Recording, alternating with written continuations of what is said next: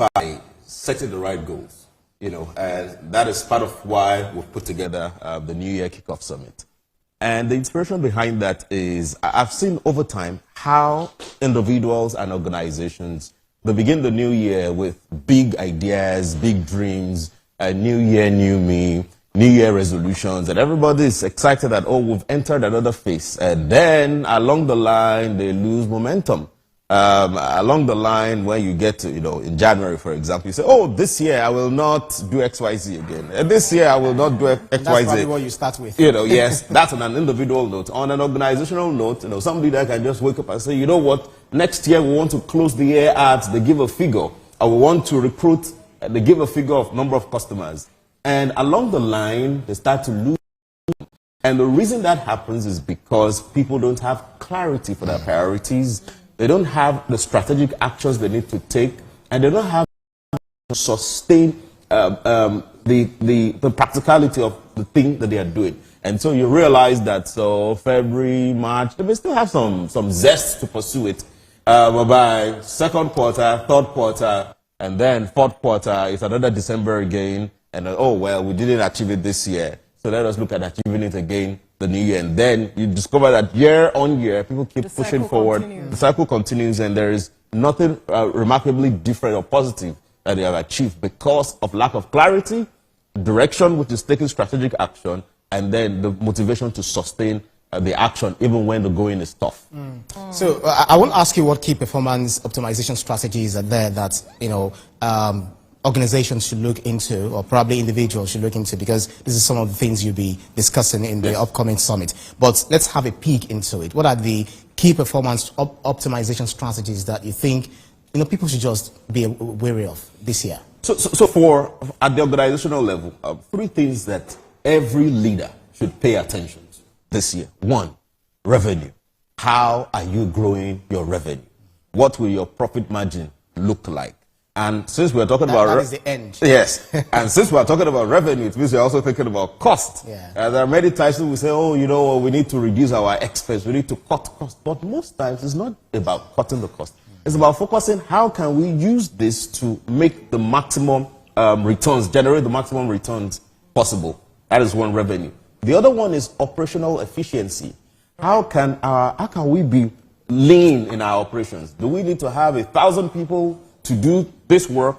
How can we ensure that a particular thing that's supposed to be done maybe within 1 hour, how can we ensure that the turnaround time of delivery of that operations is significantly reduced so we can channel resources into other activities? And three is sustainability. Now, how can we sustain and retain our stakeholders? How can we retain our staff? I know there's Japa syndrome, but how can what strategies can you put in place to ensure that as much as possible, you still retain your staff? People are not only Japaing out of the country, people are Japaing into other organizations. So how do we retain our staff? How do we retain our customers? It is said that it is more expensive to acquire a new customer than to retain an existing one. So what modalities can you put in place to ensure that you retain your existing customers while you bring more in? And still talking about retention, also other stakeholders, investors, your community, as well. So it's hinged on these three things. How do we grow our revenue? How do we become more efficient in our operations? How do we retain our stakeholders? Is that for individuals as well, talking about as they plan to optimize this year? Is it the same as it is for organizations, or it's different? Okay, so it's the same and slightly different because it's about productivity and synergy. Productivity is that individual result. Right. Then synergy is now bringing the 10 of us, the 20 of us producing significant results together.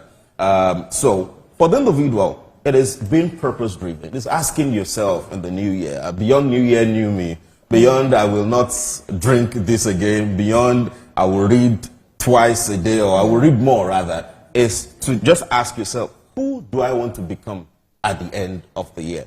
And in different parts, in different areas of your life. One, in my career, who do I want to become?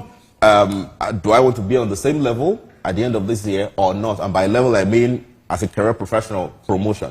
One of the things we do with the Kickoff Summit but one of the testimonials, rather, at the previous edition of the Kickoff Summit, you have someone who used our goal-setting framework, a middle-level manager, for example, who used our goal-setting framework to score a hat-trick. In football, hat-trick means 3 goals. Yeah. You know, I mean, first, within 6 months, this lady was promoted beyond her peers within 6 months. 2, within 6 months, and what led to the promotion first is that within 6 months, she achieved her full-year target based on her KPI.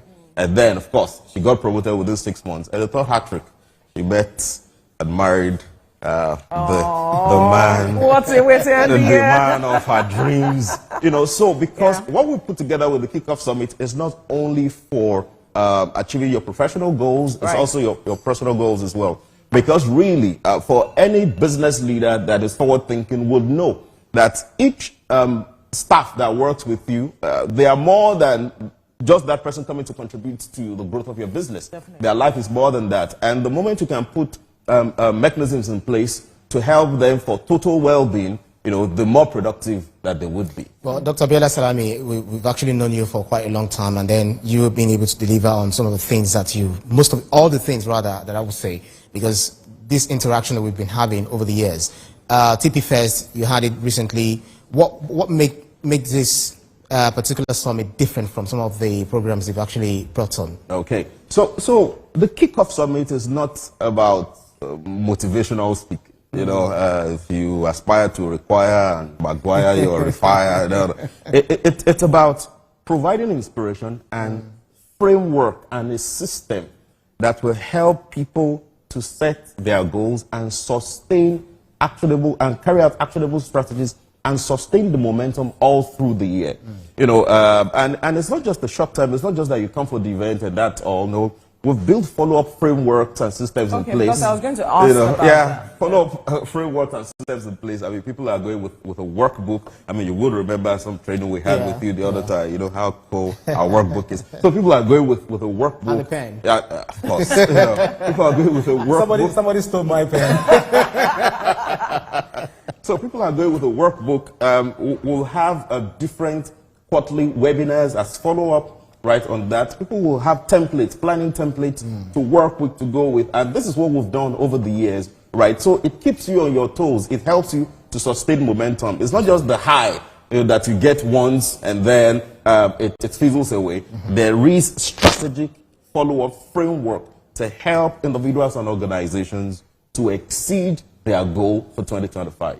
Okay, so when is this happening? Because, of course, there are those who are listening to us and would want to be a part of this, like, I need this as much as possible, and I need to sustain the momentum. And I love that aspect, because that is one thing a lot of people do not do or cannot do at some point when the pressures come. So talk to us, when is this happening, where is this happening, and how can they be a part of it? Okay, so when it is happening is on the 18th of January 2025. That is next week, Saturday.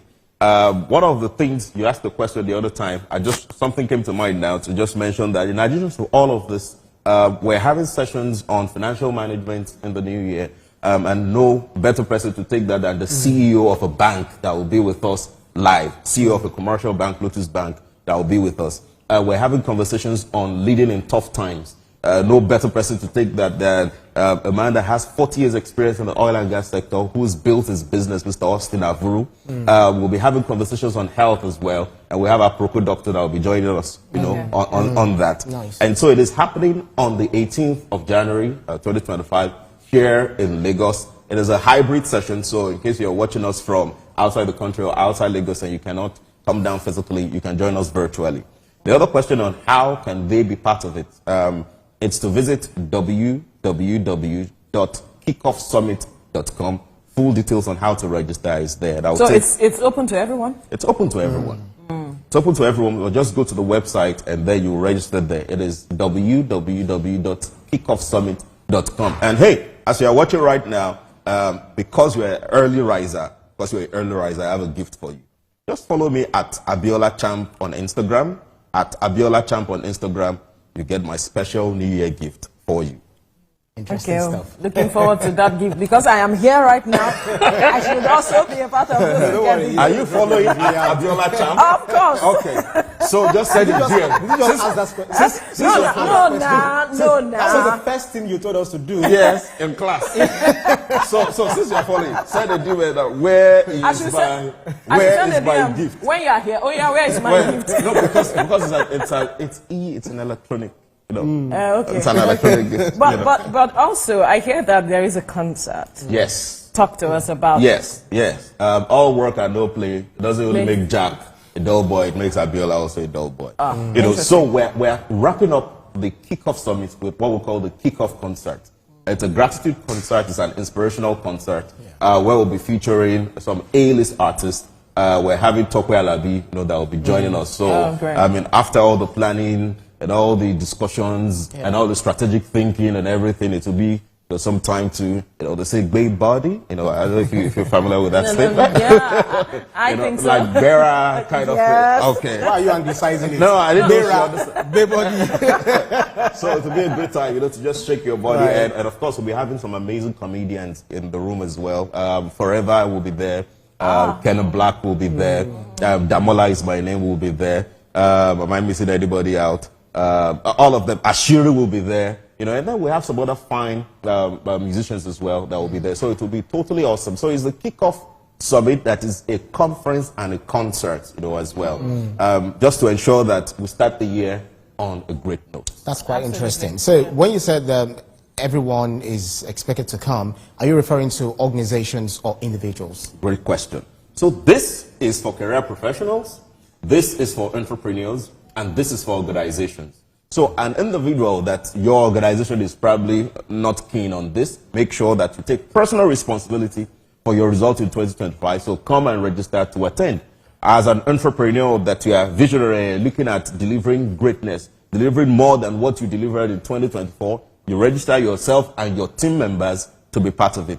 And as an organization that is forward-thinking, forward-looking, no matter what you do, whether it's in the public sector, whether it's in the private sector, and no matter the size of the or in the social sector, no matter the size of the organization, come with your top performing staff and your strategic leaders, which is very important. Performing staff, don't they need to be inspired as well? I think there should also be a part of it, don't you think? I agree that underperforming staff should be inspired as well. So come with underperforming staff, come with your top performing staff, come with your strategic leaders.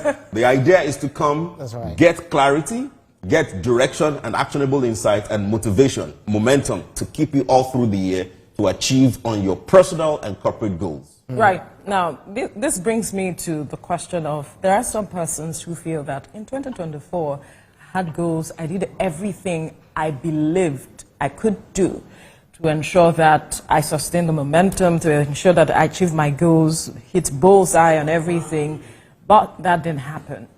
And now here I am. They are no longer inspired to attend these kinds of summit and feel that it's just a waste of my time.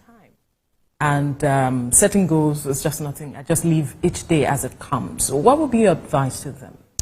So that person did not attend the Kickoff Summit 2024. That is why they would say that they set goals. Because there's a difference between a wish and a goal. And it is not just about even setting it. It is important to have actionable strategies to achieve it. And while you're pursuing it, there are no guarantees in life, which is why it's also important to remain flexible as you're building momentum. So a number of things could have gone wrong in the process of time. So my recommendation is we have a system that has worked, that continues to work.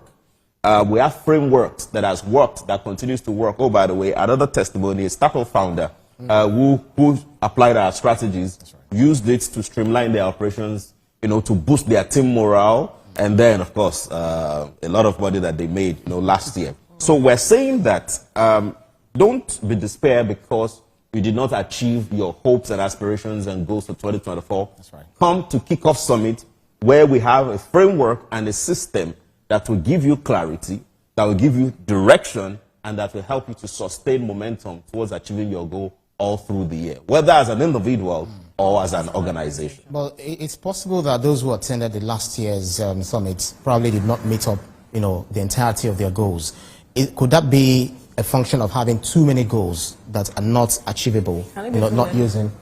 Yeah, maybe that should be the question. Can you have more than enough goals that you that will choke you at the end of the day? Great question. There is a reality of being overwhelmed. Right. And when you are overwhelmed, one of the reasons people get overwhelmed is they just say a lot of things. It's not about setting 10 goals or 100 goals.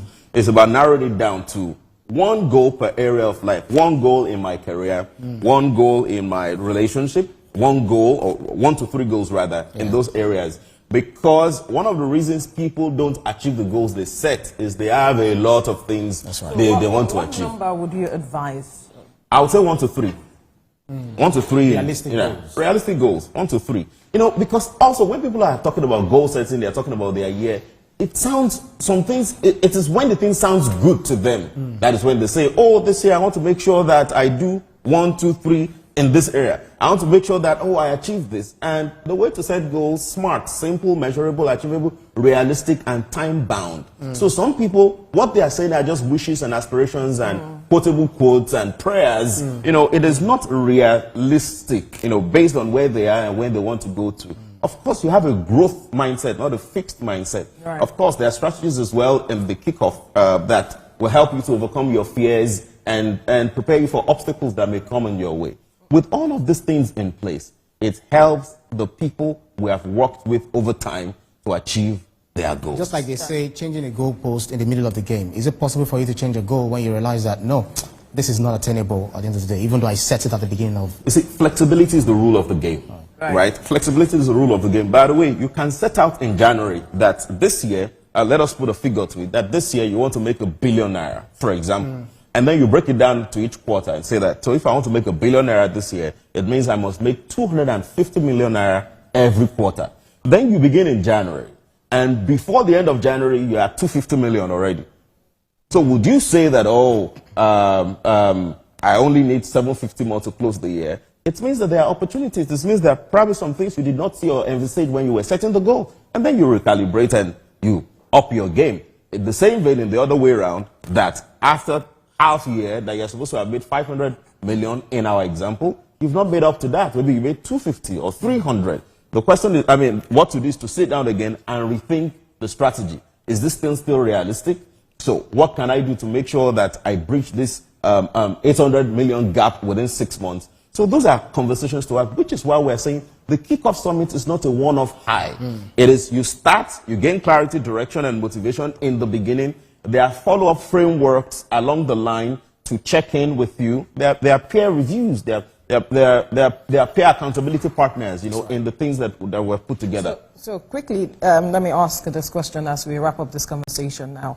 On the long run, what are your, perhaps, goals with this New Year Kickoff Summit? What are you looking forward to? Because it's a yearly event. Yes. So what are you looking forward to? Great question. Great question. So what we are looking at is building a movement, a solid movement with founders, with leaders, with career professionals, with entrepreneurs, to kick out mediocrity in every way. Now, what's our definition of mediocrity?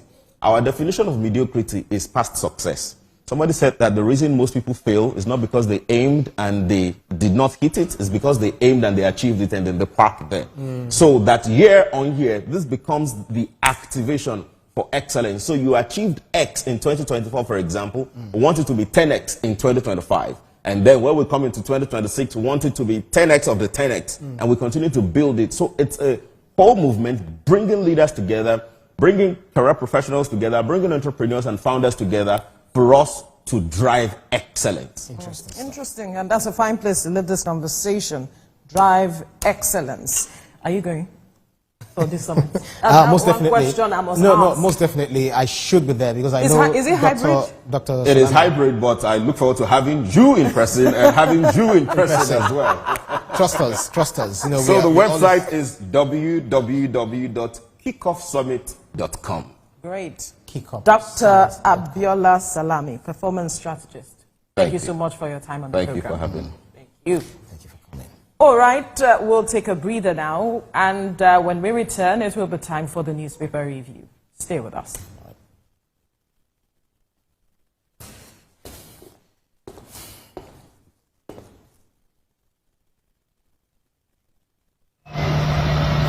Good morning, Marina Station and all the passengers. efficient, it's comfortable. This development will go a long way in reducing congestion and emission. The trains are a long-term solution to Lagos traffic challenges. This is where we take the final, decisions on policies, programs of government. I will have to ensure that, the narration of Lagos as a PLC is taken very, very seriously. This is the major pedestrian bridge linking Oyinbo here to Apapa Road over there. With this overpass, we are providing what we call a permanent solution.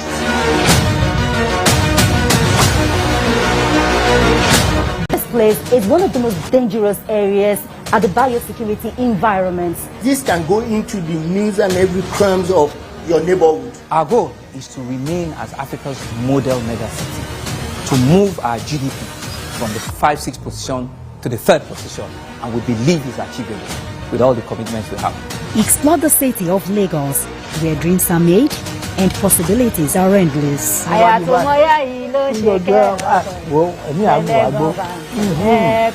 Amadedoja Salamadini, I live in Lagos, inside Lagos.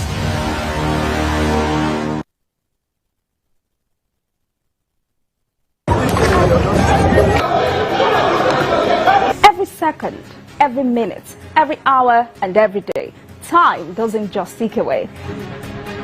It's a countdown to political decisions that shape our world. This country must move forward. Imagine the impact these decisions have on our lives. Some are consequential, others may leave us intrigued or baffled. You will have no better friend and partner than Nigeria. Step in and feel the frenzy like never before. Join me every weekday for an hour of fact-finding interviews, but questions cut to the core. How would you say your administration has fared in these sectors? I will dig in to get to the heart of issues, from local politics to global insight. Join me as I unearth the power plays, jaw-dropping revelation. And for the newspapers, for us to review what the newspapers are saying this morning, and I have first with me is the Nation newspaper with the main headline: Tinubu to world leaders, change your negative view about Africa. That's the president to world leader making that statement there in Ghana. Now, French Malian Shell takes over as Super Eagles coach. Now, court reserves ruling in Oni's ex-queen Hamzat bail applications. Next paper is Salient Times newspaper. We have nothing to prove to anyone. Stop questioning our success. That's Tinubu to Africa's critics. And above the masthead, we have suspended Edo local government chairman, remitted 12 billion naira to PDP leaders in 15 months. Okpeolo. Now, court bars Okiro from contesting as Ohanaeze president. On the bottom strip, Ghana's Mahama sworn in as president. That's about it for the Salient Times. Next is New Telegraph newspaper. The headline: Mahama's inauguration, we shall lift our nations out of poverty, build resilient economies. That's according to President Tinubu. 18 Edo local government chairmen remitted 12 billion naira to PDP leaders in 15 months, Okpeolo. And on the bottom strip, loneliness linked to infection risk. That's according to study. And above the masthead, Nigeria's debt moved from 87.3 trillion naira to 134.3 trillion naira without growth. Next is this Nigeria newspaper. Let's lift our nations out of poverty. Tinubu charges Mahama. Says Nigeria, Ghana's bond can't be broken. New Ghanaian president promises to tackle corruption, debt, unemployment. NDLEA arrested 18,500 drug traffickers in 2024. That's according to General Buba Marwa. Now, FCT electricity consumers decry planned power interruption.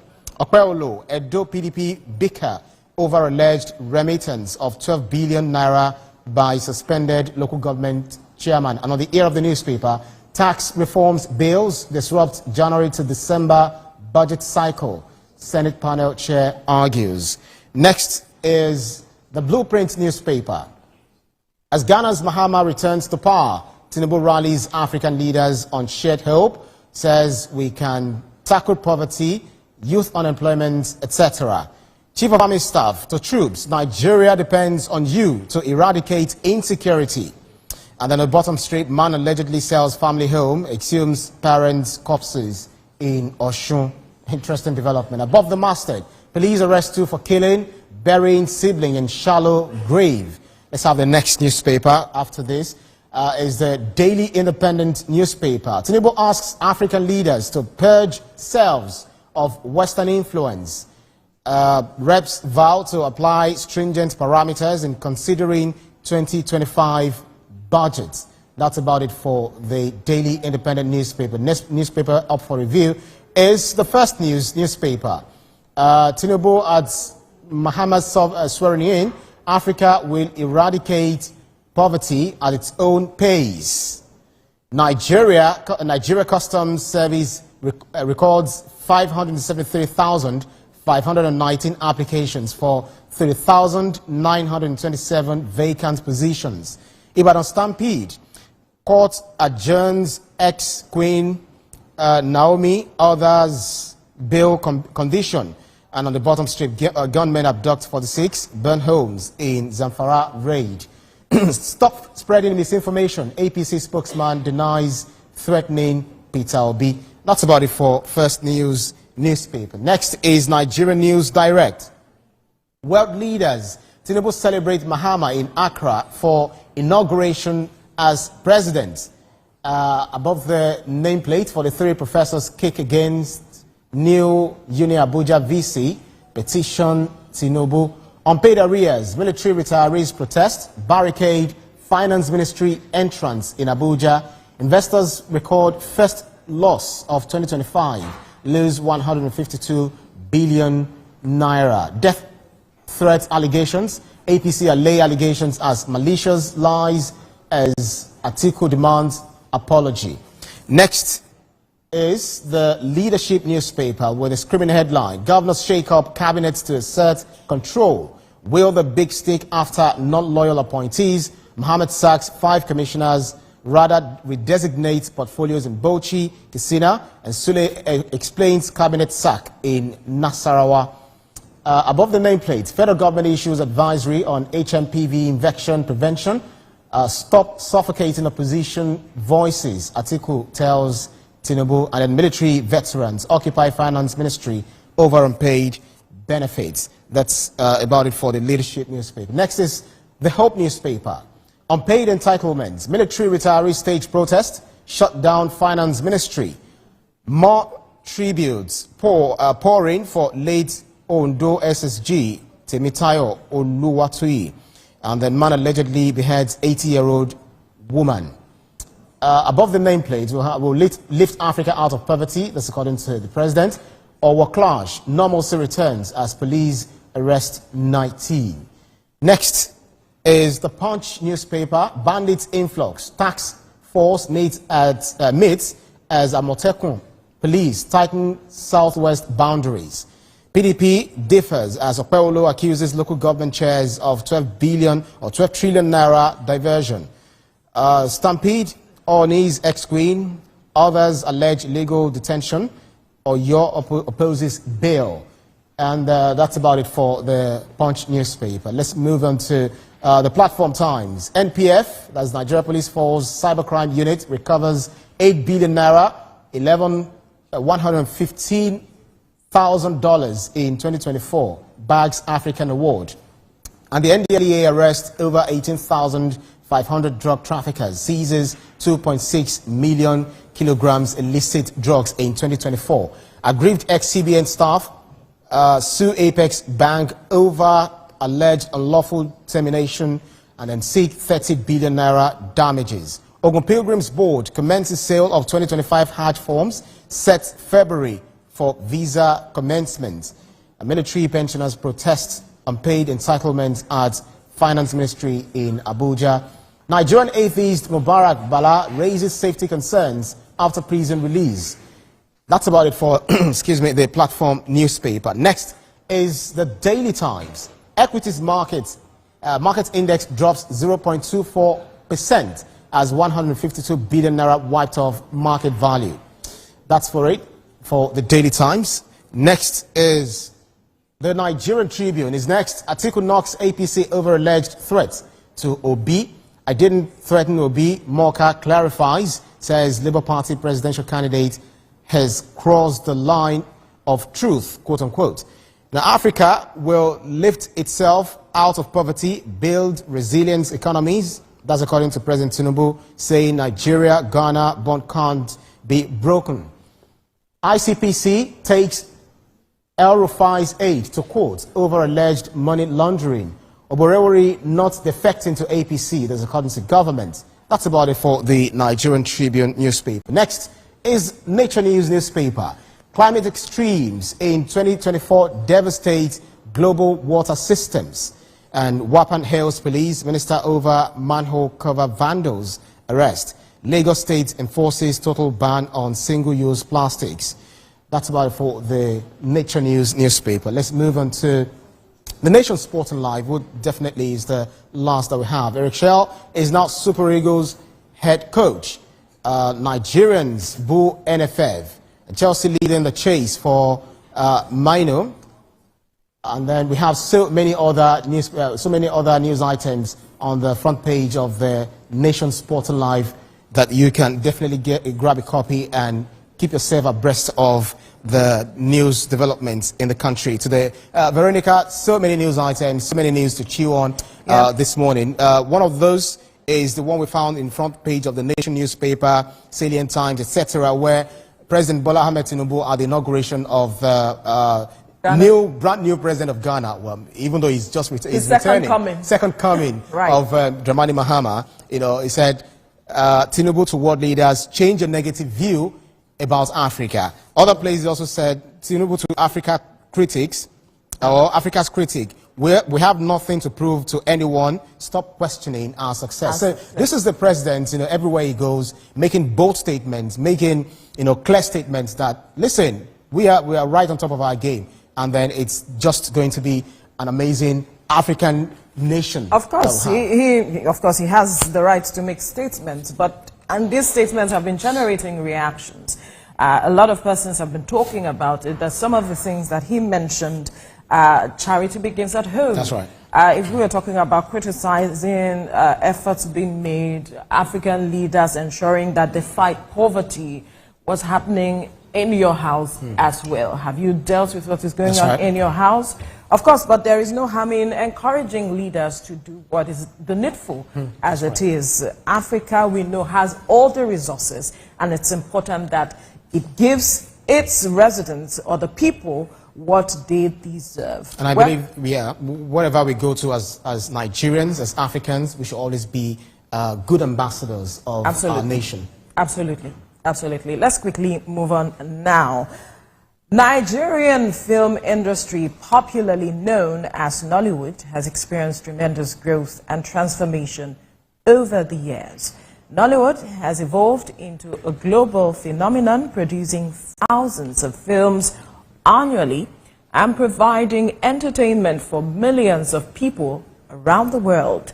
Nollywood is one of the largest film industries in the world, producing over 2,000 films annually.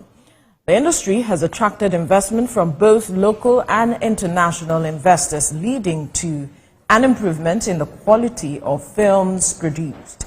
Nollywood films are now shot on high-quality equipment, featuring actors and actresses, and are edited using state-of-the-art technology. Nollywood has had a significant impact on Nigerian culture and society. The industry has provided employment opportunities for thousands of people, both in front of and behind the camera.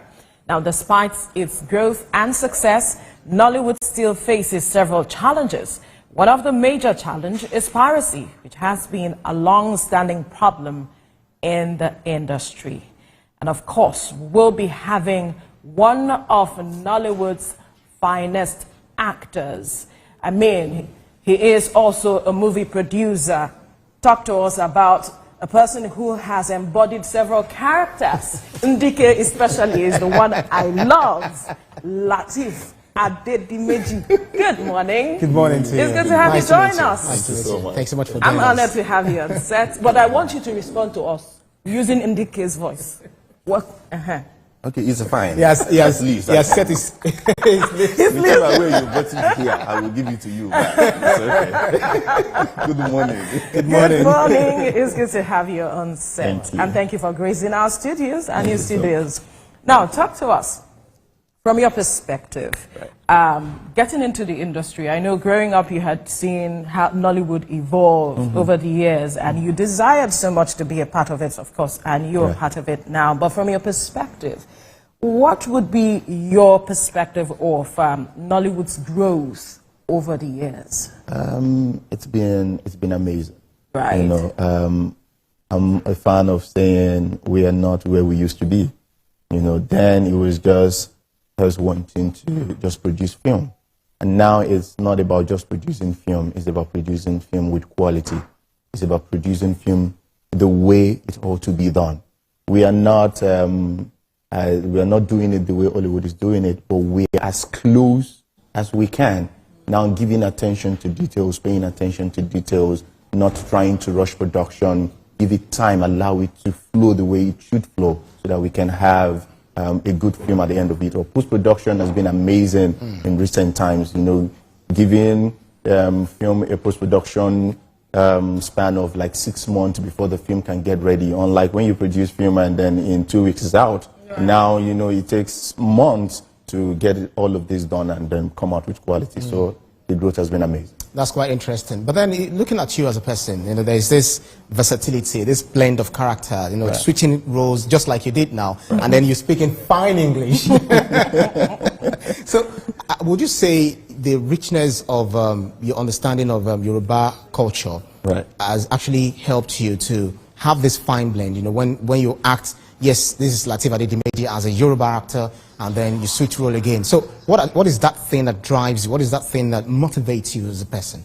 Basically, it's, I take acting is more like a religion to me. So I take it just like I take my religion. So, so it's more like you giving your all to God when you're doing your thing. That's how I give my all to acting. So I avoid the fact that I don't want to be stereotyped.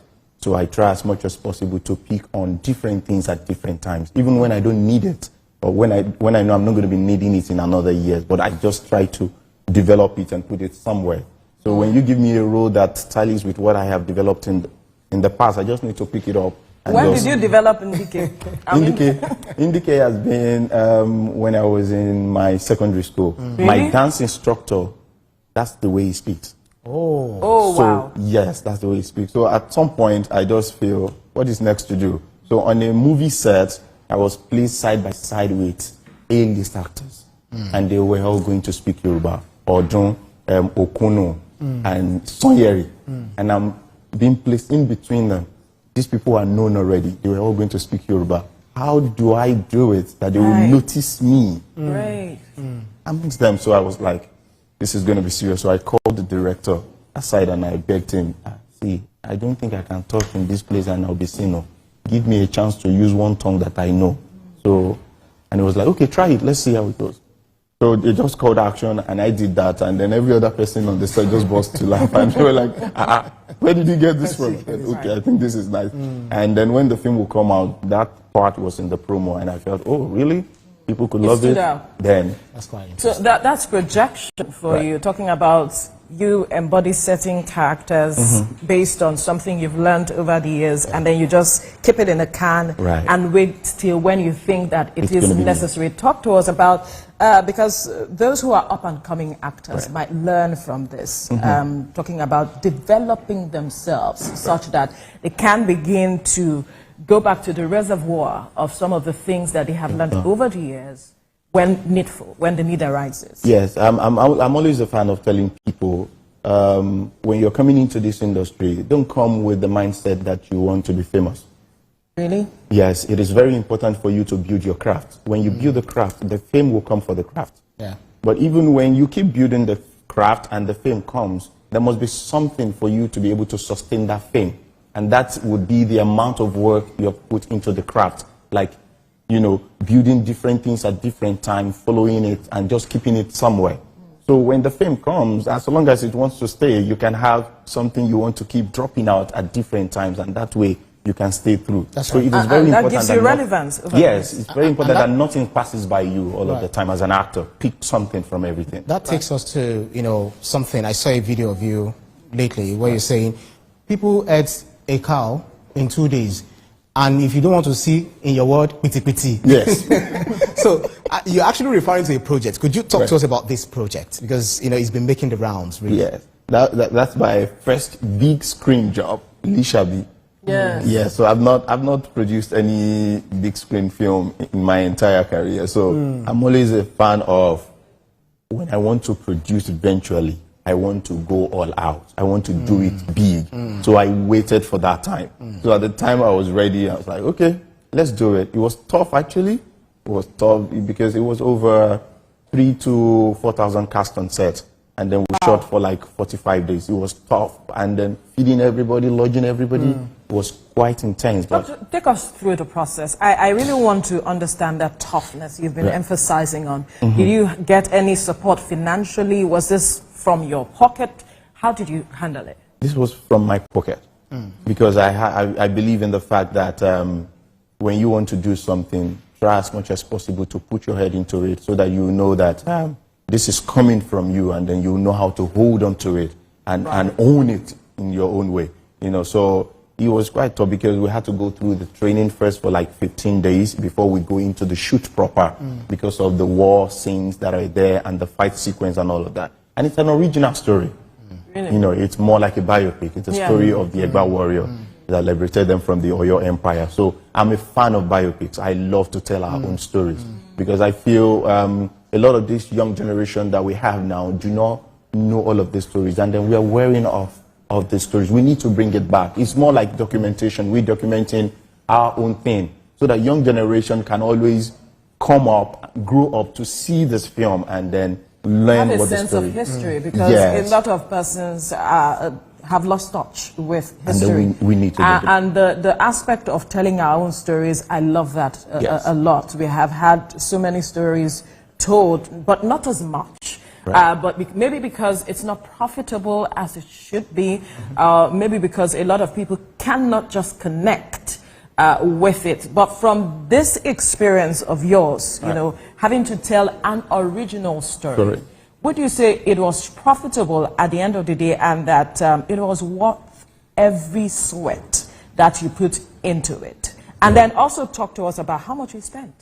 It was profitable at the end of it all. At the end of it all, because after I did Anyala for Tunde Kilani, that was where that inspiration of telling our own story came to me, because Anyala too was a biopic, and then people saw the story of this man, and I saw how connected they were with the story.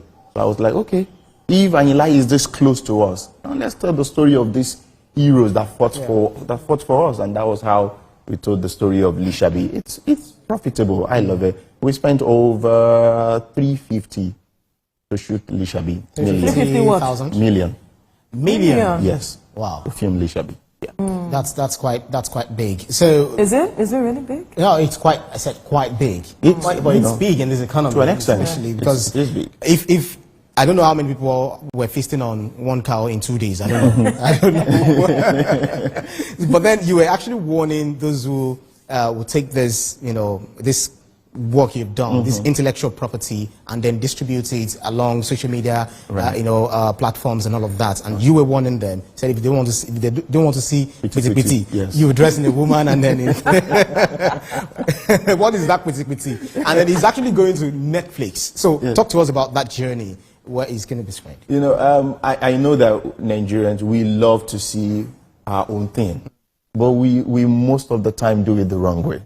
When you want to watch a film that people spent, that sweat and all of that to produce, and you know that it's just a platform that you can see it on, try as much as possible to just subscribe to that platform and see it on it.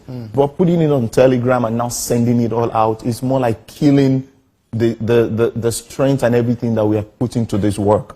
And for this streaming platform as well, all of these things count. The more you watch, the views and all of this, it counts. It helps. It comes back to the producer of the film. Like, you had a good film and people loved it, they saw it and they were like, you know. So it's very important. That's how we keep hammering, because Telegram thing is more like piracy. You're just pirating the jobs, and then we should have. So how have you been fighting? How have you been battling piracy? Yeah, it's not been easy. When Lishabi, the uprising came out, there were a lot of it. I had to be looking for numbers of these people that owns this Telegram stuff, and I kept calling each and every one of them. That okay, when the law catches you, there is no amount of beg that you beg me that I'll listen. So best bet, take it down. So have you taken anyone to? No, report? some of them listened to me and, you know, they dropped it. But right now we're working on how to, whether we call you or we do not call you, you just see that you put it up there and it's not showing. But there's been a matter around this Lishabi story, and that has to do with the director you use. Right. There are those who have come out to question the decision of you using him as the director of the movie, because of he had already done a similar movie, and then similar faces were also part of the previous movie he had done and this one. Talk to us. But basically, he hasn't directed any epic film before. Lishabi was the first epic film he was going to direct. Any other epic film was him being on the post-production, because his company, Anti Studios, basically does when it comes to post-production of epic films and all of that. And he does a good job. Right. So at the time I wanted to do Lishabi, I thought of who can I collaborate with that will bring this vision that I have. I'm seeing it through my own lens. I want somebody else to see it through his lens as well and see how we can bring it out in a good note. And that was why I walked up to him, because he is an editor. And then bringing an editor to direct your film is an added advantage, because already he has a picture in his head. On set, you'll be editing in his head already, so you don't take unnecessary shots, you don't take unnecessary cut. You just go straight to what you need, and then it makes post-production very easy for you when you're editing. And that was why my choice of in my head, sorry, Ibrahim, I'm still hearing Lishabi. Oh. Yes, and there we go. You know, you speaking Egba, you know, Lishabi was an Egba legend. Right. And then I have my maternal roots in Egba. Oh, great. So why should somebody like me...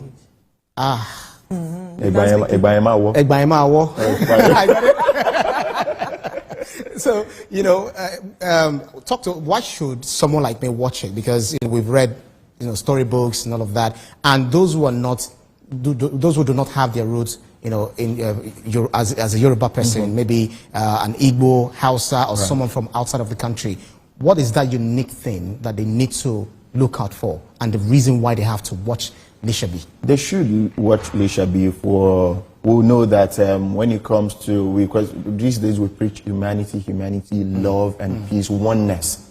And that is all Lishabi was all about. He wants freedom for his people. You don't want like you maltreating the other person. The same right you have is what every other person has. So why not do things the way it ought to be done? Whether you're rich or you're poor, treat everybody equally. And then when the Oyo people weren't doing that, he took it upon himself to see that, okay, if I need to lead a war, how do I go about it?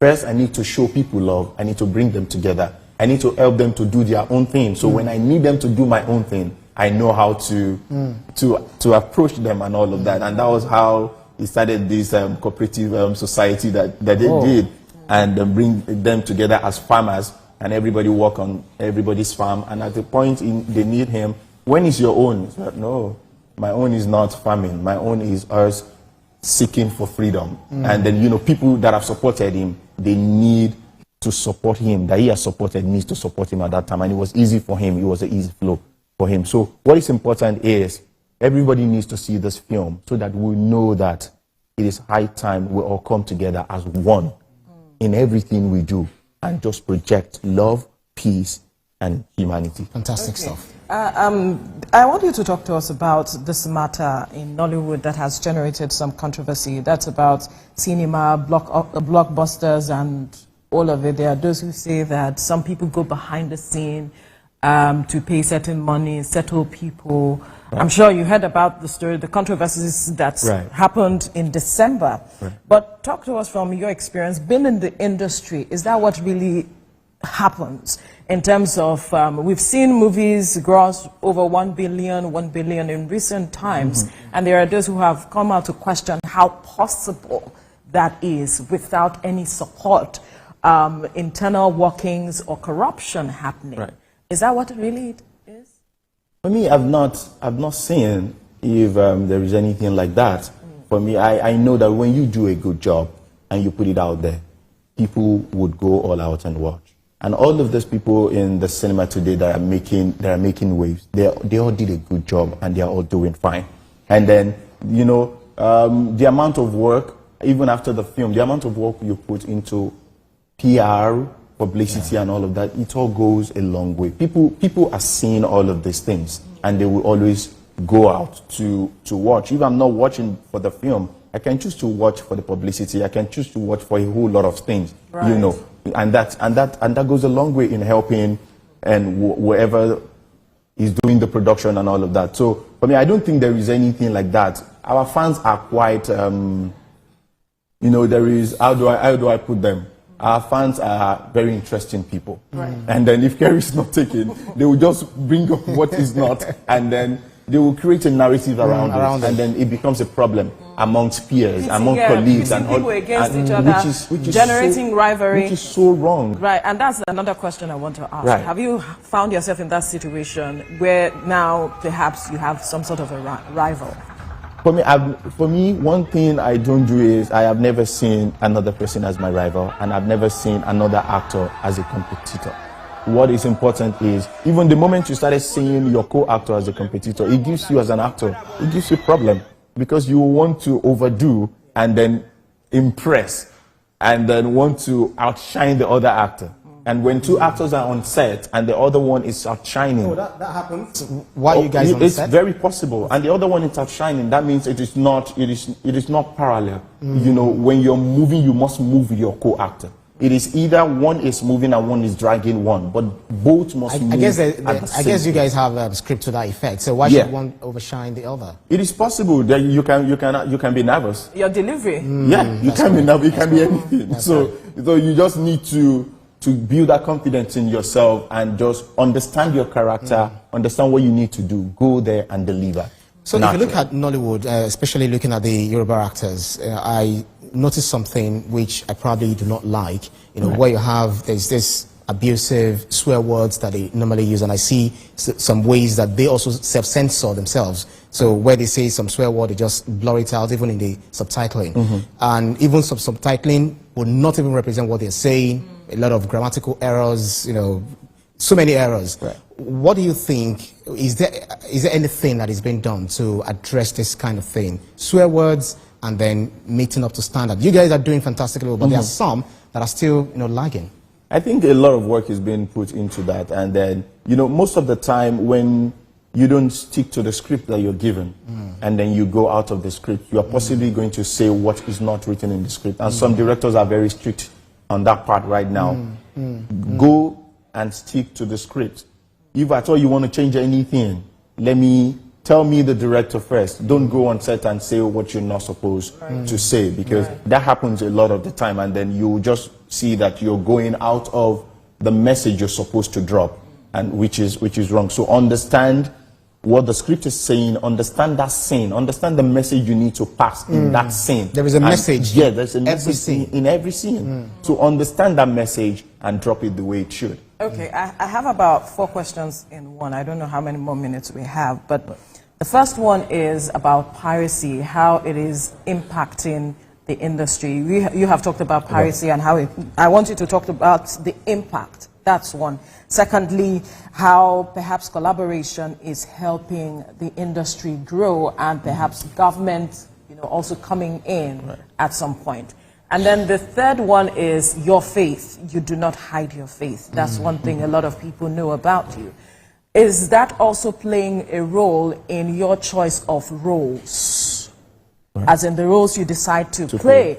Does that, do you determine the roles you pick by, okay, because my faith is this, I don't want to play this role, I don't want to do that, I will do this and that. Right. And then I will not forgive myself if I do not acknowledge your wife, your beautiful wife. Adebimpe, by the way. You guys celebrated 3 years not too long ago. Congratulations. Thank you so much. How do you keep the fire burning between both of you, knowing that two of you are in this industry? Now, 4 questions. Yes. Okay, I'll start from the piracy. It kills. What it does is when you are motivated to do something, and then you see that what you have done that is supposed to be generating a whole lot for you isn't generating a lot for you, it kills the motivation that you have.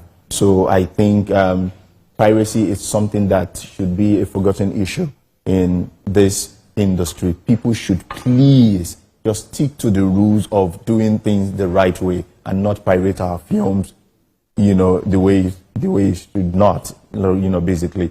And then when it comes to collaboration, I'm so big on collaboration. You can't do it all alone. You cannot do it alone. You know, you can have a vision as a story writer or as an actor, and then there are people in the post-production place that you know that this is what they can deliver. And there are people when it comes to set, when it comes to all of those things. Everything has to be a combination of so many brains. You know, when one person does something and then you have a collaboration of 10 people doing just one thing, there'll be a difference in what that one person has done and the same thing that 10 people, you know, put together and have done. And the collaboration is what we saw in Lishabi. And then you see how it came out and then how much people love it. The role of your faith in your choice of roles. No, there is my religion is here, and then my career is here. If I'm not doing well in my career, how do I help people that needs my help in my religion? So it doesn't dictate the kind of roles that I will pick. One thing is certain: as long as there is a message, that role is about to pass to people, and people will gain from it, and people will achieve some from it, and people will live a positive life seeing me deliver that role. I'm good to go. And that message is universal, like kindness, gratitude, love, basically, respect, and all of that. Yes. Your wife. You can't forget your wife. No, Come on. Come on. That's the engine room. That's the engine room. That's the engine room. That's basically my ginger. You know, most of the time when this Iyakweju thing and all of those things, I just do things randomly that I don't notice. But most of the time I don't even know. She's always holding her phone. You wonder what she's doing with the phone, but she's recording me unknowing to me. So when I do things random, she will just record it. You mean like when you guys are bantering? Yes, we can just be. I'm a very dramatic person. I'm odd, kind of. I can just wake up and start doing something. So she just record. You know, I don't know what I've done, but she will record it and then she will later come back and be like, "Come, that time you were doing your rubbish. Come and see what you did. See this one. Can you build on this character?" That's how she noticed the Iyakweju character. That's how she noticed a whole lot of characters in me, and then she gave all of the clothes I'm using for Iyakweju. So your home is a big theater. Yeah, it is a theater. And then she comes up with most of the stories that we write. She writes. Amazing. And then she's a story developer. She just comes with it. Mine is go look for money and be the actor and produce this film. So that helps build the bond. So much. So much. We are always on point, trying to get things done, at times even when I feel like, I'm tired, I don't think I want, you will do it though. You are an actor, you don't know yourself. You are a talent. You have to get this done. And that motivation comes from her all of the time. And then when she said to do ours too, I don't stay back. I just have to go all out. What is important is I'm growing and we are both growing. That's my main point. Great. Interesting stuff. So just like your wife is a gentle person, the kind of persona that I see on TV, quite gentle, meek and all of that. But you can be here, you can be here, you can jump here, you can cry here and all of that. So how do you blend it? You know, sometimes you laugh, sometimes you cry, and then real cry. I don't know, without pinching you, I don't know whether if I pinch you now, maybe you will cry or not. No, I can if you want me to. Oh, do you really want to? He's already blinking his eyes. You know, it's more like... So there is no magic rubbed on your No, eyes I before don't water use it. rushes out. So you don't have to think about anything, because I know that I once tried acting. There are times when you'll be allowed to have to think about something. Yeah. But there are times there are factors around you that could make you do all of these things. So his eyes are red. Yeah, because I'm trying to bring it out. You may need to just put your attention on a particular thing and without blinking your eye for some time. Tear duct is and then it's we need tissue. Amazing. Somebody get a tissue. It's just training. Amazing. It's training all the way. And then if I want it to now be more, is when I just try to pick on something and then this is amazing time. Can you will never Are you asking me to cry? You will never cry on this. Try it. Steal my money, you'll see. And see whether I will not cry. This is amazing. You're such an enigma. And I don't know how to describe it, because I just asked, just funny question. And I thought you would say, yes, I can cry. And you started doing it. All of a sudden. She asked the question. She asked about the question whether there's something, maybe melancholic experience that you've had, back in the day, that you flash back to that triggers this, this tear. Yeah, at some time, if there is enough time for me as an actor to go through that line, I can. But if there's not enough time, you're still crying. Come on, you're still crying. It's okay. But, so there are factors around you that you can just try to learn as an actor that can make you cry. But if I need to do that, if I open my eyes for some time and then I place it on a particular thing without blinking, for a while there's a peppery thing that starts coming. At that point, you're getting close, but still do not blink. And then when it gets tougher, just drop it once and comes out. They'll beg you to stop in a way, and then at times you may need to just go back memory lane to some things, and then it depends on what role you're playing and what that scene is about that will make you want to go through that lane. Because at times when you get in there, it's very hard to bring you back to life. Then you need to give you. Tell me how you say no to Mr. Lateef. When he's a go-getter, he's begging you for something, he's asking you for something, I'm not giving you, and he starts crying. Tell me whether you're not giving it to him. But talk to us. You embody your character, and you have shown us that it is possible if you place your mind on it. Of course, you tearing up just now, it takes focus, and you already know what it is that gets you there. So I believe that you're still aiming for the top, as it is. What are your plans for yourself? Where do you see yourself perhaps in 2025 and in the future with regards to acting? More productions, more intense production. There's still a lot of stories that I want to tell, original stories that I still want to tell. I still want to go back to those memory lane. We have our own heroes. We need to let people know that our own too, they fought for us and they did well. So there's a whole lot in the pipeline. There's also my film village in the pipeline, and a whole lot of things that we're trying to do. I'm just aiming. I want to be a Tyler Perry of Nigeria. That's my dream. Fantastic stuff. Well done, Adedimeji Lateef, and well done to your wife as well. Please extend our greetings to her. She's doing a great job. Thank you. Thank you so much. Well done. Well done. Thank you. Okay. Right now, we will be linking up with Eshomomo Imodu and Jesu Adeoye in our Abuja studio to, continue the program. Good morning. How is Abuja this morning? Can you hear me?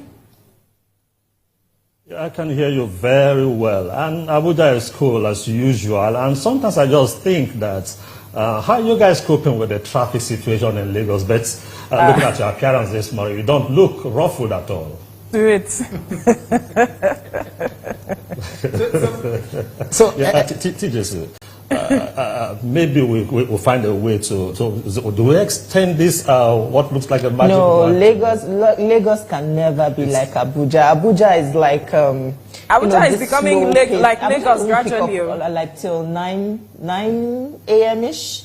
So, but you know, in Lagos, you have that, you know, rush from like 4 a.m. and everything, the road is busy and everything, but Abuja is more peaceful and calm, and I like that about Abuja. But Abuja will need to plan for the future, because the more as people move into Abuja, they get to a point where you have it with higher density, and you need to have transportation to well, thankfully, the FCT minister is doing a lot in terms of road infrastructure and all of that. We see a lot of developments within the city, so it's a good start. I think he's already seen the future. Right, Jesu, planning for that. I'm wondering if you would like us to switch role, maybe me coming over to Abuja and then you coming over to Lagos, because the hustle and bustle of Lagos State will make you happy. Remain where you are. We don't need you here in Abuja.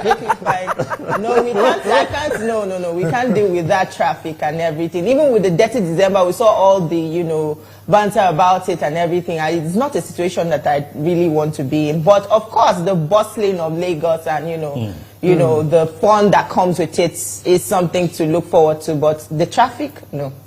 Traffic, no. But that's what makes Lagos Lagos. All right. Yeah, good morning and welcome to Abuja studio.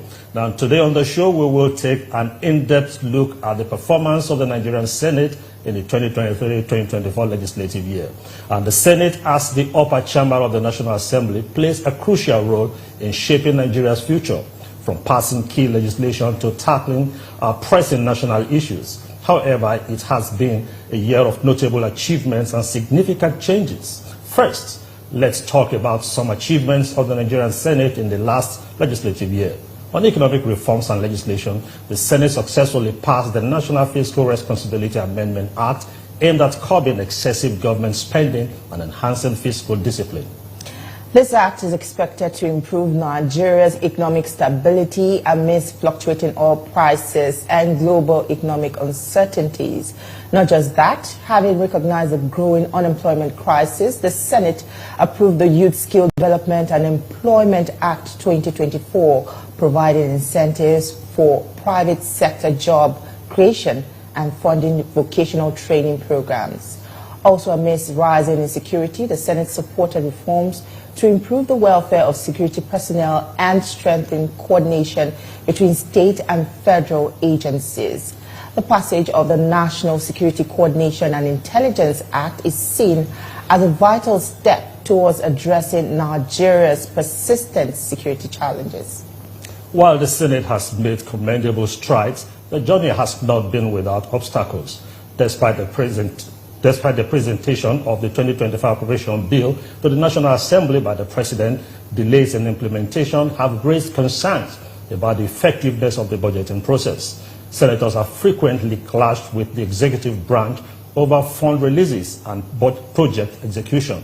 Regardless of legislative efforts, issues such as banditry, insurgency, and communal clashes continue to plague parts of the country. Critics argue that more robust oversight is needed to ensure the implementation of security reforms. Allegations of corruption and self-serving legislation have overshadowed some of the Senate's achievements. Public trust in the legislative body remains low, with calls for greater transparency in the decision-making process.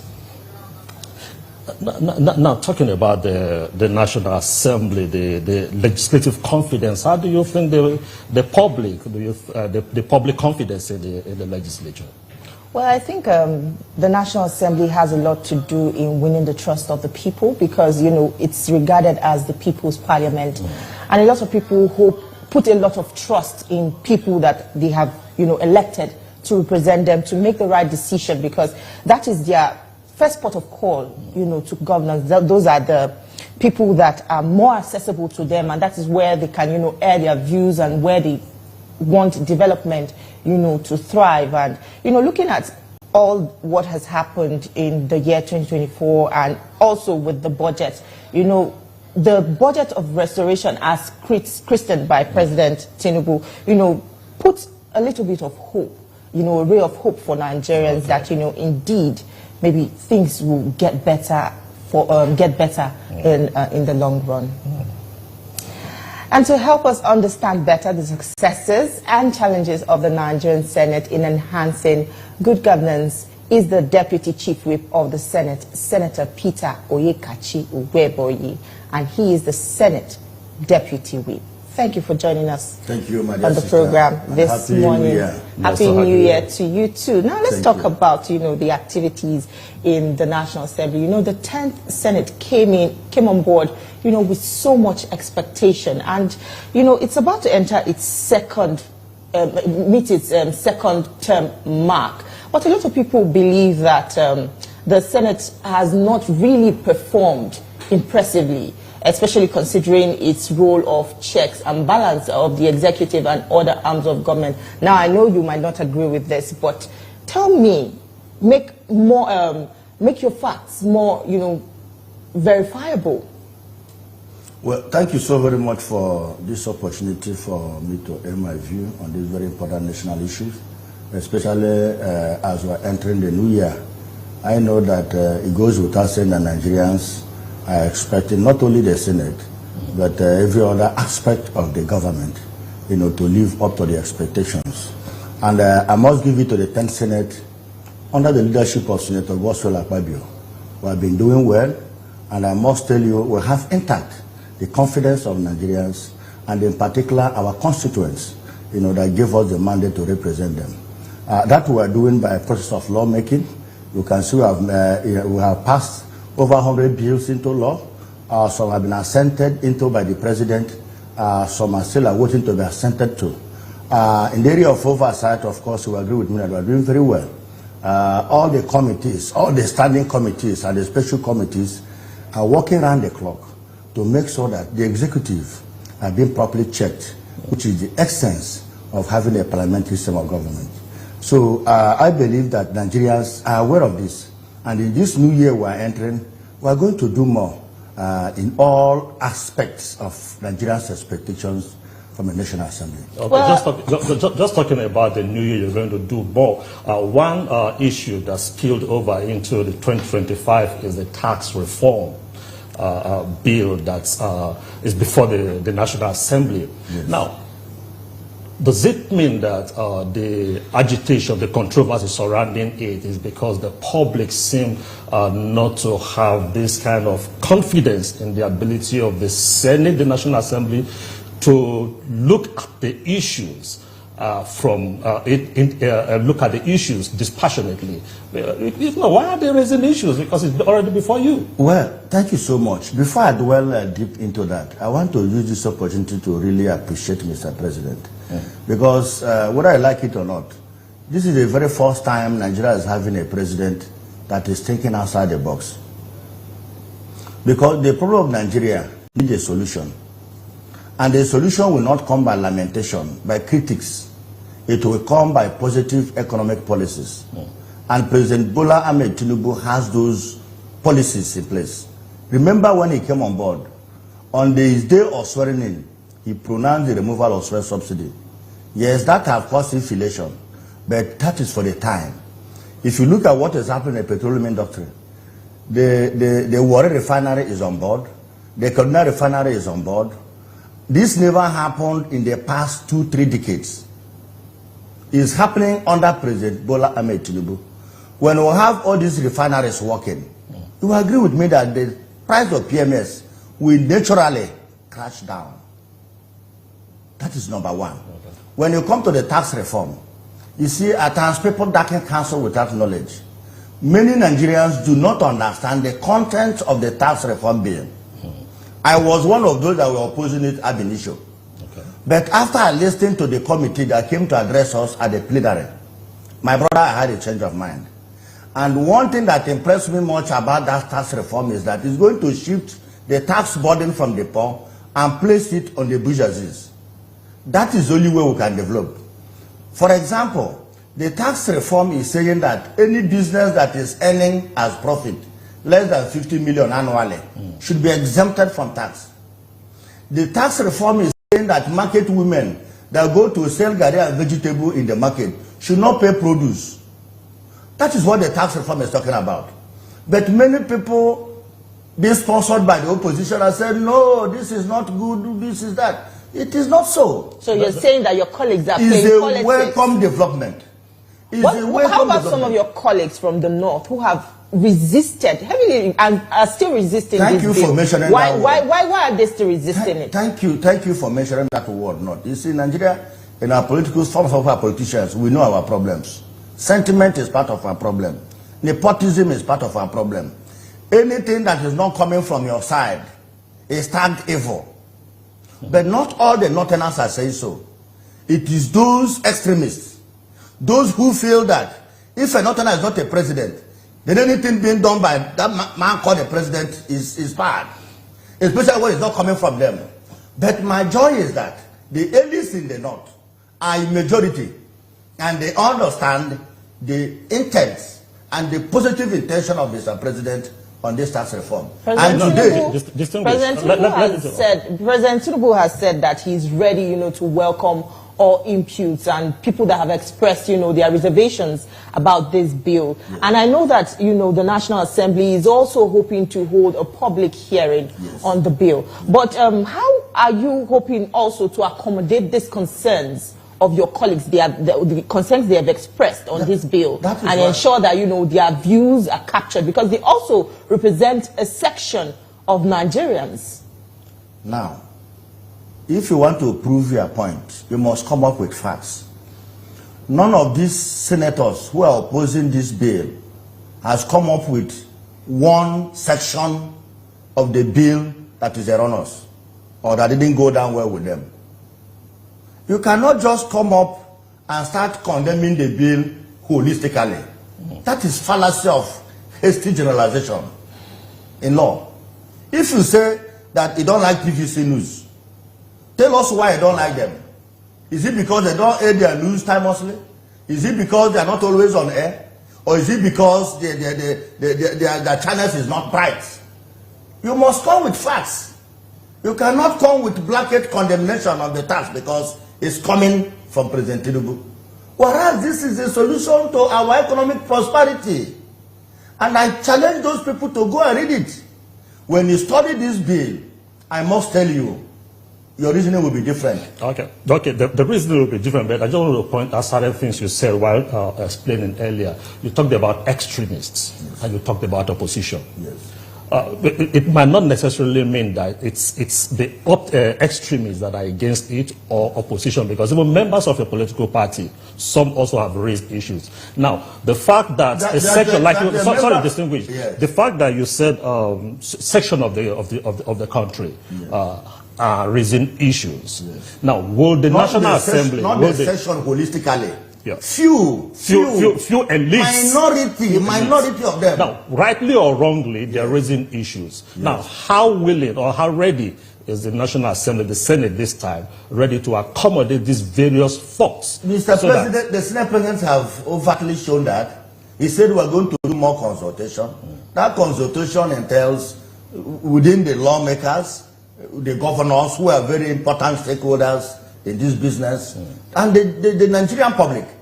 We are going to hold even zonal meetings on this. Let every geopolitical zone know what they stand to benefit by virtue of this bill. And remember, another area that impressed me much about this tax reform is that it's going to encourage healthy competition among the federated states. Okay. Because you cannot just go and fold your hands, because at the end of the month you get allocation. It doesn't work that way. If you're a rich man and they have about 5 children, don't tell them how much you have. Encourage them to go and make their own money. What you're going to give them at the end of the day should come as a surprise to them. That is what President Tinubu is saying. Every state in the federation should strive to encourage economic activities in their states. Go outside and bring investors. Because the more you invest, the more you get facts. But how equipped are these states, to draw revenue? Because, some states are underdeveloped. That is why Mr. President is creating these regional development commissions to support the states. You can't continue to cry fallow. We must take pragmatic steps for economic revival. And that is what the President is doing. For example, if I make call from Abuja or from Lagos, the VAT goes to Lagos State. Simply because the headquarters of MTN, Airtel, Glo, and what have you are all domiciled in Lagos State. But Mr. President is saying no. that the point where I received the call should also have their own VAT paid to that state. Have you seen now the revenue of Lagos is going to drop? It is the point of economic activities that will receive the VAT. And this is what some people do not understand. They are just saying, you want to make Lagos richer, you want to make Kano the richest. It's not so. Mr. President is doing the opposite. So it's all about helping the states to begin to look at how to generate their IGR. Nothing good comes easy. Nothing good comes easy. If you have a mandate to rule people as a governor, try to stimulate economic activities in that state. So that if your IGR was 10 naira, increase it to 20 naira. And by this law, if your VAT was 10 naira, it is going to increase automatically. Because the point of economic activities dwells the VAT.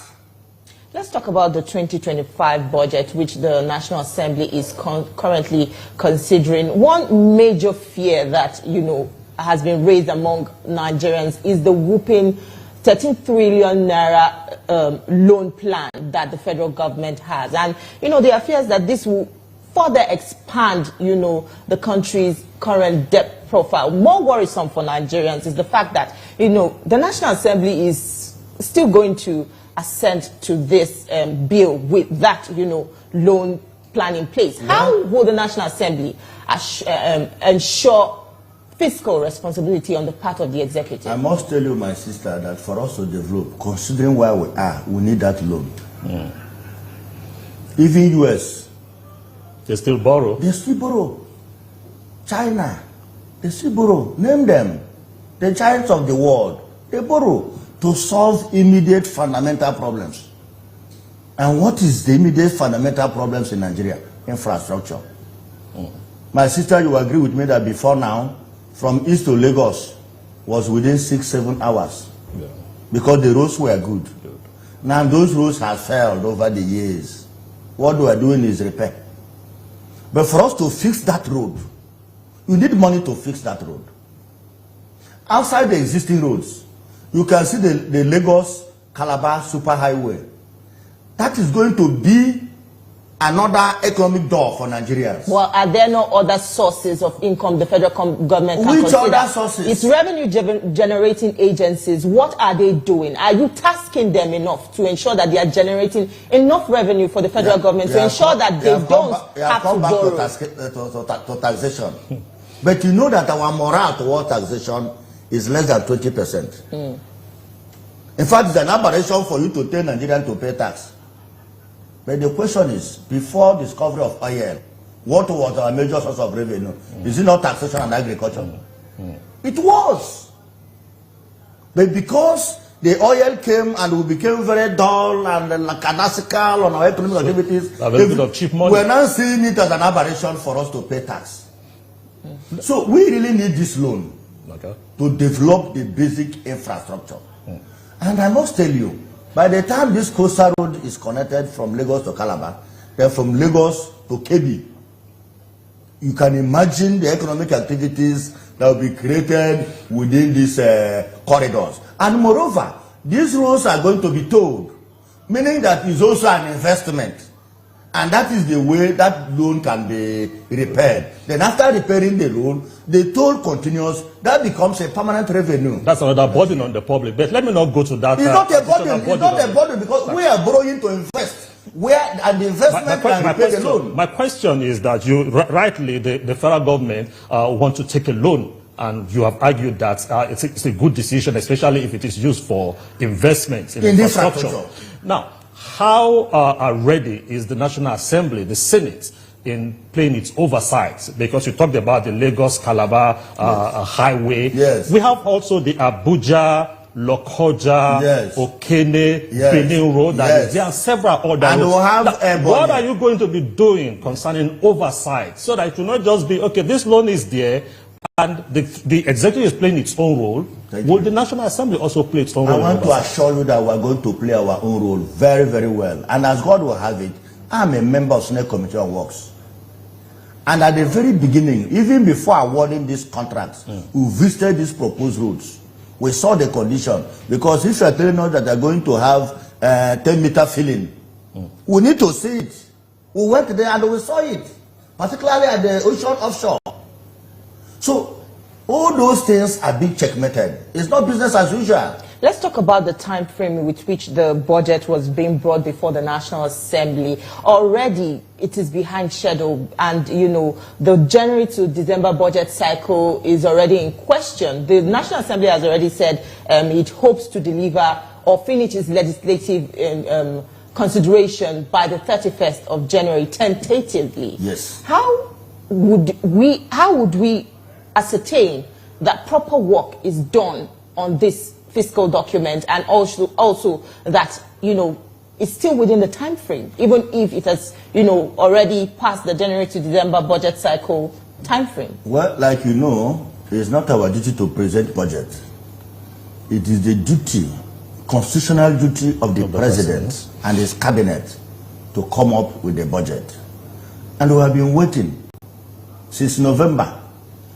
Fortunately or unfortunately, we got it 2 weeks ago. And we started working on it. All the National Assembly members are back in Abuja. As I'm speaking to you from here, I'm attending my committee meeting to scrutinize those budgets stage by stage. And we've given ourselves a target to pass this budget at the end of this month. And will this affect the spending plan for 2025? Passage of the budget is not a problem because we walk around the clock. You know, some people don't know what we are passing through in the Senate and in the House of Reps. We actually work day and night, especially now that the budget is before us. So passage of the budget is not a problem. You know where the problem lies?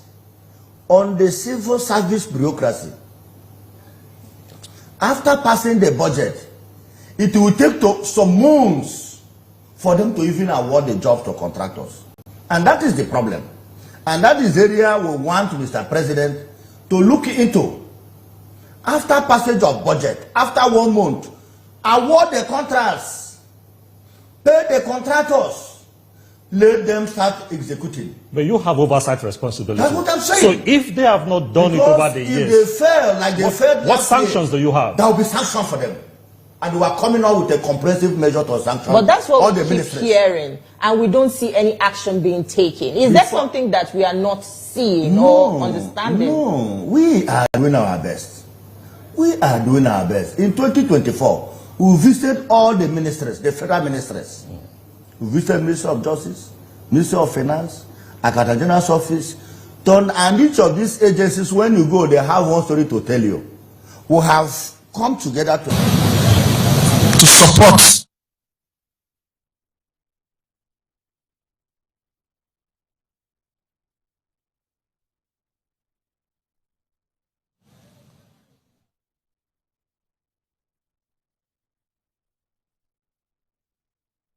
Hi, this is Dr. Abiola Salami. 2025 makes it 20 years that I started my career as a performance strategist, serving senior leaders, women in leadership, and emerging leaders. If you want to improve your performance this year, I am inviting you to the Kickoff Summit, where you and your team will get an empirical framework that will give you 3 things. 1. Clarity, to determine what exactly you want to achieve. 2. Direction, that is your strategy to achieving it. And 3. Motivation, for you and your team to take consistent positive action even when the going is tough. You will also get tools for overcoming procrastination, distractions, fear, and scaling hurdles in 2025. We have a lineup of incredible speakers, including Mr. Austin Avuru, Mrs. Kafilat Araoye, Dr. Lanre Lushola, Professor Badari, and Aproko Doctor. They will share insights on leadership, money, health, relationships, and more. VIP delegates will have the opportunity to join us for the kickoff concert featuring Tope Alabi, Forever, Ashiri, Damola, Kenneth Black, and many award-winning acts. We encourage you to attend with your top-performing team members as well as your strategic leaders. Visit www.kickoffsummit.com for more information.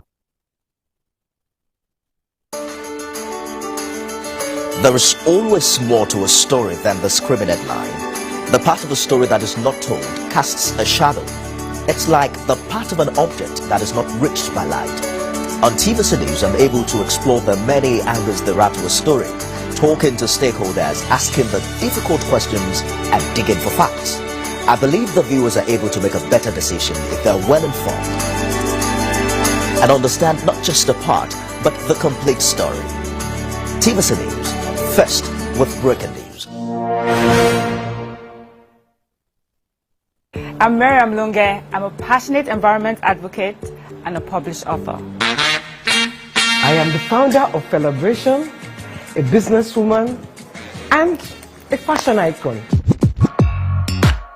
I am a wealth coach and a real estate developer. I am Amaka Rakwe. I'm a corporate commercial lawyer and an entrepreneur. Welcome to Warhaka. I am Ramatu Shehu Oyibo, an entrepreneur and a business coach. I am the voice of an average Muslim woman, an hijabite, and a lawyer. I am a polymath and a serial entrepreneur. I am Moriah Afolabi Brown, Managing Director, TVC Entertainment. I'm a media consultant, producer, and broadcaster. The ladies of your view are made of women from different professions, tribes, cultures, and religion. Join us every Monday to Friday as we share our views on topical and social issues.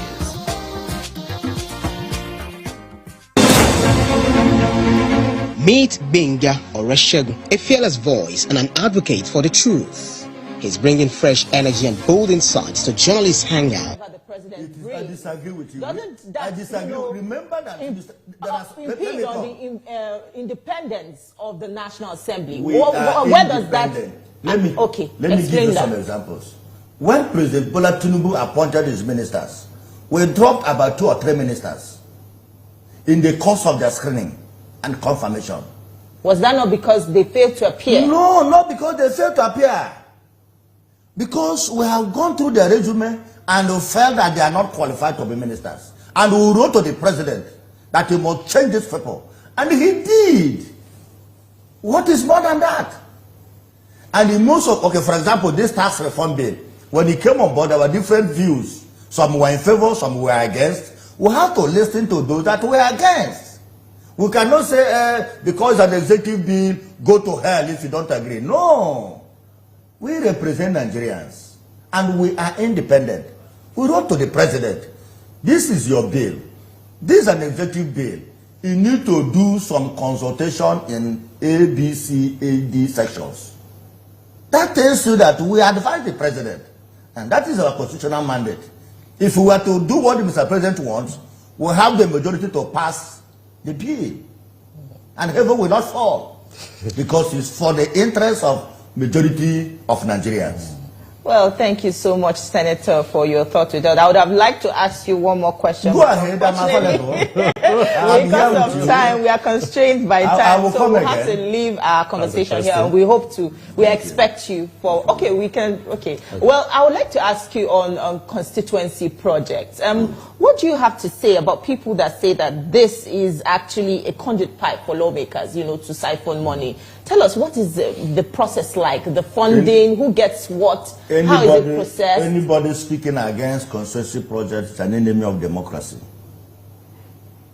I will call names, but I have warned those that are speaking against it. Why? Why? Because if you come to my community as I speak to you, I'm doing 10 kilometers of concrete pavement roads. Is it from public fund or from your own money? From the constituency fund. From the constituency fund. So is it lawmakers that are in charge of implementing constituency projects? No, it is what I attracted from my constituency. So who handles what? The Federal Executive Council awards the job to a contractor. My own job is that it's being done in my constituency. So the contractors are not the ones you suggested? It's an entirely... How can you suggest? They go through because process of that is the perception of the public. You need to I'm here to the clear that. I will give you feet because I'm from the riverside. Look at the way it is done. If I say the road connecting Ogbala and the Nwori Market in my constituency is bad, please, Mr. President, can you include this in your budget? If it is included, my work stops. My next work is to go there and make sure that the road is done and done properly, because it is going to count for me. But do lawmakers have any, benefits that are attached to this? There is no benefit. The benefit is that the job will be done in your constituency. But Senator, there is no smoke without fire. For people to say that lawmakers have personal interest in constituency projects, are you saying that this is just solely for the interest of the people? When you give news that is against a political opponent of your friend, they will say you have political interest in that news you heard. So it's normal. Anybody who is saying that will come up with facts. If you see a National Assembly member that is using his company to do the job, let us know or inform the EFCC. But Senator, is there no conflict where in a state, for instance, you have a governor who in a state, and you also have a senator who goes around and suggests certain projects for the executive to maybe the executive to carry? The more the merrier. The governor cannot do all the roads. The governor is even charging us to attract more investment in the state. We are all elected to bring democratic dividends to our people. And I must tell you, it is this constituency project that Nigerians see in the rural areas.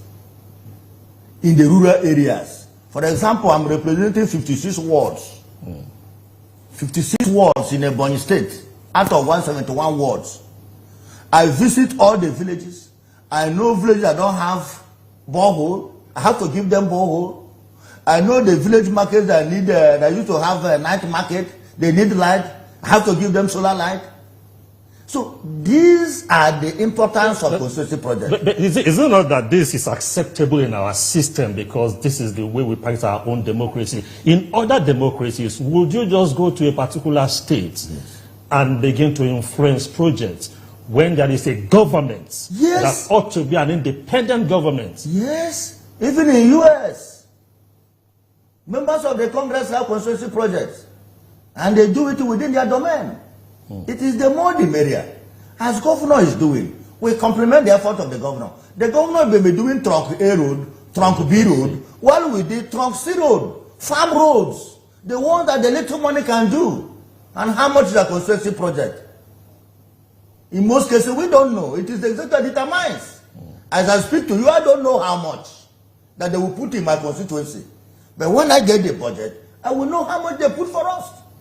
My assignment is to oversight those jobs and to make sure it is done according to specification and to guarantee value for money, to complement what the local government is doing, what the state government is doing, because the more the merrier. That is the only way we can develop. All right, we must thank you so much for your time with us on the program, and we still look forward to having you on the program to have more engaging discussions such as this. That was the Deputy Whip of the Senate. What are your final thoughts? Yeah, quite interesting that they are there to complement the governors might be doing the trunk A and they are doing the trunk C. So the more the merrier. I like that. So all eyes on the National Assembly as it carries out its legislative duties. Well, that's it from us here in Abuja. Over to you, Veronica. Thank you, Tijesu and Eshomomo. Quite an interesting conversation on the role of the Senate, especially on constituency projects and how that complements the effort of the state government. It's interesting to hear the perspective of the Deputy Chief Whip of the Senate speaking with regards to that. But I think that both states and the Senate who have to carry out constituency projects have to work hand in glove to ensure that it works well, things work well, we have that kind of development that the state needs. That's right, because those who elected them to represent their constituency talk about whether it is Senate or reps, or even those that are representing at the state level, should also have it at the back of their mind that it is not their own personal project, although being supervised by them to some extent, but then they should also ensure that they give them quality projects beyond just the boreholes and motorcycles and etc. The world is moving past boreholes. Anyway, it's time now to move over to Olamide. She'll be talking about what's trending now. And Olamide, good morning. It's good to see you. Good morning, guys. How are you doing today? Very well, thank you. Bright and early, doing your civic duty. How are you both doing? Yeah, very well. What's trending now? Stories for you today. I'll jump right in. Take it away. Our first story is nothing short of ironic. Nigerians are buzzing with questions after the EFCC announced the dismissal of 27 officers over alleged fraud and misconduct in 2024. Now, while this move was described as a step towards maintaining the Commission's integrity, many are demanding more transparency. Who are these officers? Where's the proof? People are asking, with some even requesting photos and details of the dismissed staff. Others are curious if the action stops at dismissal or if these individuals will face prosecution. For now, Nigerians are waiting to see if the EFCC will answer their calls for clarity. Let's hear from social media. One tweeter said, the EFCC's decision to dismiss 27 officers is commendable, but Nigerians deserve full transparency. I agree. The commission should publish the names of these dismissed officers to ensure accountability. Without this, the fight against corruption within the EFCC itself.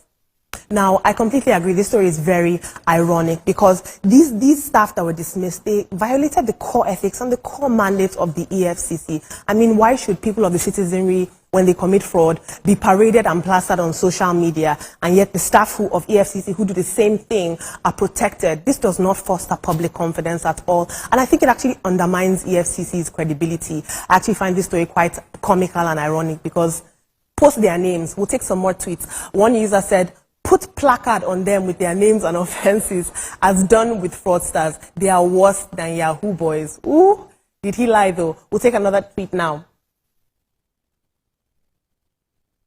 Another user said, I concur. Nigerians need to know these dismissed personnel so as not to do any form of transaction with them. Very, very true. Our next story is more positive.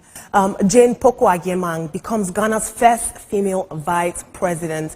Ghana made history yesterday as Professor Jane Nana Opoku Agyemang was sworn in as the country's first female vice president alongside President John Dramani Mahama. Now, the ceremony held at Independence Square in Accra, led by Chief Justice Gertrude Tokomo, marked a pivotal moment for gender equality in Ghana, girl power.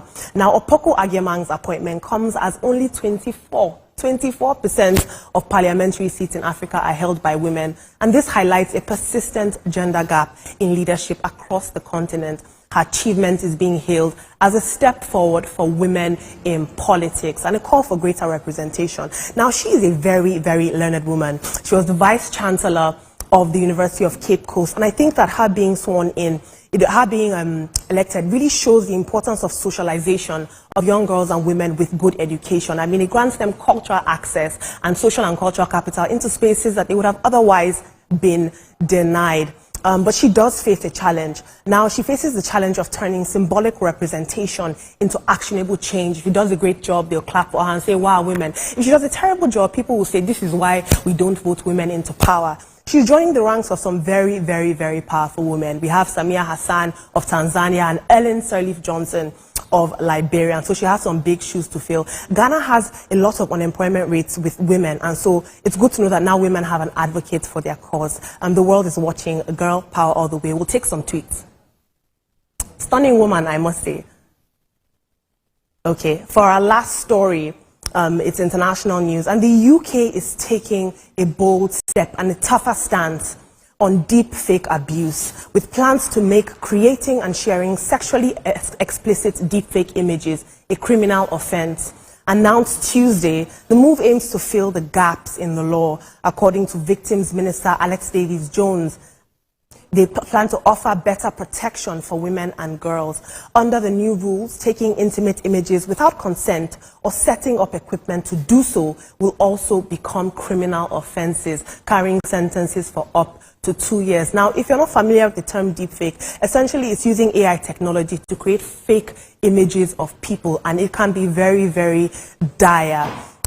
This sends the UK passing this bill into law sends a very strong message to young girls and women that they are not only protected in the real world, but they are also protected in the digital world and in the digital age. The technology right now is mostly being used for sexually explicit content. 96% of the images created that are fake are actually sexually explicit. So this is very, very dangerous. But the technology can also be used for much more, a plethora of other crimes, such as political impersonation, cyberbullying, harassment, and identity theft. So it has very, very dire consequences. And I love the fact that the UK is reinforcing that consent is important. No means no in real life and in the digital world. We'll take some tweets. One, this is from a victim, and she says, "I've been a victim of deepfake on this very platform, and the police were unable to do anything. They couldn't trace the address, nothing. Victims are too scared to come forward. It's humiliating, and you fall into darkness trying to fight an unbeatable battle." I mean, what would you do if you woke up and saw yourself doing something or saying something online that never happened? Comment under our YouTube live stream. We want to hear from you. That's all for what's trending right now. Back to you. Olamide, that was quite interesting information you've actually brought, talking about. I'll start with deepfake because I've been a subject of attack. My colleagues have also been. Really? Yes. Yeah, using our videos to sell some propaganda. Yeah. How did you cope with that? Products that we don't even know about. There was one that even involved Davido that very dark man had to post on his Instagram page that no, this is false. This is false. So we had to do a lot of disclaimers and all of that. So and damage control. I can imagine. It's kudos to the UK, for criminalizing this, because really criminalized. But is 2 years enough of a deterrent? You said what? Is 2 years enough of a deterrent for almost ruining somebody's life? 2 years is enough to teach a lesson to anyone who is found culpable. So I think that just use your Google to do a lot of checks around whatever you're seeing that is deepfake, and then just report. So we need to put perhaps a committee in place. I completely agree. I love that. Digital education. And congratulations to you guys. After Ellen Johnson Sirleaf, Samia Husulu Hassan, now we're having Jane in Ghana as vice president. You guys are taking over. High five. Call that name Professor. Professor Jane Okwoku Agiema. Yes, period. You're taking over the world. Of course. So I am looking forward to what steps she will take. As John Dramani Mahama has said that he wants to reset Ghana, reset the economy, reset everything. So I'll be looking at what she brings to the table. She's an educationist. Yes, she is. From leaving a position as vice president. The world stops when a woman does something big. Everybody stops to watch. The world criticize.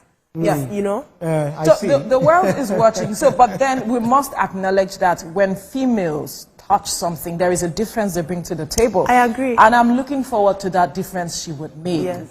In terms of, they have this sense of, because they are mothers, because they have this feminine touch. They know how to look at things holistically in a different dimension. Some that had actually goofed, in their roles, underperformed we know all sorts of factors come to play. Yeah. Now, if she gets the right support, she will work well. She will. That's right. I believe so. So support is key. If she has the support of the vice president, even though the office of the vice is not really as powerful, you can't make as much changes, but then I believe that the president having had, because this is not the first time in 2020 when he contested. She ran with the president. She had to go back to the classroom. So she went back to the classroom and resigned in August 2024. Tell them, Victoria, tell them. Girl power all the way. She renamed me in Victoria. No. Rechristened me.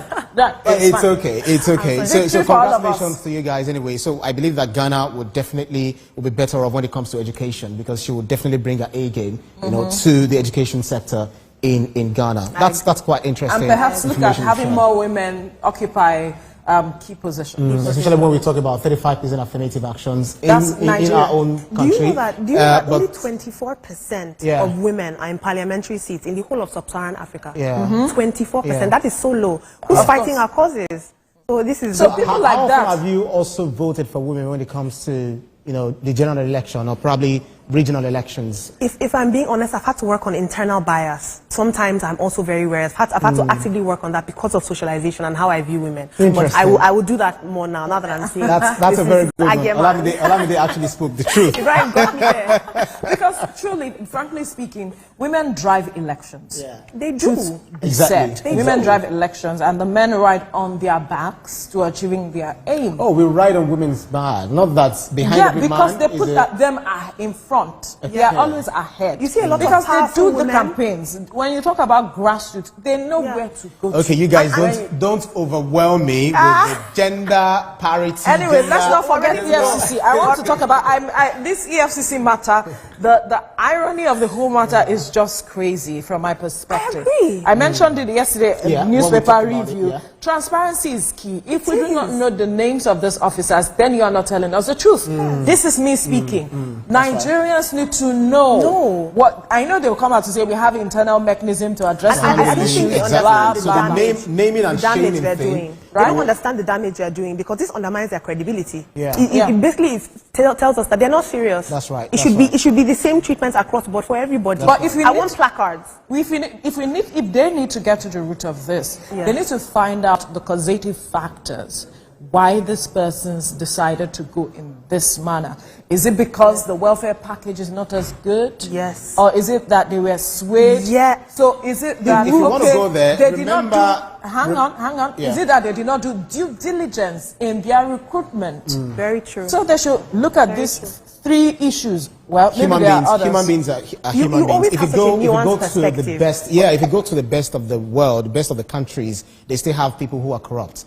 So we know that the Nigerian police system, we still have some police officers who are very, very true to their words. Whatever they want to do, they maintain integrity. We've seen some who had refused to collect bribe. We've seen some people who had also reported people who are trying to bribe their way through them and all of that. So these are good people. So it takes you to be good. It takes you to be patriotic Nigerians. It doesn't really matter if it doesn't take a lot to be a patriotic Nigerian, but they need to understand what is that thing that make them sway into the other side of the law as it is. But we must thank you, Olamide. Thank you guys for telling us what's happening now. Anyway, this is the much we can take on the show today. Let's let you know that the views and reactions of all our resource persons are theirs and have no connection with TVC News. Up next is Your View with the Ladies.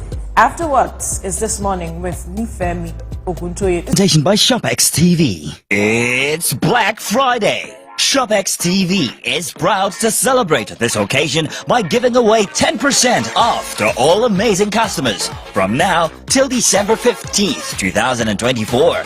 Introducing the ShopX 10-in-1 Air Fryer Oven. The incredible 12-liter oven that offers 75% more space for cooking than traditional air fryers. Stay tuned and learn about the amazing free bonus items included with the CookX Air Fryer Oven. The CookX Air Fryer Oven replaces a deep fryer, a rotisserie oven, a dehydrator, an oven, a toaster oven, and a microwave. The CookX Air Fryer Oven's spacious interior and multiple racks allows you to cook for the entire family in one go. Its easy-to-use digital display and preset cooking functions take the guesswork out of meal preparations. The CookX Air Fryer Oven is a 12-liter powerhouse that can fit a whole chicken and feed the entire family. Air-fried chicken and tasty fish, and all made with little to no oil to give that amazing fried food taste and up to 80% less fat compared to deep frying. Here's exciting news. You can air fry rotisserie. Regular rotisseries have no airflow. It's crispier on the outside and so much juicier on the inside.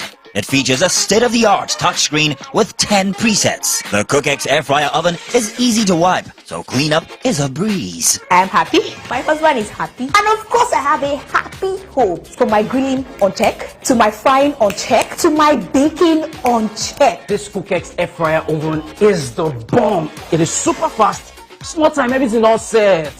And most importantly, it has no grease.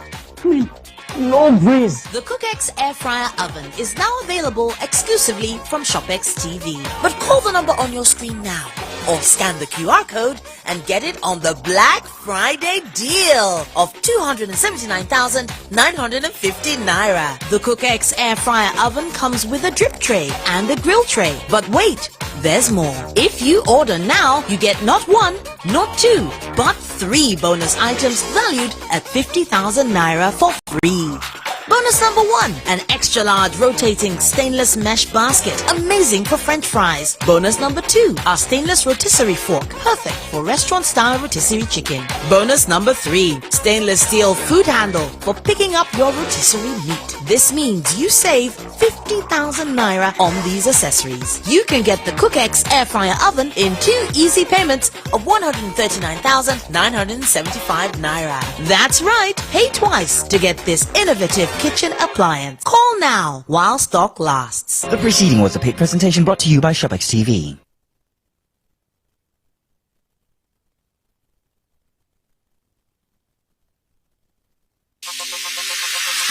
Stay ahead with the biggest news stories.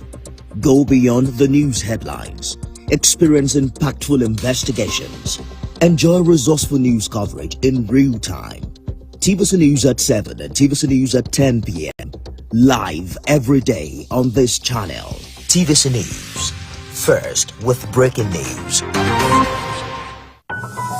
The TVC News at 7 and the TVC News at 10 are not like any other news broadcast. It's the big news app, the hour for the big breaking stories. We've got some of the best reporters on the field. Taking you through as it happened. It's fast-paced, hard-hitting, with investigations that matter. bringing the news that affect your life. Sport, entertainment, and business, so you don't miss a thing. Experience resourceful coverage with depth. Epic.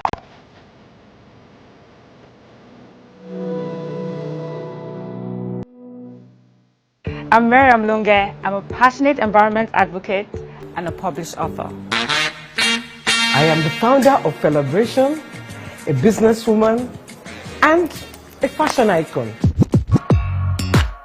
I am a wealth coach and a real estate developer. I am Amaka Arakwe. I'm a corporate commercial lawyer and an entrepreneur. Welcome to our hacker. I am Ramatu Shehu Oyibo, an entrepreneur and a business coach. I am the voice of an average Muslim woman, an hijabite, and a lawyer. I am a polymath and a serial entrepreneur. I am Murayo Afolabi Brown, Managing Director, TVC Entertainment. I'm a media consultant, producer, and broadcaster. The ladies of Your View are made of women from different professions, tribes, cultures, and religion. Join us every Monday to Friday as we share our views on topical and social issues. At TVC News, wherever the big news story is happening, we're geared up to break it. TVC News, first with breaking news. Hello, TVC Communications. How can I help? What makes TVC the right choice for my business? Excellent question, sir. Let me share some exciting facts with you. Start your day on TVC Entertainment with Wake Up Nigeria, a family and lifestyle show. Your View empowers women globally. It's Your View, let it count. Entertainment Splash delivers the hottest celebrity trends. On TVC News, we keep you informed with breaking news and in-depth analysis of events shaping the world. I will continue to speak the truth. TVC News at 7 and TVC News at 10 p.m. delivers the most important stories of the day. Max FM.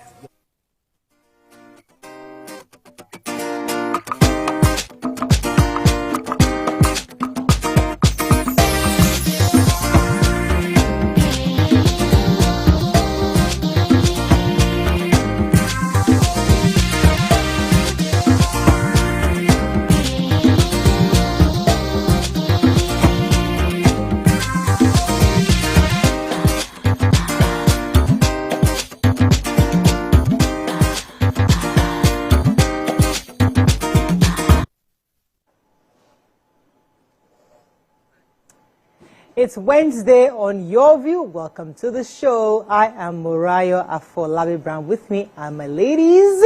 YK in the building!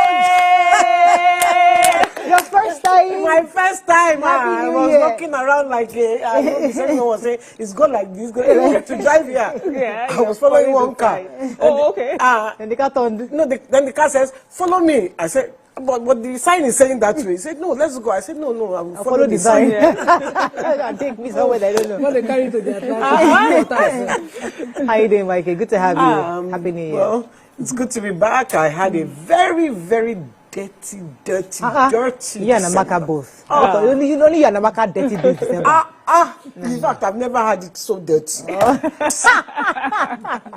Oh my God, what did you do? What times did you come in? Every single day. Wow. There was one event, sometimes 2, 3 in one day. Wow. I am totally exhausted. Yeah. You are exhausted. Wow. You know, I wanted to take sleeping tablets on Wednesday and sleep till Sunday. What? Sleep wasn't possible. Oh. How many days? I wanted to sleep for 5 days because you needed that rest. I needed Wow, that's the good. rest. I'm happy. You see, this Dirty December has become a brand. It's becoming a global brand because Yeah. Nigerians all over the world are talking No, about I think it. it's bad. It's too and much. it's now a thing. People can actually start targeting their marketing. It's now an economy. It's it's actually a thing. So people are now building their businesses around Dirty December. That's fantastic. I mean, that's Nigeria for you. You know, some good things come out of this. Well, good to have you back. I'm glad to be back. Yeah. I'm glad to be How back. was the concert on Sunday? Oh, it was fantastic. It was fantastic. Antonio Joshua came. It was so nice. It was so nice.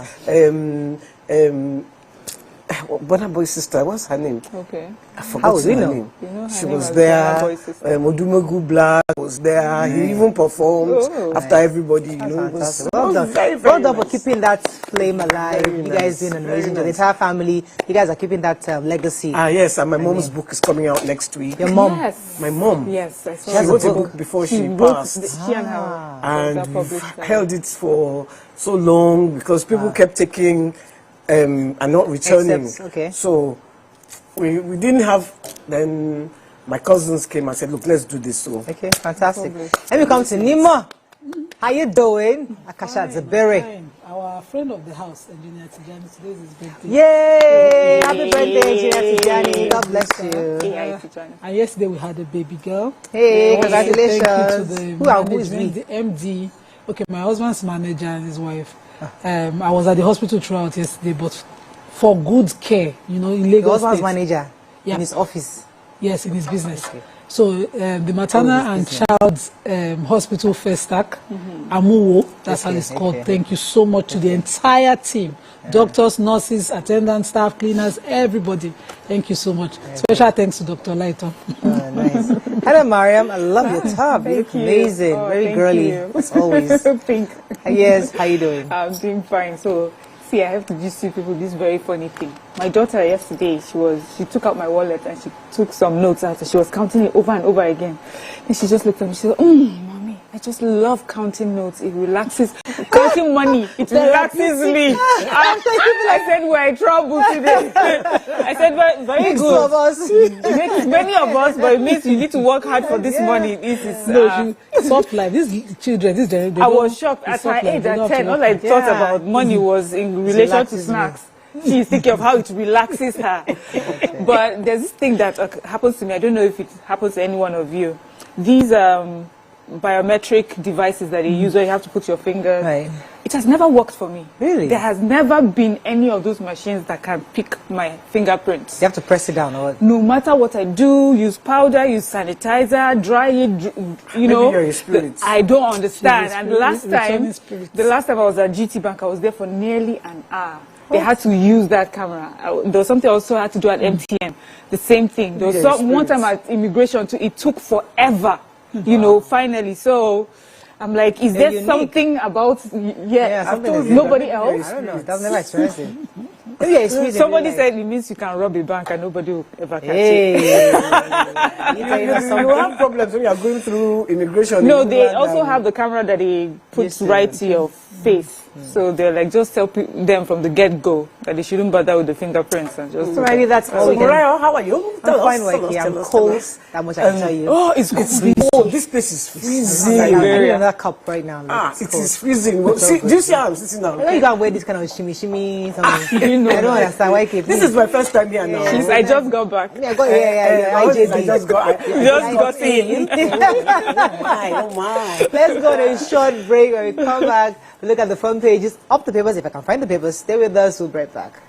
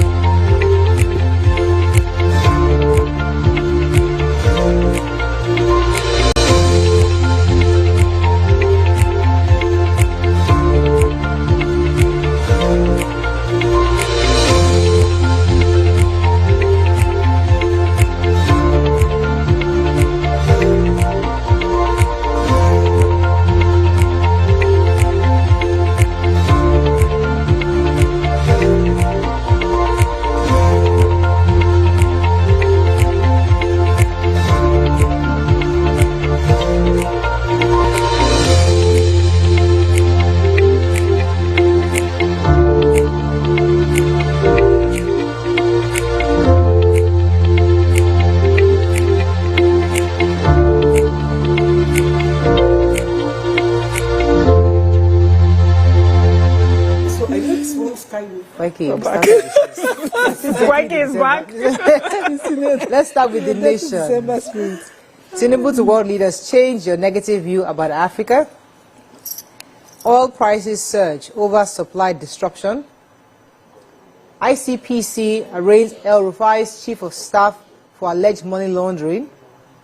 Court reserves ruling in Oni's ex-queen Hamzat and bail options.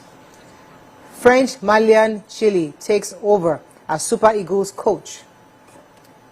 Or cult killings, 19 arrested, 573,000 applicants gunning for the 3,927 customs job. Okay, let's start now. Which story are we going with? Let's just start with the nation. Major. You know, the Oyo Stampede. Okay.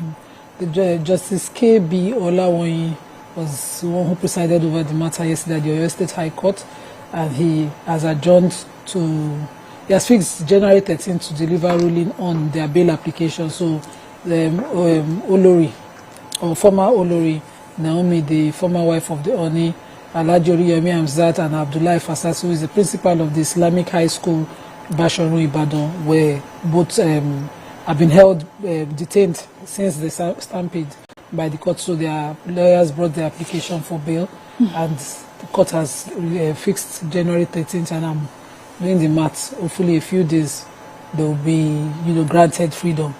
They've been there since that stampede happened in December, and they spent their entire dirty December period in the detention. Really sad. This is a very sad one, because they are, yes, they organized and yes, the detention was noble. Yes, and it was, and they didn't.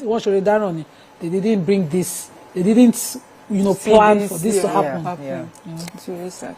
I have the customs recruitment. They say that barely a week after the portal of the Nigerian Customs Service was opened for its 2024-2025 recruitment, not less than 5,073 yes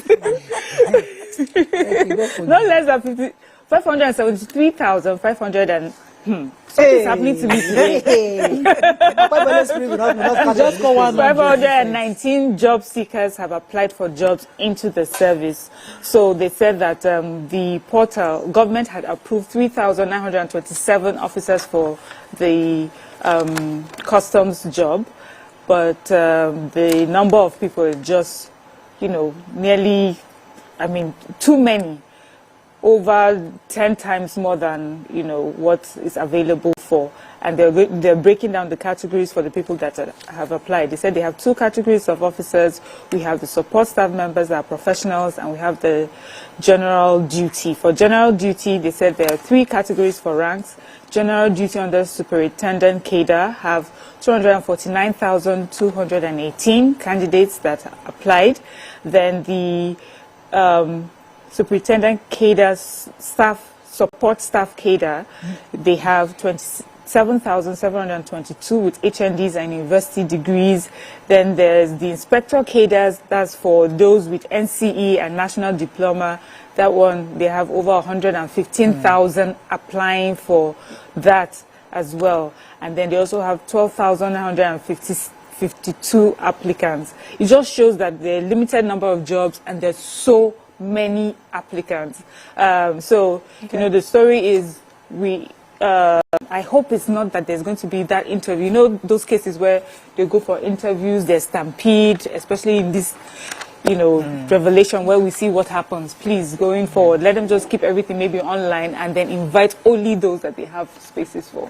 All right. So the Nigerian Football Association. The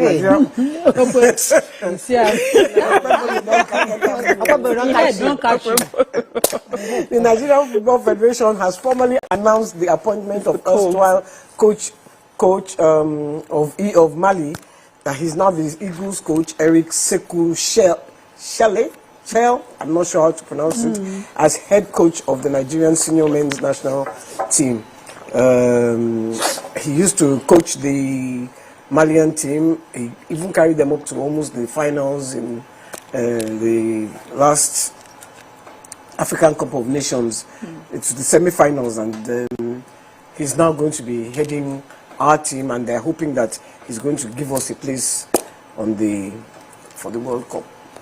Okay, so oil prices, according to international reports, oil prices surge over supply disruption induced by the Russian and Iranian supply and the face of the escalating Western sanctions. According to the report, Brent crude futures advanced 60 cents, and it also sold for $76.90 a barrel, while U.S. West Texas Intermediate crude was up 50 cents.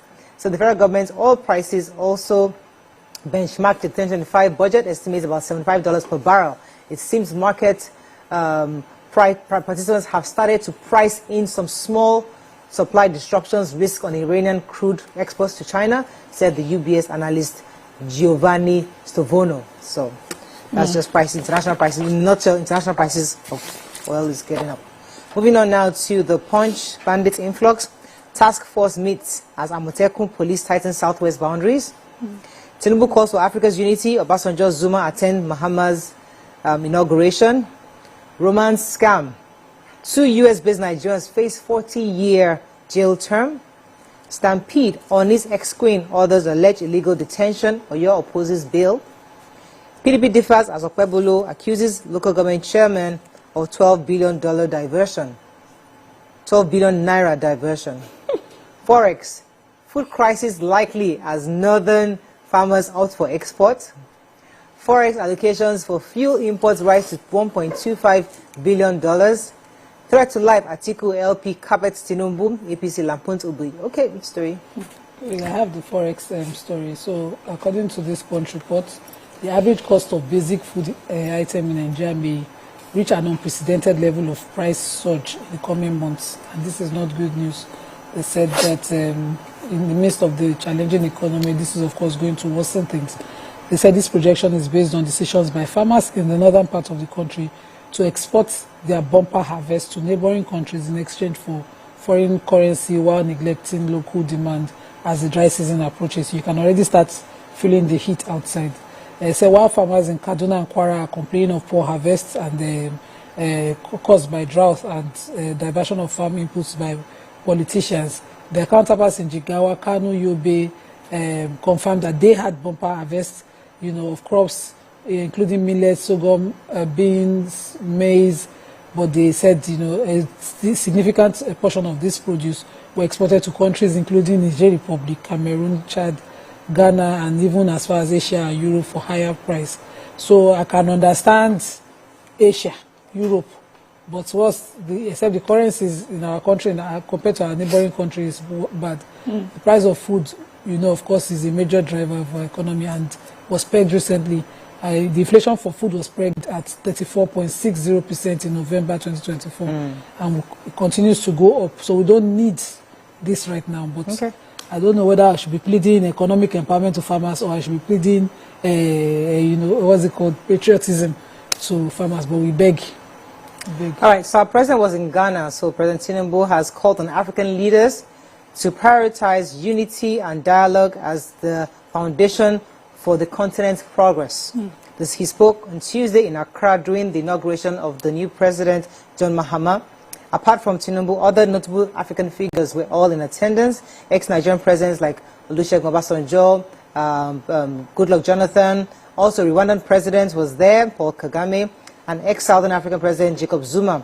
Tinubu in his speech also hailed Ghana's democratic transition as a symbol of Africa's potential for collaboration and resilience. Furthermore, he addressed the audience of the regional leaders and dignitaries. He urged leaders to set aside differences and work together for the collective good of the continent, underscoring the dialogue as a key to answering and resolving disagreements. Okay, let's go on a very short break. When we come back, we continue with our review. Stay with us. We'll be right back.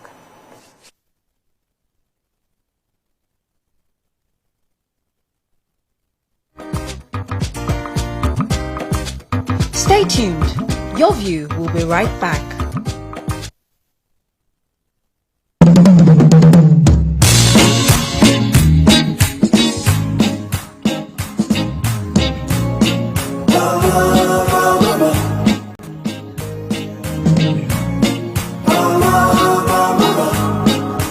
Mama, you just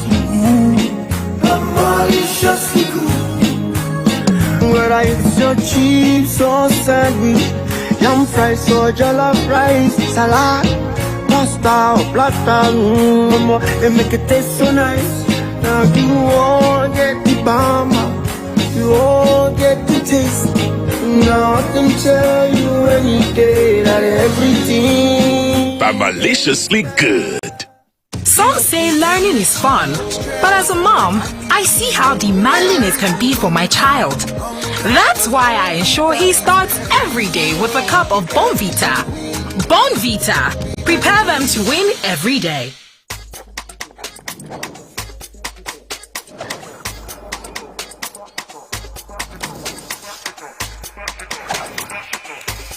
One choice, multiple styles. All big, all unique.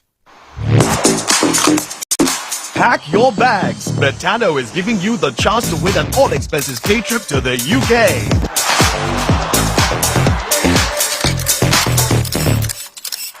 Play with Betano and watch live the big game of Aston Villa versus Tottenham at the iconic Villa Park. Ready for an unforgettable football experience? Betano, proud partner of Aston Villa.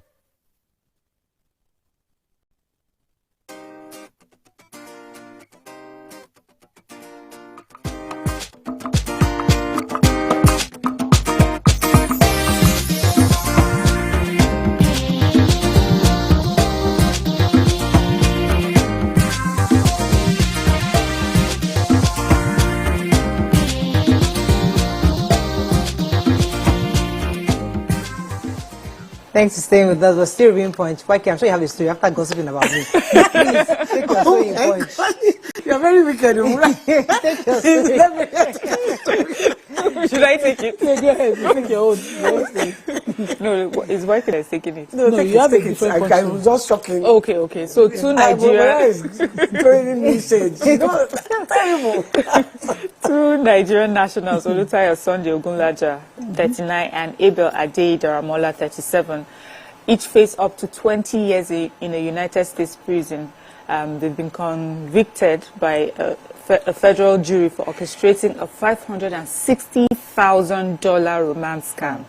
They said that they had created a profile on this dating app called Glenn Brown, a fake profile, and they created a fake identity, Glenn Brown, on a dating website called eharmony.com, and established a romantic relationship with a victim in Albuquerque in New Mexico, along with other defendants. They said they obtained $560,000 in totality from this victim. They made him to believe that they were building, or this person was building a property in Malaysia, and he was constantly sending money to them. The very first one he sent was in 2017, when he sent them $280,000. I'm like, $28,000. I'm like, this love is really strong across borders. You've never met, you just know a profile, and you're able to send them $28,000 in the beginning. Anyway, everything amounted to $560,000. And they have been yes, in dollars. I've been saying $1,000. Yes, $1,000. Anyway, two of them have now been convicted. 20 years each. No, I think they haven't given them the judges is about to they say they may face. Okay, any other story in Punch? We'll move on now to Daily Sun. Atiku LP activists condemn threat against Peter Obi. Court stops attempt to scuttle Ohaneze election. Nigeria needs $60 billion foreign reserves to tackle inflation, says report. Insecurity, Southwest governors must be vigilant over influx of fleeing bandits, says Gani Adams. PDP apologizes over assault on the Sun correspondent. On professional conduct, Abia CP deranks. Corporal disbands commands anti-cultism suit. And unit police arrest 19 suspects over our cult clash. Okay? I have that story. So according to the Sun, the Daily Sun, the newly deployed Commissioner of Police in Ondo State, Mr. Wilfred Afolabi, congratulations, sir, disclosed yesterday while briefing newsmen as he resumed as the 45th Ondo CP. He said that the our clash had 4 people who died during the cult clash, and they've been able to arrest 19 suspects. The governor had earlier declared a door-to-door curfew over the violent clash and the disturbances in the area. And they said those who have been arrested will face the full wrath of the law. We're in our this morning to monitor the level of compliance with the curfew imposed on the town by the state government. So far, so good. Normalcy has returned to the town and there's calm and peace. But you see those 19, they're in our custody. And we have only 4 people confirmed dead in our records. But those for 19, I will see something. I hope that they are giving their fair hearing, so we're sure that they're not just the passerby. In that story, yes, I do. Zamfara, no fewer than 46 people, including women and children, were reportedly kidnapped during a raid in Ghana town in Zamfara state. They said the attack occurred at around 10 p.m. on Sunday. Dozens of gunmen on motorbikes reportedly attacked the town while shooting sporadically, setting fire to several homes and businesses. This is a month after 43 persons were reportedly abducted by gunmen in Kaikidawa, Gidongoga district in the same state. They are saying that the government now conducted house-to-house search, abducting women and children who are unable to escape. There has been a spike in the spate of kidnapping for ransom in Nigeria, as you know, in the northern part of Nigeria. And last month, troops reportedly killed several terrorists in Safi local government area of Zamfara, and the operation targeted several terrorist hideouts. And remember, I think one of the first stories we read this year was the arrest of one of the major kingpins, and you know that they're still, well, they've birthed a whole following of terrorists and kidnappers, and they've gone again and done this on Sunday. This is sad, and we just hope they're able to rescue these victims and bring sanity back to our country. Okay, so the area on Okakamfo yesterday had spoken to southwestern governors and told them to strengthen the security architecture within their region, saying because over the influx of the bandits that fled the military operations in the northwest. He has spoken to all the governors, said that just this morning at the security briefing, we do have a special operation going on right now. Quite a number of bad people from the majorly northwestern zone getting the heat from that region are coming downwards. So because of the stampede last year, I went to Fashola's farm settlement just to lie low for my birthday, and I can tell you that within less than maybe 1.5 kilometers of where I was sleeping, bandits had already taken over that camp. So in a nutshell, he was trying to just say that all the various governors within the southwestern state must take charge of their region, and they must be vigilant and put in place proper structures to strengthen the security within that region because of those people who are coming in from that region. Okay, moving on now. I was going to take the assault on the Sun correspondent. Okay. So the PDP has tendered an apology to the media over the assault of Mr. Ndubisi Oji. Apparently, the court had upheld the judgment on the sacking of Senator Samuel Anyanwu as the PDP National Secretary. So when the press went there, they said the secretary turned him back. So the son went go into his car. Then this guy, what's his name, Okoronko, and Eto Anyanwu rushed to him, slapped him, and damaged his mobile phone in the process. But however, Ologun Agba has said they're sorry, that they don't tolerate this kind of violence, and so hopefully it will end there. Vanguard, final paper for this morning. How lack of power, water jeopardize health sector. Over 7 million registered electricity customers yet to be metered, says NERC. No state has excuse not to pay 70,000 naira minimum wage, says NECA. Tinubu approves allowances, bulletproof SUVs for retired generals. How corruption allegation led to suspension of LG local government chairman, says Okwebulu. Government abduct 46 in Zamfara community. Obi, Atiku Labour Party blast APC. Livestock development, headers can't afford ranches. And finally, Nigeria at moderate risk of human metapneumovirus, says NCDC. Okay, Good story. So I have the 7 million, the next story.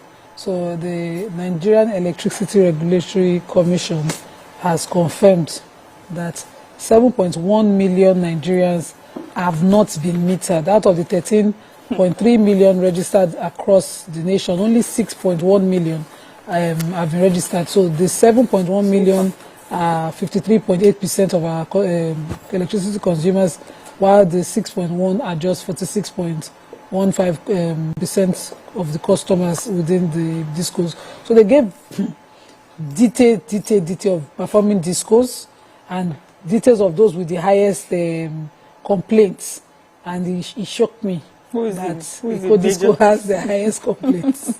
You know, because they are performing well, I'm enjoying them. I don't know how I won't continue to take the story, but Ikeja Disco has the highest metered. Is one of those already with the highest meters. Abuja is leading. Ikeja, Ibadan have really gone ahead to meter their people. So I think the recognition is important for those that are well performing, and I hope the other discos are pushed to do the same. Any other story? Well, I'll just gloss over it. Nigeria is at moderate risk of the human metapneumovirus. They said, you know, I think you spoke about it yesterday. Yeah. It attacks they're saying that we have strengthened our borders, that everybody is placed on high alert, so we are not in the high risk. Okay. Well, by in the name of God, we are not. So I hope so. I really pray so, because after that Ebola first, then really. No, Ebola. We were very sharp with Ebola. Yeah, I have to say that. We took the sacrifices of individuals. Yeah, but it could have gotten really bad. We could have. But we didn't get to Tribune more. You know, yesterday, Ramato had taken the story of the ex-military chiefs and all the lodges they'll be going home with. It's sad to see this story in the Tribune, that retired military pensioners had to barricade the Federal Ministry of Finance yesterday in Abuja, and they've been there for less than 2 months after they staged the initial action. They are asking that their pensions be paid. The retired pensioners set up a canopy at the gate of the Federal Ministry of Finance, and in November, the Minister for Finance, Wale Edun, had assured the military pensioners that their outstanding arrears will be settled. But sadly, it has not, and we're still proposing. The protesters, one of the protesters, Azubike Nas, a retired colonel, said the federal government failed to keep to his words, but acknowledged the payment of 50% of arrears in November. Last time we came, we were demanding payment of the arrears. Eventually, we were assured of 50%, that 50% will be paid, and the rest will be paid in December. That was what the minister said, and the pension board chairman confirmed that the money has been remitted to him, and we were dispersed. We started getting alert that evening. When December payment came, the balance wasn't there. The month ended, it wasn't there. Our leadership tried to find out the reason for the delay, but no cogent reason. And I'm just saying that there should be balance. Yes. Because this one's not this one cannot get taxi, talk less of bulletproof car. So let them just get their arrears. I mean, they are doing so much for the... They are the ones on the field. Generals. And then police will come. That is a full topic. Take on Front Page Review. It's a full When we topic. come back, we have our special feature for today. Stay with us. We'll be right back.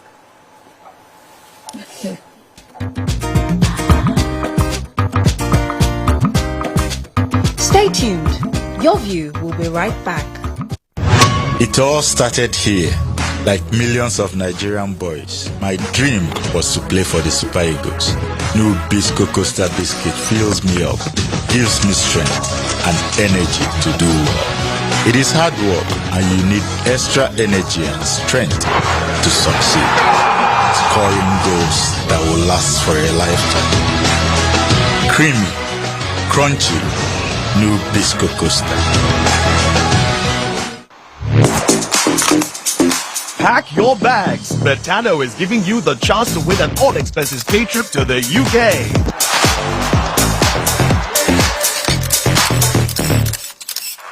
Play with Betano and watch live the big game of Aston Villa versus Tottenham at the iconic Villa Park. Ready for an unforgettable football experience? Betano, proud partner of Aston Villa. What if upgrading your TV doesn't mean buying a new one, Unbelievable, right? But with the new Airtel Smart Router, you can now watch YouTube on any TV and also get unlimited data for 30 days to stream thrilling Nollywood movies, catch up on football highlights, and keep your kids engaged with edutainment all on YouTube. With the Airtel Smart Router, everyone gets what they love. Get the Smart Router plus unlimited data for 25,000 Naira. Visit the nearest Airtel shop to get yours. Airtel, a reason to imagine. Hi, this is Dr. Abiola Salami. 2025 makes it 20 years that I started my career as a performance strategist, serving senior leaders, women in leadership, and emerging leaders. If you want to improve your performance this year, I am inviting you to the Kickoff Summit, where you and your team will get an empirical framework that will give you 3 things. 1. Clarity to determine what exactly you want to achieve. 2. Direction, that is your strategy to achieving it. And 3. Motivation for you and your team to take consistent positive action even when the going is tough. You will also get tools for overcoming procrastination, distractions, fear, and scaling hurdles in 2025. We have a lineup of incredible speakers, including Mr. Austin Avuru, Mrs. Kafilat Araoye, Dr. Lanre Lushola, Professor Badari, and Aproko Doctor. They will share insights on leadership, money, health, relationships, and more. VIP delegates will have the opportunity to join us for the kickoff concert featuring Tope Alabi, Forever, Ashiri, Damola, Kenny Black, and many award-winning acts. We encourage you to attend with your top-performing team members as well as your strategic leaders. Visit www.kickoffsummit.com for more information. Every weekday on Business Nigeria, we uncover the secrets of the financial world. We analyze the stock market, shares, bonds, and the thrilling world of cryptocurrency. Facts matter. Our team dives deep to separate facts from popular opinion. We simplify complex government policies as it impacts your everyday life, helping you navigate the ever-changing financial landscape. Watch Business Nigeria every weekday at 2 p.m. only on TVC News. First with breaking news.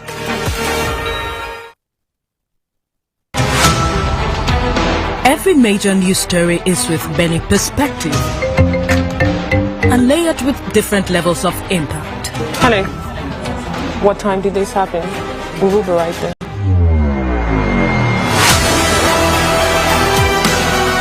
As TVC News, we follow the big and major news, gathering the facts, witnessing the outcome. I am here live at the aftermath of the approval of the new national minimum wage.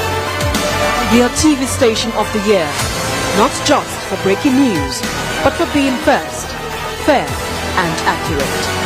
TVC News, first with breaking news. Good morning, Marina Station and all the passengers. Efficient, it's comfortable. This development will go a long way in reducing congestion and emission.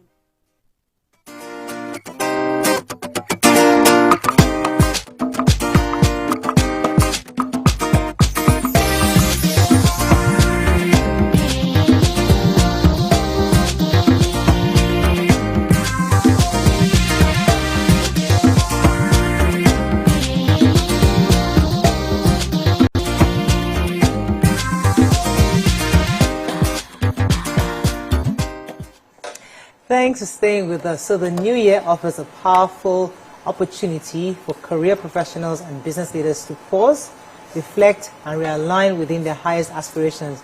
Some say it is a time to move beyond surface-level resolutions and focus on intentional growth, both personally and professionally. So join us on the show to help us position ourselves properly for this year is Dr. Abiola Salami. He's a convener at Dr. Abiola Salami International Leadership Bootcamp.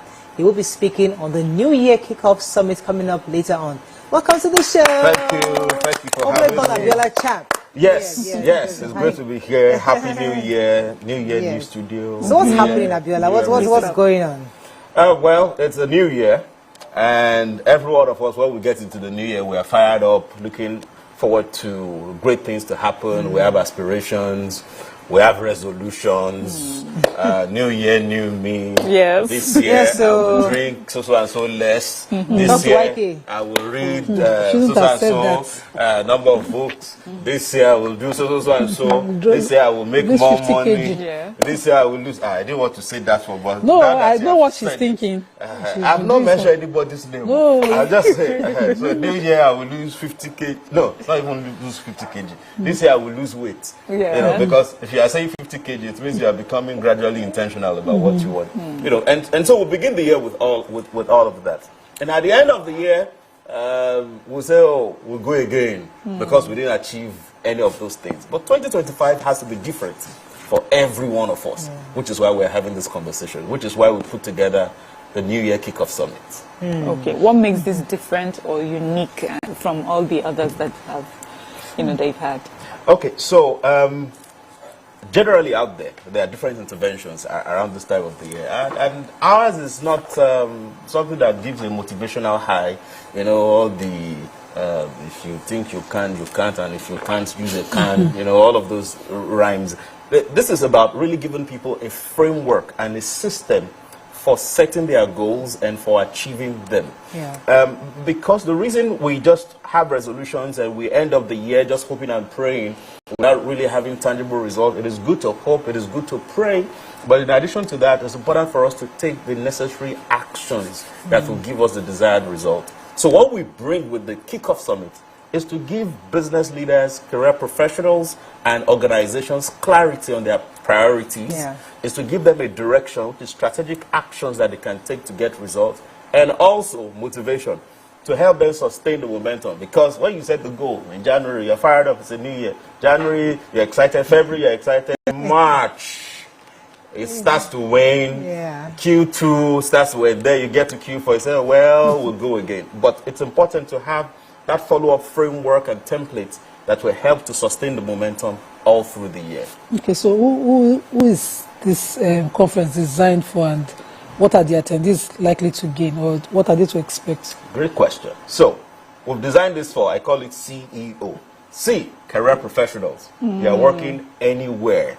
Public sector, private sector, career professionals.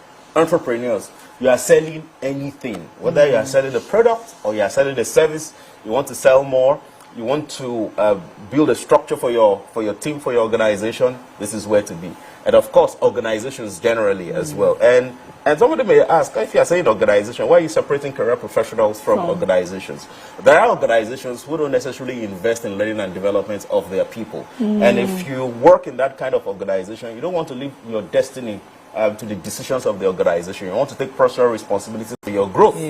So which is why we've designed this to help you as a career professional to thrive, as an entrepreneur to thrive, and forward-looking organizations that want to enroll their top-performing team members and their strategic leaders, can also get it. Then you ask the other question: that's what will they expect? So we'll be giving them a framework, an empirical framework for setting and achieving goals, which is clarity, direction, and motivation. In addition to that, we're having conversations on health, for example, healthy living for the year, for example, because part of what makes you an astute professional or business person is not just that you are making money or you are growing your career. Your health is important. How you manage your finances is important. So we're hosting Aproko Doctor, who will be sharing insights on health at the Kickoff Summit. On finances, we are hosting a bank CEO. It doesn't get better than that. A bank CEO, that's the CEO of Lotus Bank, Mrs. Kafila Tarawi, will be sharing insights on how to make and manage money in 2025. We'll be having conversations on leading in challenging times. In as much as we have aspirations and we're looking for the very best in 2025, there will be challenges. And the person that will be anchoring that is a man that has 40 years experience in the oil and gas sector, who's built a profitable business over the past 30 years, Mr. Austin Avuru, the executive chairman of AA Holdings. And then there are conversations on IT, cybersecurity, Professor Badari, and of course, Dr. Larry Olushola will be there on ground as well, sharing insights on mindset. Mindset is critical. The mind you use to start the year, how to reinforce your mind, how to overcome fears that may creep in, how to build resilience, all of those kind of conversations. That's what we are having at the New Year Kickoff Summit. Okay, Mikey. How will you ensure that this conference will have a long-lasting effect and not just a one-day motivational hype? Great question. So, it's not just that people come one day and we tell them and say go, and then we'll come back next year. No. So we have frameworks for follow-up. we have templates, planning templates, that we're giving to people. We also have quarterly webinars for follow-up, because it is easy for you to lose momentum. No matter how strong, how driven, how visionary you are, things will happen in the course of the year. Something will happen in the economy. Things that are not within our control will happen. So how can we ensure that we continue to focus on the things within our control, within our circle of influence, such that the things within our circle of concern doesn't dissuade us from achieving our goals? So we have all of that. We have peer-to-peer follow-ups as well that will group people together. So it's always a great opportunity. This is not the first time we're doing this. So we've done it over time. We've seen Success the results. Stories? Yes, of course. Speaking of success stories, I remember a startup founder who applied these strategies and used it to score what I'll call a hat trick. If you know about football, 3 goals is a hat trick. One is that he used it to streamline his operations, so his operations become more efficient. His people deliver the job faster than they used to. Second is to grow their revenue. He made some more money, and also to boost his team morale. And that reduced incidents of staff turnover. People talk about japa. People are not only japaing to other countries, people are japaing from one organization to the other. True. And as a business leader, there are things you put in place, which is part of what we'll be sharing, to help you to retain your staff. Another success story. This one is a career professional, a lady, by the way. And she applied our goal-setting framework. She used it to meet her target. Now, meeting target 1, sales target 1, that's made her, she got promoted within 6 months. It would have been 1 year. And then the 3rd hat trick, she found and got married to the love of her life. When you were smiling, I knew you were getting there. With the goal setting framework. Because it's not just about your professional life. Exactly. It is also your personal life. It's sorted. So these are things, and it's this success story that continues to propel us to say, we need to expand it. We need more people to enjoy the value that we create, to make 2025 a great year. So what would you advise someone who feels overwhelmed by their goals? As you said, by the trend of goal setting and resolution, it just seems to wane as the year goes by. What would you say to someone who's saying, I don't want to fail again, I always failed anyway? What advice would you give them? So it's to learn to start more. Start small, rather. It's to learn to start small and grow big. One of the reasons people get overwhelmed is when they have a lot of goals. And it always sounds good. In the beginning of the year, I want to do this, and by the time the person finishes speaking, the person has talked about 20 things, they want to achieve, and then you are pursuing everything, but you're a limited resource. So it's to start small and consistently, staying consistent. So it is about intensity. It is not just about doing a lot of things at the same time. It's about understanding your strengths or areas of improvement and properly channeling your strength to what will help you. So start small. Don't set 20 or 100 goals. Focus on 3 goals in a particular area, and then with that you build momentum. Let's focus on the event itself. So how would this conference address mindsets? What role does mindset even play in starting the year strong? My sister, mindset is powerful. It is said that it is the way you think that is who you are. So what we'll be doing with this summit is to help people to move from a fixed mindset into a growth mindset. It's to provide tools and frameworks for overcoming fear. It's to provide tools and framework for overcoming hurdles as well that will be in the course of the year. There are people that they procrastinate. They can procrastinate for Africa, right? They're supposed to do something in January. They will snooze to February, snooze to March, snooze till the end of the year. And it's a mindset. And we'll be providing tools to help them overcome distractions, help them to scale hurdles that may come up, in 2025. And remember, it's not just a one-off conversation. It is a conversation that carries them through the year. Okay, so YK, any questions? So finally, on my own end, tell us the day, time, how to register, and more importantly, I heard there's a concert. Yes. So give us that. Yes, there is a concert after the conference. So there's a concert, because all work and no play makes Abiola a very dull boy. I don't know about you guys, all of us. So we're crowning the summit with a concert. After discussing all the strategies, the action plan, the templates, it's really a workshop. After doing all the work, and then we'll calm down later in the evening for a concert. We call it the kickoff concert. It's a gratitude concert. We'll be having Tope Alabi performing and ministry. So it's a time to, be but it's a really good note.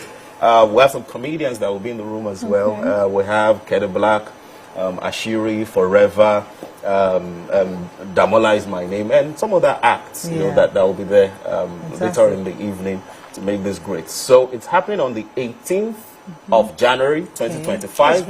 That is next week, Saturday. That's about 10 days time. Are you giving us how to register? We are coming there. How to register? Yes. So to register, you visit www.kickoffsummit.com. It is kickoffsummit.com. That is KICKOFFSUMMIT.com. Kickoffsummit.com. And also, because you are watching your view, I have a gift for you. Nice. We like it. We love gifts. Yes. I have a gift for you watching. I have a gift for the ladies here. Yay. So the gift for you, just $1 billion. Don't let them stampede us here. So the gift for you, viewers, just follow at Abiola Champ on Instagram. I'll be sending you a gift. Abiola Champ on Instagram. All the ladies, you'll be having VIP tickets. Yay! Having VIP tickets for the event. Dirty January also. That's nice. No, they've dated December. That's so right. Let's clean up. So we are purifying. Let's clean up. We're purifying January. Fantastic. I mean, congratulations. Wishing you the best. Needs to be purified. Why gave me that Wait, purification? organizations, they need a different type of registry. Or organizations. So for individuals and organizations, go to that website, kickoffsummit.com. You can send us a mail, team@kickoffsummit.com. Follow at Abiola Champ on Instagram, and then you'll get your gift for the viewers. Fantastic. Thank you so much. It was a pleasure having you, Abiola. Thank you. Okay, that's all we can take on this segment. When we come back, we continue with the show. Stay with us. We'll be right back.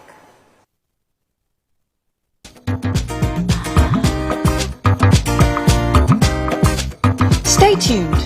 Your View will be right back. It all started here. Like millions of Nigerian boys, my dream was to play for the Super Eagles. New Bisco Costa biscuit fills me up, gives me strength and energy to do well. It is hard work and you need extra energy and strength to succeed. Scoring goals that will last for a lifetime. Creamy, crunchy, New Bisco Costa.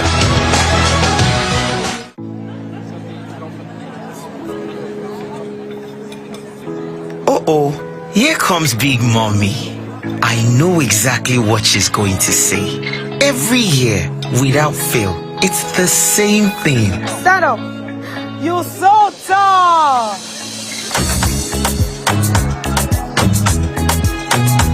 And every year, I love it.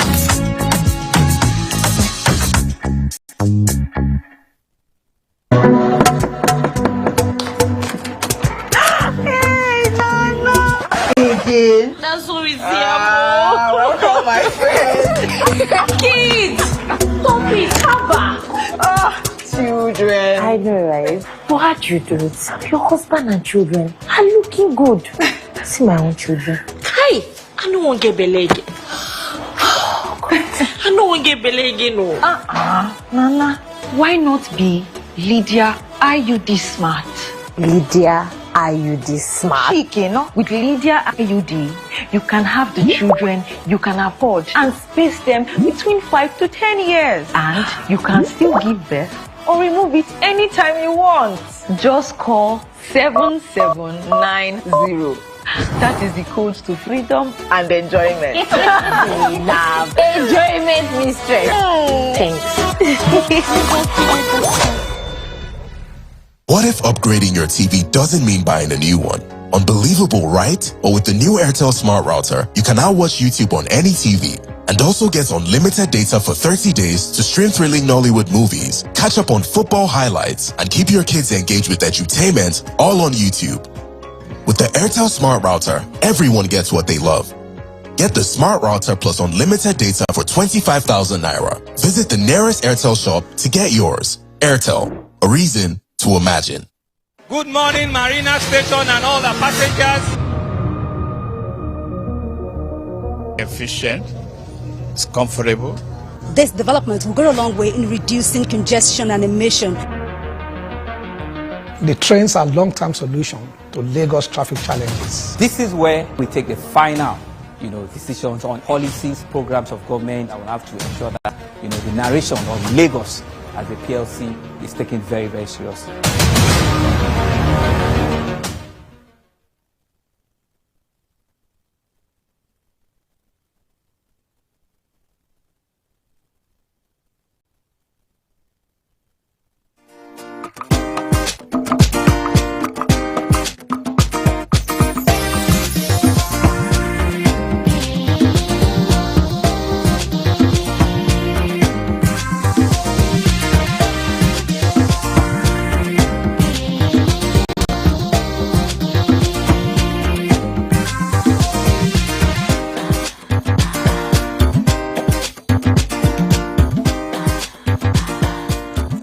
Welcome back. I need to remind YK, this is not the K2 studio. This is Island studio. So please, you need to be ready. You're always talking. When the show is starting, you're conversing. She was the one talking. Did you see that she was the one talking? The camera was already on you. Count it for her. Because I said what I have to say. They just no, she's done. We are still in the K2. We are in the island now. Please, yes. YK. Be like the islandish. Island. Islands. Anyways, it's Wednesday on Your View, and there's this story that caught our attention, where a man who, according to him, has been a active stepfather in the life of his girlfriend's daughter for over 10 years. Now, according to him, who wants to know about what to do, pulling out financially from his stepdaughter's wedding. Anyways, the story is this man has been in this girlfriend's daughter's life for 10 years. Now, she was about to plan her wedding, and for whatever reason, her real father, her biological father, came into the picture. And he was therefore invited to walk her down the aisle. Of course, this man, who is not her stepfather yet, because he's not yet married to her mother, he's lamented because obviously he was financially stable enough to fund most of the wedding and all the planning, because wedding takes hall, catering, decoration, the whole work. So he's done all that with his own money. So he's thinking to himself that if you cannot honor me to walk you down the aisle, would you rather invite your biological father, who has not been part of your growing up at all in any way, has not paid anything for you, but because you just feel like it's right for him to be the one to walk you down the aisle, you then invite him. So he then said he was going to pull out of that, that wedding planning. Now, that is the story we saw. However, in reality, this has happened a few times in our own country too, where a man, in fact, this one is only girlfriend, a man has married the woman, because here we don't do girlfriend thing like that. So he's married the woman, and the father has been away, never participated in raising that child. It's a deadbeat father, or he was AWOL. And suddenly, because in our culture, the honorable thing is no matter what, a child will go and find their father for that day. So culturally, family is telling her, go and look for your father. And she's thinking, oh, that's true, my father should walk me down there. So you feel that that final thing of walking down the aisle must be done by your biological father. And then your father, who has raised you as his own, feels neglected. Now, the question for the ladies is, who is wrong?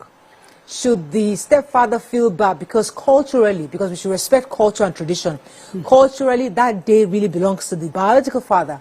Or do you think things should begin to change, where fatherhood shouldn't be about your biological input, but more of your financial, economic, and social raising of a child? What do you think it should be? That's the conversation today. You can join us 09024163440. You can also send us messages on X, also on YouTube. We'll be happy to read your messages. Yeah, who'd like to go first? Okay. Nima? So this relationship, I saw the video and it was really heartbreaking. For me, the parties, the girlfriend, her daughter, and the deadbeat absentee father are such users. They stepped out, they want to use this man for their benefits. They never deposited any kind of emotion in that relationship. And 10 years is too long for a man to be waking up to find out. They pain. you know, I can understand why he had to do the video, because I don't understand. You are not around, and even at the time when he's finding out the father now has to come, there's still no commitment from the father except that he's my father and he has to come. There was a total disregard. So the video, the man said he had requested for a guest of an addition to a 250 guests. He will be hosting in his house, because the wedding was happening in his house. To add 20 of his own friends and family members was a problem to them. So there's an extreme case of abuse and use of these people. See finish. There's not even see finish. They don't rate them from beginning. They just look at it, okay, get money, we'll go use the money. You know, he's general. You know, some people like that, they'll blame him later. They'll come and say he gave from a place of scarcity. If you had to complain, they will have terms and all of those things. All these Englishes are, so people don't reward. People don't reward. They don't reward sacrifice. Right. People no longer. We have different Oyibo. I've heard different Oyibo for these things, and they will be speaking it. They will be making it make sense. People even use the same term to compare a parent's sacrifice, saying, yeah, you put your hope in your child when you grow old is because it's transactional. You want. I don't understand. You're picking that you born. You know. Let me come to the other ladies, because I mean I know this case seems extreme. It's extreme. So there's no way you can look at it. It's extreme. But there are some cases where you kind of try to understand where the biological father was coming from. There are a few things. Number one, it could be that maybe for some reason he didn't know the woman was pregnant, and he moved to a different country, and he's been trying to relocate with her, and for someone, it wasn't his fault that he was an absentee. He really wanted to be back, but because the lady was hurt, she pushed him away and didn't allow him to be in his daughter's life. He's been trying to be a part of that girl's life. Maybe towards the time as she's getting adult, she went to go and look for her father, and then found him to be a really good man. And she found the story. Now, being torn between, okay, you left me not because you wanted to, but my mom actually intentionally didn't allow you to be in my life. This man raised me. In that situation, a young woman will feel kind of torn between, should I go with my biological father, or should I go to the man who actually raised me? This has happened. This is a true story. As I said, this was extreme. But here, in that situation, what would you say? This is just as extreme, because I feel, you know, when we're talking about a stepfather, yes, he's a stepfather, but many stepfathers have stepped up to the plate like no other. And especially if it's been in your life, minimum 10 years or more. Some of them will say, he married my mom when I was only 4 years old. This is the only father that I know. Then in your 30th year or 35th year or whatever, you find out about your father. I think you owe your stepfather a sit down, a conversation. And if this biological father you've just described, such an honorable person, even he may say, as much as I love you and I would like to do this for you, this is the person that has been with you all these years. Let's have a conversation with him. He must understand that if the stepfather allows me to do this, I'm grateful to him, because this is his honor. This is what he should be getting for having been there for you all this time. The initial story we took and what we're saying here is really about how we respect each other. There's nothing wrong with sitting down with people and having a proper conversation. If for any reason the stepfather say, you know what, I understand what's happening here, and I would like as much as it will hurt me, it's okay if your biological father walks you down the aisle or he's part of this. But when you remove that person out of all your preparations, and then he's blindsided by different decisions, that is so disrespectful. But that's assuming the stepfather is a nice person and civilized, because there's some stepfathers that can be very like, what? The fact that you don't even think about it in itself, because there are some really arrogant people that don't even want to hear you to think about it, because they expect that. Oh, that's a scenario. But you know, there's another scenario. The father that never showed up to, that has all the entitlement and says, I'm her biological father. Who are you? How dare you? We've heard those stories. And then people are saying, but you've never been there. They say, but I'm her blood. I'm the one that is entitled to do this. So for me, it's just about who has been in that person's life and how much you respect him. If it was such a bad person, I mean, people have also denied their biological parents because of how toxic or how bad they were, to the point that it caused them so much, pain that they had to step away.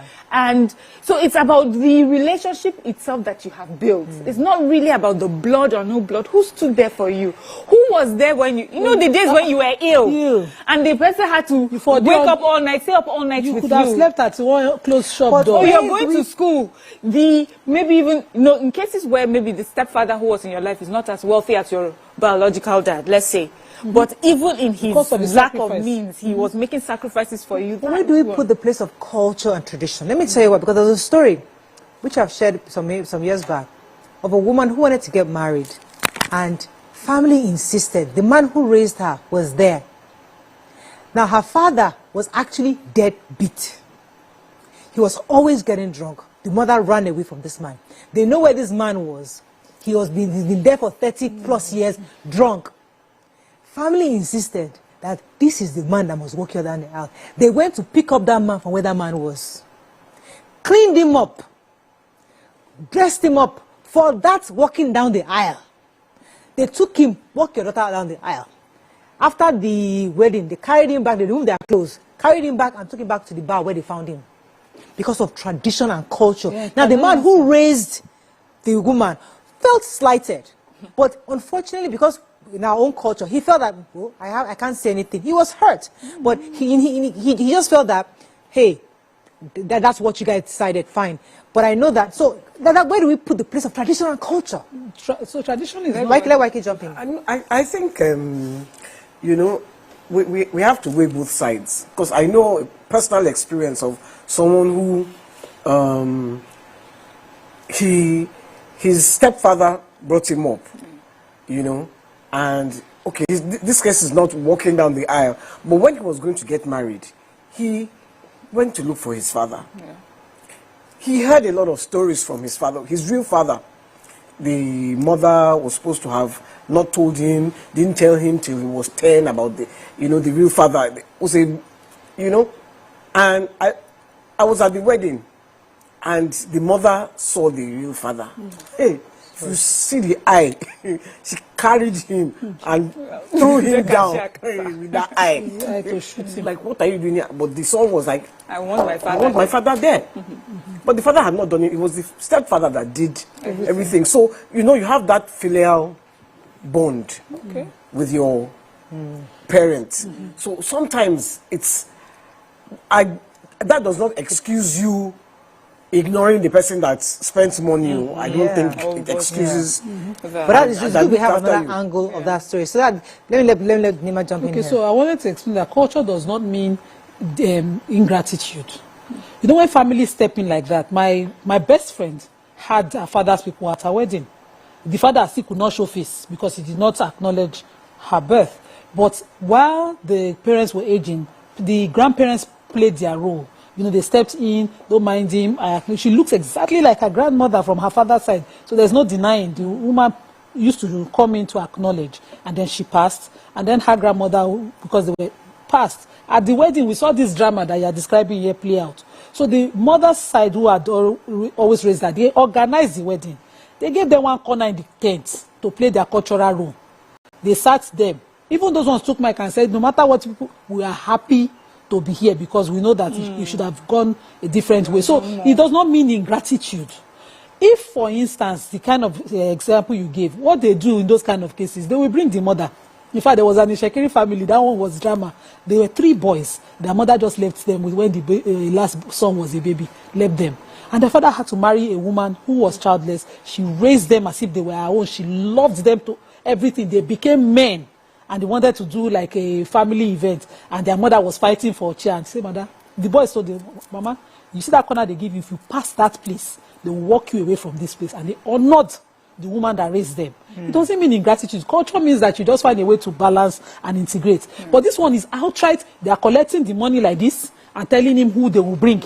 The invitation sent out, ignored every of his requests. Everything is wanting. It's only the money that they are just collecting. It doesn't balance things. Those ones you cancel. In culture, when it is required, you can go and inform your father's people that you're getting married. They will say, okay, take your husband there. The traditional rites will be done. If he wants to attend, he cannot be determining how the event will go when he's not putting money on ground. Even when a woman single-handedly raises her child, she will keep quiet for the traditional rites that involves family. That's if she volunteers, if she's a cultural person, if she submits her, she will say, okay, you people should continue. And you know how some families can be embarrassing.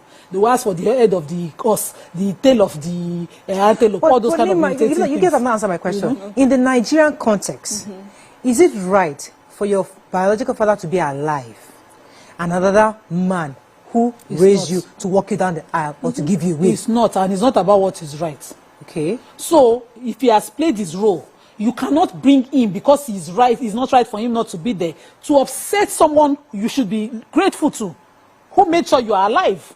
Even him, who raised you, even him culturally must recognize that role. When they are even drinking, you know, at our weddings, they will say, bring Shina, bring this.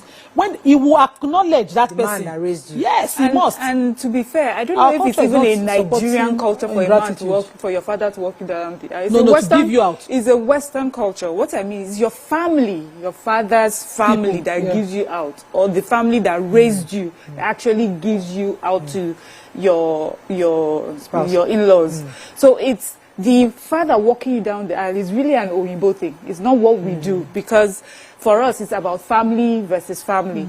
And I don't also think that our culture is so blind to, you know, the intricacies that happen within a family or what it took to raise a child, that they're so blind that they would take honor away from the person that deserves it and give it to another person just because the person is biological. What I've seen that has caused a lot of sentiments really is about money, where they feel the biological person who hasn't really been part of your life, but he has money, he has status, he has, you know, and it would be nice for the wedding. It would be nice for me so that my in-laws can see where I came from. I'm a family from this family, even though they have never recognized you or accepted you while you were growing up. But for this wedding, let me show them where I come from. You too want to insist. That's when you hear a mother saying, go to your father's family. These are your people. Because it's not really about her happiness and the person that has raised her. And I feel that that's something we need to dissuade people. Give honor to whom honor is due. And for me, it is not biological, but the person that's made the sacrifices for you while you were being raised. So is that honorable lesson I want us to really take from this? Because the truth is that, yes, tradition is there, but sometimes you have to see things in a different perspective, in a more logical way, that, okay, this man is the only father. Because what is fatherhood? Aside from you're giving out the biological factor. Being a father is protection, is guidance, somebody who is there to raise you, to mold you. So if that person played that role, that final honor of being part of their wedding, but going to what Nima said, and what Mariam said, it is the family. So your husband, your stepfather family is brown.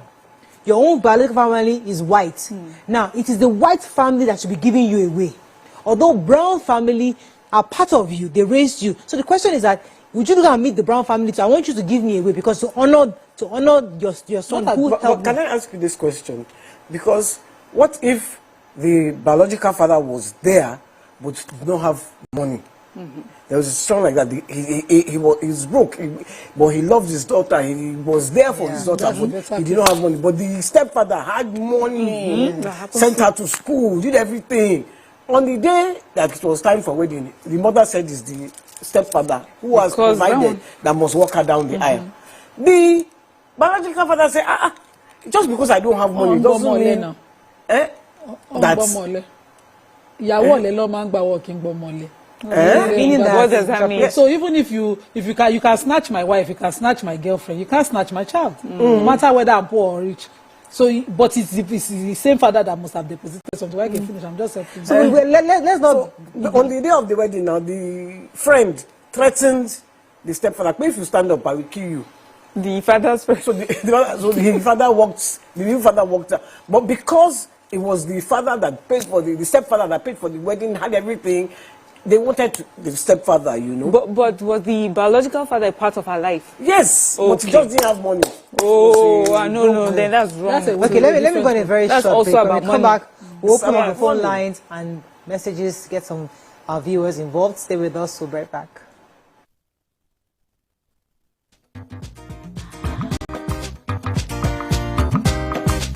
Stay tuned. Your View will be right back. It all started here, Like millions of Nigerian boys, my dream was to play for the Super Eagles. New Bisco Costa biscuit fills me up, gives me strength and energy to do well. It is hard work and you need extra energy and strength to succeed. Scoring goals that will last for a lifetime.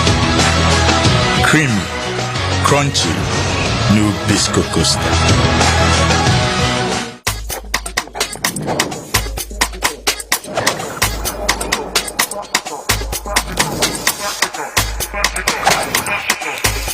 One choice, multiple styles. All big, all unique. Pack your bags. Betano is giving you the chance to win an all-expenses paid trip to the UK.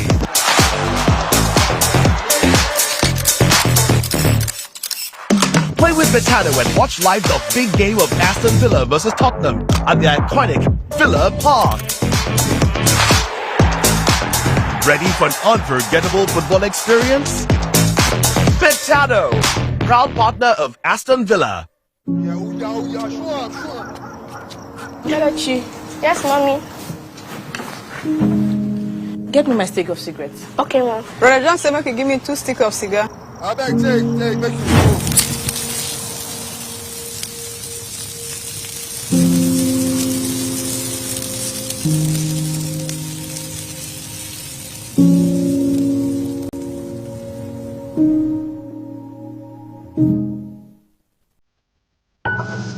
The TVC News at 7 and the TVC News at 10 are not like any other news broadcast. It's the big news hour, the hour for the big breaking stories. We've got some of the best reporters on the field. Taking you through as it happens. It's fast-paced, hot-hitting. With investigations that matter.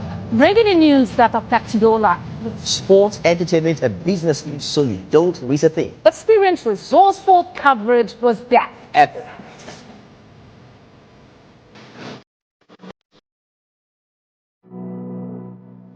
Good morning, Marina Station and all the passengers. Efficient, it's comfortable. This development will go a long way in reducing congestion and emission. The trains are a long-term solution to Lagos traffic challenges. This is where we take the final, decisions on policies, programs of government. I will have to ensure that, the narration of Lagos as a PLC is taken very, very seriously. This is a major pedestrian bridge linking Oyinbo here to Apapa Road over there. With this overpass, we are providing what we call permanent solution.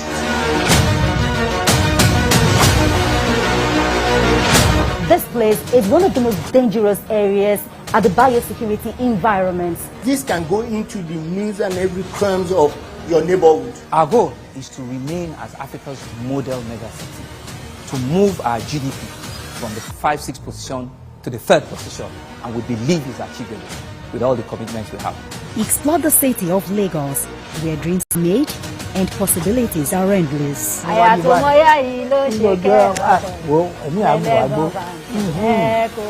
Adedoja Salamadini. I live in Lagos, inside Lagos.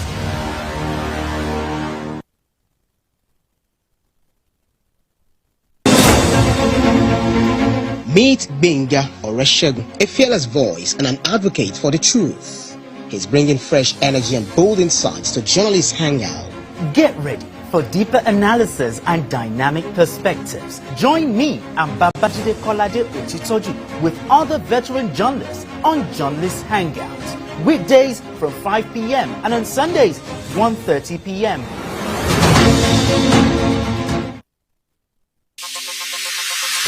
Stay ahead with the biggest news stories. Go beyond the news headlines. Experience impactful investigations. Enjoy resourceful news coverage in real time. TVC News at 7 and TVC News at 10 p.m.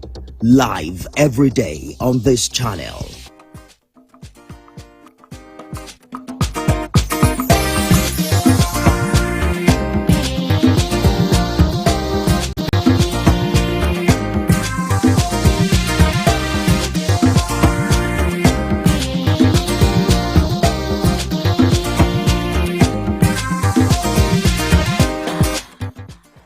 Thanks for staying with us. So joining us is a professional master of ceremony, a senior trainer, and a budding entrepreneur at her own Talk Academy? Yeah. Talk Academy, yeah. With all these accomplishments under her belt, she's a force to reckon with. Through her passion for speaking, she has turned her skills into a profitable business, hosting events and training others in the field. Despite a degree in human anatomy, she has excellent skills in communication and event planning. These skills have enabled her to work with clients from multiple industries and high net worth individuals. Through her work, she hopes to inspire others to stay in their line and develop their passions and skills. We will be talking to her about passion and how she's managed to build her brand. But first, you're going to be joining us on the conversation. Welcome with us, Joyce Daniels in the building. Glad to be here. Good to have you. So much. Thank so you. You've been listening to what we're talking about, Yes, this family dynamics of who should give away a bride, biological father or her stepfather. In the story that we referenced, the man is not her official stepfather because he's not married to her mother. But in the Nigerian context, there's usually the possibility where the woman has remarried. So there are different areas where she married a rich man or she married a poor man. Either way, the biological father was not the one that raised the daughter. And then when it comes to an adult, she wants to make an adult decision. Okay, I want my own father to be the one to walk me down the aisle or to give me away in marriage. In that regard, do you think we should uphold culture and tradition, meaning saying that it has to be a biological father, or should we understand and renew that notion, say, listen, whoever you choose to be your father should give you away in marriage? Whoever you choose should give you away in marriage. He should also pay for the wedding. Because I wouldn't have him give you away, but the other father is paying for it. That's the only issue I have with this particular situation. Pay for it, or don't ask for But he can't afford it, but he loves you. He can't afford it. Yes, you might. You don't have to have a big wedding. You can have your daddy, your husband-to-be, and your mommy, 10 of you, 20 of you, in a room somewhere with a minister. It's still a wedding. True. You can do it at the rate that your father can afford if that's what you really want to honor him and for his love. That's fine. But don't tell me you have a 250 number of guest list and the person who is paying for it can't bring his own 20. These are the issues I have. As simple as that. Honor and love your daddy, please. Let him pay, or you pay with your man and have all your parents. Let's assume that you can afford it. So now you are grown, you've gone to school, you can afford it. Your stepdad don't really have to pay anything. But you just want now because you control everything financially, you want to bring your dad. Is that right also? Is there no way that you can balance it such that you can say, this is my biological dad for whatever sentiments, because Islamically nobody else can give me out. It has to be my biological father, and for that sentiment, whether it was my life or not, so it has That's what happened in that it has to be by blood, and except he's not available, he's deadbeat, he's unconscious, someone can step in from his family side. So, and I have a stepdad. Does not want to. If he doesn't want to be part, those are some of the exceptions. And my stepfather, who is not my biological father, is willing, is there. I can say, can both of you hold my hand? Just, can I do that? So you've hinged on what I think is missing, one other thing missing in this situation, which is the communication. He wasn't told, it wasn't discussed, it wasn't agreed. There was a big gap. So I have other questions, like, I have questions about how do you guys live your everyday life? Where did this gap come from? When did you, who didn't discover the gap on time? Because I don't think it just happened here. It's been there somewhere. Somebody was not saying something. So that communication is really key. I've emceed events in Nigeria where the father who gave the bride out was not the biological father, and the biological father was right there in the room, but because I raised her, the family had agreed I would give her out.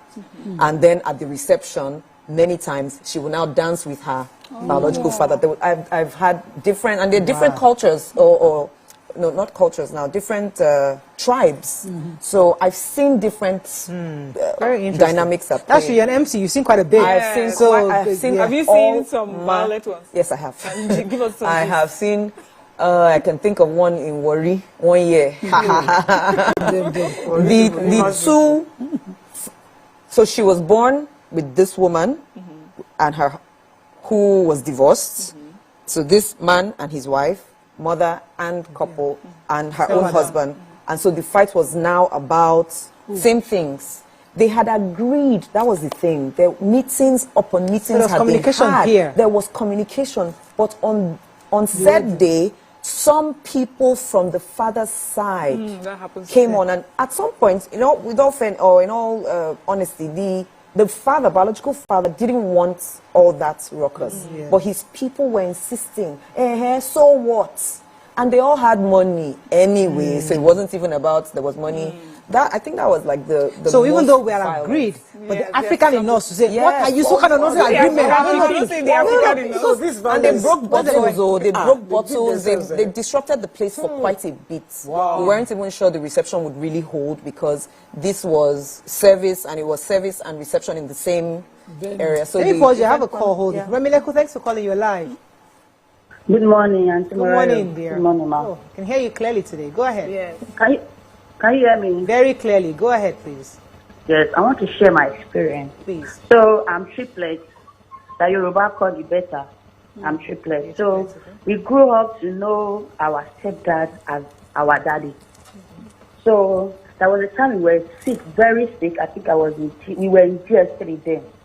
We were very sick, and my mom called our dad like, these children are sick. My dad said, he was in Benue. He said he's in Benue. He went for one admission for our step-sister. Now, that step-sister is not his own biological child. The daughter is from another father. So now we were sick.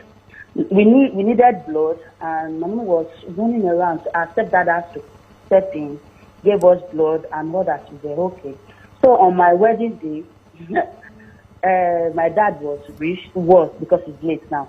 He was rich, so he was like, he wanted this flamboyant wedding for his daughter. Can you talk to the son? So my mom said, you are the father now. Okokulo kunre, all those Yoruba stuff. So he said he will walk us down the house, this, that. So he did. So my reception, my stepfather was totally out of it. He said he's a father, let him do anything he wants to do. He was so loyal, he didn't even want to do anything. So, but church, we were like 15 in the church. He walked me down the house, we're happy, everybody was happy. So nobody knows my plan. So reception now, people will be very, very much in reception. So it's time to dance with the bride. And I told the MC, just call my stepdad. And my dad he was angry and he left the hall. I was like, you can't have it all. You can't do everything because you were not there. You were not always there. So this person that was there, I have to appreciate him too. Yeah. Well done. So so since then till he passed, everybody there on their own, but I'm so happy I helped you too. So you compromised. So Thank you very much, Romileko. So he biological walked her down the aisle, and the reception, her stepfather was going to dance with the first dance. So that's a compromise. These are adult decisions I'm trying to get us to do. Yes, because the father still didn't like it. He didn't like it. But you see, this is where we need to go as a country, as a people, that certain things that we're used to, we need to begin to review it. Because she was able to make her independent decision, but the truth is many people can't. It's not cultural to dance. In our culture, you don't dance with your father. It's not anyway. You dance with your husband and go home. So she chose that one as a means to copy from another culture and compensate. Because maybe she heard the stepfather is loyal and an extremely understanding person. He sat through it. He did not disappear from the wedding, but the moment they do dance, the father left. Imagine that. Imagine. So again, I mean, let me come to you because I know you experienced quite a few things. My concern is also the mother. The woman is like this. She's the unifier. The bridge. What role do you think these women should be playing, especially to avoid these kind of issues from the beginning? Communicate. Communicate early. Communicate clearly. Communicate in honor. You are really the bridge. Yes. And if you are not communicating with the children and the fathers involved, then that's a gap. Because sometimes, in our climate, some children will never have a conversation until the adult initiates. So mommy Yes, that's your role. Yeah. And you know, or daddy. I know the worrisome thing, sometimes really troubling thing about the bridge or the unifier is the bridge may not be an honorable person. I know we like to paint our mothers as if all of them are well behaved, they think well. There are some mothers that are looking at the situation and thinking, which will pay me more? Which will look better for me? And you see, create situations that they shouldn't have, arisen in the first place. This is the man that has always taken care of the child, but I'm not, we're not speaking now. He doesn't have the sort of money I need for the sort of wedding I want for my daughter. Let me take my daughter and go behind his back and talk to this man who's never been a part of our lives and sort of persuade him or blackmail him or, do something, intimidate him to bring out some sort of money that will make it a glamorous wedding on the day. And then you now find two fathers who didn't know what was happening, clashing with each other because the bridge did not do the proper thing. Yeah. There's a message from Mr. Tijani here, which there's Yoruba in his... Yes, no, his brother. Says there is a Yoruba adage that says "Agbatoko diomoeni," did I get it right? Which translates to helping in a child's upbringing does not make such a child your own. This proverb conveys a valuable message about the limits of responsibility and the importance of recognizing one's own role in someone else's child's life. What did you say? Agbatoko diomoeni. My advice to the stepfather is to move on and consider his actions as good deeds with his rewards coming from God. I somewhat disagree. No, I don't agree. I don't agree with that. Fully. Because, they said you cannot give something when he's dead and throw something away when he's dead or when you don't value it and then claim it when it's of value. You cannot abandon your child all their lives and tell the person that made sure they didn't die and that they are an adult now that what you do safe. You are at the height of ingratitude. Yeah, I agree. You should not even snake better past that person. But you know what they mean is what they're trying to say is that in a case where there's this snatching thing that used to happen in those days where the rich one will come to the family and say, I will take care of you. Plus your children will marry you. So in that case, you were slighting. You're a helper. Yeah. You're not helping. You were slighted because you slighted them because he didn't have money. So he will tell you when he's of age that my child will find me, and it's a culture that we see. What do I call it? A filial something. But we call it the blood will smell. Yes. We will find you. And those kind of things backfire. Yeah. But not in the case where this kind of abandonment, you did not show up, you did not do anything. I mentioned a friend that passed last year on the show, and her husband walked away, left her with 5 kids. So we did everything, and see, she didn't even wait to reap where she sowed. When she was sick, he showed up, just out of anywhere. And now he will tell the children, I will call you twice a week. Let me take this call so that he can Yaba. reap where he didn't sow. His name is Wealthy. I think Wealthy, I believe. Thanks for calling. That's a good name. Hello, good morning, Wealthy. Are you wealthy? Better be. Hello, I'm not sure again. You see, the reason why I want us to have this conversation, let me come to you, Joy, is because I really believe that we need to start renegotiating cultural traditions because these things are always happening. And I think it's time for us to make people take responsibility. The story she just shared, somebody abandoning your responsibility. And because you know that this is African culture, my child will come and look for me. Nobody's coming to look for you. You did not participate in this child's life. Because men have that thinking that they would find me, let me just go. No, maybe then they will find you. But today, the kids are saying, we're adult, I am making an adult decision where I'm saying the man who cared for me is the man who has the right to give me away. Now, that's my thinking. But traditional culture will still say, nah, it's giving you that pull.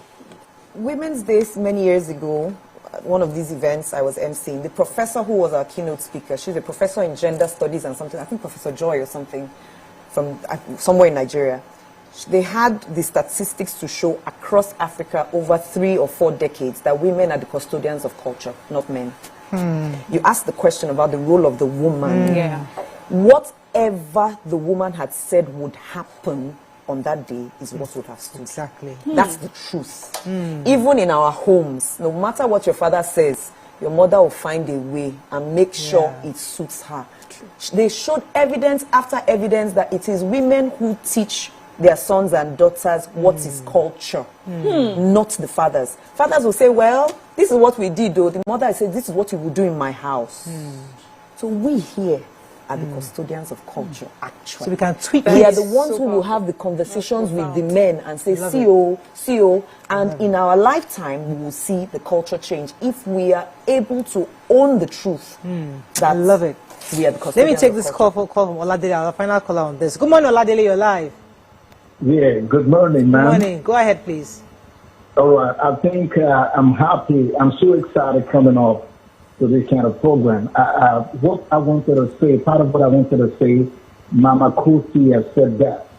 Like, what about if the father was there, for the baby all this while, emotionally, love-wise and otherwise, but he doesn't have money to run the family or to take care of the daughter. That shouldn't make the father a kind of an alien or whatever you call it to the daughter. No. And I think, let me quickly talk to the step-parents. It's our time to know that whatever it is, that baby they are trying to fight for, like the case of that man you're talking about, it's not his baby. It's not his baby. You're just there as a stepfather. It's not your biological. You should have that thing in the back of your mind that when it comes to such a thing, you should not kill yourself for that because it's not your baby. You're just But you can't be living.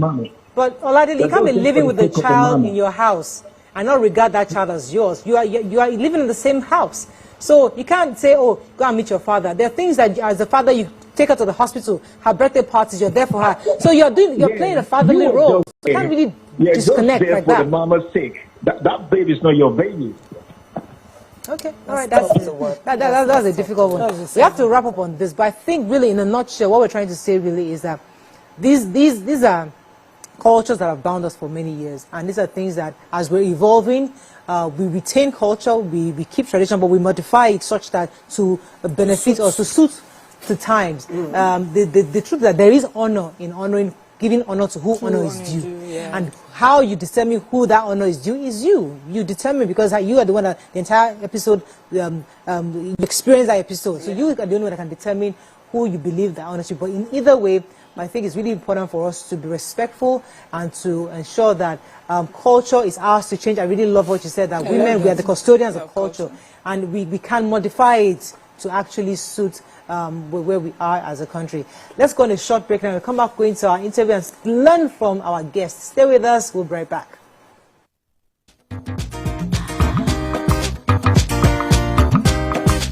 Stay tuned. Your View will be right back. Every second, every minute, every hour, and every day, time doesn't just tick away. It's a countdown to political decisions that shape our world. This country must move. Imagine the impact these decisions have on our lives. Some are consequential, others may leave us intrigued or baffled. You will have no better friend and partner than Nigeria. Step in and feel the frenzy like never before. Join me every weekday for an hour of fact-finding interviews with questions cut to the core.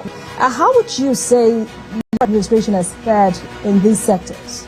I will dig in to get to the heart of issues, from local politics to global insight. Join me as I unearth the power plays, jaw-dropping revelations and the unfiltered truth. This isn't just politics, it's unraveling the stories that matter. Brace yourself for Politics Tonight every weekday at 8 p.m, where every decision echoes along the corridors of our lives.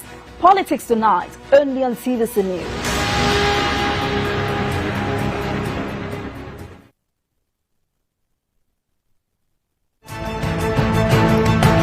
You're watching Beyond 100 Days with Nifemi Oguntoye. President Tinubu, since he assumed office, they are on our way to progress. 6 out of the 8 APC federal lawmakers have a movement structure that's going to take back our party in Enugu State. Because this one I'm saying is tales by moonlight. It's not working. So I'm wondering what you think, or who you think can stop him now. He doesn't own the party. One of the causes of inflation is because people cannot go to the farm. The government still needs to do more so that people can eat I believe we're clamoring for is more responsible use of social media. Not that people just go in there and think that they can say anything to anybody. Tinubu is not one who believes in the simple. I mean, he wants to get it done. He will face it. He will get it done. Yes, the president, from inception of his administration, focused squarely on diversifying the economy and driving in investments to, cushion the effect of everything that we've seen, ranging from COVID-19 to the global commodity shocks, global financial crisis, and all of that. I was privileged to have worked under a governor who believed in the system, who also built up the system, and I'm going to do same. All right, that's our show today, everyone. Thanks for being a part of it.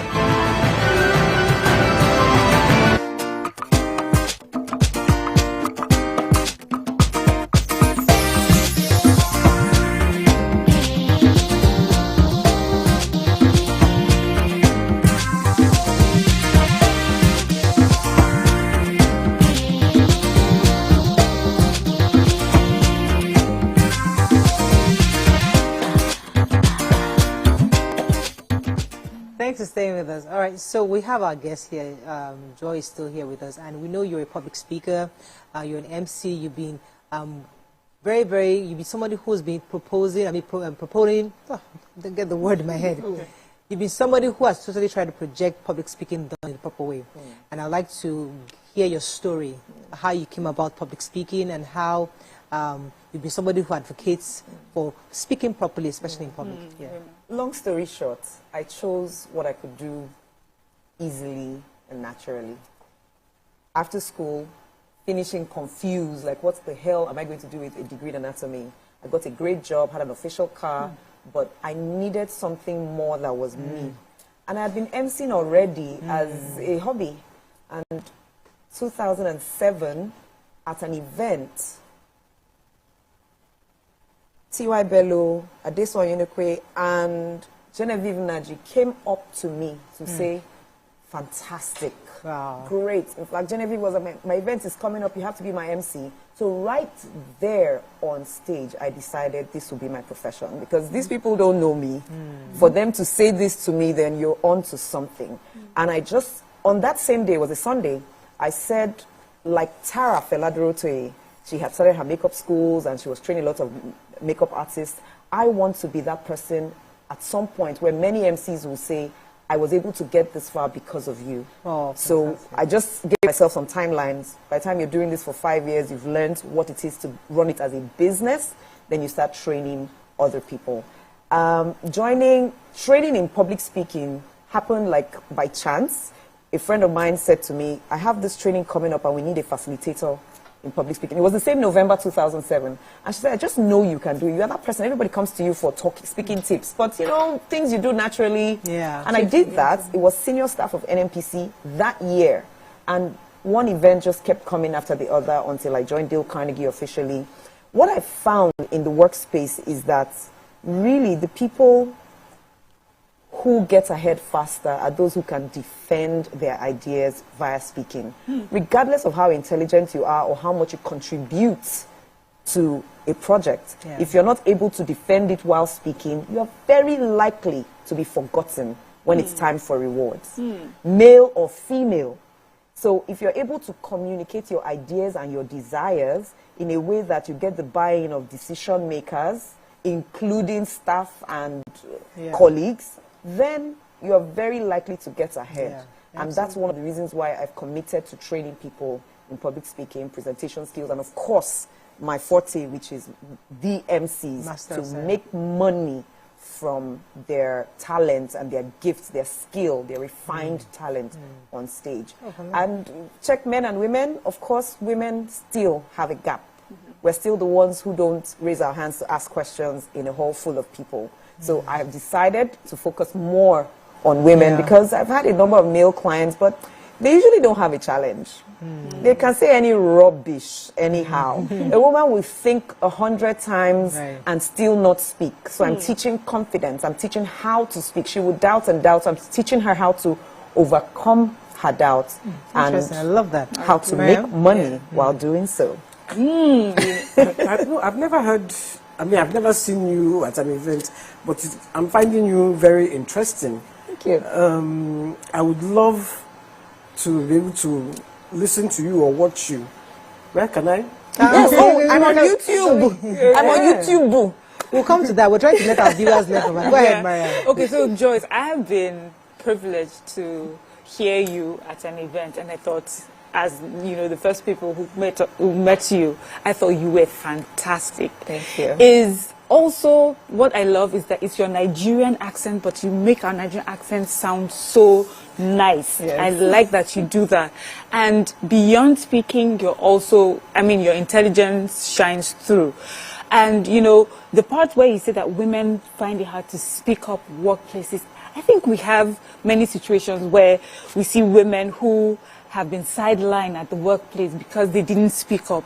Or when they try to speak up, the male counterparts have a way of drowning your voice. And there are tips to help a woman in the workplace to use her voice so she can, you know, be seen and be seen, be heard, and respected, and paid for it as well. Tip number one, believe in you first. That doubt will show up when you don't believe in yourself. The moment you start speaking and somebody hushes you, if you do not believe in yourself, you'll be quiet. I use an analogy. If you're leaving your house and you feel your outfit doesn't look okay, the moment somebody says, what happened to this stuff? Yeah, I even said it. My mind told me. Yeah. That's doubt. So doubt will show up. But the moment you say, look, anyhow way it be, we are carrying on. The moment somebody says, excuse me, say, hold on. My point is, because you believe in you and you believe in what you're saying. So that's tip number one. Tip number two is rapport. If people are going to listen to you and accept what you're saying, it will be better or easier if they like you. Which is where subjectivity comes in, which is where a lot of women say, no, I didn't come here to make friends. I came here to do my job. But it's people who like you that will listen to you. Because by nature, we are not objective. We are subjective until we train to be objective. So, for subjectivity reason, become friendlier. We've given it bad names. That's why many women run away. We call it ass kissing. We call it all those other things. It's not. It's rapport building. If I want to say hello to you, find out what you do outside of work, ask about your family, your children, you might just like me. If I always see... It's courtesy. But some people are like, abeg, which one concern me? Which one concern you? That's the reason why they might shut you down when you stand up to speak, because they're like, she's rude. Now they've called it something else. You're minding your business, but people call it, she's rude. She's snobbish. She's snobbish. That one who has her nose up. And because women are beautiful, we are usually the ones easier to look on. It's easier for people to point at us and say we are snobbing. Because we have that grace, that carriage that comes with us just being. That's why when you came in, you went to each one of us one by one, hugged everybody. So to build rapport always, it's not the most important thing to be liked, but it's important if you want to get ahead.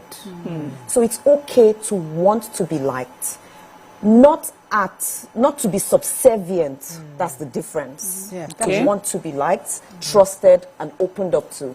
Then you can make your points, and then they can understand how intelligent you are and give you opportunities to grow. I'm telling you. I'll give it to, what's the third one I'll give is structure, preparation. So I've taught and I continue to teach men and women, but now, like I said, I'm focusing more on women, how to prepare. If you are not well prepared, it will show at some point. People ask, what do I do when it's impromptu? I always say there are no impromptu situations, there are only unprepared speakers. Because if you're well prepared, you will have an idea of what the possibilities will be, the blind sides. You will go beyond just preparing for one. You'll prepare for 10, and they will ask you for only 2. There are no impromptu situations. There are only unprepared speakers. So I have this tribe of women called the Money Making Mouth Tribe. Joining in is as simple as you are a woman in business, in career, you want to speak more, but now you also want to earn from it. Why?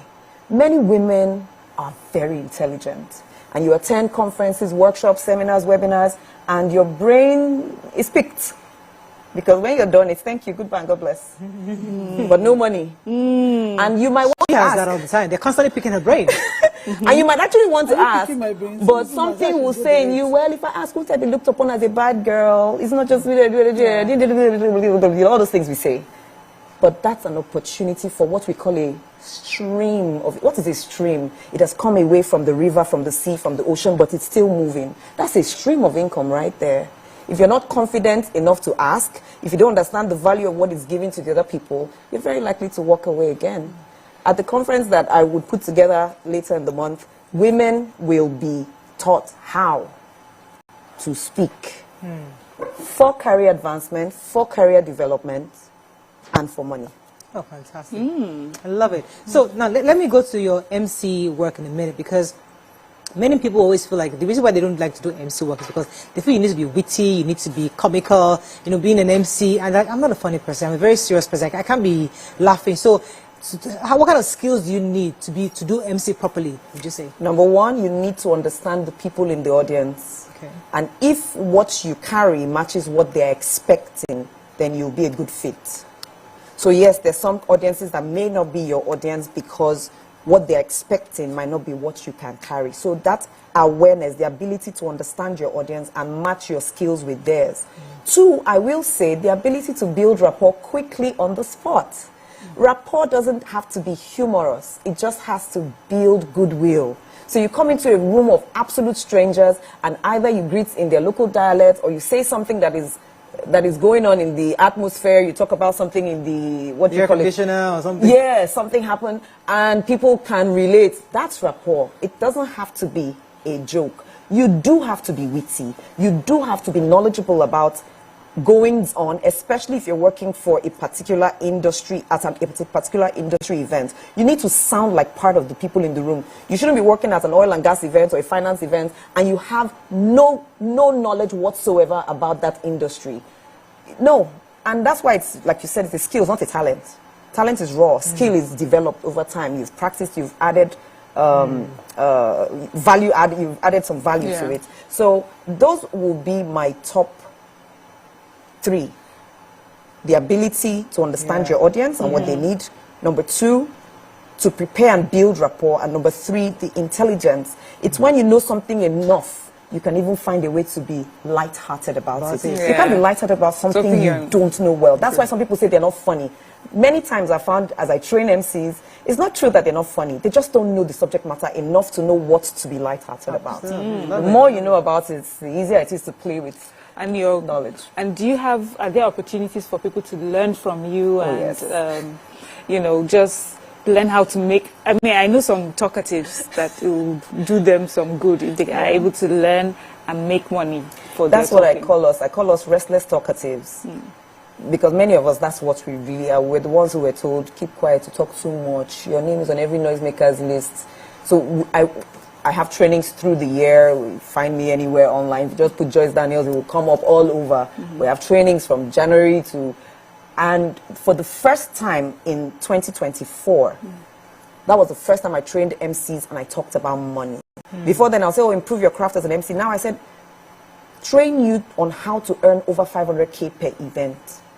And there were at least 16 who had never seen 500K in one place together, who would call me crying, weeping, and say, Ma, I am holding 600,000. As in, I'm dead, I've come back. Like, what did they give me this money for? Would they come back to ask me for it? Am I? Are you kidding? 1, 2, I had people who had their first million per event. And it's like, what? Just because I've now understood how to get the money more. So I've been getting the money for myself, but I wasn't sure how to translate it. I said, okay, well, it's because you have 15 years 15 years of experience, 16 years of experience. That's why people can pay you this much. But even if it's your first year, you can still hit that. And I had a client like that last year. They hit that money. I don't know what's happening, but my friend Yusuf Bello, as well as Maria, saying that I need you more. Yeah, that's what Mariah was saying. I got you. He also sent a message to you. To her to join our school. So they tell you that you need her. He says I need her more. Yeah. Let me tell you why Nima needs you. Let me report Nima to you. Please report. This morning, she has picked somebody up in her car just to help the person. And the person was there lamenting about her, you know, and the person was talking issues that she had. And Nima was there giving free legal advice, not realizing that you're giving value. Oh, this is you are saying. You should pay. Somebody should pay you for it. So she needs to know how to monetize. Hear the issue. Don't give out the value yet. How do you prioritize that? How should she have handled that conversation where she's not giving you value, but you come back to her for value? I could give you a very quick tip. Give enough value to solve an immediate problem. Okay, which you did. But remind them, which many times people know, that they need more than what you solved today. If you need, and when you need more, there is a fee attached. So say it ahead. You walk into a supermarket, there are price tags on Have them. a price tag on Have your a head. price tag very clearly put there. I know some women will struggle with price tags because it's like, where do I? So those are the things we'll now show you how to determine what price tag to put on what kind of service and for who. That should also, I should quickly add that as much as we make money, I still say there are 4 reasons to work for free. And number 4 is love. So sometimes you will find yourself in a situation where you're doing it out of pure love. It's okay. It's okay. But you can't be loving all the time. For so long. No, she has been loving for many years. It's time to make the money. Love the whole of Nigeria. She will do free work. We'll ask you to be clear where the love is, so that when the child is getting married, they won't tell you that you cannot attend the wedding. I hope you are hearing. Well, I mean, thank you. We have to wrap up, but I know you have an event coming up very soon at the end of the month for speaking. I mean, lots of people are asking, so we'll send them the details of the board. Your handle is Joyce Daniels, right? So I am Joyce Daniels on Instagram. Joyce Daniels on Google. Search it, you'll find my YouTube so we can videos. get more details about Bojocom. Well done. Congratulations. Any final words? I love what White was saying concerning I can't remember, but the police. But you loved it. I loved it. But yeah, but you know, you have to give us one final nugget. Let people who they said they can come back. That's more value. Give us more so that when you come to your always say that for final words, there are no final words. The conversation will always continue. Because what you think you know today and you're a master of today, you will need to upgrade for tomorrow. What brought you here will not get you there. So there are no final words. There are only upgrades. Woo! Okay, nice. Good to have you there. We love us some Joyce Daniels. That's all we can take on today's show. Hope you learned a few things as we have. Have a great day. We'll see you tomorrow. Bye for now. Bye. Yay. Yay.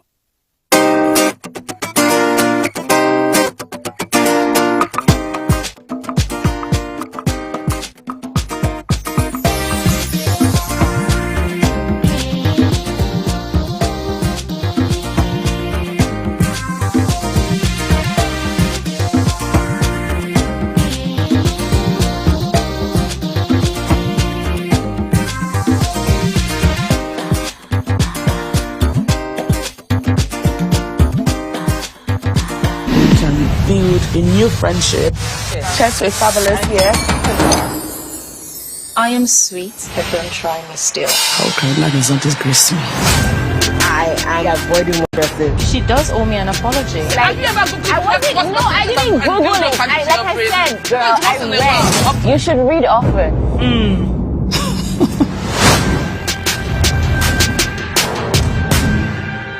The following is a paid presentation by ShopX TV. At ShopX TV, our customers are the heart of everything we do. As a special thank you for your continued support, we are offering our customers 10% off on selected products from now till November 15th. That's right, shop now and save big on some of your favorite items while stock lasts. Don't miss out on this opportunity to grab amazing products at unbelievable prices. First is our amazing 4-in-1 CookX blender. It's a food processor, a grinder, a blender, and a juicer all in one. The CookX 4-in-1 blender comes with 3 versatile cup sizes, each crafted to handle special tasks perfectly.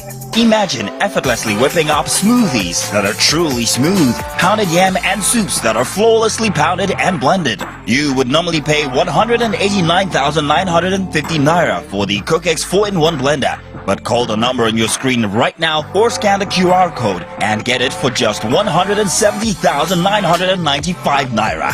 Incredible! And that's not all.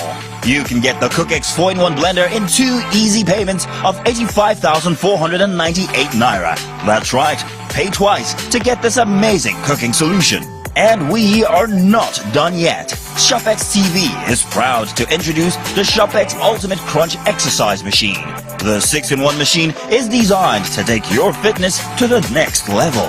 No need to worry about expensive gym fees. You can now work out from the comfort of your home and achieve results. With Ultimate Crunch cutting-edge technology, you can transform your body. Its enhanced features deliver a full body workout that's efficient, effective, and enjoyable. The secret is its advanced design that combines multiple exercise models into one unit. The versatile machine features adjustable resistance levels, an ergonomic design, and a built-in digital tracking system that displays speed, time, distance, and calories burned.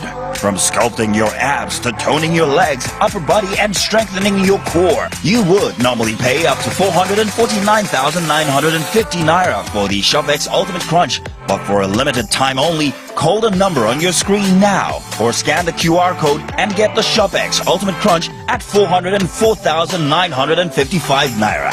Incredible! And that's not all. You can get the ShopX Ultimate Total Crunch in 2 easy payments of 202,478 naira.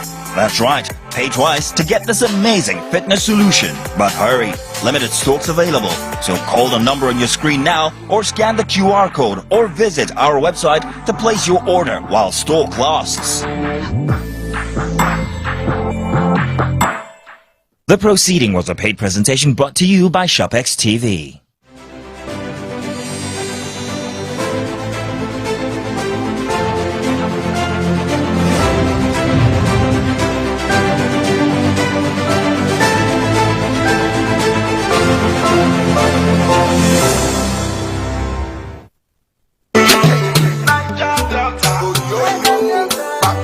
Nigeria's Niger Delta region, where the black gold continues to flow and fuel Africa's largest economy, where the line between wealth and poverty has never been thinner. Oil, gas, politics, development, and community issues all are highly valuable commodities in the Niger Delta. How do they combine and how can they work together to spawn a new era in the Niger Delta? Join award-winning ace broadcaster Mahmoud Felix Akuga on TVC News every Wednesday at 9:30.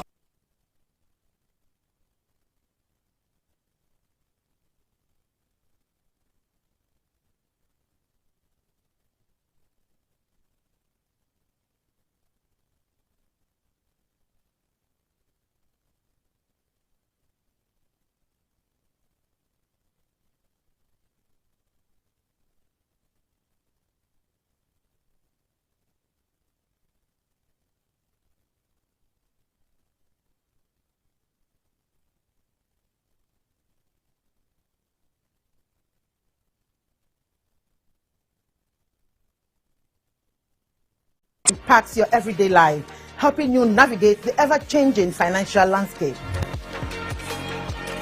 Watch Business Nigeria every weekday at 2 p.m. only on TVC News, first with breaking news. At TVC News, wherever the big news story is happening, we're geared up to break it. TVC News, first with breaking news. Hello, TVC Communications. How can I help? What makes TVC the right choice for my business? Excellent question, sir. Let me share some exciting facts with you. Start your day on TVC Entertainment with Wake Up Nigeria, a family and lifestyle show. Your view empowers women globally. It's your view, let it count. Entertainment Splash delivers the hottest celebrity trends. On TVC News, we keep you informed with breaking news and in-depth analysis of events shaping the world. I will continue to speak the truth. TVC News at 7 and TVC News at 10 p.m. delivers the most important stories of the day. Max FM, your hit music radio station, captivates listeners daily across Lagos and Abuja, making every commute more enjoyable. Adaba 88.9 FM is not left out, as it is the voice of Southwest. And on TVC Digital, we reach to million viewers daily. All together, pulls in over 17 million viewers daily. Contact us on 0707-272-8338 or marketing at tvccommunications.tv. Partner with TVC Communications today. Let's grow together.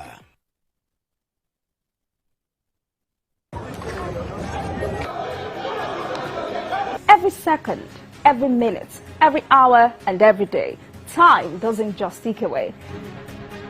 It's a countdown to political decisions that shape our world.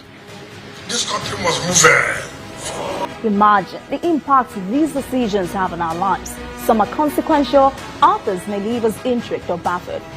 You will have no better friend and partner than Nigeria. Step in and feel the frenzy like never before. Join me every weekday for an hour of fact-finding interviews where questions cut to the core. How would you say your administration has fared in these sectors? I will dig in to get to the heart of issues, from local politics to global insight. Join me I unearth the power plays, jaw-dropping revelations and the unfiltered truth. This isn't just politics, it's unraveling the stories that matter. Brace yourself for Politics Tonight every weekday at 8 p.m, where every decision echoes along the corridors of our lives. Politics Tonight, only on TVC News.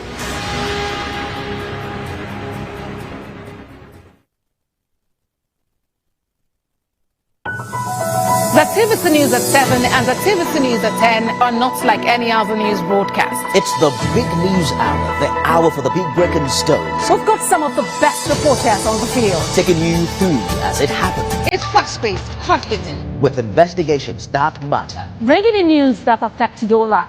Sports, entertainment, and business news, so you don't miss a thing. Experience all sport coverage was that epic.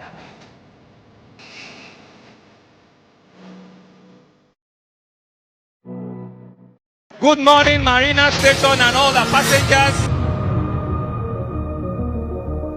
Efficient, it's comfortable. This development will go a long way in reducing congestion.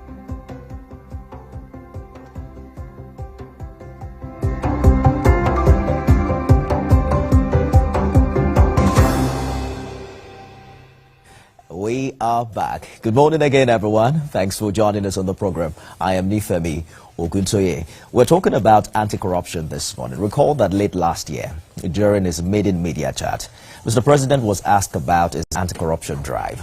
And he has a slightly different opinion from what many thought.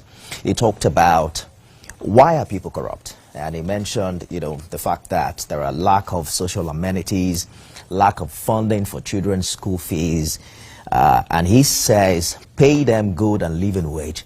And perhaps corruption can be defeated. He highlighted his efforts in the area of student loan, increasing minimum wage, and if we can even get more allocation. But some have also said there's need to balance that thought, because if you don't penalize corruption, you don't also show to those people coming behind that there is definitely pain when you do the wrong thing. People need to see corrupt leaders punished, taken to court and really having actual jail term in that sense of it. Without that record example, the feeling out there is that corruption might persist. We're hearing from the Economic and Financial Crimes Commission now that it dismissed 27 of its officers last year. And that dismissal was following the recommendation of the Staff Disciplinary Committee of the EFCC, which was ratified by the Executive Chairman, Ola Olukoyede. They were dismissed for various offenses that the agency calls fraudulent activities and misconduct. I'm joined on the show this morning by US-based lawyer and author, is also a political affairs analyst, Dr. Okpe Banwo. Dr. Banwo, good morning. Good morning. How are you today? Thank you for joining us. Thank you so much for having me. How's Nigeria? Oh, I love it so far. I've been having a great time. Everybody is jackpot, but they still find time to come back home. Yeah, because it's still our country, no matter what we say. Maybe it's not that bad after all. Not necessarily that it's not that bad, but because it's your country, you don't have anyone. You might be an American, but you're never really going to be one of them. We all know that. And I've really had some very positive experiences, starting with the airport. I have to give There's a lot of upgrade there. I have to give Keyamo his props. It took me 5 minutes from getting out of the plane to get out of the airport. It's never happened in 30-something years. Wow. And because I criticize the government a lot, when they do a great thing, I have to. Keyamo, I mean, is they killing it out there? I was very, very surprised. There was none of these trying to give people money and all that. And everything went smooth. And I was just stunned. And then the second thing I've noticed that is pretty good is that I was even afraid to even talk about it now so that in case I don't jinx myself, my light doesn't go off. so I've never seen that before. For the first 3 days, it didn't even blink. There's no doubt about the fact that the cost-reflective tariff is working. People now have to pay more. I don't care, I'll pay. But there's light. I don't care how much it is, I'll pay. But I was just stunned, so I don't even want to be telling my friends that my light don't go off, just in case it goes off. So it went off about like an hour or two, then came back on. For 5 days now, it's been excellent. I have to say that. I've not seen the cost, and I personally don't care. And I believe that most Nigerians, if you provide them the service, they don't mind paying. Absolutely. You know, some said that we perhaps have gotten so used to free things, and that's why the system never works. Yes. So those two, I have to give them. That's not to say everything is fine, but those two, it surprised me. At least it gladdens my heart that, you know, I just got back to have some few good things to say about Nigeria. But they say it doesn't really feel at home over there until you come back home. Is it true? Well, yeah, like anywhere, it's like it's not even so much because we are abroad. If you live in Lagos and then you go and start staying in Abuja, or you live in Mushin and go to stay in Abuja, Abuja will never be like your home until you go back to Mushin. So the same way with Nigeria, those of us who really love this country, and you feel different when you come here because this is your place. We'll get to the EFCC story shortly, but your book, The Kingmaker, is getting a lot of reaction. They say you're actually talking about Mr. President.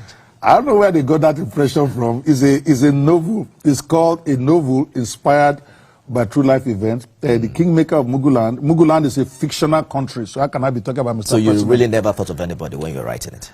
Well, between you and I, nobody's watching. Every writer is inspired by something. Okay. All right. So I wanted I just love fiction now. So it frees you from all these, the thing being personal. Somebody saying he libeled me or didn't libel me, but you can still tell the historical stuff from your perspective. That's what this is. We'll talk about that later and why you canceled the launch, you know, perhaps some other time. But let's turn our attention to anti-corruption. Fraudulent activities and misconduct is why AFCC says it has dismissed 27 officers last year. Maybe it's the journalist in me. Why do I think that's a little vague? You know, not revealing the identities, the cases against them, because usually what you know AFCC for when they are prosecuting their corruption cases. Yes, and I have to say this with all sense of respect to Mr. Oluborode. I really love when the man was appointed. I thought he was going to be a game changer. He could put himself in history because he's a professional. I've met him once, all professional, but I'm pretty disappointed that he has a great chance to write himself into history, but he's not doing it. You don't dismiss officers and don't tell us who they are. In a country like Nigeria, deterrence is one of the greatest motivators because people still have a lot of self-respect. They want to be seen as good people in public, but the EFCC dismissed. I'm not talking about those who are accused. If you are trying to protect the accused name until they are found guilty, you already found them guilty. You've signed off on their dismissal, and you don't tell us who they are. It's an insult to the Nigerian people. Same way they do when they tell you that they've recovered billion here, they've recovered billion here. They don't tell you the names of the people, like the person that they confiscated 700 and something duplexes from. So for me, our current EFCC chairman, he might have meant well, but it's been over nice, so to speak. I see him as being too sensitive to the feelings of accused persons. So that he's turned himself into a motivator, more or less. Every time he's always talking about what is wrong with Nigeria. When you see the files, you cry over them, and I keep asking myself, we didn't appoint you, Mr. President did not appoint you to come and cry over the files. He appointed you to solve the problem. So if internally they say they've dismissed 27 people, but we don't know who they are, who's to say how is that going to stop other people from doing it tomorrow? I hear you and I understand your stance, but give it to the man. It's not the first time the EFCC is dismissing officials under his current administration. In November last year, 2 corrupt officials were also let go. There's this hush conversation as regards perhaps some corrupt practices within the anti-corruption agencies. It's perhaps the first time in a long while that we are hearing that some are being dismissed. You don't think it's a pass mark to an extent? How can I give him a pass mark when I don't know who they are? The real is the names that actually improves the situation. Not the fact that you tell us you've dismissed 27 people. How do we even know there are 27? How do we even know you dismiss anybody when we don't have their name so that people can verify? And I'm also disappointed in Nigerian press. If the EFCC makes a press release like that, I expect all of them to be all over him. Who is these 27 people? The Nigerian public has a right to know. No, Nigerians are asking already. You also talked about the issue of the estate in Abuja. Yes. Let me read the response from EFCC to you here. Yes. I think it was Mr. Oyewale, the spokesperson, who mentioned that the identity of the owner could not be revealed because the investigation into the suspected criminality in the acquisition of the property is ongoing. He explained that the company suspected to be the owner denied ownership of the estate. And according to him, it will be unprofessional for EFCC to go to town by mentioning names of individuals whose identities were not directly linked to any title document of the properties. Please give me a break. So you got to the point where you got 700 and something houses to be forfeited. You don't get to forfeit unless you file proper documents with some documentation and names and stuff like that. And the court granted you that. And you're telling me you don't want to tell us who these are. No, even if you are saying that they are denying being involved, is it the first time EFCC has been telling us they are arresting people or that they are investigating people? To me, it's a letdown, and I have a lot of confidence in the man before. A letdown of the nation. 700 and something duplexes, like trillions. It is the highest forfeiture in the history of EFCC. And you feel that Nigerians don't have a right to know who are everybody concerned? Well, but some said they have seen the name in the court documents, however. So there's a particular name on the news. Okay. Personally, I can't confirm that. Yes. But I'm trying to say that, are you not seeing any silver lining at all in that dark cloud, an improvement from what it used to be? No. Let me be clear. The current EFCC chairman is a marked difference from what we have seen in the past. Very professional, very cultural. I'm saying he has an opportunity to write himself into the history books, but he's missing that by being, I'm not going to say over professional, by being too sensitive to the feelings of the so-called accused persons. It is not the job of the EFCC chairman, for instance, to say, oh, I see these 15-year-olds, 17-year-olds doing fraud, and I feel that the EFCC should go and start a school to re-educate them. That's not his job. His job is not to feel sorry for the criminals. His job is to bring them to book so that other people can stop. So he's done some good work. Like you said, he's got some people dismissing that. But is that what Nigerians really are looking for? The man has been there for years now. We have not seen one very high-profile looter prosecuted successfully and put in jail. That's what we are looking for. The former Kogi State governor is in court now. I remember him coming out to say he's going to prosecute him or he will leave the office. Don't even start with that Kogi State guy. Don't even start. I think they did that. But no, because it is the his same word. man that went to his office to be arrested and he said he's not going to see. The same man. Leave out the details. I'm just trying to say. I'm trying to say the man has his day in court now, and he's still considered, innocent until proven otherwise. I get that, but why would somebody that you yourself declared wanted show up in front of your offices and you refuse to arrest him or to talk to him, and then you send a policeman to his house at night? Is it more about the drama or about doing the work? That's what I'm asking myself now. Like I said, one of those big supporters before, but I'm asking myself now, what's going on? Some say that the office of the EFCC chairman is arguably the least coveted of appointments, given how the tenure of past 5 chairmen in the history of commission ended. Okay. In very controversial manner. Yes. Since its establishment in 2003, during, I think it was President Olusegun Obasanjo, every individual who has headed that anti-corruption agency left the establishment in a controversial way. Yes. Usually with corruption allegations, the same corruption they were appointed to fight. But some have said there is more to that story than meets the eye. So you also perhaps want to discuss the situation based on the peculiarity of the office. So is there a sense, for instance, to which their appointment speaks to political allegiance? How do you work as EFCC chairman without, having no-go areas or the untouchables?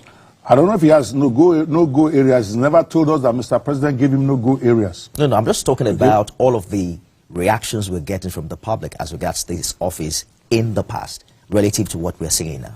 Yes, the fact that it's different does not mean it's better, is what I'm telling you. In Nigeria, if the people are not afraid of the people who are committing these crimes, they are not afraid of the number one guy, it's never going to stop. I've gone to the EFCC website. He has dared us to go to the EFCC website. He really has completed thousands tens of thousands of people, but they are mostly low-level people, all these small Yahoo boys. That's not the problem of Nigeria. The problem of Nigeria is that we have governors, we have ministers. You don't think Yahoo boys are problems of Nigeria? No, they're not. You're from the U.S. You don't think the perception out there of how corrupt Nigeria is really has to do with what happens online? No, the perception is not necessarily reality. You really never experienced that in the U.S. Someone meets you and you said you're from Nigeria, and the first thing that comes to mind is wire fraud. Actually, no. What they tell me is that they tell me about Nollywood. They tell me that Nigerians are probably the best boys to date. Girls tell me that. They tell me that Nigeria is the smartest. I'm not joking. Yes, you do hear every once in a while about people talking about the fraud. But I'm saying fraud is not our number one problem. The Chinese are the ones coming here to do the fraud now. Did you not see how many of them were arrested? So we get the rep. I get that.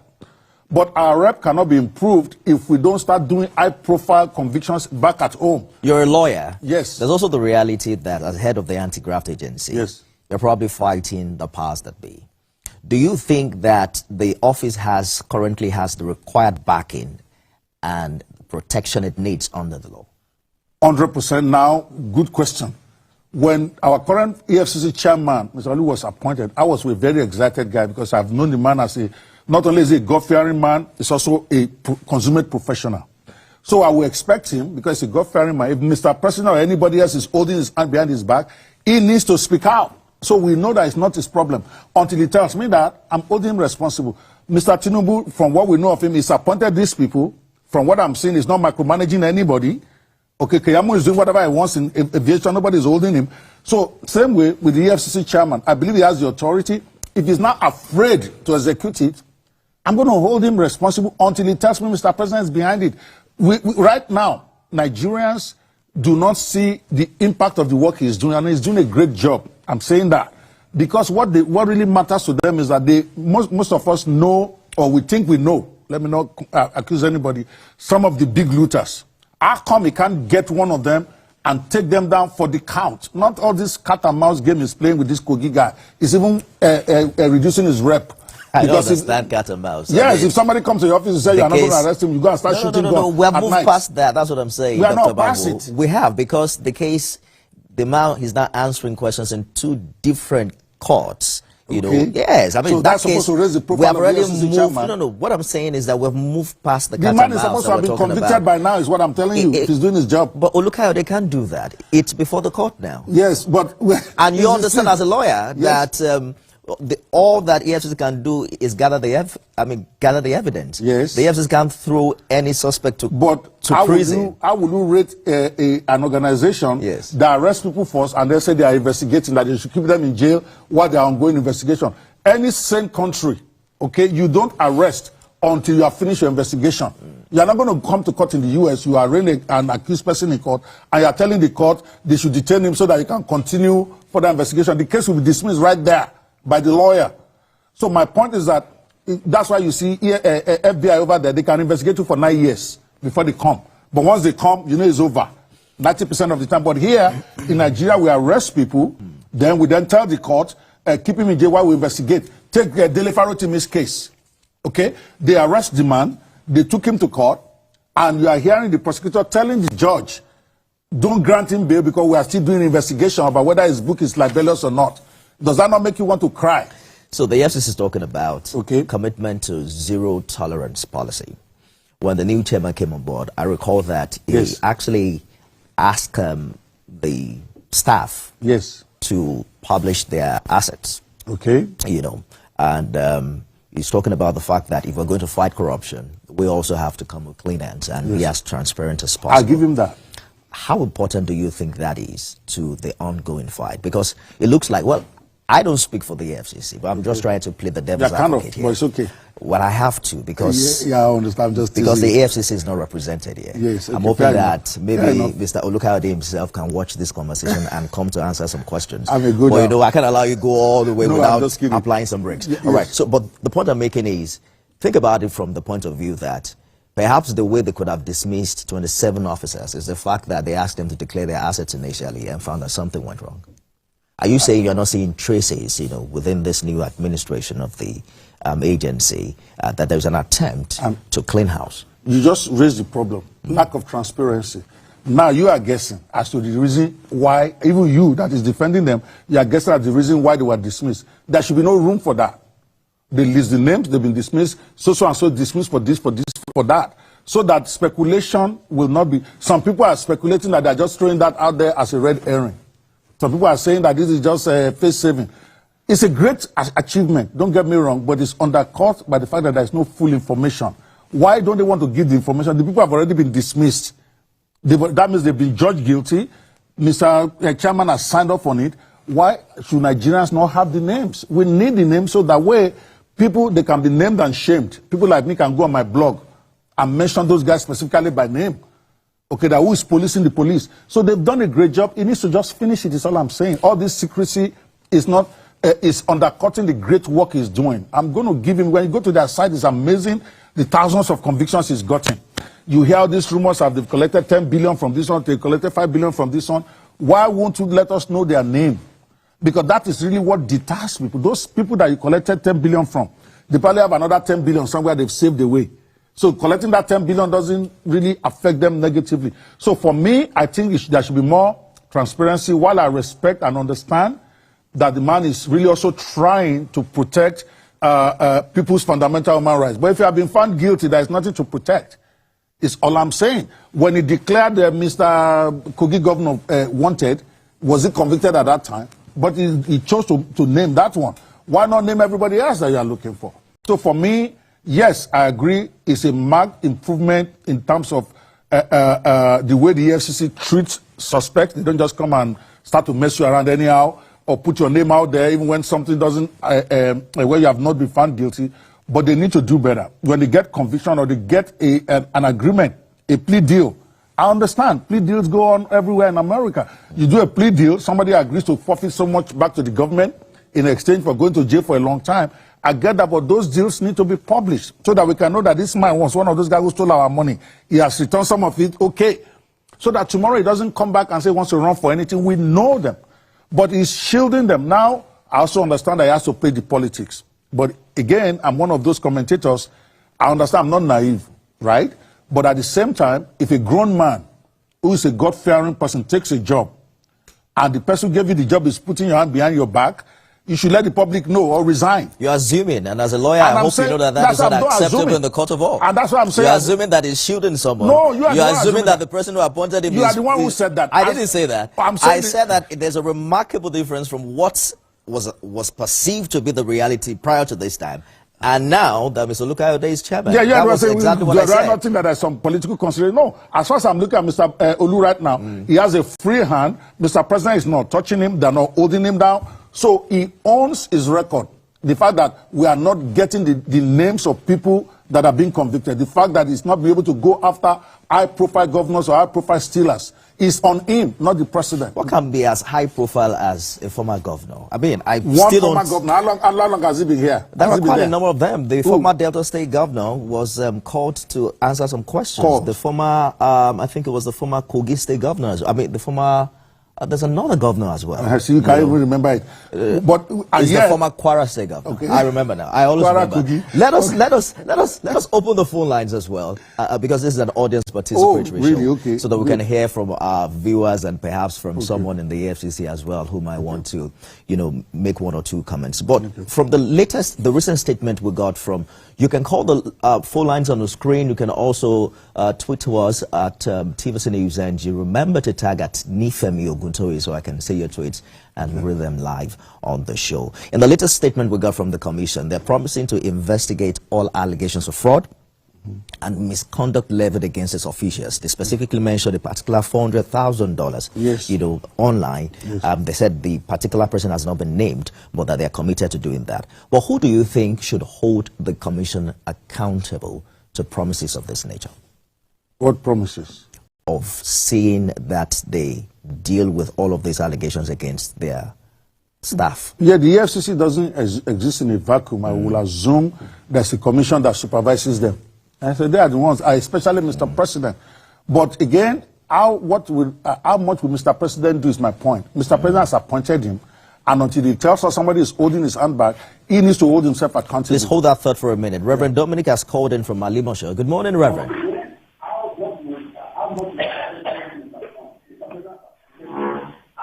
Reverend Dominic, are you there? Okay, please turn down the volume of your TV set so we can have the conversation on phone. Good morning, Femi. Can you hear me? Good morning. I can hear you now. Go ahead with the contribution. Okay. Femi, the EFCC has done well by exposing their own. But I want to support my friend Barrister there by saying they're supposed to publish their names and publish their pictures, if they can hear me. They're supposed to publish the names of these young men and publish their pictures. Why? Because they have known the operation of EFCC. If you don't publish their names and their pictures, they can also impersonate EFCC. They know their operations. They can even go into the villages or into the towns, even to be also the officials of EFCC. But if you publish their names and their pictures, anybody that sees them in any capacity as a security officer will know that this man has been dismissed. But if you shield their picture and shield their name, it's danger to the society. They have done well, not only to EFCC, there's fraudulent officers everywhere. But for we to live a good life in this nation and show a good example, the names of these men must publish, their picture must publish for the safety of Nigeria and for the safety of that particular EFCC as an institution, because they have known the operation, I repeat, they have known the way to go, they can impersonate it by their own understanding. But if you publish them and publish the pictures, then we will know who is who in this nation. That's my own contribution. We must do that if we are going holistic to expose this corruption in EFCC.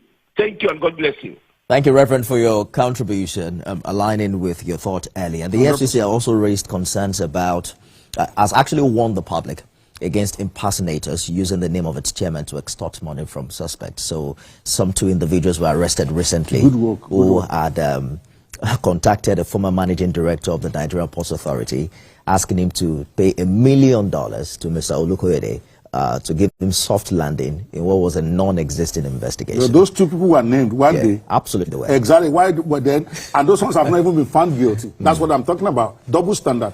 So these people have been arrested. Great job. Okay. They mentioned their name and they should, because they are facing trial. But the ones that you have dismissed already, that you have judged, you don't give us their names. Why? You should explain to me. You, since you speak for them. I don't speak for EFCC, Dr. Bawo. Okay, since they're not here, since you have tried to balance it, there's absolutely no reason not to disclose it, is what I'm saying. I understand the sensitivity of protecting people, especially when they're still being investigated. But you have investigated these people. You have fired them for cause, and you have signed off on it. Nigerian people deserve. I'm writing a petition to him that we need those names. On behalf of Nigeria Lives Matter, my own organization, Nigerians need to have those names. So now these people that have been arrested, I think for impersonating him, it's a good development, because that is happening a lot, where people who don't have authority, they just come and be. But let him not be choosing when he wants to name suspects. They should have a policy. It's either you are naming suspects or you are not naming suspects. And more importantly for me, for the sake of the administration, because the government is doing so many fundamental things, and a lot of people may not appreciate some of the stuff, even me, until I started to see some of them. I get it, but the EFCC is very key in helping us to stop corruption in Nigeria. But it's not going to stop when the big boys are not being held to book, is what I'm saying. So of all the noise in Nigeria, unless we have been deceiving ourselves, so of all the stuff we have been saying during the last 8 years, in his own 4 years of being in government, of being at the head of it, only 2 governors have been suspected of corruption. Dr. Bawo, as a lawyer, have you practiced in Nigeria before? Of course, I practiced in Nigeria several years so before I left. You must have heard about the accusation against legal practitioners who have, been fundamental. Now you want to turn it around. Okay. No, I'm not turning it around. No, we're just having conversations. Okay. Who have played fundamental role in having cases of this nature stretch forever in court. Yes. You have your gimmicks. You know how to go around this. So you can't put all the blames on a single agency of government, saddled with the responsibility to fight corruption. But hold that thought for a minute. I agree. Mr. Yakub has called in from Dokwemo. Good morning, Mr. Yakub. Mr. Yakub, are you there?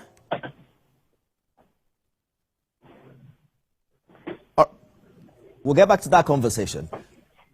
Let's take a short break. When we return, we'll continue the conversation on anti-corruption in Nigeria. Stay with us, everyone. Don't go away.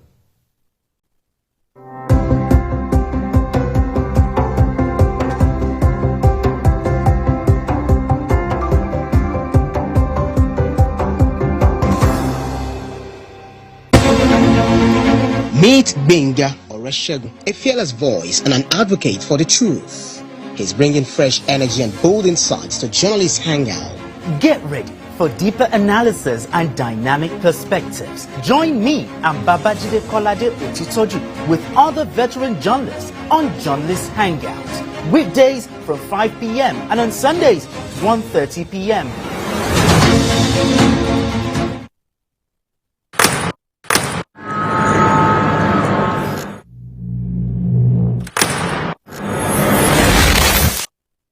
Voted as the best TV station of the year. TVC News breaks into the core of every event as they happen. Following all nations.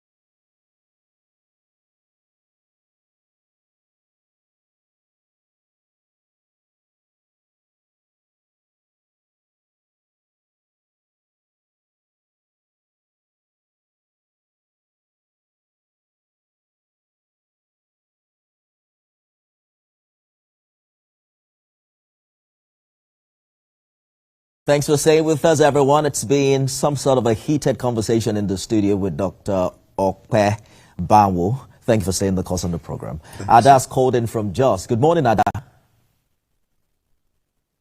Ada, are you there? Ada, if you can hear me, please go ahead with your contribution. All right, we'll get back to the phone line shortly. Stay with us, everyone. We continue our conversation on updates from the EFCC saying that it has dismissed 27 of its officers in the outgone year. It also it's now warning the public about impersonators using the chairman's name to extort money from suspects. In October last year, shortly after his appointment, the EFCC chairman formerly served as the secretary of the agency and ex-chief of staff to the commission's chair for a cumulative period of about 4 years. Also asked staff members to declare their assets and prepare for investigations. And perhaps that's what we're seeing today. Ada, are you there? Good morning. All right, let's get back to our conversation here. I'm wondering what you think about how sustainable our current strategy is. Vis-a-vis what Mr. President said during his media chat, that perhaps if we empower people some more, it will reduce to an extent, the weight of corruption that we carry. But of course, we have an anti-corruption agency that should also do its bit. But how do you marry these two strategies together?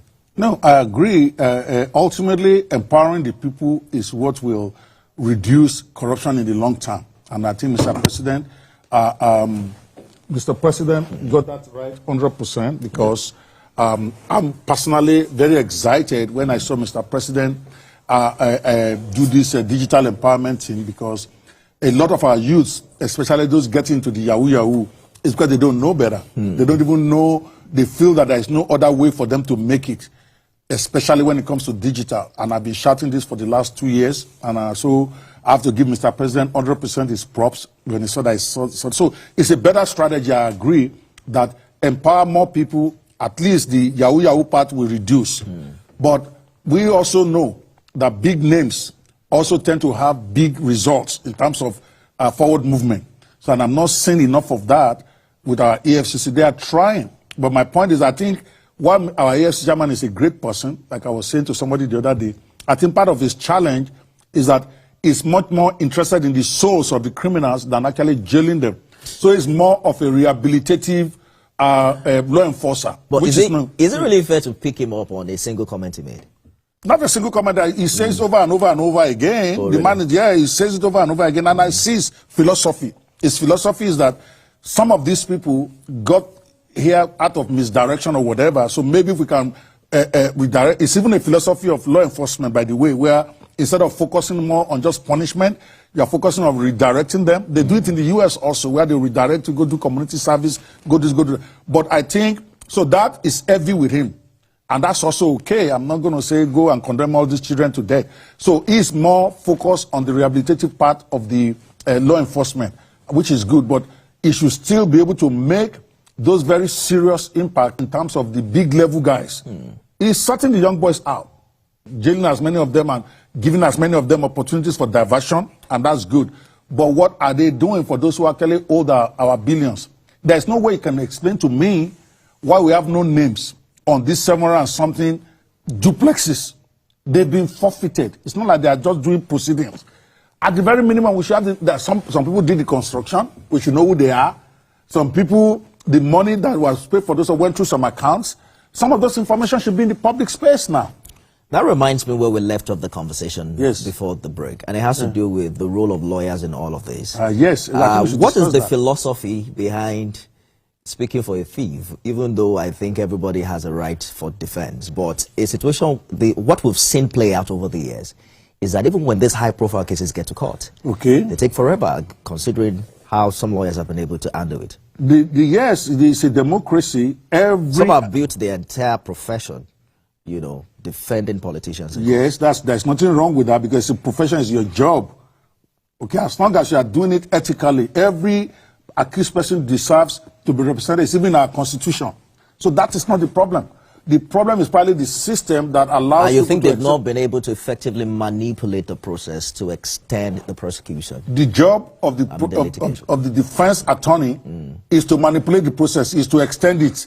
I will hope if I'm accused of something, my own lawyer would try to figure out any way he can to extend and mess up the system. It's for the system to tighten up itself. For instance, like making sure that judges, if it's a bail matter, they do it within a week. To make sure that cases do not go for more than a month or two, you give them specific guidelines. Abroad, when the court sets your trial for your case, and they set a date 7th to 11th, unless you are dead, they are not postponing it. So cases finish faster. Those are systemic issues that we need to fix. But if you allow a lawyer to be able to write if the process allows a lawyer to write a letter into court to say, I have called this morning so I can't come to court. Are you going to say if I'm accused, my lawyer should not use that strategy? We have a special court. We have a special court for election litigations. We've also revamped our laws such that all of these, election cases are dealt with within a limited period of time. Yes. Do you think we should adopt that in fighting corruption?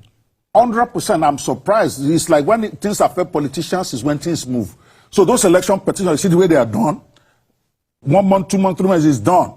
Why can't we do that across all levels of our both criminal and civil system? Now we have some people who are waiting trial for 9 years, 8 years, are waiting trial for gerrymandering, are waiting trial for petty stealing. That's criminal on the side of the government, not the defense. Defense job is to make the life of a prosecutor hell. It is for us to tidy up the systems so that the defendants do not have anything to take advantage of, just like in the electoral system.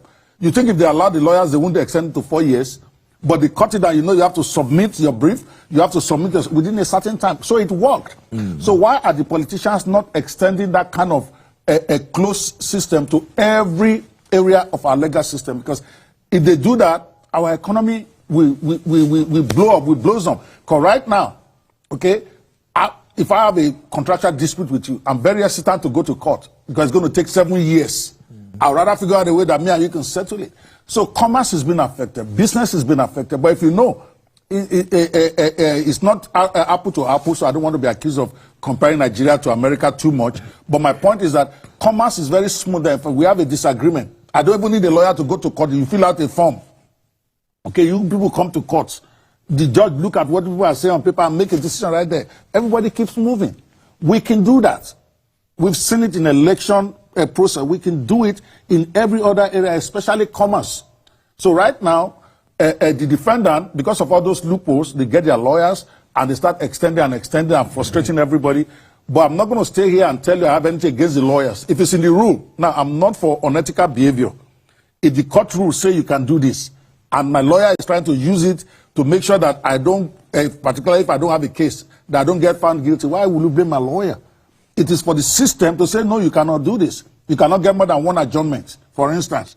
Complaint of hellfire. In that case, now that is beyond the anti-corruption agency. Yeah, you are the one that brought it up. I'm saying, remember? No, because this conversation is on the context, is within that context. Okay, fair enough. In terms of prolonging cases, I get that, but that is not the problem with the EFCC. It is part of the problem. The EFCC arrest you and say they are investigating. How is that problem of the court system? No, but we've also seen some cases get to court. Yes or no? Sorry? We've seen some cases get to court. Yes or no? I just ask you, how many of the high-profile politicians have their cases gone to court or concluded?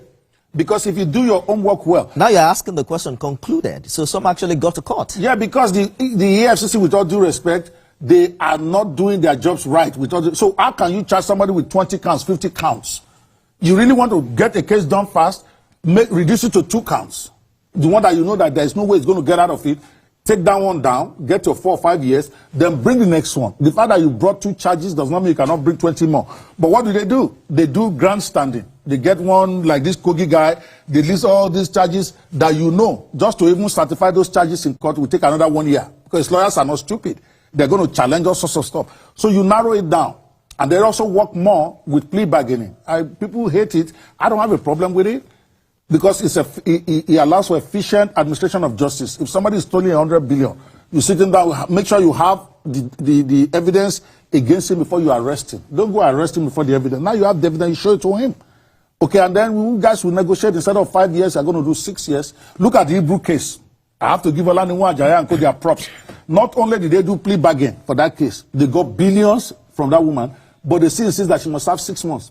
Is 6 months fair for the kind of amount of money that she agreed that she stole? Maybe not, but if they had continued to push that, it may have taken 5 years, 6 years. So they took what they could get. Why are they not doing more of that? I expect Mr. Olu to do more of that. And he is. Funny enough, I'm hearing all sorts of, we just recovered 10 billion, whatever. What he's not doing right is not giving us the names of the people involved. So we don't believe it. If the government tells me we just recovered 50 billion last month, do you think I believe them? No, I don't. Because it's in the air. From who? Where is the money? So that part, I think, is got nothing to do with the court system. It's got to do with the administration of the EFCC themselves. How do you think the agency can balance the need to hold politicians accountable for corruption with the need to also avoid being seen as politicizing corruption investigations? I think it was you who mentioned that we've seen prosecution done on the pages of newspapers. Yes. Yeah, but they are doing selective prosecution. Let them not be selective. If their policy is that they are not going to disclose accused persons until they are found guilty, let them do it across the board. Number one. Number two, if somebody is convicted, it's a completed process. They need to give us the full facts. That's when we can trust them. I trust Mr. Olu right now because I've seen him operate, and I've happened to meet with him once. And by the way, I have to give him that prop. One of the other things is done that you have not really mentioned, that they've done in the process, is that when you file EFCC petition now, nobody is stressing you to give them money before they start investigating. I know that for a fact. I brought a case from the US. I don't know the man from Adam. I filed it. They invited me, and they set up. I was just stunned. Nobody asked me for a dime. Okay, so it's done that. My point is that more transparency will help, and less motivational speaking, because the EFCC guy needs to be feared by the criminals. Nobody is fearing Mr. Olu right now because they know he's a nice guy. Okay, he's going to give you coffee. Even if you go to his office, he's going to say, no, let's come through the back door so that I can. It gives too much courtesy. So because Nigerians don't like niceness, especially real criminals. Okay, when you have a nice like that, they will say he's not a serious guy. Ribadu, when he was there, he's got his faults. But every criminal in Nigeria is on top of, on their toes. They know that this man is not playing. I'm not saying he should go Ribadu way. What I'm saying, they should know that he's not going to extend too much courtesy. Let there be transparency. Why should the governor be able to come in through the back door? He said it with his own mouth, that I invited Yaya Bello, that can come in through the back door. Why are you doing that? If they are doing that for him, are they going to do it for me? So you are doing selective enforcement of the law. So that undercuts his credibility, even though I understand what he's trying to do. He's just trying to be nice. Okay, he's a governor, we'll give him some courtesy. But a real law enforcement officer does not enforce the law based on the eye. You don't look at people's eye to enforce the law. Justice is supposed to be blind. So if I'm accused of stealing a phone, okay, the way you're going to deal with me should be the way you deal with the guy that stole 10 billion transparency. Don't tell one to come through the back door, then get them to come to my house and put handcuffs on me. So you talked about the number of politicians, high-profile politicians being prosecuted. Yes. I'm wondering how many they can do at a time. Is it possible that the agency is overwhelmed in that regard? I don't know. I don't know, since I don't work with them. But from what I'm saying, they're not overwhelmed. Mr. Alubaro has too much time to be doing press conferences, talking about things that doesn't have to do with EFCC. I keep saying that because it annoys me. I'm sorry, with all due respect. Well, I think you've said it enough now. Yes, I hope he gets it. And we have heard. Then number two. So maybe you should not say it again. Yeah, because you're overwhelmed, you won't have time to do that. That's why I don't think it's overwhelmed. I just think that maybe he's doing a lot. I also want to be fair to him. There's so much maybe rot in their own system that he's trying to clean up before they can really, because he's been there less than 2 years, in fairness to him. Now we see he's dismissed 27 people. Maybe that's what he's doing. My own point is that right now, for me, as a diasporan, reading up on him every day, I needed him to be able to hold some of the big level suspected criminals, because they are not found guilty yet, to put them on the table. We are not seeing enough of that. A lot of what he's been doing now is try to clean up the Yahoo thing in Nigeria. He's done thousands of convictions, and I have to give him his props for that. But if you sensitize the people in the public, do they feel is fighting corruption? They don't feel that because they are not saying the names. If he has put 4, 5, or 6 governors in court now, work out a deal with them and published it, we will have this feeling that we are going somewhere. But because I'm a professional, I read his body language, and I go to their website every day. Believe it or not, I go there almost at least once a week to go see what. It's always updated. They're always having more convictions there. Everybody convicted there, they have their name, they have the offense they committed on their site. But when it comes to the ones that are, we don't hear about that. 734 houses or so, and we don't have names. We need heads on the table. Let's try to balance this conversation. Yeah. So, at one hand is we say anti-corruption commission, getting people who have actually stolen the money. Yes. Do you think that there's a way we can build a more formidable structure and system in our nation that makes it more difficult for these monies to be stolen? 100%, and Mr. Olu also talks about that a lot. That's why I say so. He's approaching this thing, and I have to say that for him in what I call a holistic way. Okay, he's wanting to just say, let's go and prosecute. Why don't we make it more difficult for them to even steal the money in the first place? And he's been saying that. But we do have, and I want every Nigerian to understand this, the British people, they handed over to us one of the most robust bureaucracies in the world, and we have not changed much of it. So we have the bureaucracy. Do you know how tough it takes to even take 100,000 naira out of a ministry account if they're following procedure? PAMSEC we have to sign. Clinical manager we have to sign. My dad was a civil servant, so I know that. So it's robust. The problem is that people are not following the process. If people are following the process, there shouldn't be. It shouldn't be easy to steal our money. But what we do is that the governor bypasses so many things, or the minister. These days now, we say instead of carrying the file to 5, 6 places, they just say bring it directly to my office. So it is corruption that is the problem, not our bureaucratic system. It should be very, very difficult to be able to take money from any Nigerian bank account. For those who don't know that, I'm telling you for a fact, the bureaucracy is even annoying. They want to throw Nigerian bureaucracy at you. I got one piece of land in Ogun State just to get it approved. It took me 7 years because I refused to pay bribe. He had to go from table to table. We went to 7 tables just to get governor's consent on a plot of land. One plot, not estate, one plot in Iju. They carried to do that. They said, this one has to sign off. And I was sending somebody there every week to make sure it goes from table to table. Because I swore to myself, I'm not going to pay that. It took me 7 years and 2 administrations. Because they just kept holding it in one place. They say he's still in somebody's office. You have to go talk to them there. So I'll go talk. But the talk they want me to talk, I don't want to talk that talk. They say, okay, don't worry, we'll treat it. So you eventually did not pay a dime? I did not pay a dime. But you waited 7 years? Yes. And my client who was ready. It was a grill. I said, we are not paying. I told him, you have a choice. I won't do it. Maybe you get another lawyer. But if we were able to pay them some money, because I don't want to go be bribing them, then they use it against me tomorrow when I go on air and I'm talking my crap. He said, no, we are not going to pay. And we stayed there. So we have the bureaucracy.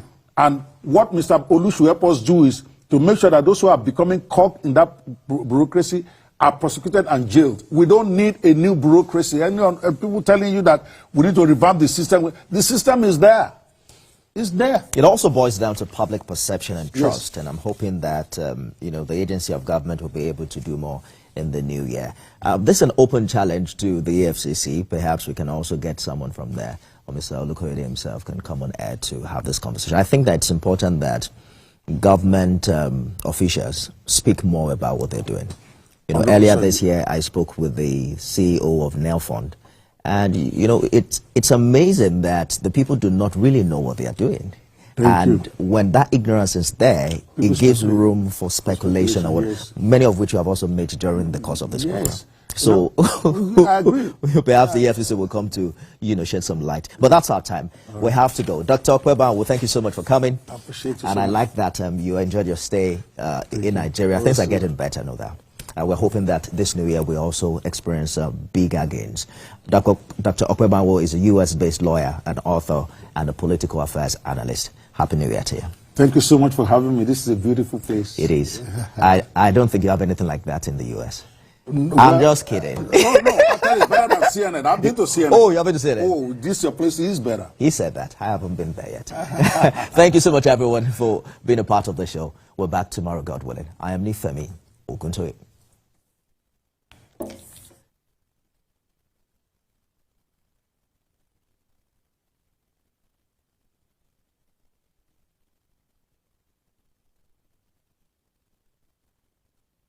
The following is a paid presentation by ShopX TV. It's ShopX Bonanza time. ShopX TV is thrilled to offer an exclusive giveaway of up to 30% on the amazing CookX Air Fryer Oven from now till January 31st, 2025. Our incredible CookX 10-in-1 Air Fryer Oven that makes all the amazing fried food you love with 80% less fat normally retails for 299,950 naira. But call the number on your screen now and get it for just 199,950 naira, which is a whooping 100,000 naira off. Amazing! The incredible 12-liter oven that offers 75% more space for cooking than traditional air fryers. Stay tuned and learn about the amazing free bonus items included with the CookX Air Fryer Oven. Say goodbye to unhealthy, greasy food and hello to nutritious, delicious meals. Its easy-to-use digital display and preset cooking functions take the guesswork out of meal preparations. The CookX Air Fryer Oven is a 12-liter powerhouse that can fit a whole chicken and feed the entire family. Air-fried chicken, corn, and tasty fish, and all made with little to no oil. Here is exciting news. You can air-fry rotisserie. Regular rotisseries have no airflow. It's crisper on the outside and so much juicier on the inside. The CookX Air Fryer Oven replaces a deep fryer, a rotisserie oven, a dehydrator, an oven, a toaster oven, and a microwave. It features a state-of-the-art touchscreen with 10 presets. The CookX Air Fryer Oven is easy to wipe. I am happy. My husband is happy. And of course, I have a happy home. From my grilling on check, to my frying on check, to my baking on check. You could be paying 299,950 naira for the CookX Air Fryer Oven. But call the number on your screen now or scan the QR code and get it on the ShopX Mega Bonanza deal for 199,950 naira. The CookX Air Fryer Oven comes with a drip tray and a grill tray. But wait, there's more. If you order now, you get not one, not two, but 3 bonus items valued at 50,000 naira for free. Bonus number 1, an extra large rotating stainless mesh basket, amazing for French fries. Bonus number 2, our stainless rotisserie fork. It's perfect for restaurant-style rotisserie chicken. Bonus number 3, stainless steel food handle. Get the CookX Air Fryer Oven in 2 easy payments of 99,975 naira. Pay twice to get this innovative kitchen appliance. This offer is for a limited time only. We will also deliver the CookX Air Fryer Oven to your door for free.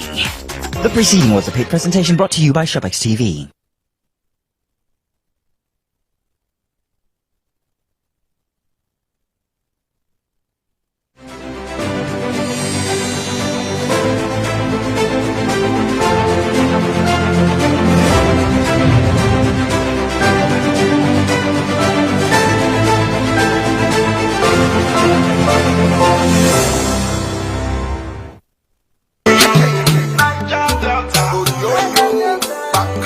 Nigeria's Niger Delta region, where the black gold continues to flow and fuel Africa's largest economy, where the line between wealth and poverty has never been thinner. Oil, gas, politics, development, and community issues all are highly valuable commodities in the Niger Delta. How do they combine, and how can they work together to spawn a new era in the Niger Delta? Join award-winning ace broadcaster Mahmoud Felix Akuga on TVC News every Wednesday at 9:30 p.m. and Saturdays at 3:30 p.m.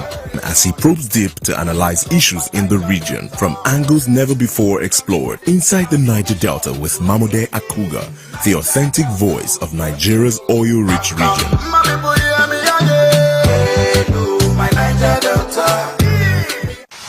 Keep up with innovative, revealing, and groundbreaking happenings in the world of brands and brand builders in Nigeria and across the globe. Mingle with people and brands that make the cut and the personalities that keep reinventing the trends and traditions in the marketing world. All are exciting one-stop shop for marketing vibes. Marketing Edge on TV. You're always right on time with the right people and movers and shakers of the world of marketing as they share their views and ideas on the business and challenges of advertising, corporate affairs, media strategy, and the unfolding exciting world of digital marketing. Join the trendsetters and key decision makers as they shape opinions and project into the future of the marketing landscape for 30 exhilarating minutes on this channel. Stay ahead, be thrilled to beat, be marketing savvy with Marketing Edge on TV, promoting the bright idea. Information is power, information is security, information is knowledge. On Labor Lens, we believe that working people around the world have real questions of their own. They want to know how the world of work operates, what it means to the employer of labor, how policies affect workers in the workplace. On Labor Lens, I am sure we engage effectively the organized labor, organized private sector, and government to get out of them information workers are in need of. I am Sharon Jackson, asking questions that make you get sense of the workplace.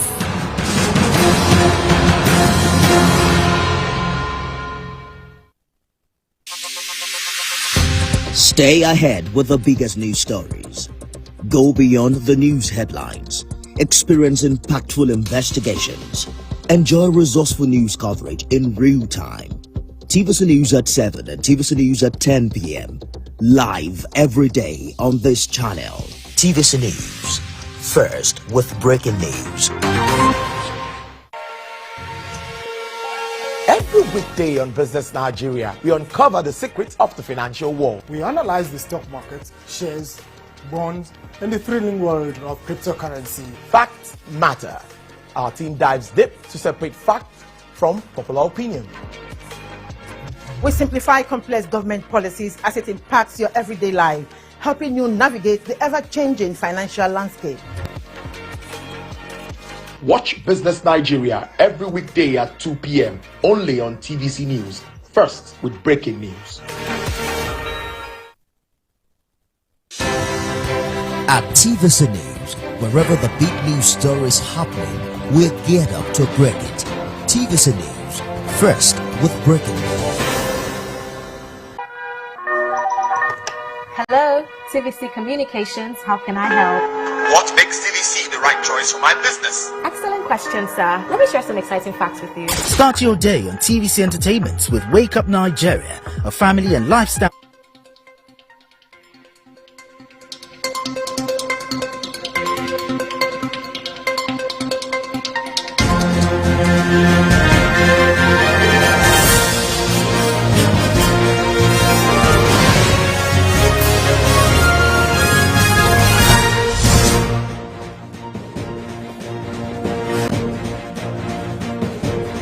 Hello, welcome to TVC Media News, live from our headquarters here in Lagos, Nigeria.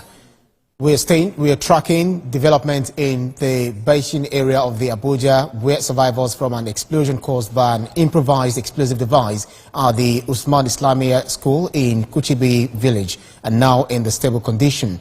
Residents are, however, still in fear over the incident that shattered the peace of the ethnic Bangi community. We don't want that this report contains scenes with disturbing images. Sifoni Hussein has a story. Blood stains, scattered clothing, and shrapnels from the IED explosion at this Islamia school that killed 2 students and wounded 2 other people.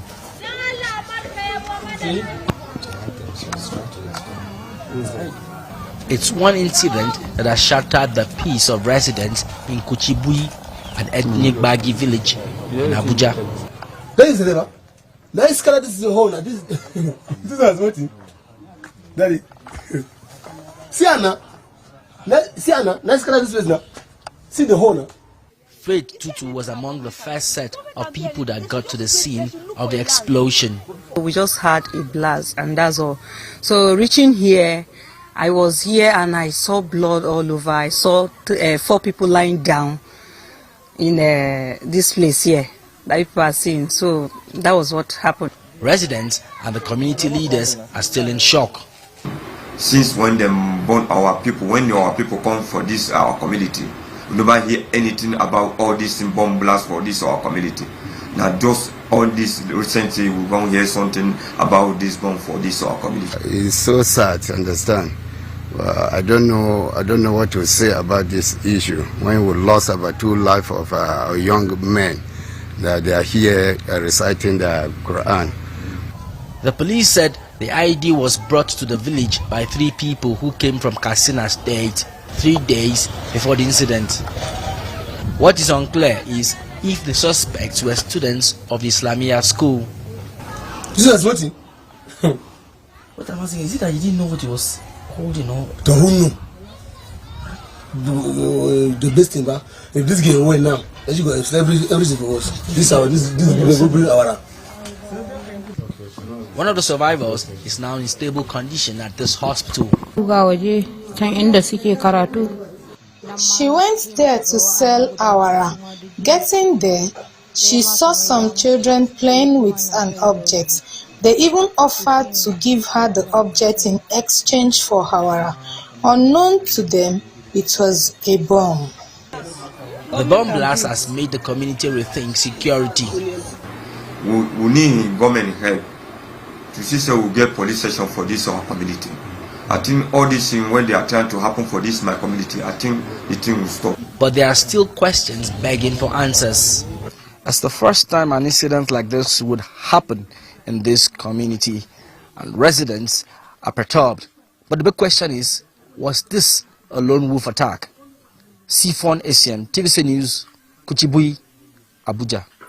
Still in the nation's capital, the Chief of the Air Staff, Air Marshal Hassan Abubakar, has described the successful reactivation of the NAV 039 as an operational gain, which speaks to the Nigerian Air Force's commitment to self-reliance. This follows the reactivation of the Dornier D0228 aircraft, which had been grounded for 23 years by engineers and technicians. According to the spokesman for the Nigerian Air Force, Air Vice Marshal Olushola Akimboyewa, the aircraft, originally designed 5N MPS and operated by the defunct Ministry of Mines, Power and Steel, had been grounded at the Dana facility in Kaduna since 2001. It says following a presidential directive, the Nigerian Air Force embarked on the project, reactivated the aircraft and redesignated it NAV 039. Air Vice Marshal Olushola Akimboyewa adds that the feat was achieved between June and September last year by a team of 5 engineering officers and 40 technicians from the NAV 431 Engineering Group in Kaduna. As part of efforts to end the production and proliferation of illegal arms in the country, manufacturers have been given an opportunity to let them go the business and pursue a better career with the Defense Industries Corporation of Nigeria. Through the initiative, the Nigerian military will also be engaging citizens and experts who will register with the defense industries. Senior reporter Funam Joshua has the details. The Nigeria's Chief of Defense Staff, Lieutenant General Christopher Musa, is inspecting some of these arms and ammunition locally fabricated, seized by the troops of Operation Safe Haven within the Joint Operation Area. The growing production and proliferation of locally made arms and ammunition has become a major concern in the fight against insecurity, not just on the plateau, but in the country at large. Lieutenant General Christopher Musa, after inspecting the seized weapons, reeled out the next step to take in tackling the illegal production of arms and ammunition in the country. Yeah, this is what we're talking about. The importance of us retrieving and recovering all these weapons, like small arms and light weapons. It is important that we're able to take these things out of the population so that we don't give them ability. But you know, the most critical thing is these ones that are fabricated. You can see they fire automatic. These are locally made weapons. All these ones are locally made. And so it's important for us to look at. Now, Mr. President has authorized DICON, Defense Industry Corporation of Nigeria, to partner with manufacturers. Now, who says? You see, sometimes the tendency is these guys have the talents, but nobody is bringing them in to use them positively. We want to use this medium to also advise them that they should not allow themselves to be used negatively.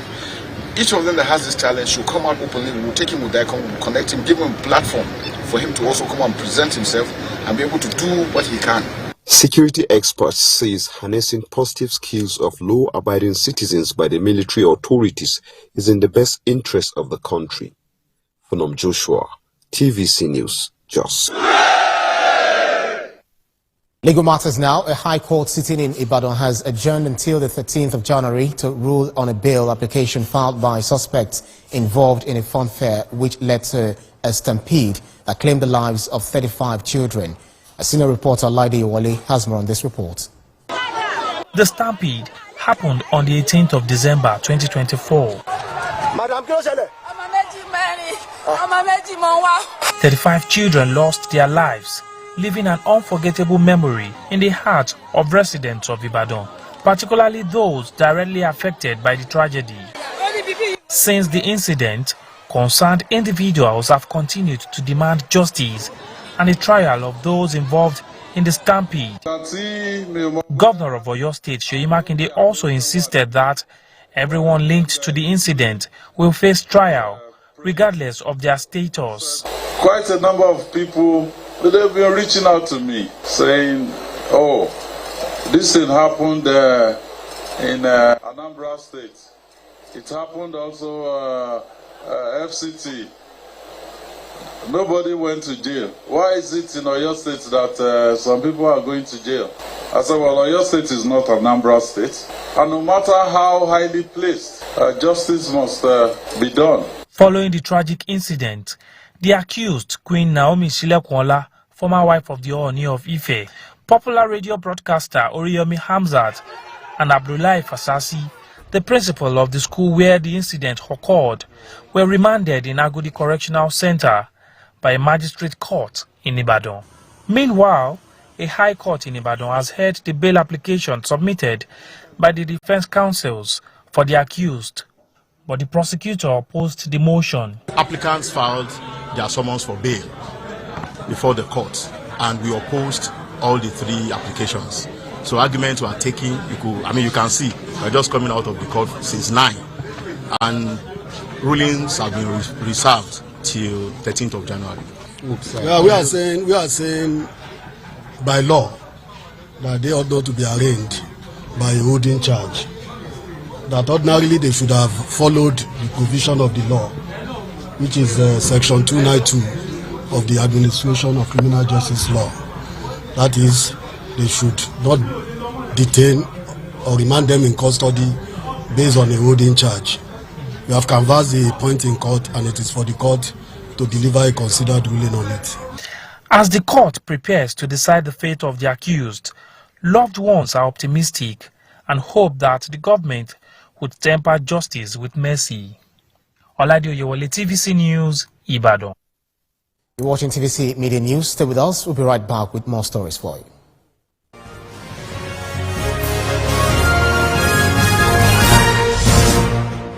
Thanks. Experience information and entertainment like never before as TVC Breakfast takes your weekends to a whole new level.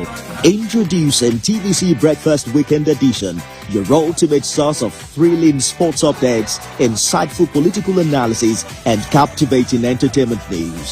Stay in the know with what's trending, catch up with the latest in sports, and immerse yourself in the latest buzz and movies.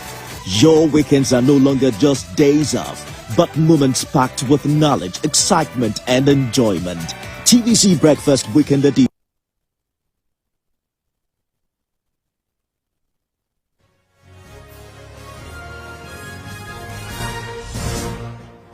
Thanks for staying with us here on TVC Media News. Stakeholders of the All Progressives Congress in Enugu State have dissociated from the recent comment of a former Speaker of the State House of Assembly on the reconstitution of the Southeast Development Commission.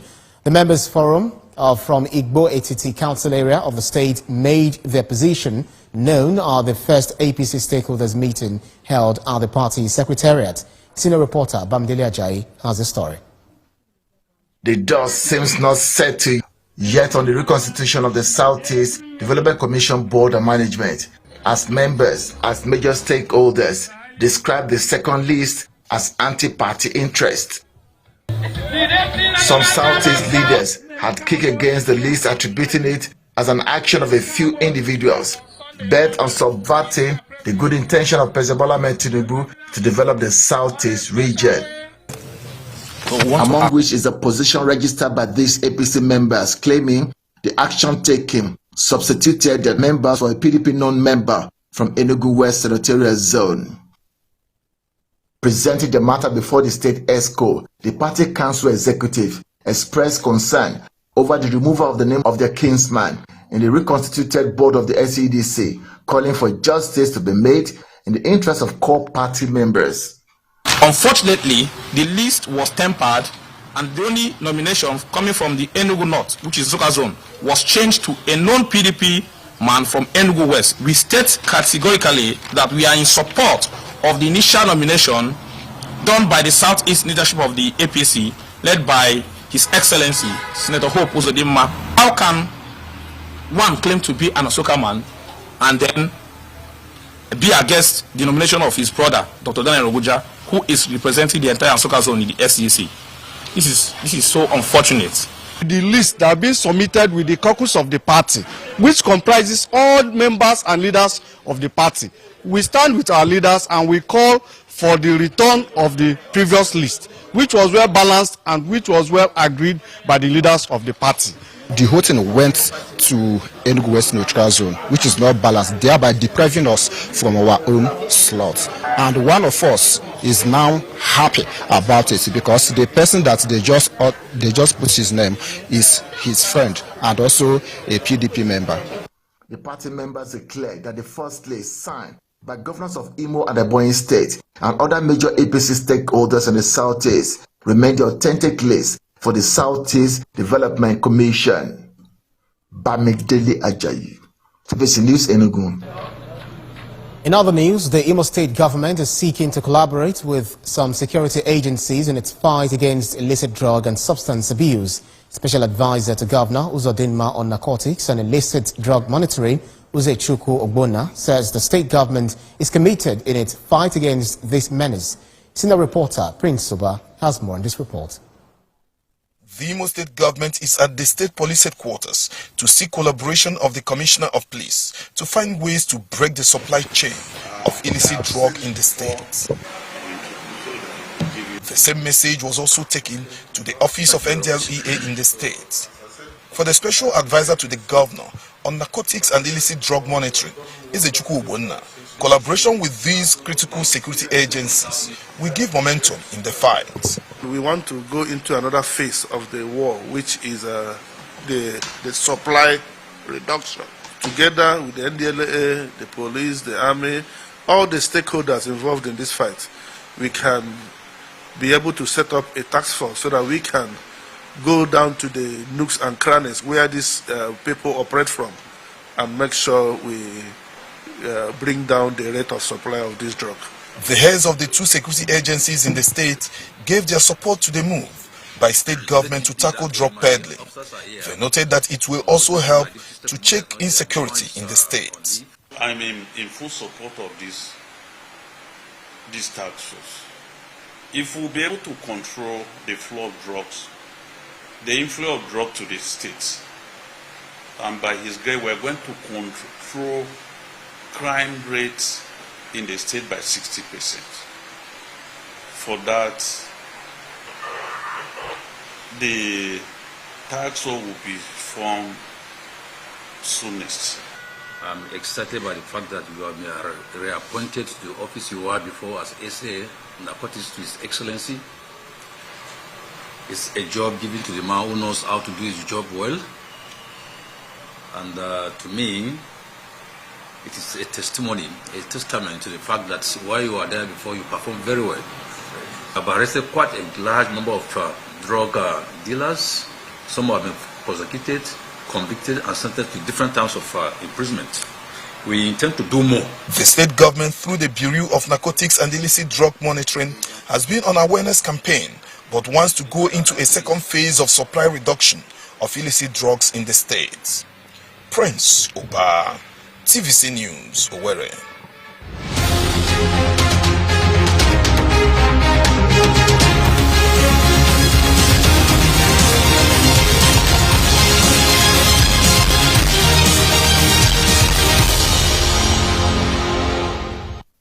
Looking back in time, the stocks trading in 2024 witnessed appreciable growth in volume, value and listings.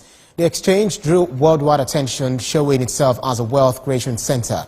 In this review, Effiong Ekop looks at high points in the 2024 markets transactions. The Nigerian stock market began its 2024 trading year on a positive note. Its opening index, measuring the general price growth, had kicked off at 74,773.77 points, while the market cap, which is the total monetary value of the exchange, stood at 40.91 trillion naira.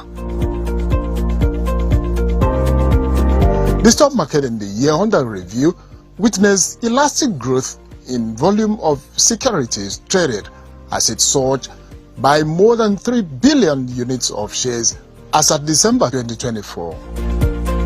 Total market cap, that is, total value of securities at the exchange, stood at 61 trillion naira as at December 2024. The all-share index of the market as at December 2024 stood at 101,129.09 points, growing year-to-date at 35%. The sterling performance of the market this year can be attributed to the contribution of this market ecosystem, from the issuers to our trading license holders to the solicitors and all the capital market participants that are responsible for the turnover that we see in our market. Now for more on how the Nigeria's economy performed in 2024, economist Chukwuma Okenwa joins me on the Media News. Thank you so much for joining me on TVC Media News. Now, despite facing challenges like inflation and employment, Nigeria has actually made strides in sectors like agriculture and technology. So how do you assess the progress Nigeria made in diversifying its economy in 2024? Well, I would say that is commendable, because we know over the time we've been a monolithic economy, dependent largely on oil, but also exploring the non-oil aspect of the economy. It's viable, while reasonably expected, like we see that Nigeria is not the only oil-producing nation. We can borrow models that have worked from some other nations that, despite having oil, they dare to diversify in the areas of technology, agriculture, because economy is all-encompassing. So focusing on one aspect wouldn't be smart, and I think the current administration is doing well in that regard. Right. So the agricultural sector actually faced significant challenges, especially when it comes to diversifying, looking at oil and other sectors. But how much gains do you think we made in the agricultural sector? Because we made a lot of gains, but because if you look at the climate change to other issues that we had, what impact did it have in 2024? Significantly would be that of security, because we understand the social dynamics, the impact of security on even farming. And it's quite commendable to note that like last year under review, which was further validated by even a farmers association, there has been like a reduction in the heightened attacks or clashes between Fulanis and herders. The Fulani herders and farmers. And what that means is that farmers could be more confident to get into their farms and produce for the nation, even with the rising price of food, which we saw like going like at a very high spark, making the cost of living quite very challenging. But of course, addressing that basic issue that has affected farming and agriculture is smart enough and can restore further farmers' confidence, and of course boost production. So looking ahead, what are the key lessons Nigeria can take from its 2024 economic challenges, and how should the country prioritize its investment to, ensure sustainable growth in the coming years? So good enough, like the budget of Mr. President reflects that this time around, we as a country should spend in areas that produce real value for the economy. Not just entirely in the financial aspect, but also like in the real economy, generating growth that can translate even to the level of the microeconomic level.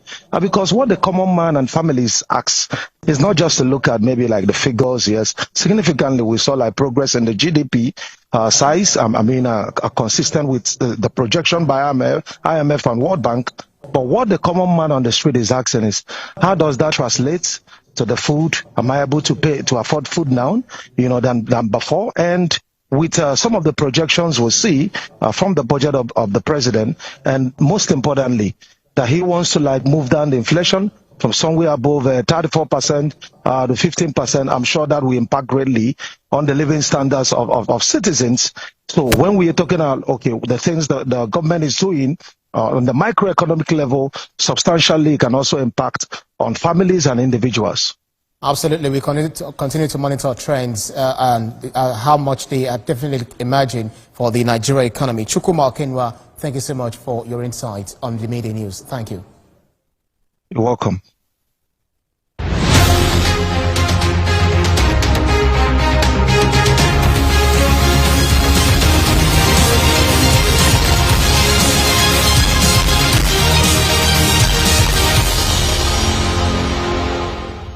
Now let's take you to outside Nigeria, where 3 fires are destroying homes as they raze across Los County, the largest of which in the Pacific Palisades, has left tens of thousands of people under evacuation orders. More were forced to abandon cars in the neighborhood between Malibu and Santa Monica, which also issued evacuation orders. With traffic slowing evacuations and flames jumping the highway, some had considered sheltering on the beach at a Pasadena care home.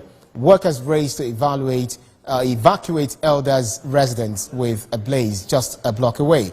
The out-of-control Palisades fire is blazing through about 5 football fields a minute and has burned more than 2,900 acres. Los Angeles has declared an emergency, and firefighters warned that tornado-like winds were complicating their battles. And as TVC News this hour, for more updates on the stories we're monitoring, you can visit our website, www.tvcnews.tv. You can also follow us on our social media handles, Facebook, Instagram, and on X at TVC News NG. On YouTube, we are live at TVC News Nigeria. Many thanks for watching. I'm Ibrahim Shita. Bye for now.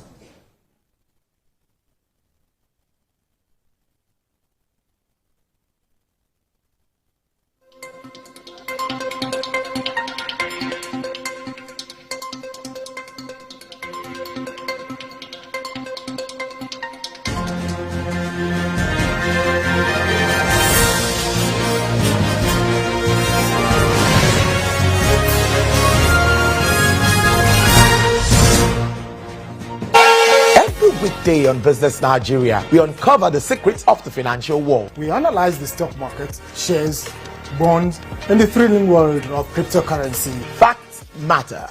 Our team dives deep to separate fact from popular opinion. We simplify complex government policies as it impacts your everyday life, helping you navigate the ever-changing financial landscape. Watch Business Nigeria every weekday at 2 p.m. only on TVC News. First with breaking news.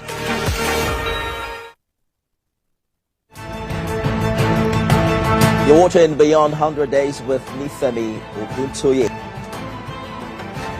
President Tinubu, since he assumed office, they are on our way to progress. 6 out of the 8 APC federal lawmakers. I have a movement structure that's going to take back our party in Enugu State. Because this one I'm seeing is just by moonlight. It's not working. So I'm wondering what you think or who you think can stop him now. He doesn't own the party. One of the causes of inflation is because people cannot go to the farm. The government still needs to do more so that people can eat. I believe we're clamoring for is more responsible use of social media. Not that people just go in there and think that they can say anything to anybody. Tinubu is not one who believes in the same thing. I mean, he wants to get it done. He will face it. He will get it done.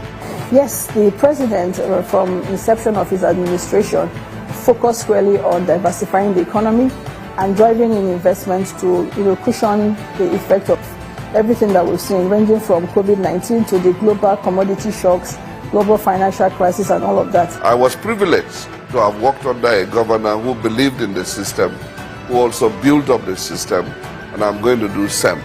All right, that's our show today, everyone. Thanks for being a part of it.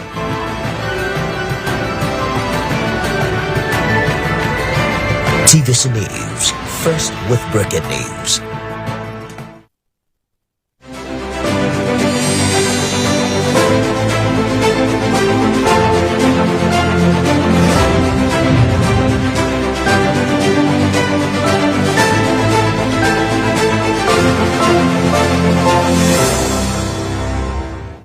Entertainment Splash delivers the hottest celebrity trends. On TVC News, we keep you informed with breaking news and in-depth analysis of events shaping the world. I will continue to speak the truth. TVC News at 7 and TVC News at 10 p.m. delivers the most important stories of the day. Max FM, your hit music radio station, captivates listeners daily across Lagos and Abuja, making every commute more enjoyable. Adaba 88.9 FM is not left out, as it is the voice of Southwest. And on TVC Digital, we reach to million viewers daily. All together, pulls in over 17 million viewers daily. Contact us on 0707-272-8338 or marketing at tvccommunications.tv. Partner with TVC Communications today. Let's grow together. At TVC News, wherever the TVC News, wherever the big news story is happening, we're geared up to break it. TVC News, first with breaking news.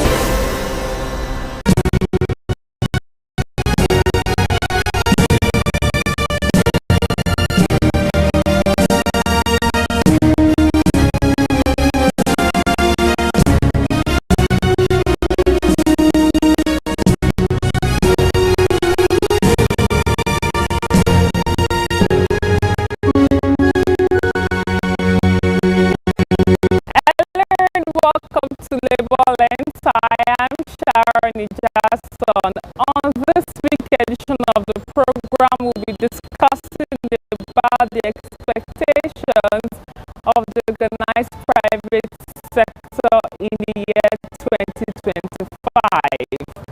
We also have news stories for you. We will be right back.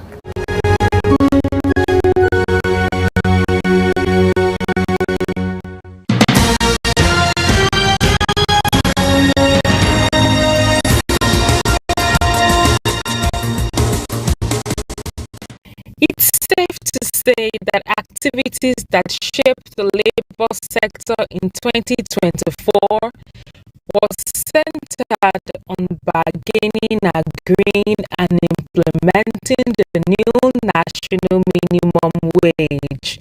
In April 2024, the Nigeria Employers Consultative Association (NECA) held a job fair. On 31st May 2024, the Nigerian Labour Congress and Trade Union Congress called for an indefinite general strike, demanding that the country's monthly minimum wage be raised from 30,000 naira to 494,000 naira. This came as a response to a national cost of living crisis as the price of food and electricity overtook the minimum wage. Government's proposal of a paltry 48,000 naira as the minimum wage does not only insult the sensibilities of Nigerian workers, but also falls significantly short of meeting our needs and aspirations. Organized labor later reduced their expectations to 250,000 naira. In June 2024, Nigeria's ambassador and permanent representative to Geneva, Switzerland, Richard Adejola, handed over to Seong Dong-kyung, ambassador and permanent representative to the Republic of Korea. After serving as ILO governing board chair between June 2023 to June 2024. As the only tripartite global body devoted to promoting social justice and labor rights, the ILO has an updated and ideal set of labor standards on different subjects. As members of the governing body, what should then be uppermost in our minds is the overaching need to pertinently work towards the achievement of standards by member countries and the international community. We must keep up the flag.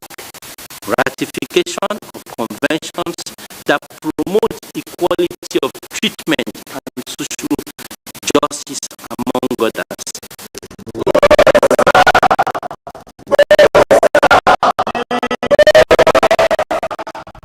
Following series of meetings with the government on 18th July 2024, the NLC and TUC agreed to an increased minimum wage of 70,000 naira, subject to a minimum wage review every 3 years, with the federal government also pledging to increase investment in transportation infrastructure.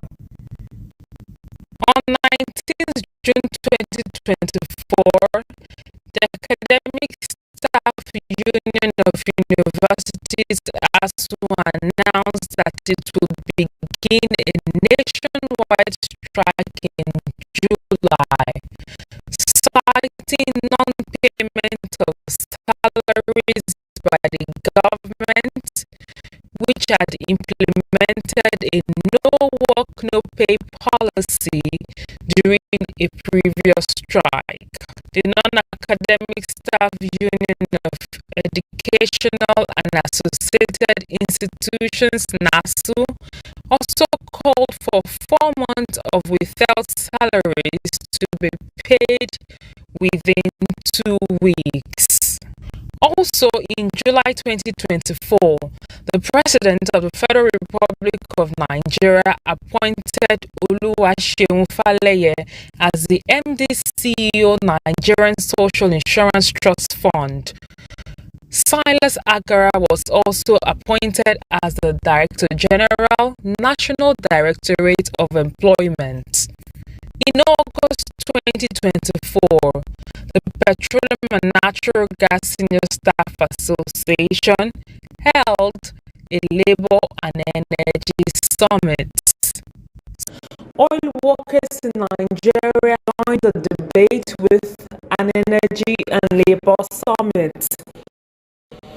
The summit, organized by Petroleum and Natural Gas Staff Association of Nigeria, PENGASSAN, is the third in the series.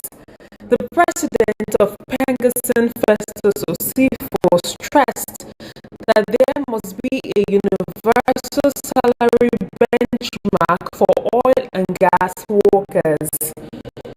I call upon each one of you to join hands in shaping the future where Nigeria oil and gas industry stands at a paragon of reliability, novelty, and responsible stewardship.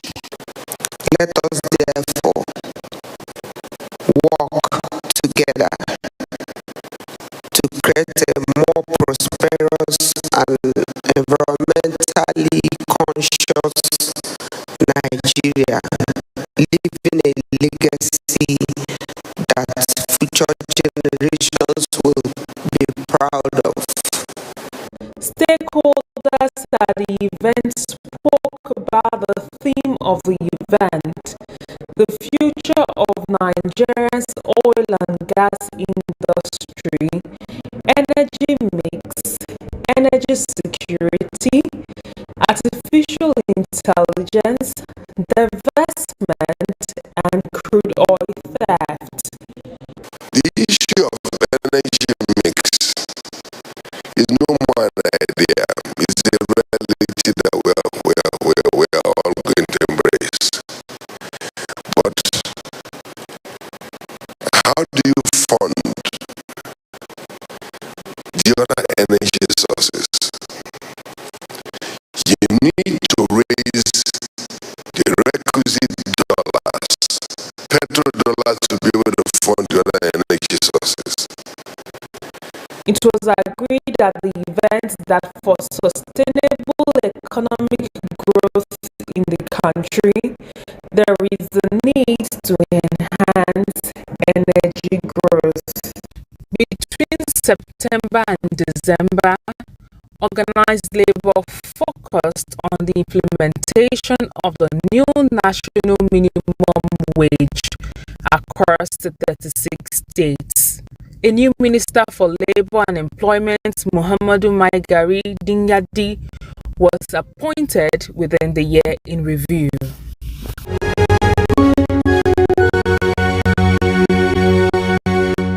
They are saying that they are making some policy that will bring positive changes, like in the petroleum section, or what was it called?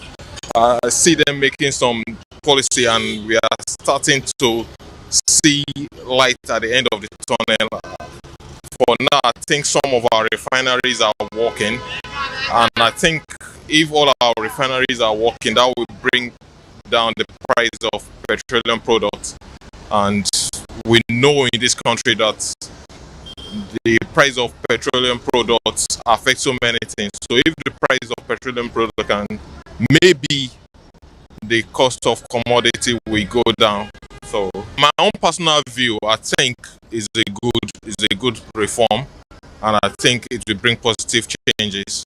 That's my own personal opinion, but it's not a popular opinion. In developed countries, tax it's like tax in developed countries is like as important as the air that human breathe. So in America, they value tax because it's what they relied on. I think their leader, they've been able to use these tax to achieve a lot of things in the country. Tax is a benchmark, is a lifeline for every country. And I think the reform is a thing. If the president or our leaders are ready to use this tax reform in a way for the benefit of citizens, in creation of schools and job employment, hospitals, equip them, and a lot of things that needs to be, our roads, our lights. There are a lot of things that are not in place. But then this tax reform is a way of bringing us to pay our own responsibility to as a citizen, that okay, take this part of our earnings for you to be able to achieve what you want to. So there is no successful country that will come into play or develop if there is no tax, because that is what a country should live on. That is what led America and all those developed countries to where they are today.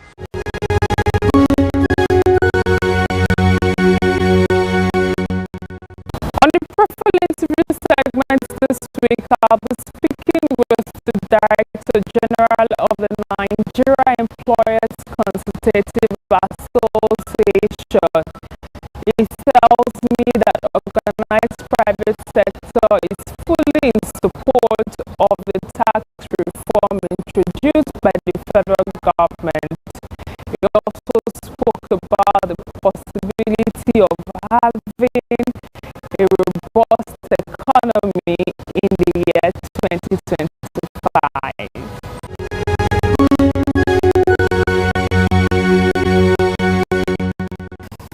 It's good to have you on the program. Thank you. Thanks for having us once again. And I think it's safe to say Happy New Year. Absolutely. Happy New Year. Well, would you want to give us a recap of activities that happened in the year 2024? And what would be your expectations for 2025? That would be the expectations of the organized private sector.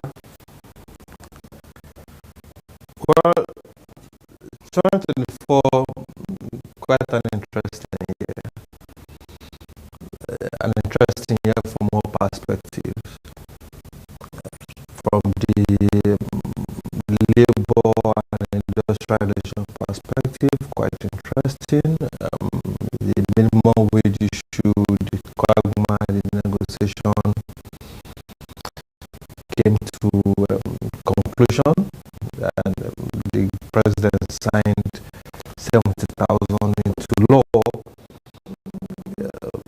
We had strikes, threat of strikes, mass action. ASU is still crying because of the circumstance and the situation of the Nigerian university, public university. I think toward the end of the year, the space, the industrial relation space, seems to calm down a bit, since we all left the trenches of the negotiation of the national minimum wage and moved to actual implementation. So for us in the private sector, it was quite a bit easy because most of us are paying beyond the 70,000. So, and the conversation about consequential adjustment wasn't really a big issue for us in the private sector. So ending the year at the industrial relation space is peaceful. I don't want to call it peace of the grave, but now I think it's peaceful. We are building collaboration and consensus across stakeholders, employers, the union, and the critical institutions that are created to manage the industrial relations space. The high point will be probably the appointment of a new minister at long last, and we hope his calmness and experience will help him to navigate the torrid space. At the business level, I think it's still a bit challenging. We are still smarting from the effect of the reforms. regulatory issues still remain very fundamental. Why the government is trying its best at the executive level to create an environment that is conducive for private sector to thrive. And you see have regulators and regulatory authorities still constituting themselves to some to undertakers, as we call it, undertakers of organized businesses. So that remains a challenge. The tax reform issue. We'll still get there. We'll still get there. So those are issues. Those are live issues. What would be your expectation? What's the expectation of organized private sector for the year 2025? For 2025, we believe government should deepen engagement,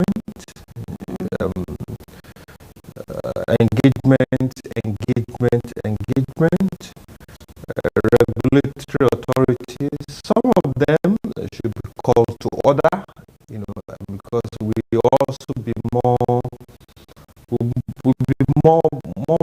vocal in our engagement, because there is a limit to which somebody can squeeze you. At a point, if you are pushed to the wall, you start reacting. So we're more engaging and more vocal on the activities of the regulatory authorities. So we expect regulation and regulatory authorities to actually promote and enhance businesses. We also expect that the fruits of the reforms, the fruit of the liberalization of the forex, the foreign exchange, will also start coming to bear. We hope that the true effect of the Dangote refinery, the true benefit of Dangote refinery and the Port Harcourt refinery, and hopefully if either the Kaduna or Warri refineries also comes on board, we hope that the effect will start feeling the effect in the context of reduced, if not absolute reduction in prices, but that should create some level, reduce the pressure on forex, because if we are not importing fuel and subsidies removed, then the pressure on forex should reduce, which should also translate to a stronger naira, to some extent. And lastly, among many others, we also expect government deepened support for the real sector, the manufacturing and the productive sector, because we need to produce what we eat, we need to produce what we wear, we need to produce what we use. That's the only way we can be competitive within the context of the African Continental Free Trade Agreement. If not, the rigmarole might just continue. Okay, back to the issue of tax reform. It was one big issue in the year 2024, absolutely, especially towards the end of the quarter. Many people have had their view about the tax reform. But first, have you read the documents? Yeah, I've substantially read the document. And what is the position of organized private sector towards this development? Substantially, and I'm picking my words, substantially, the organized private sector supports the tax reforms. We are part of the committee. The OPS, Organized Private Sector of Nigeria, was represented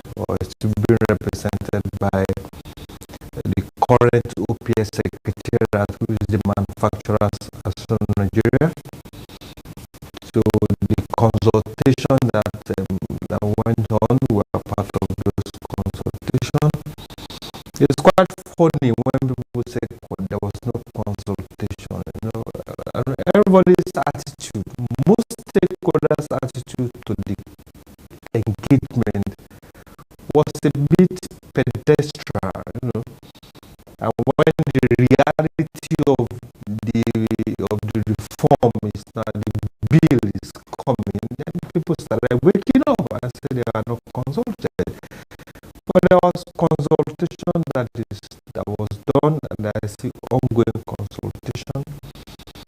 While we have a bit of our reservation within the context of some implementation, the framework for implementation of the reform, the tax reform itself. But substantially, it doesn't affect the issues that the reform is meant to address. The issue of multiplicity of taxes, the issue of actually getting those to pay tax to pay, efficiency of tax collection. So fundamentally, it doesn't, our concern doesn't negate the benefits of the reform itself. And that's what informed the private sector position to a large extent. Look, laws, there's no law that is perfect, absolutely perfect.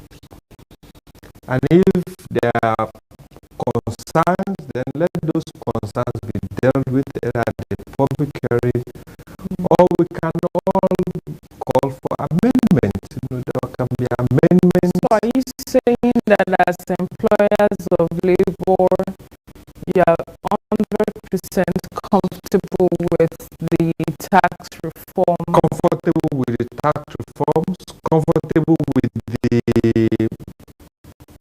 ongoing engagement that has been done, comfortable with the ongoing engagement that is still being done on a regular basis, and comfortable with the fact that even the committee have said it is not an absolutely perfect document, but there is still provision for amendment, and there is provision for, if you have any specific, not this generic comments that we've had. Anybody that have specific issues on elements or sections of the law, they should come up and raise those specific issues, and those issues be addressed. People have mentioned the issue of it has some religious connotation. Look, what exactly is a religious connotation? To ask, it will deprive some state of income. On what context will it deprive states of income? So I've said, so many balkanization or demonization of the document, which we think is not good for growth, it's not good for development, it's not good for our country on the long run. We cannot, and this is very important, we cannot continue to feed the cost of our dilemma, and we are complaining about the effects. We don't want to change, we don't want things to change, and we are complaining of where we currently are currently. So for us, it might be painful, it might require all of us to adjust significantly. It might force the states to also be much more innovative and productive in the context of administration. But for the private sector, which is the real engine of the growth of the development, I think the components that affects us in the context of multiplicity of taxes, burdensome operational efficiency with the context of tax administration, and those critical issues that it will resolve. I think it has a quantum benefit for us, and that informed our position. Suffice to say that while we have our concerns, those concerns are also being channeled to the appropriate authorities so that they can have a look, or they can be guided when we get to the point of implementation. All right, it's good to know that. However, going back to the fact that organized private sector has a lot to do with the economy in terms of its contribution and what it brings to the table. In the year 2025, what will be your expectations towards engagement with relevant stakeholders to ensure that organized private sector actually participates effectively? First, I think the Honorable Minister for Industry, Trade and Investment said something a few weeks ago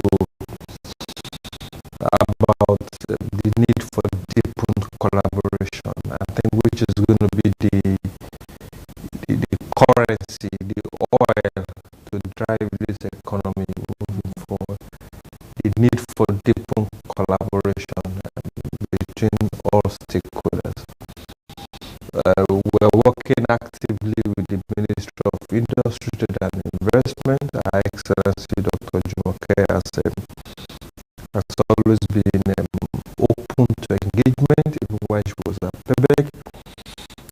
The new Minister for Labour and Employment is also bringing another dynamics and verve to the engagement, and fortunately for us, we'll also be having, as you are aware, the third National Labour Adjudication and Arbitration We'll get to that.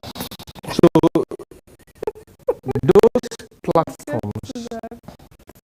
those platforms are platforms that we have deliberately created to influence the economy as it were. The risk sector must be productive. The risk sector's productive capacity must be harnessed. Because that is the panacea to the unemployment rate that we keep talking about. Nobody will create jobs in this country except the private sector to a large extent. So we must get the private sector working so that they can create jobs, so that they can contribute to national development as it were. As the private sector pays its tax, government makes revenue. As they employ more people, those individuals that they employ, we also pay personal income tax. So, getting the private sector to be active and productive is one of the fastest ways to get this economy back into a growth trajectory. Okay. Somehow you seem to preempt me.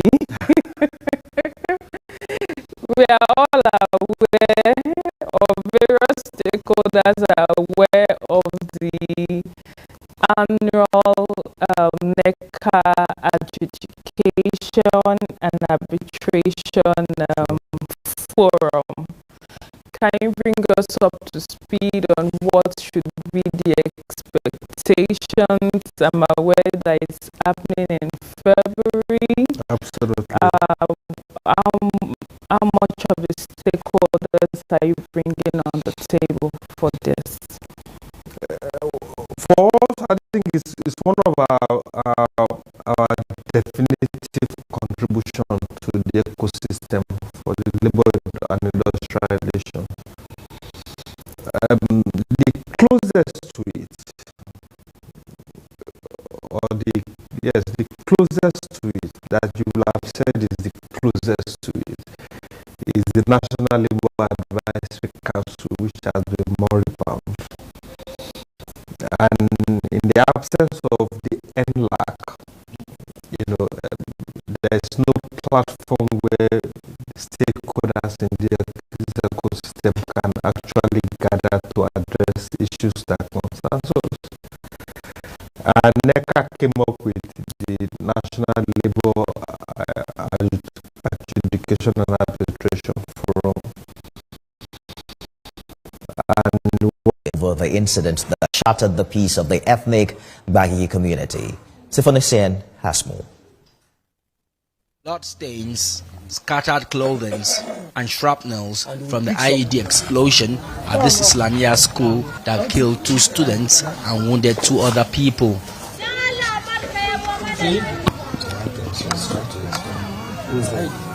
It's one incident that has shattered the peace of residents in Kuchibui, an ethnic Baghi village in Abuja. There is a river. Now this is a hole. This is what? Daddy. See Anna. Nice color this place now. See the hole now. Faith Tutu was among the first set of people that got to the scene of the explosion. We just had a blast and that's all.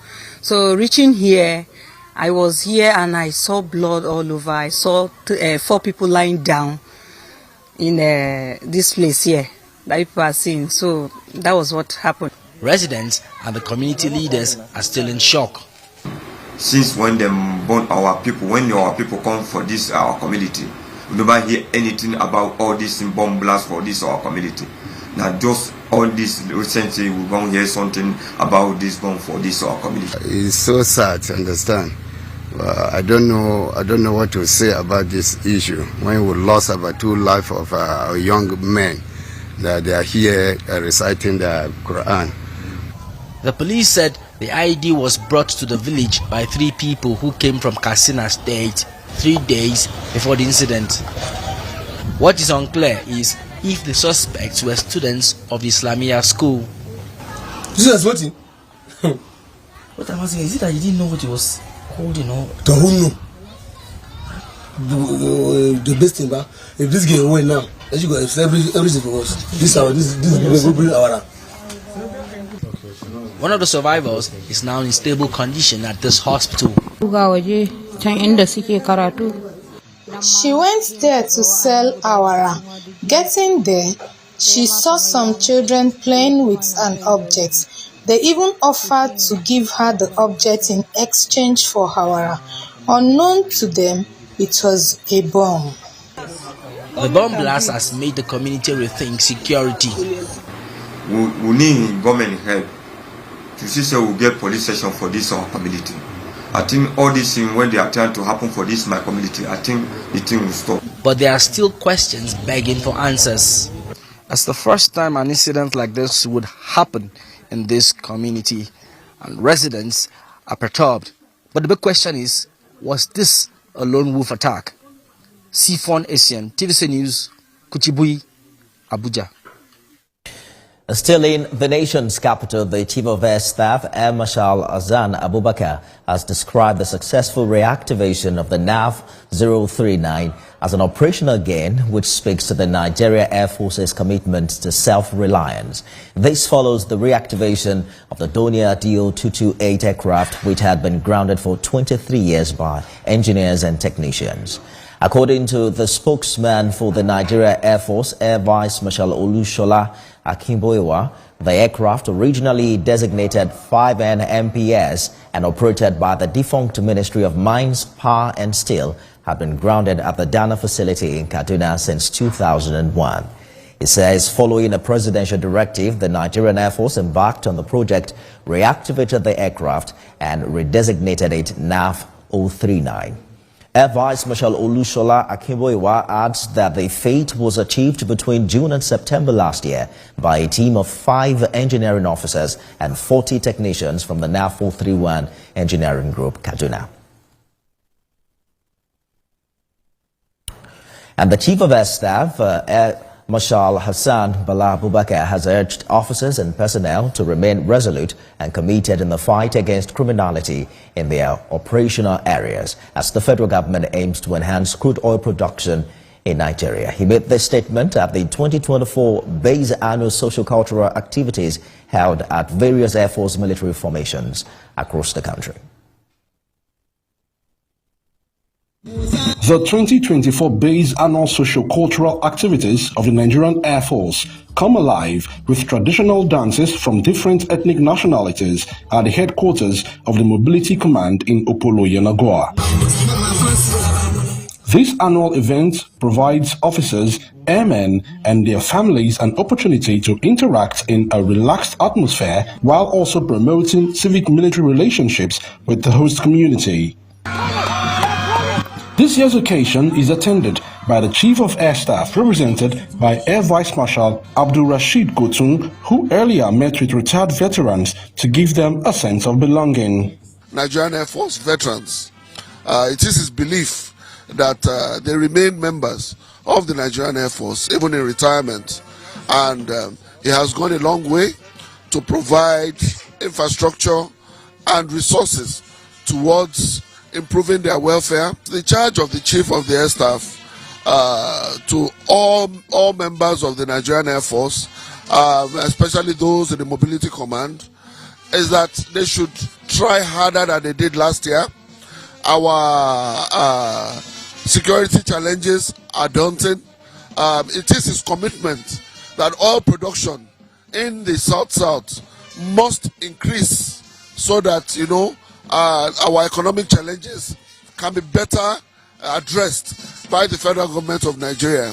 Over the years, PASA has become a highly anticipated event for the Air Force family and friends, providing an opportunity to unwind and recover from a year of hard work and challenges. I remind you all to always remain apolitical and unbiased in the performance of your duties.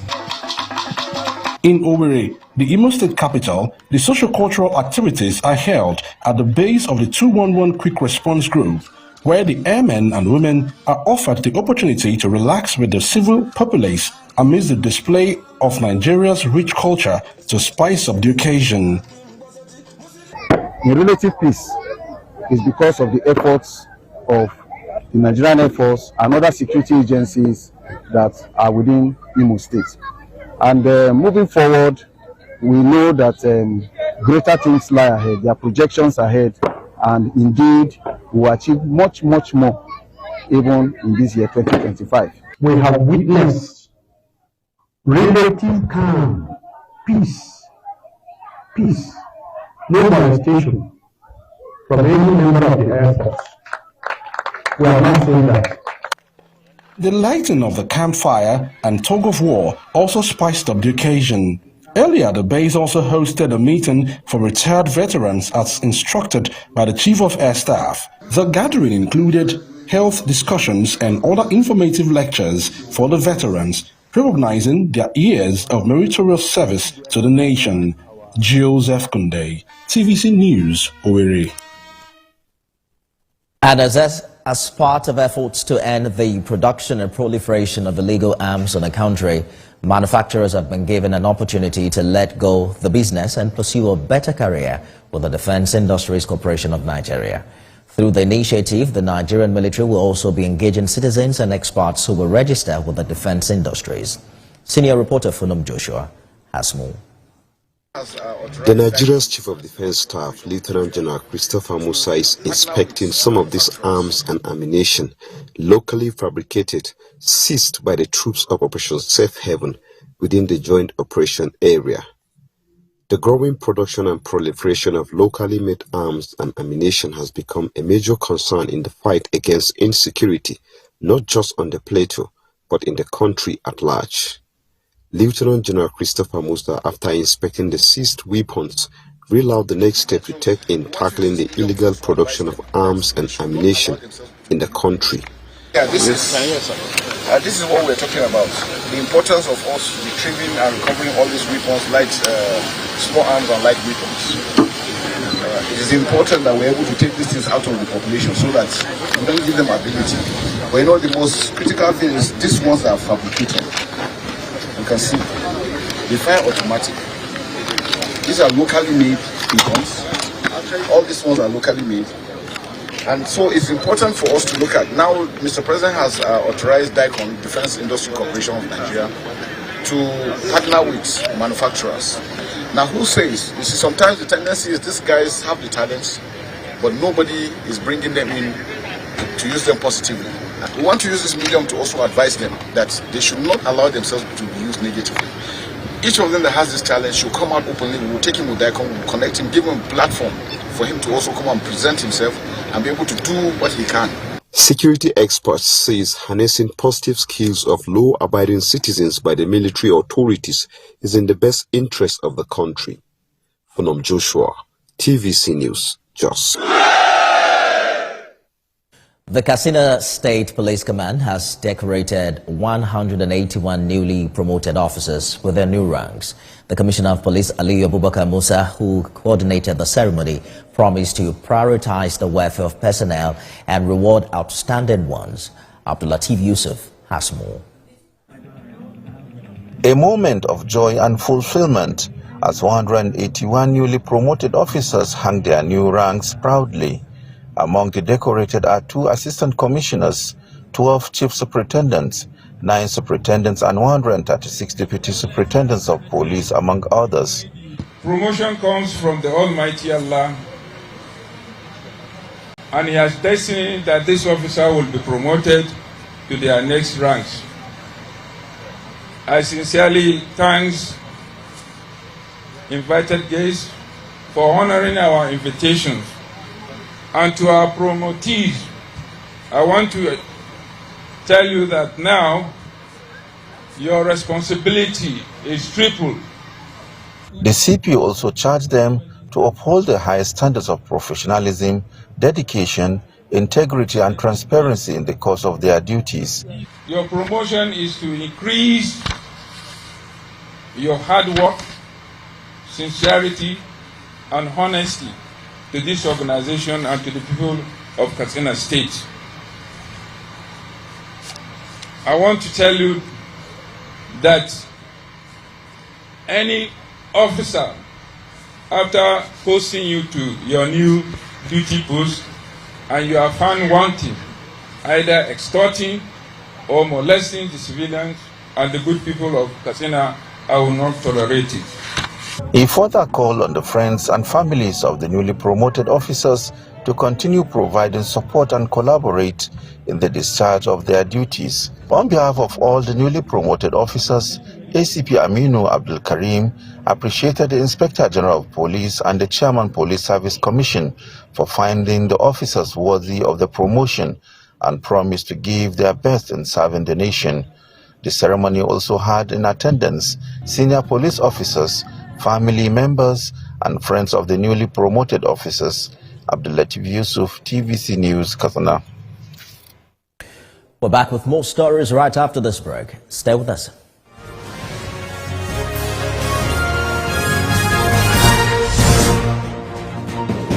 Show off your best skin this Harmattan with Nivea Nourishing Cocoa Body Lotion.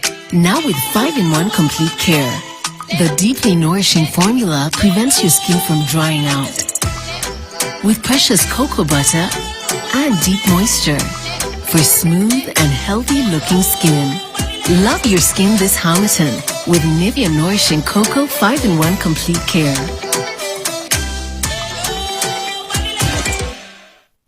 Hi, this is Dr. Abiola Salami. 2025 makes it 20 years that I started my career as a performance strategist, serving senior leaders, women in leadership, and emerging leaders. If you want to improve your performance this year, I am inviting you to the Kickoff Summit, where you and your team will get an empirical framework that will give you 3 things. 1. Clarity, to determine what exactly you want to achieve. 2. Direction, that is your strategy to achieving it. And 3. Motivation, for you and your team to take consistent positive action even when the going is tough. You will also get tools for overcoming procrastination, distractions, fear, and scaling hurdles in 2025. We have a lineup of incredible speakers, including Mr. Austin Avuru, Mrs. Kafila Taraoye, Dr. Lanre Lushola, Professor Badari, and Aproko Doctor. They will share insights on leadership, money, health, relationships, and more. VIP delegates will have the opportunity to join us for the kickoff concert featuring Tokwe Alabi, Forever, Ashiri, Damola, Kenny Black, and many award-winning acts. We encourage you to attend with your top-performing team members as well as your strategic leaders. Visit www.kickoffsummit.com for more information. Every major news story is with many perspectives and layered with different levels of impact. Hello. What time did this happen? We will be right there.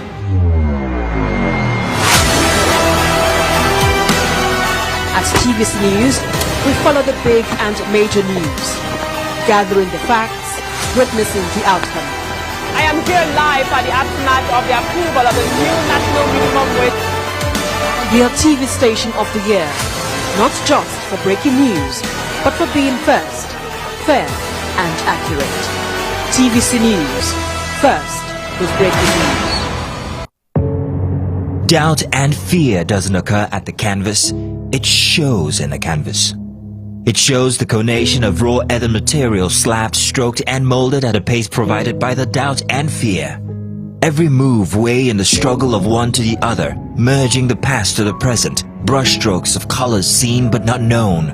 For when the wailing stops, the pieces settle down in abject beauty, erected for a century of a century. Speaking, advocating, protesting as the arts are meant to be.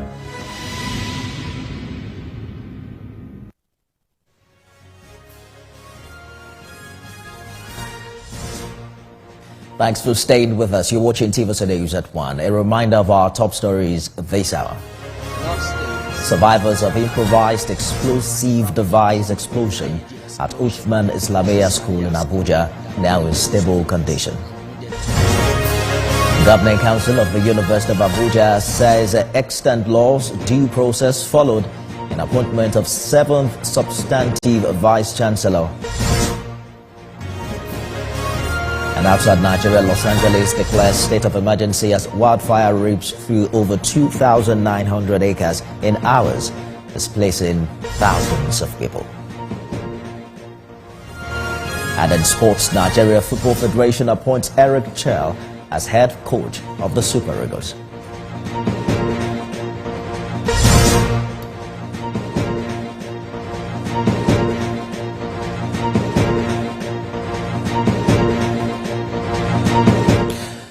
We're back now in Abuja, where professors at the University of Abuja are worried over the recent appointment of Professor Aisha Makodi as the Vice Chancellor. They allege that the Governing Council did not follow the requisite laws and procedures for appointing a Vice Chancellor in Nigeria.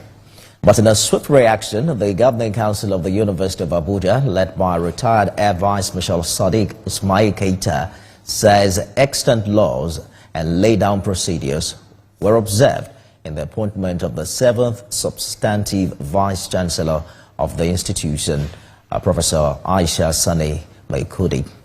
According to a statement by its acting Registrar and Secretary Islamiyat Abdurrahman, the Council, in making the appointment, strictly complied with the relevant provisions of the law, the Two-Men Act, guiding the appointment of Vice Chancellors of the university. The Council says it's not aware of complaints raised by some interested parties in the course of the transition process, which commenced as far back as March 2024, when the university initially advertised the position. The appointment of Aisha Maikudi as the Vice Chancellor was announced on the 31st December 2024. It caused a division between members of the institution's governing council and some members of academic staff. This led to certain members shunning meetings convened by the council in protest against the appointment.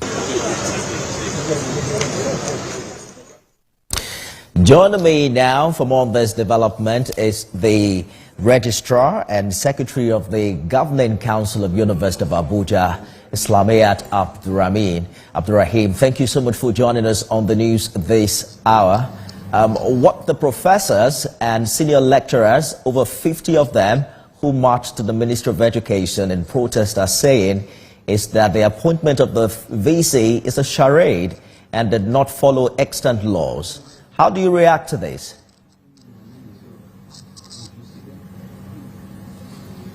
Good afternoon. I'm Islamiyat Abdurrahim, the Acting Registrar, University of Abuja. The appointment of the 7th substantive Vice Chancellor of University of Abuja followed the laid-down rules and the extant laws of the university. The Governing Council followed the due process. It actually started about 9 months ago with the adverts placed in the national dailies when the former Vice Chancellor was about to exit, sometimes in March 2024.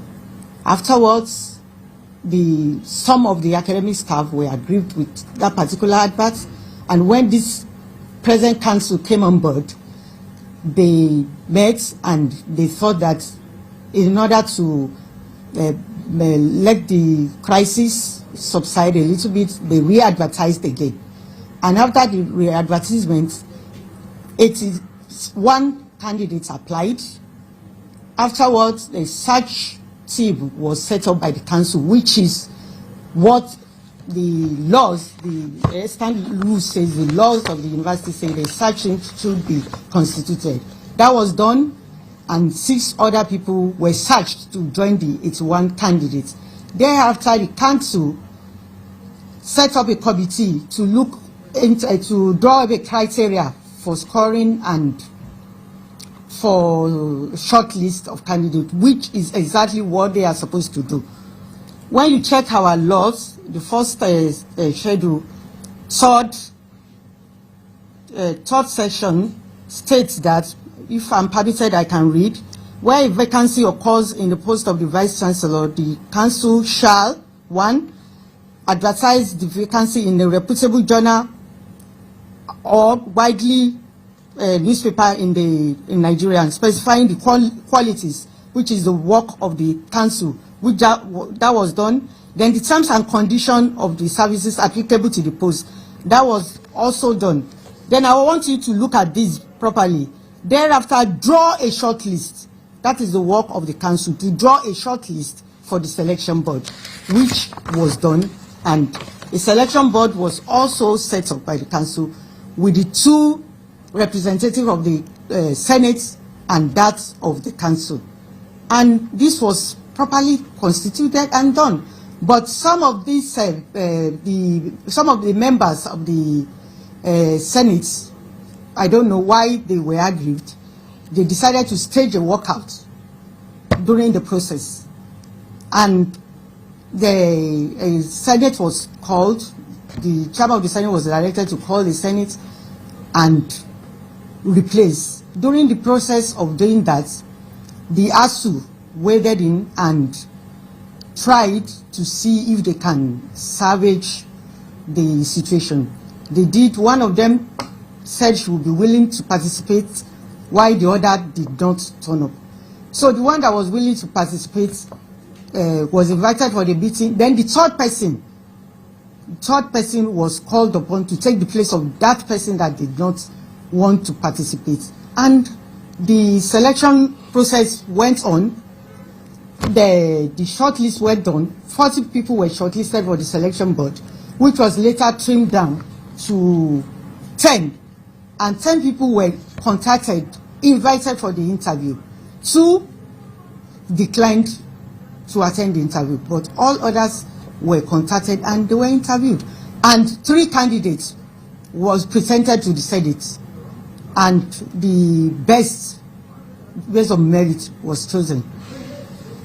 Mr. Abdul Rahim, I hear you clearly, but one thing is certain, that the Governing Council and the Senate members are not on the same page where this is concerned. There's a letter before me now signed by 43 Senate members insisting that this current situation undermines the credibility of the appointment process and principles of fairness as well as equity. What do you consider the way forward, considering this ongoing argument? We saw some professors and senior lecturers asking the Minister of Education to wade in.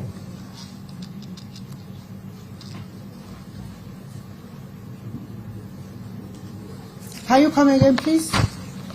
Mr. Abdul Rahim, I'm asking what you consider the way forward, considering the sharp difference between the Governing Council and members of the Senate, who have now asked the Minister of Education to wade in into this situation.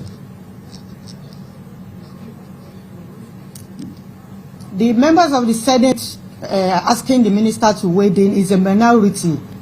We have over 200 Senate members. So if just about a few of them are asking to wade in into the situation, I don't think that is right, because we have close to 300 members of Senate, and we have very few of them complaining about this process. Today, this morning, I just received a list of those who are in support, which is close, as of the time I received it, is close to 200 of them. How is the new VC reacting to this development, and how is this affecting the discharge of our duty?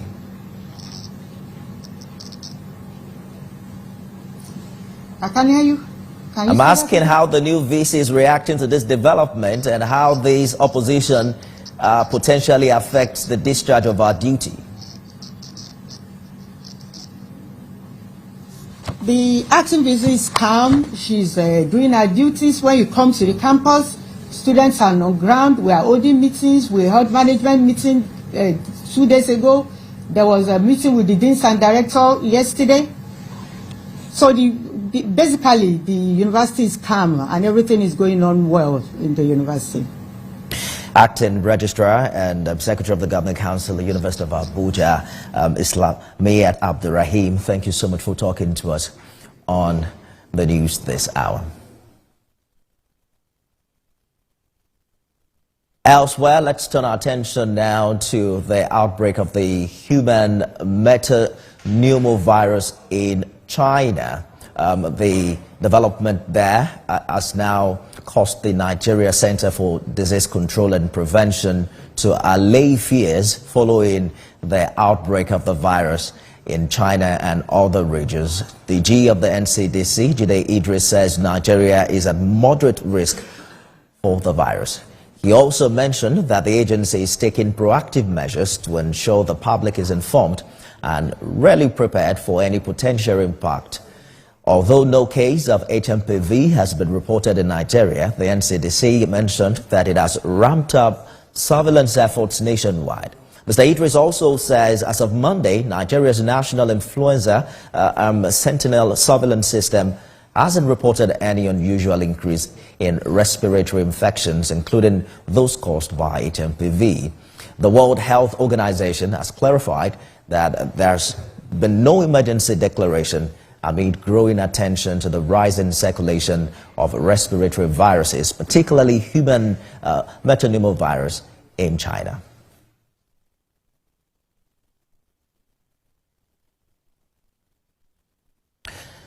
For more on the outbreak of the human metapneumovirus in China, I'm joined by Vice President Medical Initiative for Africa, Dr. Agbo Ebuta. Dr. Ebuta, thank you for joining us on the news this hour. Footages of hospitals in China overrun with masked people have made their rounds on social media.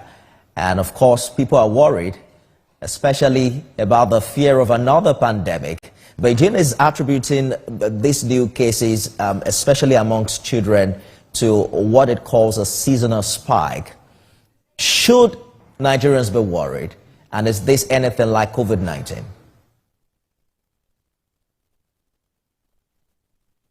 Thank you for having me. To answer your question very directly, Nigerians should not be worried. And then number two, because of the information we have presently, we cannot predict clearly whether it would behave like COVID-19 virus for two reasons. The situation is evolving. We've had repeated spikes of HMPV virus in the past, infections in the past, and they were easy to contain, basically.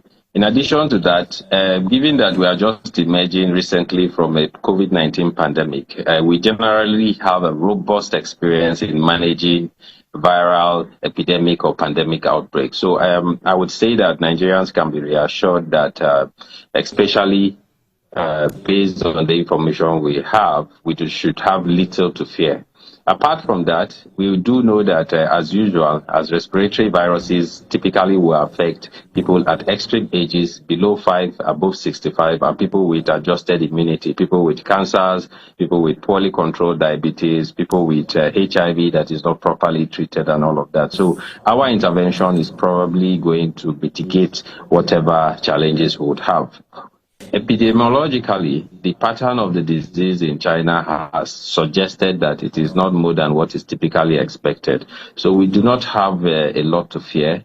Most of our populations will be able to mitigate this impact. So NCDC is saying Nigeria is at moderate risk. What really does that mean? Well, that means that, number one, the risk of widespread of this infection is not as much as compared to when we feel that up to more than 80-70% of the population will be affected. Number two is that the severity, the expected severity of this infection is not going to be as expected. Number three is that the number of patients to be affected that we project will be affected by this infection will not be as maybe in COVID pandemic, where we had a whole situation to deal with and we had to set up tents, mobilize team, increase training for staffs and all of that, and even work on a vaccination. What do you consider the standard response to a flu-like outbreak in a place like China, considering what transpired in 2020? Okay, there are indeed some concerns on how effectively China is communicating what's really happening on ground there. To a large extent, people feel that China has not been very, very transparent with the information about the current outbreak of HMPV infection. But we do know, for example, that in the northern part of China, every year during the winter period, especially, we have a cocktail of viruses that would break out. Things like influenza virus, respiratory syncytial virus, and HMPV virus. In fact, HMPV virus, in the current spike of viral infections in China, does not account for the predominant. It's not responsible for a major. In fact, respiratory syncytial virus and other viruses are more prominent, playing a more prominent role. It's just that we have seen more cases, but this is the winter period, and we typically will expect that. In any case, when the populations are affected, most people would have no symptom at all. About 40% of the population would not have any symptom. The remaining people who would develop symptoms, up to 80% of them will just have mild symptoms, and in 7 days, most of their symptoms will resolve. But 5% of the population may have serious illness. Now, these are the people we are going to focus on. And in diagnosis and treatment, we have the capacity, we have the training in Nigeria to deliver results. It will just mean that we should identify these patients early and give them the needed treatment. There is no particular antiviral treatment for viruses. There is for this particular virus. So what we do is supportive care.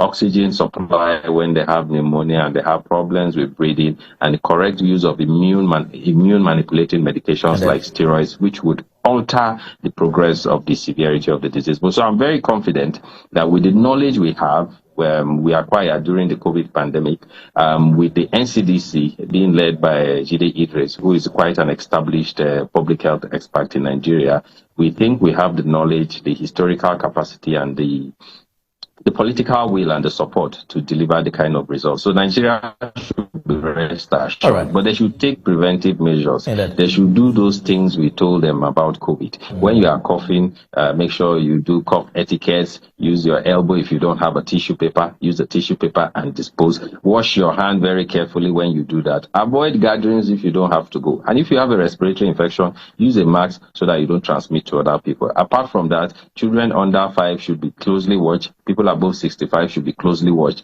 If they have a respiratory infection and it seems to be getting worse, they're having problem with breathing, they should present early because early presentation is critical. This is important because we don't have a vaccine. Candidate vaccines like the RSV vaccine, respiratory syncytial virus vaccine, which appears to be like the HMPV virus, may be used, but that is being explored. But presently, we do not have any vaccine, and any treatment for viral infection by HMPV would be supportive.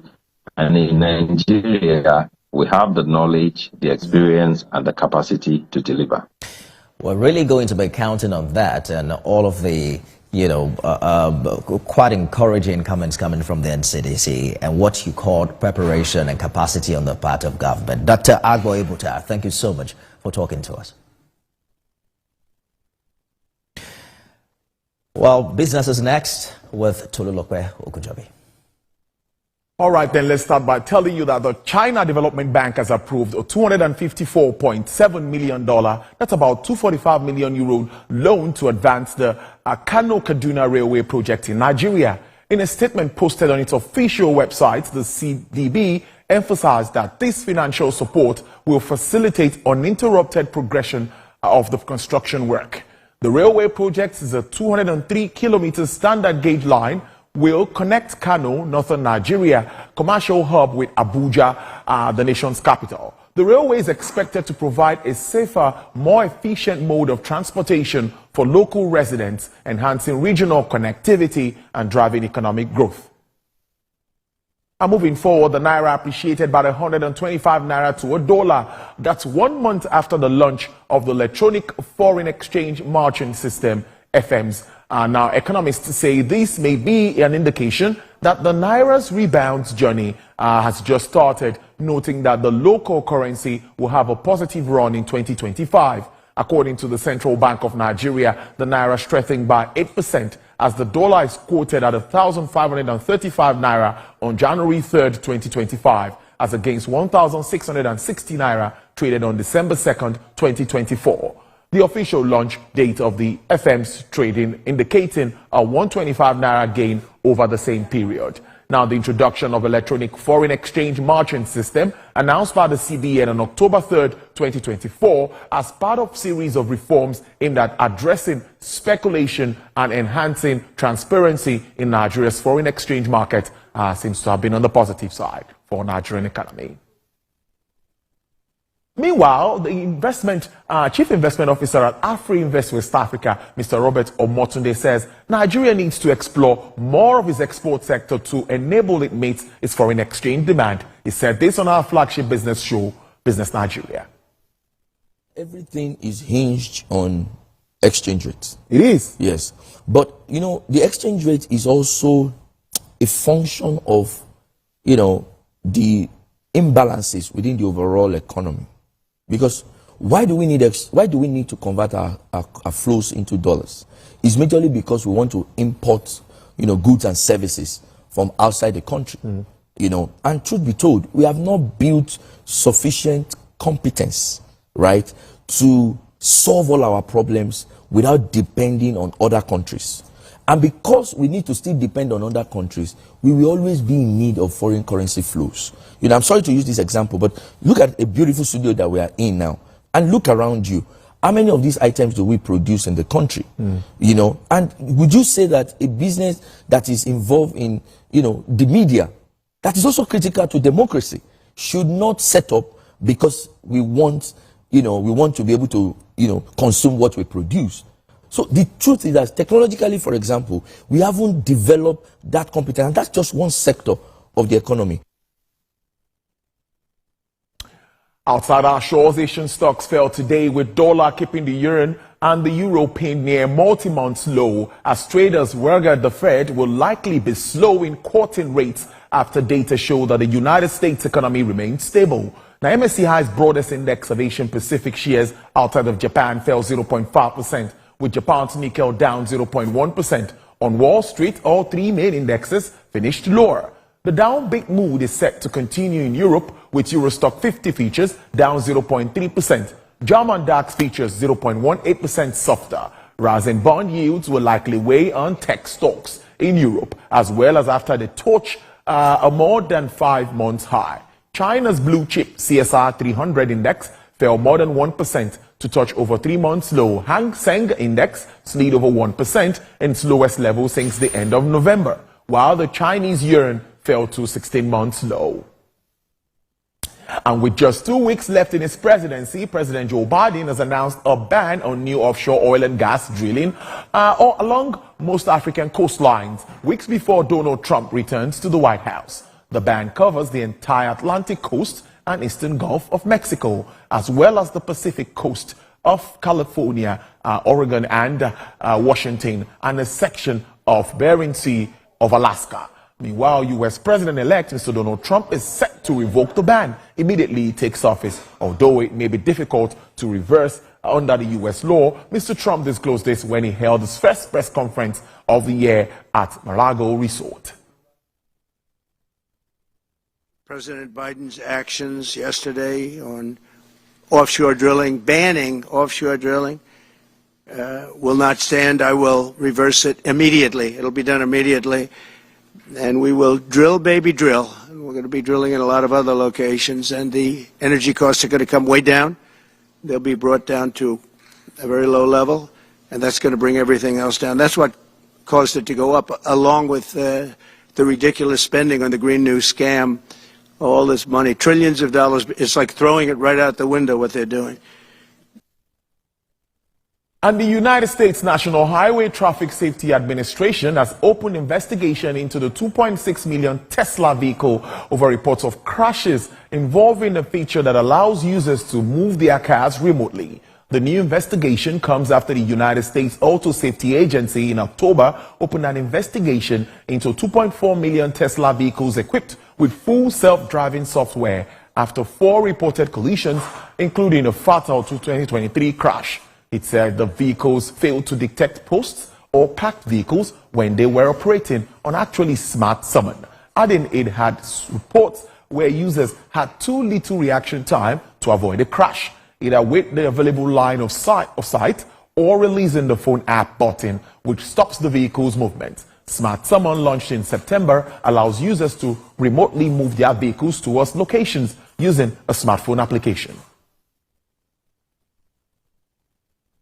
Well, crude oil prices moved higher today after the release of production data from OPEC and Russia, showing both decline in December. U.S. West Texas Intermediate crude rose to sell for $75.17 per barrel, with an uptick of 1.24%. Brent also experienced an upward price margin of 0.96% to sell at $77.79 per barrel. Bonnie Light sells for $78.62 with a price decline of 2.84%.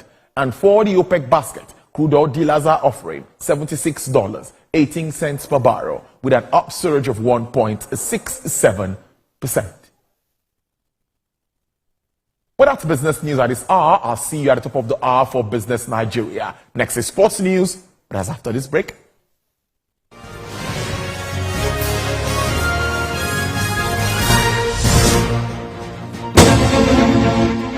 Meet Benga Oreshegun, a fearless voice and an advocate for the truth. He's bringing fresh energy and bold insights to Journalists Hangout. Get ready for deeper analysis and dynamic perspectives. Join me and Babajide Kolade Otitoju with other veteran journalists on Journalists Hangout. Weekdays from 5 p.m. and on Sundays 1:30 p.m.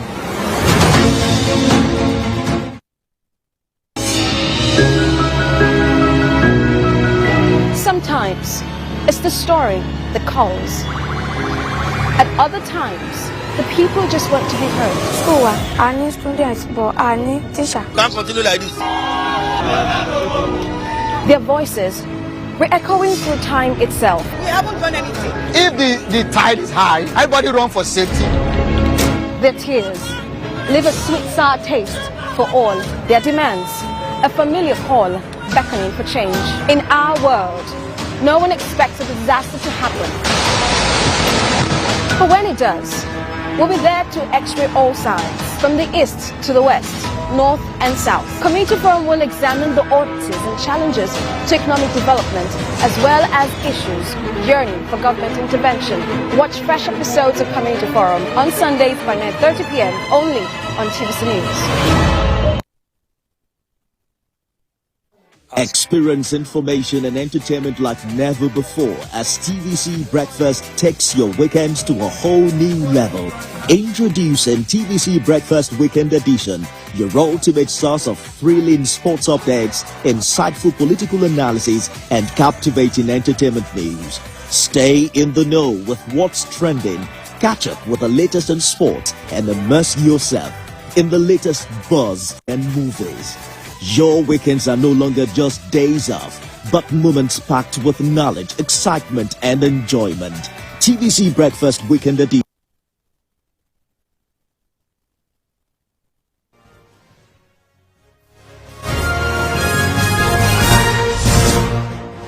It's time to take a look at happenings in the world of sports, and back home in the country, the Nigeria Football Federation, NFF, has appointed Eric Chelle as the head coach of the Super Eagles.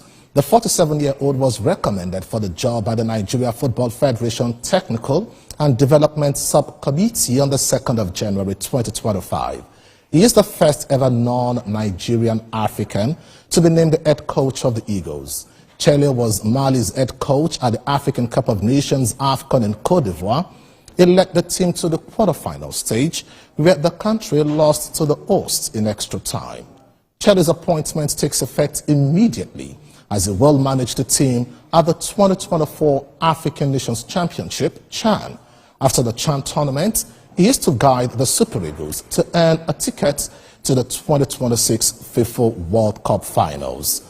Nigeria are currently 5th in Group C of the qualifier. The team is also winless after 4 games. Still talking about the African teams, the Confederation of African Football, CAF, has announced a 75% increase in the prize money of the African Nation.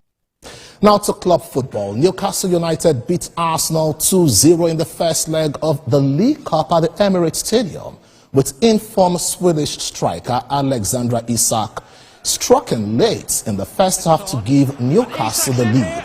The Magpies doubled their lead 3 minutes into the second half as England forward Anthony Gordon reacted quickest in the box following a smart one-handed save by David Raya from an Alexander Isak strike. The result leaves the Gunners with a mountain to climb ahead of the second leg of the League Cup semi-finals. Double their lead. Yeah, he sneaks in round the back post, Gordon, but it's all about Isak there. And that's what I think Arsenal are missing, someone who stands up in the box as a target. Look at him make his way into the box. He ain't worried about going supporting the ball, puts a great shot in, and his timber, he can't get it. Still in England, Tottenham Hotspur and Liverpool are aiming to put one foot in the Carabao Cup final as the pair meet in the first leg of the semi-final tonight. The Reds are defending champions, having triumphed in this competition during Jurgen Klopp's final season on Merseyside, while Tottenham supporters are left to reminisce over their 2008 EFL Cup crown, the last time Spurs won a trophy. Liverpool won 6-3 in North London in December in a staggering open affair with Luis Diaz and Mohamed Salah both bagging braces. Spurs have failed to win any of their 3 fixtures since, as injuries continue to derail their campaign. The team is in a good place. Unfortunately, Joe Gomez is injured. That means we go from 4 centre backs back to 3. Sorry, but he will be back in a few weeks. So very happy with the team, and I think they deserved that trust from the club and from me. If you look at the performances they've brought in the last half a season. Yeah, I think we'll get through this, and I think we'll get through it hopefully pretty quickly to get into the tail end, which just gives you a chance to say, okay, what's the second half of the season going to look like for us? But at the same time, I can't lose sight of the fact that, what's important for us right now is that we deal with what's in front of us. Our league form's nowhere near good enough. We've got to address that. So we can't just wait for it to all happen. So the planning is going on in the background for sure, but my immediate task is to make sure we kind of make an impact in what we can right now. Well, still in North London, Tottenham have exercised the option to extend Heung-min Son's contract to keep him at the club for an additional 12 months until June 2026. The South Korean forward and club captain's deal was due to expire in June, meaning Spurs were at risk of losing him on a free transfer at the end of a decade-long spell in North London since signing from Bayer Leverkusen in 2015. Barcelona were one of a number of clubs rumored to be looking at signing him this summer, but the 32-year-old will now remain at Tottenham for at least another year. Son has long since been the top-scoring Asian player in Premier League history and is the third top scorer of players still active in the competition behind only Jamie Vardy and Mo Salah. Son has scored 169 goals in 431 appearances for Spurs in all competitions. Yeah, brilliant. He's already had an outstanding career at this football club. He's been he's played a big role in sort of the last 10 years of made an impact at the club, made an impact in the Premier League. Great to extend his stay, and the kind of aim and the ambition is to make sure he finishes his Tottenham career with some silverware. But that's a wrap on the sports segment on the news at 1. Nifem, we're going to hit back to you. Thank you, Ian, for the updates in sport. Outside Nigeria now, 3 fires are destroying homes as they race across Los Angeles County. The largest of which in the Pacific Palisades has left tens of thousands of people under evacuation orders. Many were forced to abandon cars in the neighborhood between Malibu and Santa Monica, which also issued evacuation orders. With traffic slowing evacuations and flames jumping the highway, some had considered sheltering on the beach. At a Pasadena care home, workers raced to evacuate elderly residents with a blaze just a block away. The out-of-control Palisades fire is blazing through about 5 football fields a minute and has burnt more than 2,900 acres. Los Angeles has declared an emergency, and firefighters warned that tornado-like winds were complicating their battles. That's the news this hour. You can get more updates on our website. It's tvcnews.tv. Follow us on Facebook, Instagram, and X at TVC News NG. Remember, we're streaming live on YouTube. It's TVC News Nigeria. Thanks for watching. I am Nifemi Oguntoye.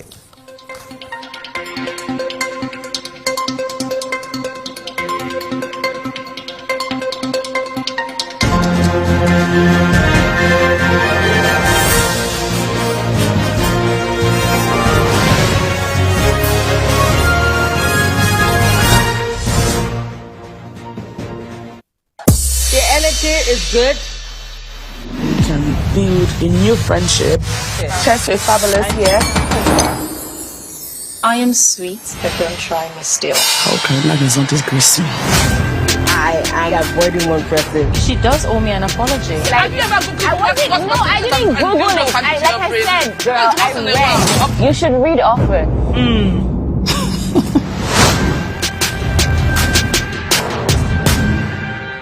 The following is a paid presentation by ShopX TV. At ShopX TV, our customers are the heart of everything we do. As a special thank you for your continued support, we are offering our customers 10% off on selected products from now till November 15th. That's right, shop now and save big on some of your favorite items while stock lasts. Don't miss out on this opportunity to grab amazing products at unbelievable prices. First is our amazing 4-in-1 CookX blender. It's a food processor, a grinder, a blender, and a juicer all in one. The CookX 4-in-1 blender comes with 3 versatile cup sizes, each crafted to handle special tasks perfectly.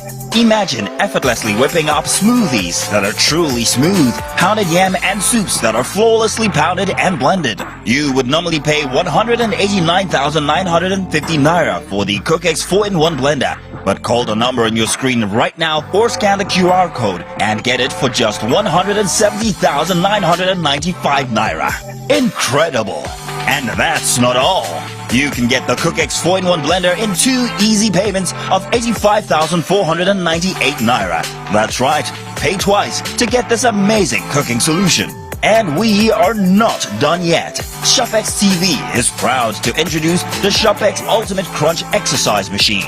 The 6-in-1 machine is designed to take your fitness to the next level. No need to worry about expensive gym fees. You can now work out from the comfort of your home and achieve results. With Ultimate Crunch cutting-edge technology, you can transform your body. Its enhanced features deliver a full body workout that's efficient, effective, and enjoyable. The secret is its advanced design that combines multiple exercise models into one unit. The versatile machine features adjustable resistance levels, an ergonomic design, and a built-in digital tracking system that displays speed, time, distance, and calories burned. From sculpting your abs to toning your legs, upper body, and strengthening your core, you would normally pay up to 449,950 naira for the ShopX Ultimate Crunch. But for a limited time only, call the number on your screen now or scan the QR code and get the ShopX Ultimate Crunch at 404,955 naira. Incredible! And that's not all. You can get the ShopX Ultimate Total Crunch in 2 easy payments of 202,478 naira. That's right, pay twice to get this amazing fitness solution. But hurry, limited stocks available. So call the number on your screen now or scan the QR code or visit our website to place your order while stock lasts. The proceeding was a paid presentation brought to you by ShopX TV. Information is power, information is security, information is knowledge. On Labor Lens, we believe that working people around the world have real questions of their own. They want to know how the world of work operates, what it means to the employer of labor, how policies affect workers in the workplace. On Labor Lens, I am sure we engage effectively the organized labor, organized private sector, and government to get out of them information workers are in need of. I am Sharon Jackson, asking questions that make you get sense of the workplace.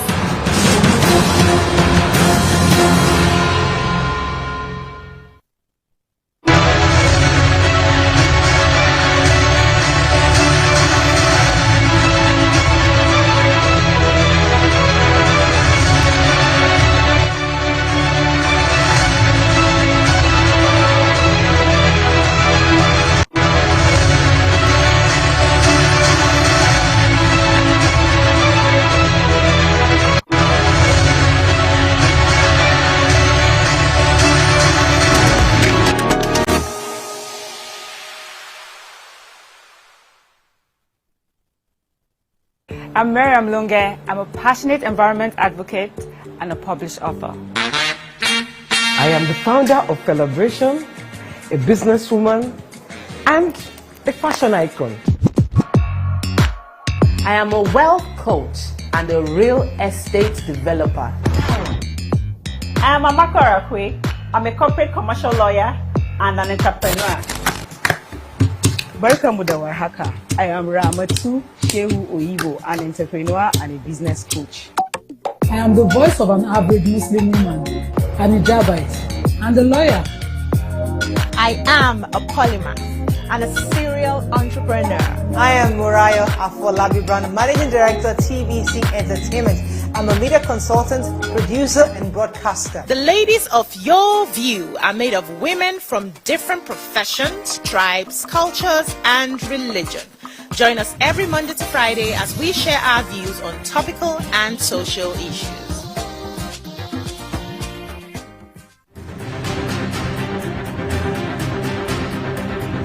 Welcome to the transformative journey of Gombe State.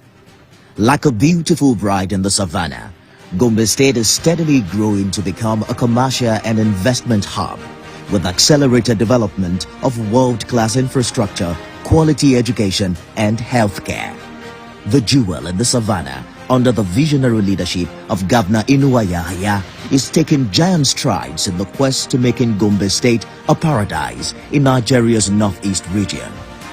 Join us on this adventure every Thursday by 3:30 p.m. as we explore Gombe's transformative journey to greatness. Every major news story is with many perspectives and layered with different levels of impact. Honey, what time did this happen? We will be right there.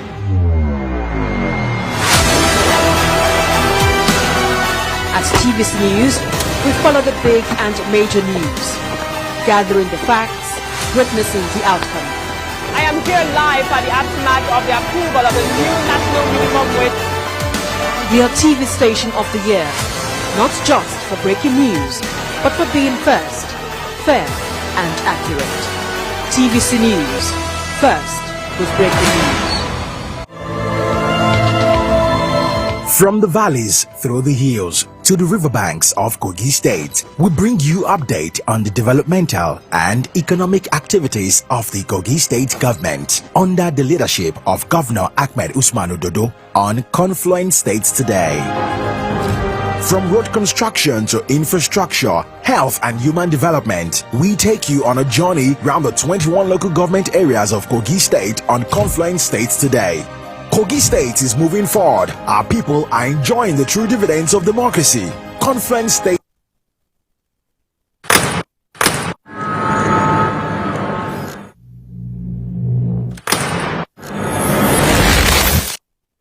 Voted as the best TV station of the year. TVC News breaks into the core of every event as they happen, following all nationwide big and impactful stories. Without the news from every perspective, covering every human angle. I am Veronica, bringing you the news you would want to watch. Akwa is my fatherland. God bless Akwa. We will invite all Akwa Ibomites to arise to the faith of greatness with our Rise agenda. The sun is rising, the land is peaceful. It's so amazing that I can see. I want you to cry, yeah. I am the future, yeah.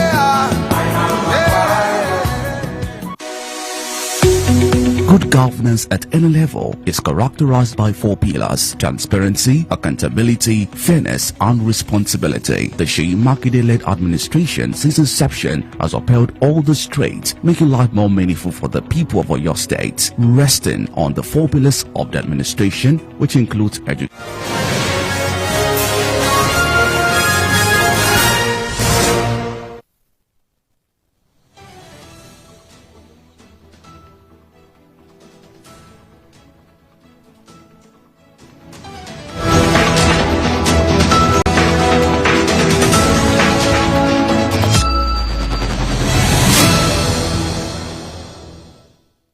Hello there, and thank you so much for joining us. This is Business Nigeria, broadcasting live from our Eco Atlantic studio, Victoria Island, Lagos.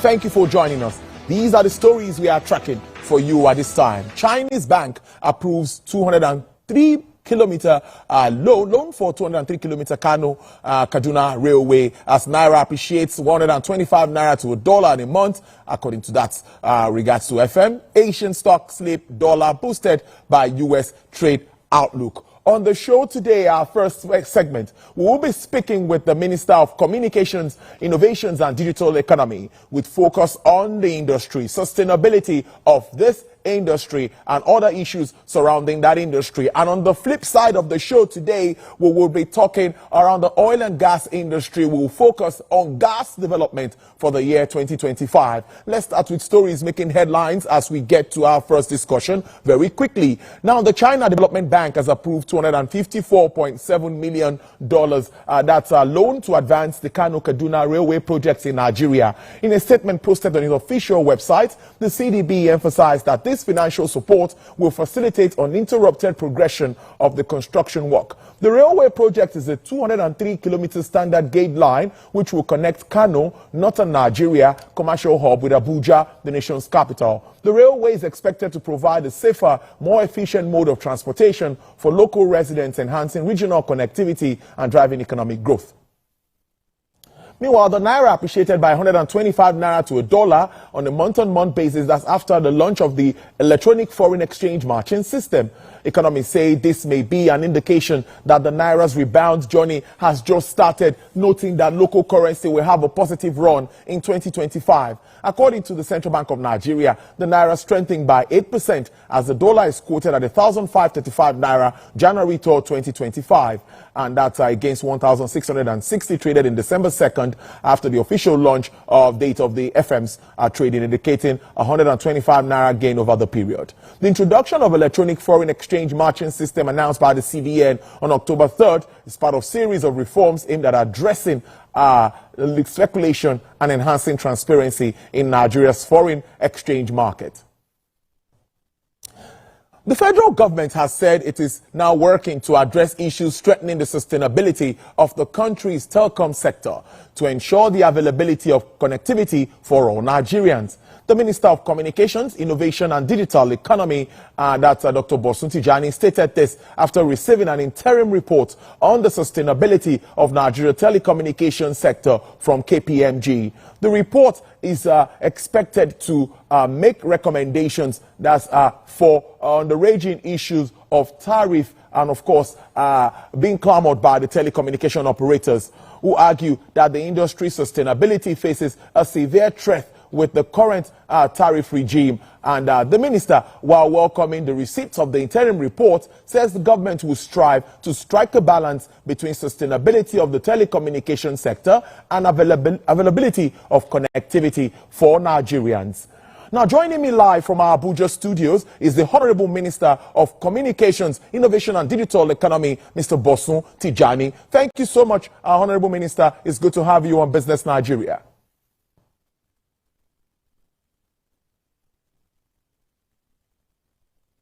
All right, let's take a break, and when we come back, we'll get talking with the minister. Stay with us.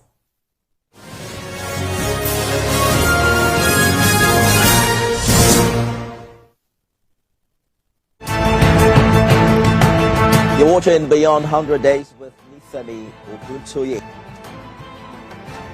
President Tinubu, since he assumed office,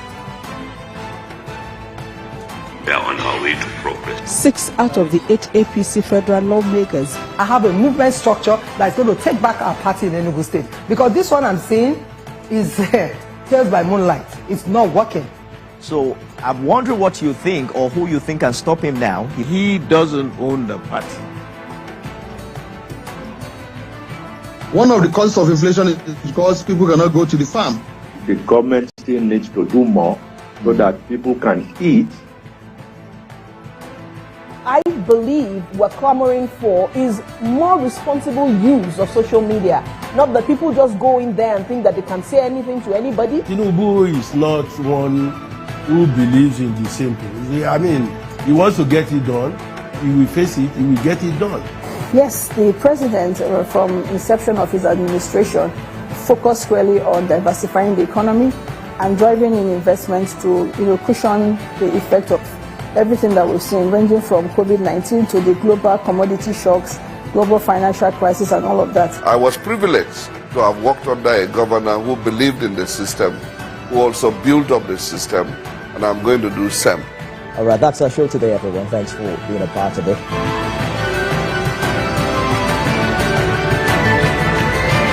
TVC News, first with breaking news. Meet Benga Oreshegun, a fearless voice and an advocate for the truth. He's bringing fresh energy and bold insights to Journalists Hangout.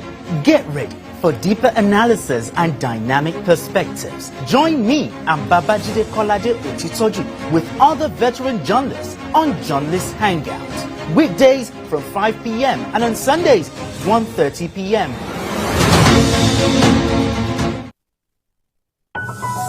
The TVC News at 7 and the TVC News at 10 are not like any other news broadcast. It's the big news app, the hour for the big breaking stories. We've got some of the best reporters on the field, Taking you through as it happens. it's fast-paced, hard-hitting, With investigations that matter. bringing in news that affects Dola. Sport, entertainment, and business news, so you don't miss a thing. Experience resourceful coverage was that. Epic.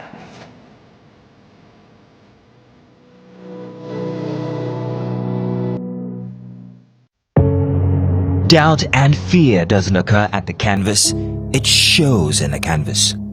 It shows the conation of raw earthen material slapped, stroked, and molded at a pace provided by the doubt and fear.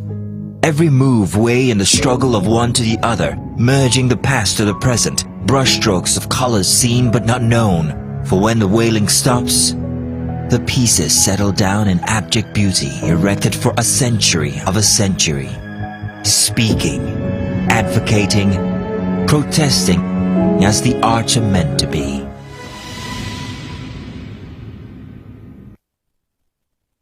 Good morning, Marina Station and all the passengers. Efficient, it's comfortable. This development will go a long way in reducing congestion and emission. The trains are long-term solution to Lagos traffic challenges. This is where we take the final, decisions on policies, programs of government. I will have to ensure that, the narration of Lagos as a PLC is taken very, very seriously.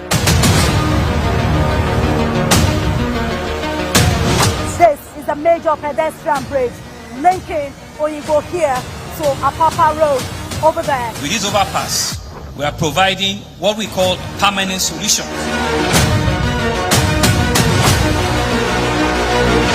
This place is one of the most dangerous areas at the biosecurity environment. This can go into the means and every crumbs of your neighborhood. Our goal is to remain as Africa's model megacity, to move our GDP from the 5-6 position to the 3rd position, and we believe it's achievable with all the commitments we have. Explore the city of Lagos, where dreams are made and possibilities are endless.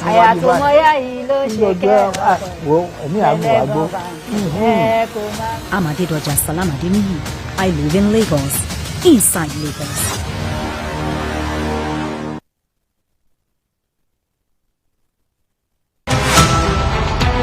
Every major news story is with many perspectives and layered with different levels of impact.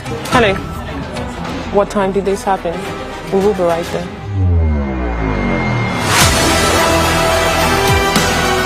At TVC News, we follow the big and major news, gathering the facts, witnessing the outcome. I am here live at the aftermath of the approval of the new national minimum wage. We are TV Station of the Year, not just for breaking news, but for being first, fair and accurate. TVC News, first with breaking news. Sometimes it's the story that calls. At other times, the people just want to be heard. I need students, but I need teacher. Can't continue like this. Their voices re-echoing through time itself. We haven't done anything. If the tide is high, everybody run for safety. Their tears leave a sweet sour taste for all their demands. A familiar call beckoning for change. In our world, no one expects a disaster to happen.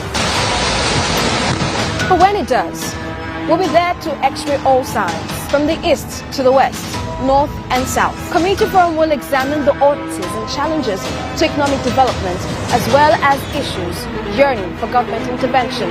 Watch fresh episodes of Community Forum on Sundays by 9:30 p.m. only on TVC News. I'm Miriam Lunge. I'm a passionate environment advocate and a published author. I am the founder of Celebration, a businesswoman, and a fashion icon. I am a wealth coach and a real estate developer. I am Amakara Kwe. I'm a corporate commercial lawyer and an entrepreneur. Barkamu da warhaka. I am Ramatu Shehu Oyibo, an entrepreneur and a business coach. I am the voice of an average Muslim woman, an hijabite, and a lawyer. I am a polymath and a serial entrepreneur. I am Murayo Afolabi Brown, Managing Director, TVC Entertainment. I'm a media consultant, producer, and broadcaster. The ladies of your view are made of women from different professions, tribes, cultures, and religion. Join us every Monday to Friday as we share our views on topical and social issues.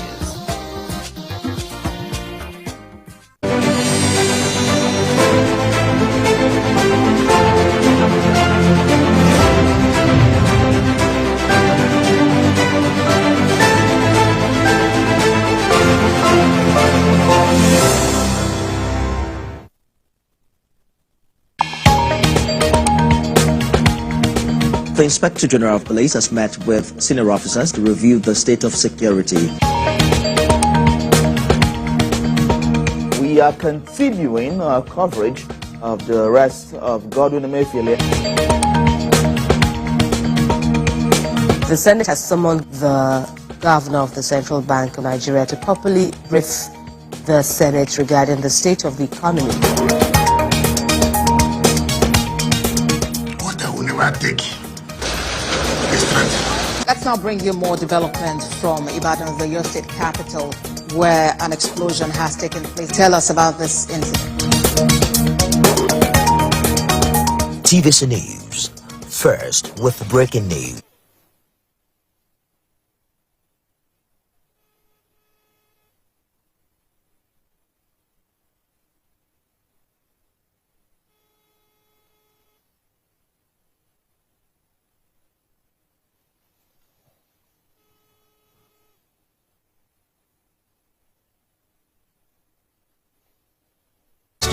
And digging for facts. The water in Beyond 100 Days with me. All right, thank you so much for staying with us. I have the Honorable Minister of Communications, Innovation and Digital Economy, Mr. Bosun Tijani, joining me live from our Abuja studios. Thank you so much, Honorable Minister. It's good to have you on the program, and thank you for your time.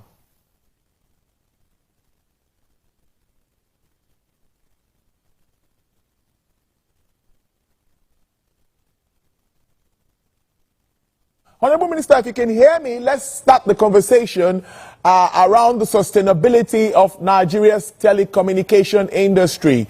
There's been a lot of issues around tariff and all of that in recent times. But first, give us an overview of the issues and how this comes to you, that report from KPMG.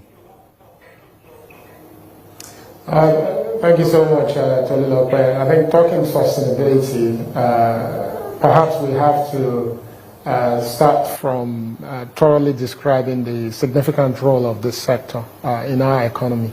I think fortunately as a nation, we took the decision to do full liberalization of the telecommunication sectors in 1999. And if you follow the growth in our GDP since then, it's been extremely exciting. I think the years following 1999, we probably saw about year-on-year 30% growth in our GDP. And if you look at all the decisions that were taken as at this time, you realize that it was truly that full liberalization of the sector that led to the increase or improvement in productivity across key sectors in our country.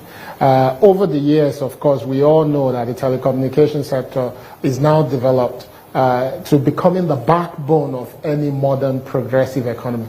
Just imagine today what life would be like without your phone or without access to the internet. How many businesses will be grounded if they are not connected? Even the ability to consume government services, or in some cases, the ability to access quality healthcare. You know, all these the outcomes of a very vibrant telecommunications sector. Nigeria is probably the second largest telecom sector on the African continent, if not first in some cases. We've seen a lot of investment because of government effort from the private sector over the years. In this sector, we've seen significant investment in the sector.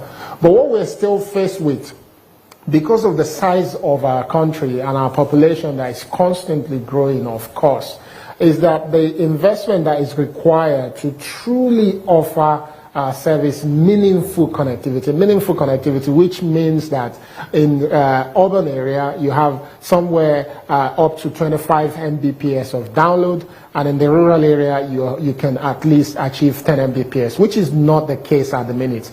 There's still a significant investment that needs to be done. So when we came in following the ethos but also the mandate of Mr. President, we looked at what we needed to do as a nation, as a government, as regulator, to empower the businesses operating in this sector, but also ensure that that sector continues to grow. For those who are following, this sector employ directly about 15,000 people directly, but indirectly, when you talk about all the people servicing the sector, including those that are selling the Richard card and so many other services, this sector employs about 500,000 people. So it's extremely important that on one hand, we have to ensure that the sector continues to contribute to our growth and development as a nation.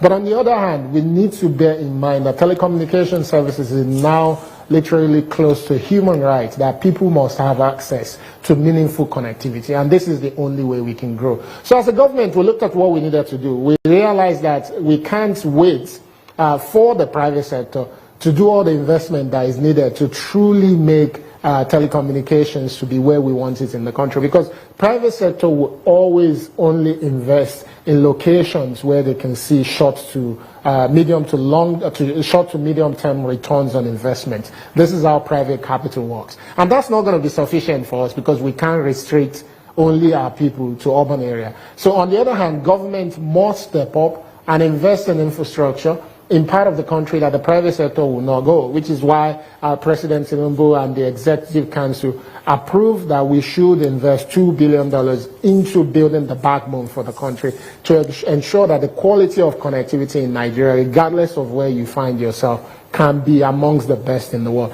But at the same time, we still need the private companies to continue to invest. And we know, if you look at the global inflation over the years, there's never been an increase in this sector in terms of tariff for many, many years. But if you look at the inflation, cost of doing business, which is not unique to Nigeria, is something that is common. It's becoming, as we know, a bit difficult for these companies to truly continue to operate sustainably, but also in a manner that continue to invest. And we have to bear in mind, telecommunication is not one of those areas where once you've invested, you can leave the equipment and they will continue to work. You have to constantly be maintaining them, bringing in new equipment. So we understand why these companies are agitating for increase in tariff, but because we also understand that our people must be catered for, we had to look for a scientific way of determining what sort of increase we should be talking about. But also when we're talking sustainability, that sustainability is not just only about increase in tariff, but every other thing that government can do to, for instance, help reduce the cost of doing business for a lot of these companies, which you can also see that President Tinubu also declared all telecommunications infrastructure as critical national infrastructure, implying that those who vandalize this equipment, they will be met with the strictest form of response from the law, thereby protecting this equipment, ensuring that we can have access to it. But at the same time, they are agitating for 100% increase in tariff. We don't think the government of today will allow for 100% increase in tariff. That's not what we're going to do. But we understand the need to increase the tariff so that the sector can continue to be sustainable. And over the next couple of weeks, we will hear from National Communications Commission that will issue a directive on what we consider as government to be permissible.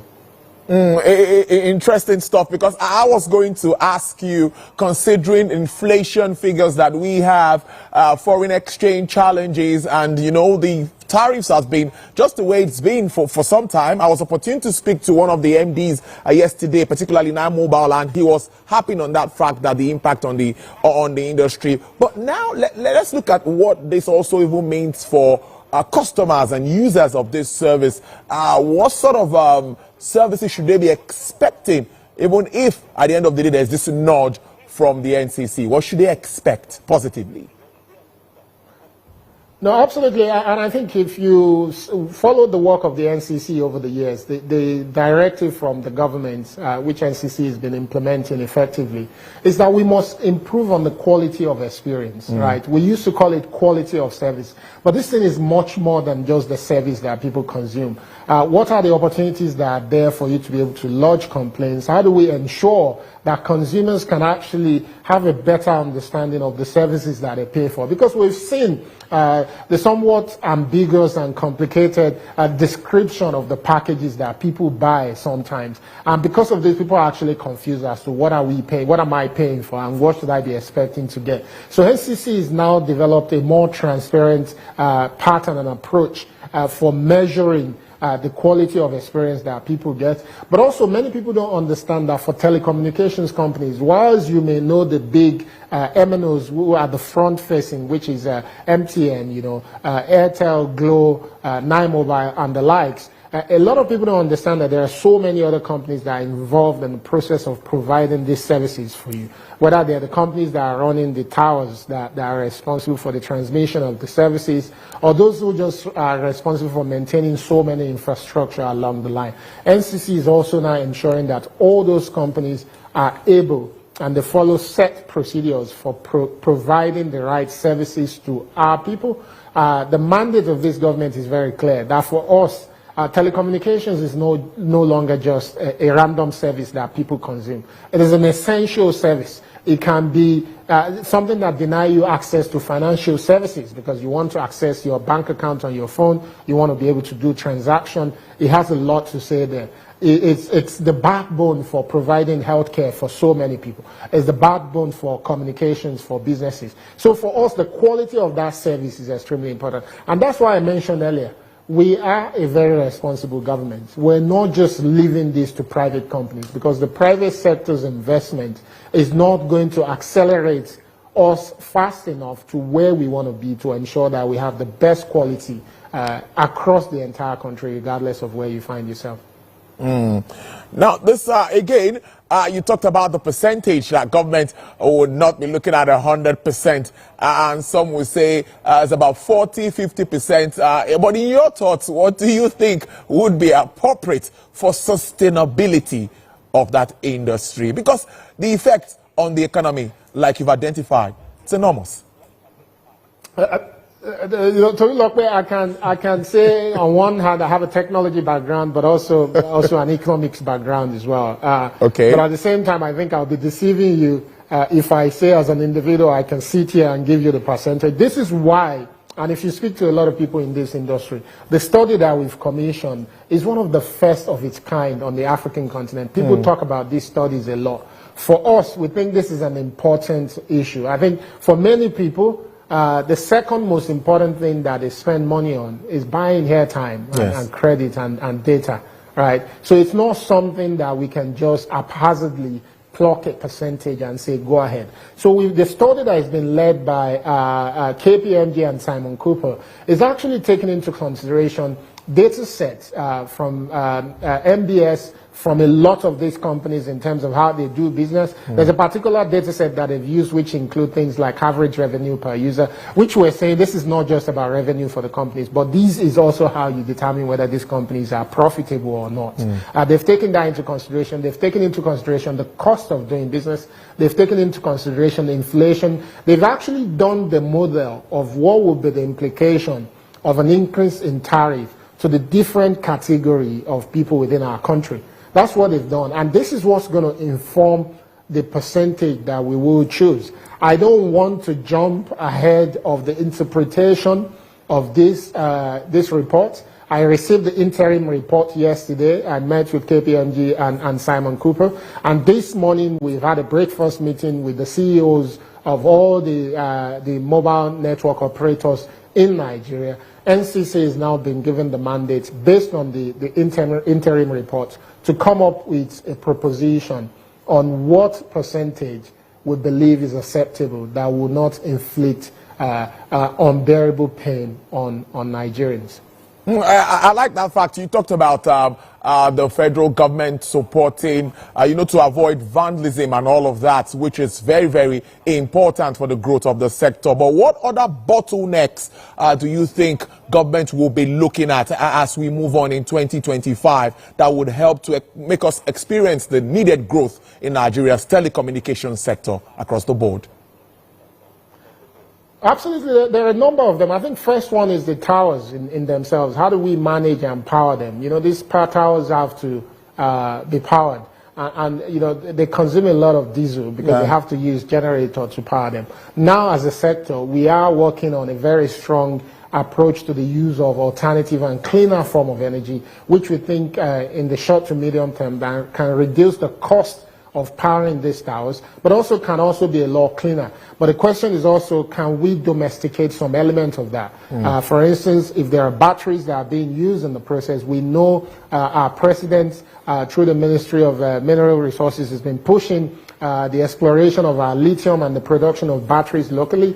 Can this sector become the local off-takers of batteries that are produced in Nigeria, which the sector requires a lot of that. If we're able to do that, not only are we going to reduce the cost of powering towers, but the sector can also contribute to helping to start a new industry in Nigeria, which obviously will create more jobs, more people with disposable income that will also end up consuming from the sector. But beyond that as well, this year you will hear from the ministry and NCC a lot of effort being put into affordable devices. Our country is significant in terms of size of market, over 230 million people. We're having 5 million new people every year. There's no real need for us to be importing mobile telephones at the level that we're importing it. So we're looking at incentives to encourage local manufacturing of mobile phones. And probably at some point, there's no reason why we can't insist that even when mobile phones are being imported into Nigeria, that the batteries in them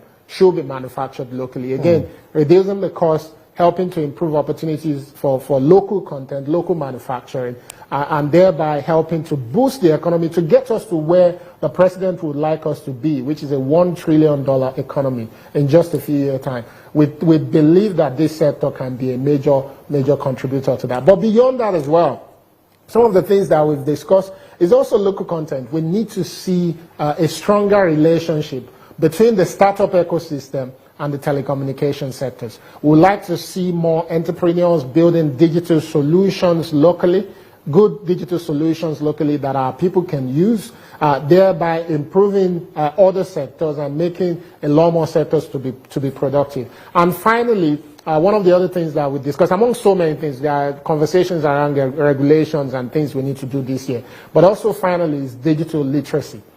We are working together to leverage the network of the MNOs to be able to reach a lot of Nigerians. We want more of our people to be digitally literate. And I'm not talking about digital skills. We're already working on digital skills. That's a separate program. Digital literacy is simply saying the average Nigerian should have a good understanding of how to use digital tools for whether they're using it for their businesses as utility or for every daily transactions. We believe that if we do this, we're also going to be strengthening the sustainability of the sector. And we're extremely excited. I think there's an agreement between us on the government side, but also with the private players, that this government is a pro-business government. Literally everything that the sector is asked us to do, we've looked for a strong way to balance the protection of our people, but also ensuring that these businesses can thrive. And I think 2025 is going to be an extremely exciting year for a sector that is already doing well. Remember that the inflow into the sector, the foreign direct investment in 2024, in Q1 2024, was bigger than the entire inflow in 2023. In 2024, we had about $119 million compared to $22 million that came in Q1 2023. So the total in Q1 2024 was more than the entire inflow in 2023. So this is a sector that is on the rise, and as this sector is rising, responding to all the reforms of Mr. President is giving us the confidence that we're going to see more inflow, which means this sector will continue to create jobs, but also prosperity that can lead to shared opportunities for all Nigerians. You're taking that from, because I wanted us to wrap up for the outlook for 2025, and you've already started itemizing some of that. But I'll still like, from your point of view, to tell us what more we should expect, because this growth that you just identified, the contribution, it's huge. Looking at that in a quarter compared to what we had before. So what more should Nigerians expect, even from the ministry, as we move on in 2025, Honorable Minister? No, absolutely. I think we're extremely fortunate. I'm personally fortunate to serve under President Tinubu because of his approach to the economy, the work that the CME, the coordinating minister of the economy, is also doing.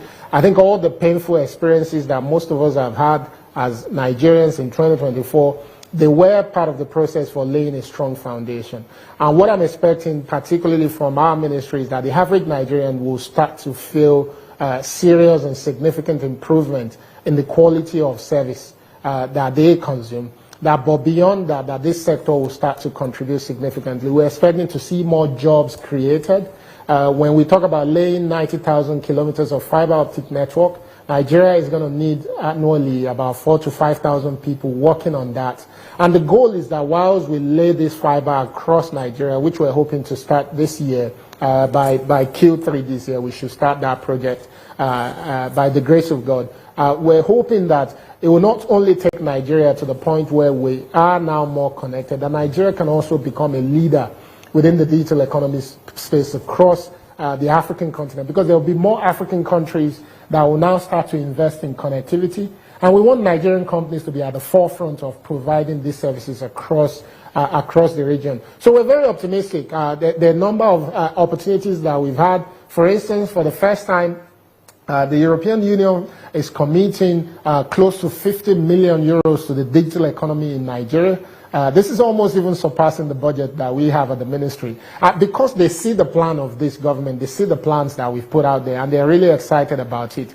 We are also this year setting up a trade desk, which is a dedicated desk to ensure that government can handhold and support Nigerian local technology companies and help them to export abroad. On this Friday, we'll be doing our first trade mission to the U.S. On Friday. We'll be in D.C., and a couple of announcements will be made there where the U.S. government is also supporting the digital economy sector. We'll be making the same sort of trip to Brazil. Our plan for the startup house in San Francisco is going to be fully realized this year, so we'll start to use that building that we've also gotten the approval of the Executive Council to drive. And beyond that as well, in a couple of weeks, you will see us release practically the guidelines through which technology can be used to improve government services, which will be a guideline that we expect all the different MDAs to support. Also, bear in mind, many people are not aware of this, the Universal Service Provision Fund, which Ham, the chairman and is part of NCC, is also been preparing a lot of projects, including computer labs in schools, that you start to see us release and launch over this year. So this is the year that people can start to see concrete benefit and outcomes from all the preparations that we've done in the last 16 months. And I'm extremely optimistic that not only will this sector continue to grow. Remember, in our strategic blueprint, this is a sector that is currently contributing between 16 to 18% to our GDP. Our plan is that by the end of the first term of the president, we would like to take this to up to 21%. So we're really, really pushing hard to ensure that this sector can contribute to taking us where the president and our people would like Nigeria to be. Honorable Minister, Federal Minister, Minister of Communications and Digital Economy, Mr. Bosun Tijani. I must thank you so much for your time on the program. And we hope to have you in few months to do a bit of evaluation, looking at the fallout of some of these policies instituted and seeing how well it's impacting Nigerians. That will be very important. I will hope to have your commitment that will have you in then to speak around it.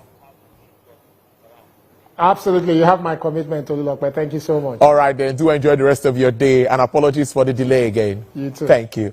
Well, we'll move to speak to our next guest, Adelanke Dayo Adekpoju. She is a gas and renewable energy specialist with Major Energies Marketers Association of Nigeria. She's already in the studio. Thank you so much, Adelanke, for your patience. It is good to have you live in our Eco Atlantic studio. How are you today? I'm doing very well. Thank you for having me here. Yeah, I think it's good for us to also start with a bit of review of our oil and gas industry and what's been playing out.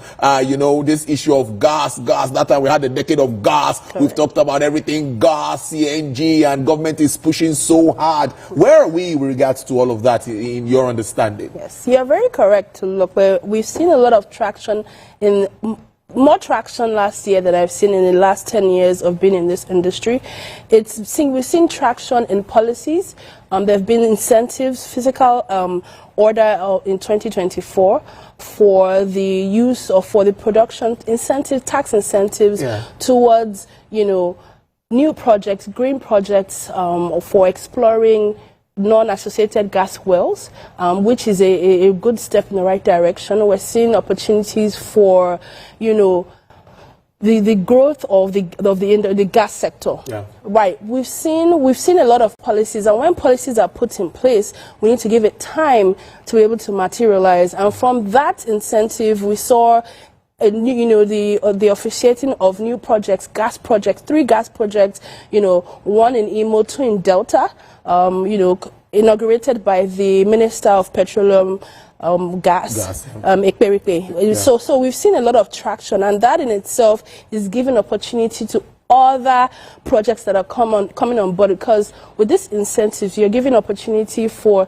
new players to come into the market, investors to come into the market to benefit from these incentives. We've also seen great traction with the presidential CNG initiative, where we are seeing the push following the removal of subsidy.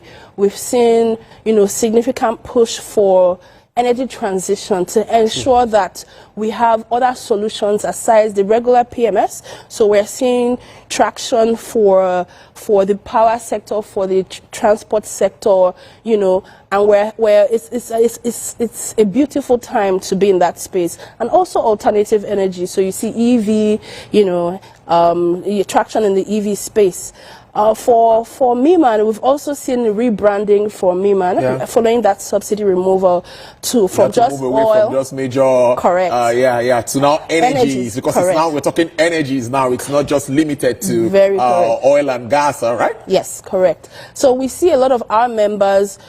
Last year there was a commissioning of the LPG depot from Adova. We've also seen CNG. We have to explore, and you know, we have to be able to we have to have government backing in these areas to be able to bring on board new opportunities in that energy space. And we have the energy transition plan as well. It is supporting all of those initiatives to materialize. We've also seen those in itself are advantages, but we do have challenges in terms of infrastructure. So that in itself gives us an opportunity for infrastructure development. Also, you know, funding the availability or the affordability of CNG kits. You know, those are some of the things some of the challenges. Infrastructure availability as well. You know, pipelines being next door to each and every one for that utilization is needed. We need more CNG stations. Yes, I mean the PCNG has a target of 1 million, you know, conversion kits by 2027, and we've gotten to 50 in just 1 year. Wow. We can see that traction, and I must say it's been a beautiful year to be in that space. Again, it takes time for everything to materialize, and we also see that there's been consistent improvement in, for example, the stabilization of the FX rate. I mean, the last 4 months, we've seen it stabilize, and that's thanks to the government as well in that sector. These incentives as well have brought about, you know, the opportunity for the value chain as a whole. There's been incentives for the value chain as they were looking at upstream for production of the CNG, of the gas, natural gas, for production of LPG as well. Also looking at the opportunity for distribution, increasing pipeline, AKK. We are also looking at the opportunity to complete that line and other projects coming on board, more CNG stations, more LNG stations, and not only just for transport, but for also power, for industry, gas-based industry as well. So it's been an interesting year.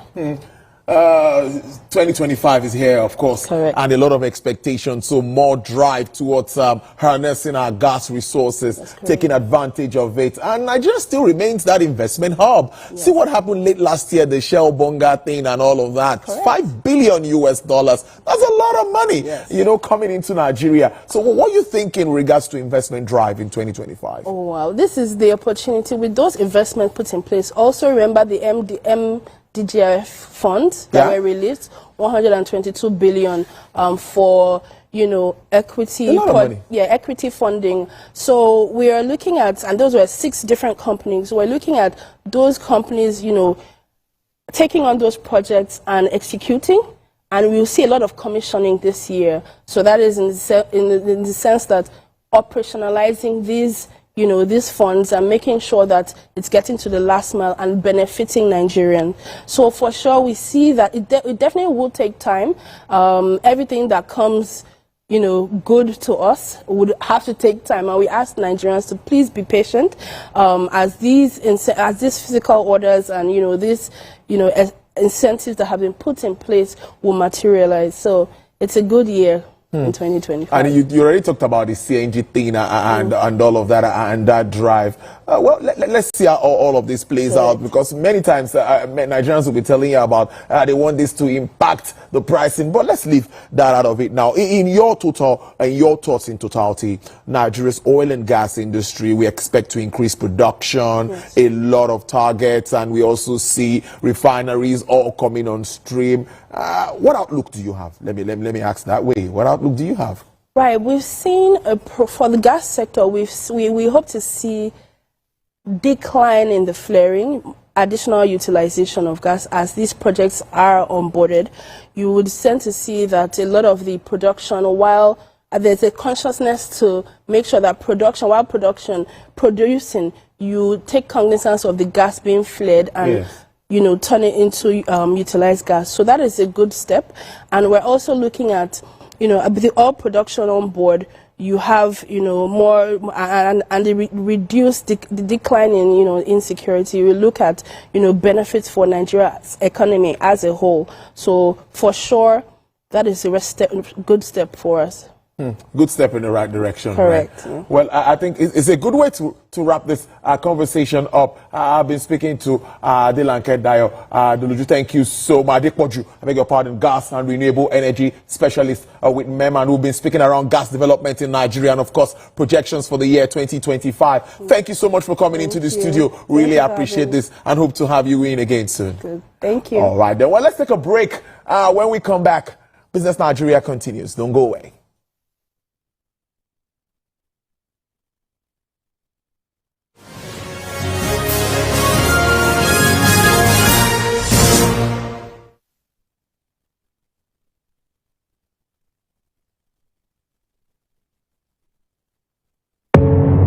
Doubt and fear doesn't occur at the canvas, it shows in the canvas. It shows the conation of raw earthen material slabbed, stroked and molded at a pace provided by the doubt and fear. Every move weigh in the struggle of one to the other, merging the past to the present, brushstrokes of colors seen but not known. For when the wailing stops, the pieces settle down in abject beauty erected for a century of a century. Speaking, advocating, protesting as the arts are meant to be.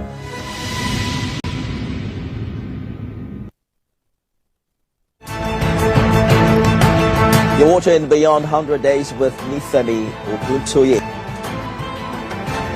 President Tinubu, since he assumed office, they are on our way to progress. 6 out of the 8 APC federal lawmakers have a movement structure that's going to take back our party in Enugu State. Because this one I'm seeing is death by moonlight. It's not working.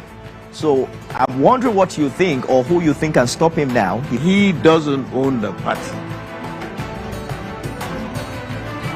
One of the causes of inflation is because people cannot go to the farm. The government still needs to do more so that people can eat. I believe what we're clamoring for is more responsible use of social media. Not that people just go in there and think that they can say anything to anybody. Tinubu is not one who believes in the simple. I mean, he wants to get it done. He will face it. He will get it done. Yes, the president.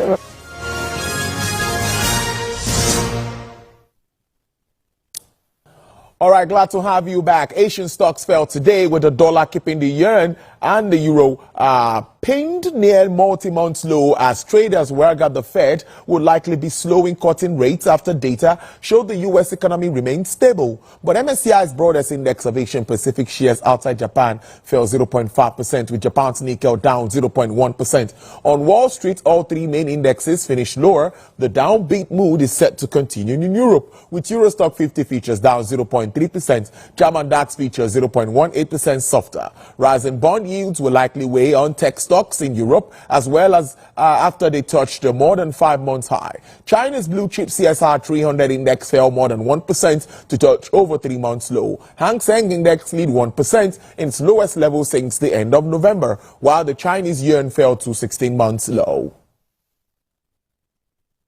And with just 2 weeks left in his presidency, President Joe Biden has announced a ban on new offshore oil and gas drilling, almost on America's coastline, weeks before Donald Trump returns to the White House. The ban covers the entire Atlantic coast and eastern Gulf of Mexico, as well as the Pacific coast of California, Oregon, and Washington, and a section of the Bering Sea of Alaska. Meanwhile, U.S. President-elect Mr. Donald Trump is set to revoke the ban immediately he takes office. Although it may be difficult to reverse under the U.S. law, Mr. Trump disclosed this when he held his first press conference this year at the Mar-a-Lago resort.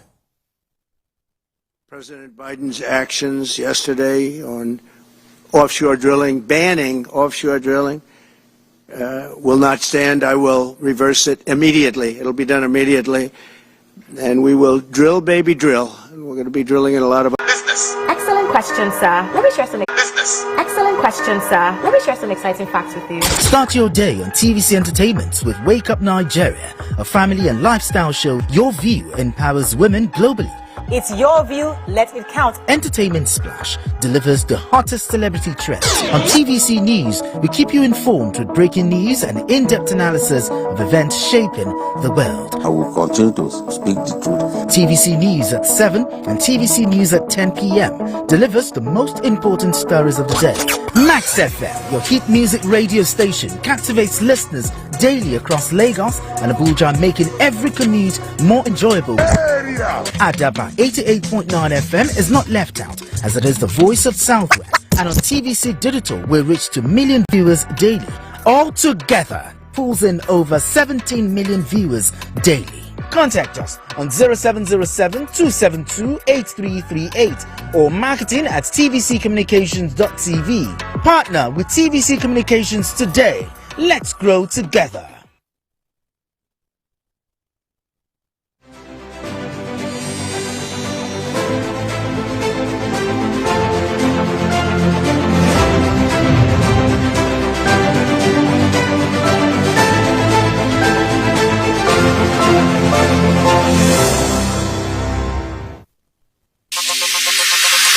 Stay ahead with the biggest news stories. Go beyond the news headlines. Experience impactful investigations. Enjoy resourceful news coverage in real time. TVC News at 7 and TVC News at 10 p.m. Live every day on this channel. TVC News. First with breaking news. Doubt and fear doesn't occur at the canvas. It shows in the canvas. It shows the conation of raw earthen material slapped, stroked, and molded at a pace provided by the doubt and fear. Every move weigh in the struggle of one to the other, merging the past to the present, brushstrokes of colors seen but not known. For when the wailing stops, The pieces settle down in abject beauty erected for a century of a century. Speaking, advocating, protesting as the arts are meant to be.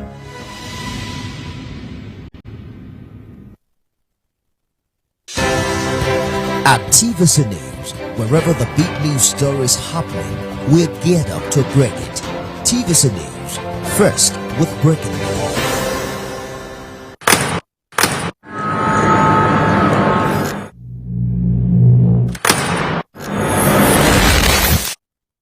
Voted as the best TV station of the year. TVC News breaks into the core of every event as they happen. Following all nationwide big and impactful stories. Without the news from every perspective. Covering every human angle. I am Veronica, bringing you the news you would want to watch. Good morning, Marina Station and all the passengers. Efficient, it's comfortable. This development will go a long way in reducing congestion and emission. The trains are a long-term solution to Lagos traffic challenges. This is where we take the final, decisions on policies, programs of government. I will have to ensure that, the narration of Lagos as the PLC is taken very, very seriously.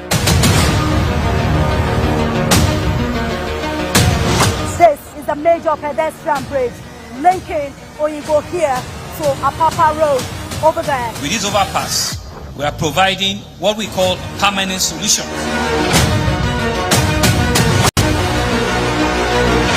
This place is one of the most dangerous areas at the biosecurity environment. This can go into the news and every crumbs of your neighborhood. Our goal is to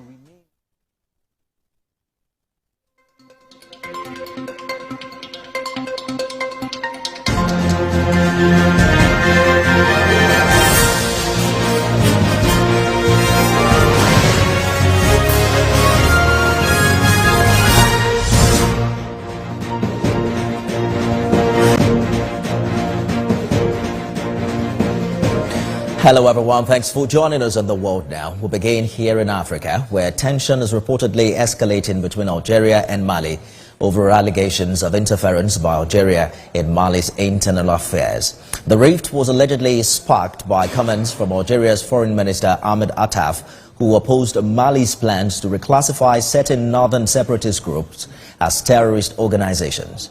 They include signatories of the 2015 Algiers Agreement. Algeria's foreign minister says the groups should remain key interlocutors in peace negotiations, maintaining that a military solution is not the answer. Mali, however, perceives the statements as an intrusion on its sovereignty. Both nations are now divided on how to address the conflict in northern Mali. Algeria is advocating dialogue, while Mali prefers military action.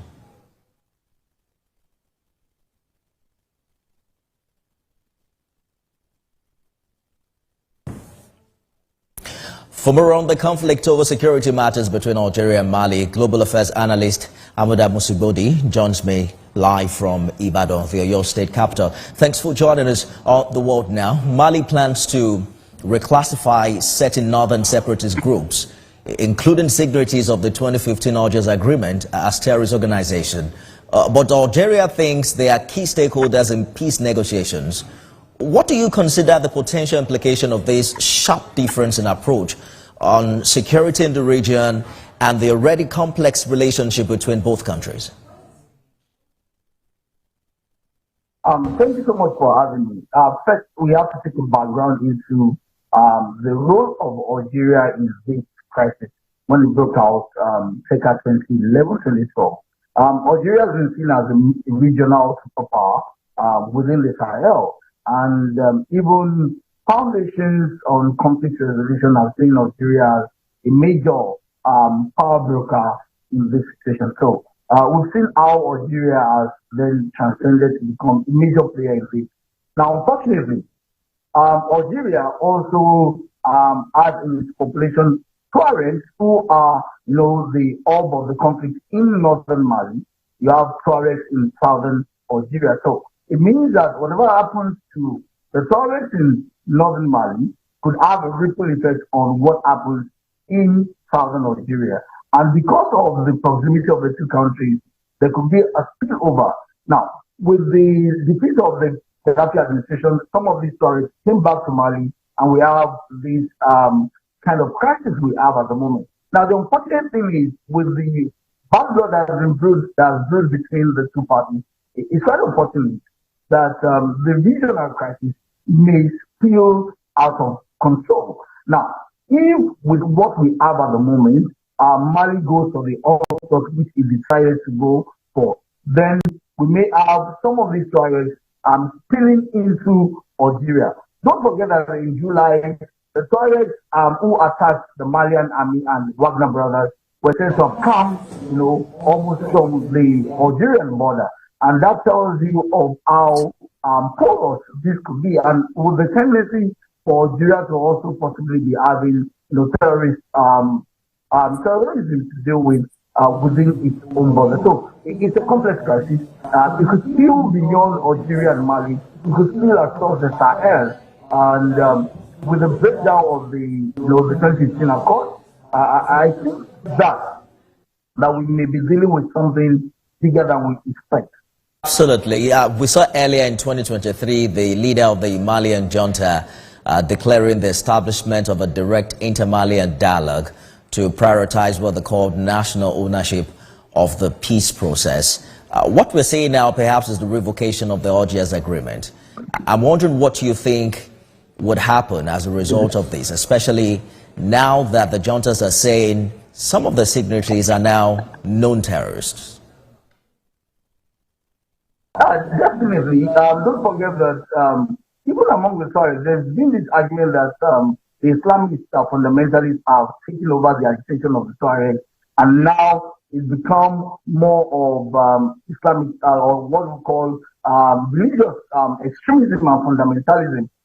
With what we have, Al-Qaeda is involved already. We have, the Islamic State is also involved, and so this has transcended Tuareg, self-agitation, as we may want to call it, but that's, transcended to full-scale terrorism. And the military junta in Mali is saying that, hey, we can no longer stick to these agreements, given that some of the players in league have not been, they've not done well. One would have expected that Algeria, for instance, would have persuaded the leader of Al-Qaeda, and of course some of the Tuaregs, being a major peace broker, to stand down. But we have not seen that play out. We've seen intensified attacks, even from the Tuaregs, as we saw in July 2024. We've also seen reprisals from the Malian army.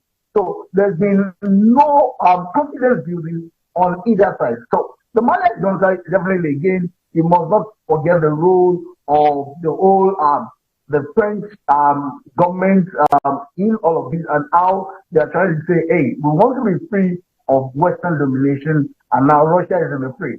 Again, I must also say this, that the relation between Russia as well and Algeria transcends a lot of years. In fact, it goes back to the Algerian independence movement. And now Algeria is also careful not to dampen its relationship with Russia on one side, but then Mali is also riding on the quest of this newfound love with Russia to exert itself. These are the issues. And if you want to unpack all of them, the implication of it all will be that terrorism in Mali may not reduce. The military approach may be the way to go. But then if you say you want to use the carrot approach, how well has it fared in the last 12 years? How well has the carrot approach fared? We've seen renewed attacks from these terrorists, in northern Mali. So if Algeria will play a peace broker role, how well has Algeria fared? As far as I'm concerned, I think I will score Algeria is 20%, and the Malian junta has a duty to protect its internal security, and I think that's what they are trying to do. However, the implications, which definitely will be enormous, but I feel that they are trying to protect its, internal security. Yes, we've seen both nations holding fundamentally opposing views on how to address the conflict in northern Mali. Algeria is advocating for dialogue. Mali is saying, you know what, it has to be military action. What role do you see the UN or even the African Union. Mali is no longer with ECOWAS, and I don't think ECOWAS even has the reach to appease any country in Northern Africa. But what role do you see these other international organizations play in getting both neighboring countries on the same side in the fight against terrorism? First, the AU has a moral burden, which is that the AU itself is seen as we westernized. And so the role it's going to play here will be treated badly by the military junta in Mali. Now, talk about the US. We know that the Security Council is the strongest and the most powerful arm of the United Nations. Now, that same Security Council has Russia, which is a major player in all of this. But what I want all these international organizations to do is see a way of impressing it on both sides. Now, we cannot also totally obfuscate the need for the carrot approach. While we cannot also totally obfuscate the need for the stick approach. So the two can, you don't necessarily have to be mutually exclusive. We can have the two run side by side. And every party to the agreement must stick to the agreement. That's where the United Nations, for instance, must come in. The Security Council must ensure that every agreement signed by all the parties involved must be strictly adhered to. There are international laws and international rules on this. And when this is done, we may have a reduction in the violence and the crisis and the possible humanitarian crisis that we may have on our end to this issue spill out of control. Good place to leave it. Global Affairs Analyst Habuda Musugudi, thank you so much for talking to us. Thank you for having me. Well, let's turn now to the United States of Los Angeles, which has now declared a state of emergency as a result of a wildfire which exploded from 10 acres to more than 2,900 acres in just a few hours. A chief firefighter says more than 30,000 people are under evacuation orders, 13,000 buildings under threat. When houses went on fire in the Pacific Palisades area and residents abandoned their cars to flee the flames, we're following details about the fire that broke on Tuesday and increased in size, fanned by fast-moving wind gusts and incredibly dry conditions. Los Angeles County Fire Chief Anthony Maron says the Pacific Palisades is not out of danger. A second brush fire has also seen spread fast about 26 miles inland from the Palisades. Millions of people in California are now under a red flag warning. Los Angeles is currently experiencing an extreme fire weather condition with red flag alert. At the time of the fire, the relative humidity was 12 and the winds were approximately 25 miles an hour with gusts up to 50 miles per hour.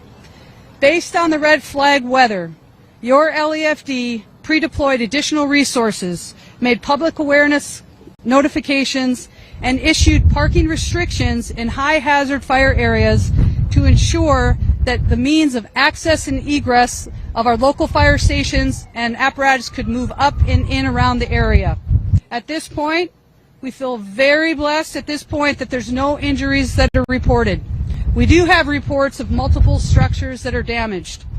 At 11:30 hours this morning, our LA County Fire Department went into unified command with the City of Los Angeles, and at 12:30, our CAL FIRE partners from the state went into unified command with not only LA City Fire, LA County Fire, and LAPD. Currently, LA County Fire is providing aerial resources to fight this brush fire, including our Firehawk helicopters, our CH-47, part of our nighttime QRF resource that we have, in addition to our CL-415 Super Scoopers. In a remote part of the Chinese region of Tibet, rescuers searched all through last night for survivors after a major earthquake killed at least 126 people and damaged more than 3,000 buildings. According to Chinese state media, 188 people were injured after the earthquake hit the foothills of the Himalayas. A large-scale rescue operation was launched with survivors under additional pressure as temperatures were predicted to fall overnight Earthquakes are common in that region of China, which lies on a major geological fault line. But Tuesday was one of the deadliest in recent years. The Chinese Air Force has launched rescue efforts and sent drones to the affected area. We'll return with more stories from across the world after this break.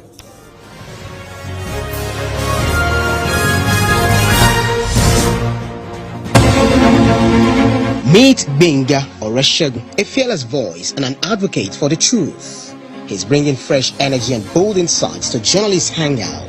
Get ready for deeper analysis and dynamic perspectives. Join me and Babajide Kolade Otitoju with other veteran journalists on Journalists' Hangout. Weekdays from 5 p.m. and on Sundays 1:30 p.m.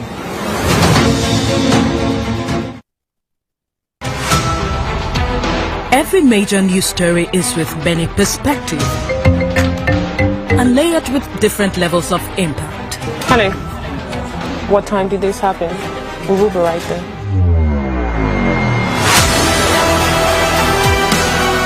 At TVC News, we follow the big and major news, gathering the facts, witnessing the outcome.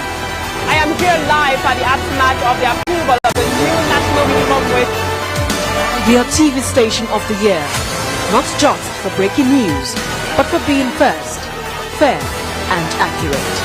TVC News, first with breaking news. Good morning, Marina Station and all the passengers. Efficient, it's comfortable. This development will go a long way in reducing congestion and emission. The trains are a long-term solution to Lagos traffic challenges. This is where we take the final, decisions on policies, programs of government. I will have to ensure that, the narration.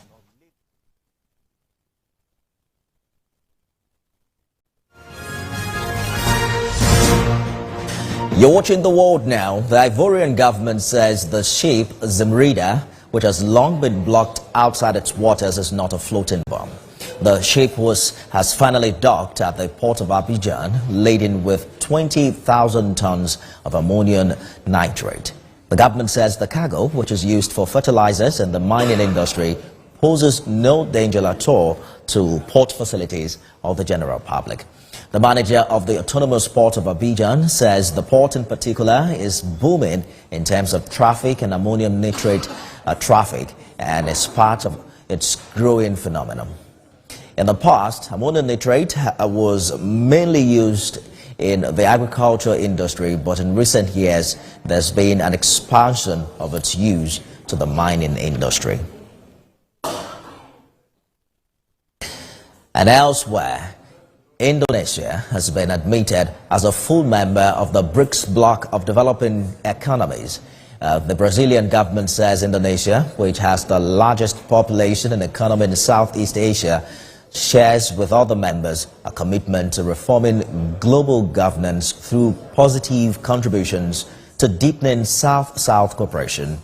Turkey, Azerbaijan and Malaysia have formally applied to become members of a few others which have now expressed interests. Before Indonesia's membership, the bloc accounted for nearly 45% of the world's population and 35% of global gross domestic product. BRICS was formed by Brazil, Russia, India and China in 2009, and South Africa was added in 2010.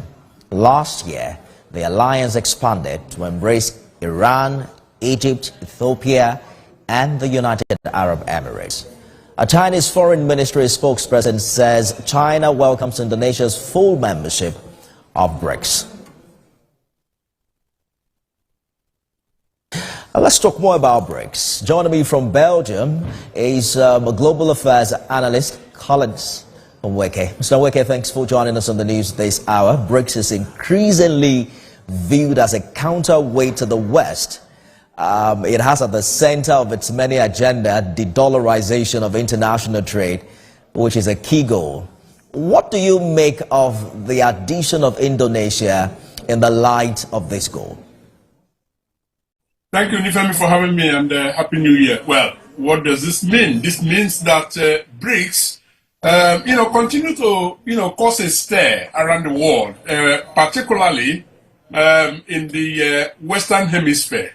Now, with Indonesia, the largest population in that region, and the global share of BRICS in global population has only just risen. Before today, when before they joined, like you mentioned, the population stood at about 45% of global share of the population, and then in terms of GDP, around 35% measured from the perspective of purchasing power parity. So this is not something that you can ignore. Now we know how much shivers it is sending because President Trump himself, as part of his election campaign to be president of the United States, actually singled them out to say that he's going to punish them if they ever try to give America a run for its money through the dollarization that you mentioned. But you see, BRICS is only getting much more relevant, and therefore sending strategies around the world, particularly those in the Western Hemisphere, the global corporations and the financial markets, a bit worried. We'll talk more about Trump's threat shortly, but do you agree with those who say this new move by Indonesia proves that it's becoming increasingly active in global issues, and that perhaps it's one country to watch when it comes to multilateral cooperation to create a global structure for more inclusive and fair engagement? There is absolutely no doubt about that, Nifemi. And what have we noticed in the last decade, increasingly, in the past 4 or 5 years? What we have noticed is that Indonesia has become much more consistent and audacious in its foreign policy. What it has done essentially is identifying its national interests and, also identifying the domestic challenges that they have, and they are using a very well-crafted strategic foreign policy to pursue their national strategic agenda. And then, their entry into BRICS is one of such building blocks that Indonesia is using to increase not only its relevance, but also its, purchasing power within the global economy. So there is absolutely no doubt that, Indonesia, has become much more consequential, not only in that region, but as a global player. And they have done that, with a very, very consistent and well thought out foreign policy and trade policy as well. You talked about U.S. President-elect Trump's threat earlier. He has threatened 100% tariff on BRICS nations if they replace the dollar in international trade. Some have said it will be an economic disaster if we see, the trade battle extend beyond China to these other countries. Do you think there's a way this can be avoided? Well, it's got to be avoided. And one can only hope that it is basically one of those, threats that Donald Trump, issues out, and then leaves his advisors to, begin to sort them out. Now, are we going to be very surprised if indeed he makes through on that threat? No, we're not going to be surprised because we have seen him, do similar things in the past. But the point is very clear, Nifemi. It is not going to go without a repercussion, for America. Now, let us not forget the, 1930, Great Depression. Let us not forget the tariff war, that emanated out of, the policies that were taken at the time. Now, nobody's a schoolboy here anymore. What nations need is for you to make a convincing case about why you mean something to them and what value you add to their economy through your foreign policy, through your trade policy. So economic diplomacy, has gotten so sophisticated now that even the smallest country in the world has its own leverage. And so, President-elect Trump actually issuing threats, I think it's a joke. It's a joke because, it's not going to get away with, such, tariff hikes, that doesn't affect the United States. All right. I'm wondering where you see Nigeria aligning in all of these regional alignment, but we'll talk about that much more later. Colin Taweka live for us from Belgium. Thank you so much for your thoughts. Always a pleasure. Thank you, Nifem, for having me. And finally, on the news this hour, elected officials, members of the U.S. Supreme Court and other invited guests have been viewing the body of former U.S. President Jimmy Carter as it lies in state in Washington, D.C. Mr. Carter's body will lie in state at the Capitol for 2 days, during which the public can pay their respects.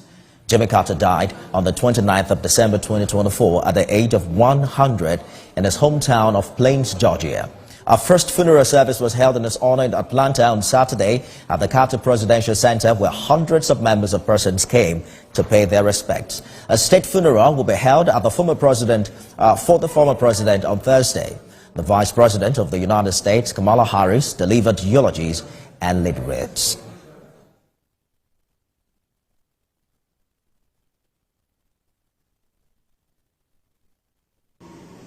He was the first president of the United States to have a comprehensive energy policy, including providing some of the first federal support for clean energy. He also passed over a dozen major pieces of legislation regarding environmental protection. And in the wake of Watergate, Jimmy Carter passed historic ethics legislation to help rebuild America's faith in government. Jimmy Carter later rest after 100 years. What a huge privilege. That's the world now, everyone. You can get more updates on our website at tvcnews.tv. Follow us on Facebook, Instagram, and X at TVC News NG. Remember, we're streaming live on YouTube. It's TVC News Nigeria. Thanks for watching.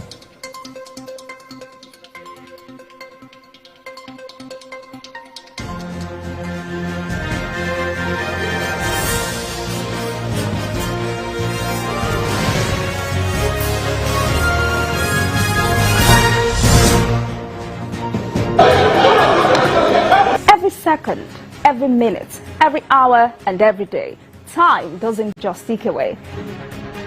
It's a countdown to political decisions that shape our world. This country must move. Imagine the impact these decisions have on our lives. Some are consequential, others may leave us intrigued or baffled. You will have no better friend and partner than Nigeria. Step in and feel the frenzy like never before. Join me every weekday for an hour of fact-finding interviews where questions cut to the core. How would you say your administration has fared in these sectors? I will dig in to get to the heart of issues, from local politics to global insight. Join me as I unearth the power plays, jaw-dropping revelations, and the unfiltered truth. This isn't just politics, it's unraveling the stories that matter. Brace yourself for Politics Tonight every weekday at 8 p.m., where every decision echoes along the corridors of our lives. Politics Tonight, only on TVC News.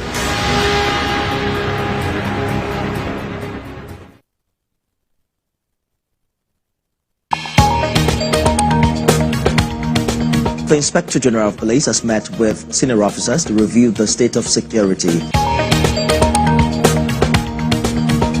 We are continuing our coverage of the arrest of Godwin Emefiele.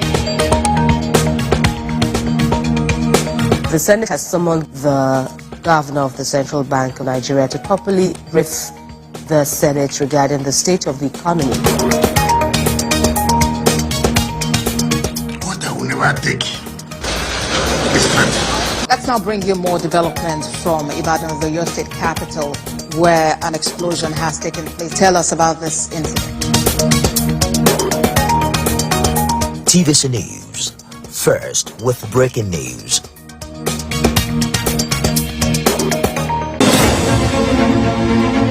Meet Bing Oreshegun, a fearless voice and an advocate for the truth. He's bringing fresh energy and bold insights to journalists' hangout. Get ready for deeper analysis and dynamic perspectives. Join me and Babajide Kolade Otitoju with other veteran journalists on Journalists Hangout. Weekdays from 5 p.m. and on Sundays 1:30 p.m.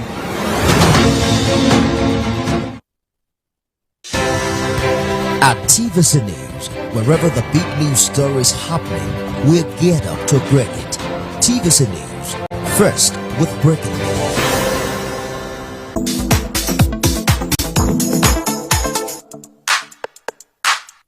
2013, big tech wasn't really here. So what have they seen in the past 10 years, which is making all of them want to put their HQ here? They've seen indigenous, tech startups achieving things that took them years to figure out. They've seen how we are using the limited resources we have to solve real problems. They've seen. The first thing that you would notice is that we are all young people. So when you look at the passion and the dedication, that is just enough motivation to see that the team is actually the right team to actually make Clinic Pesa be able to stand out. The ultimate success for our company is we want to be a household name. So we talk about this within the team. We want to be like Amazon, we want to be like Google. This is not, we are not looking to sort of be just another player. We are a global economy. We are in a big, gigantic world, and we've all got to work together. We've all got to collaborate. And that collaboration has to include the continent of Africa because there are so many unique opportunities there. At TVC News, wherever the big news story is happening, we're geared up to break it. TVC News, first with breaking news. In this week's edition of the program, we reflect on major events that shaped the environment in the past year. Welcome. I am Esther Mokwariola.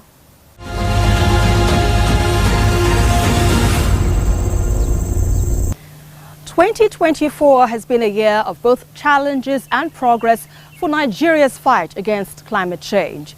From devastating floods that displaced thousands to bold steps toward reducing emissions and building resilience, the country's environmental story reflects the urgency of action and the hope for a sustainable future.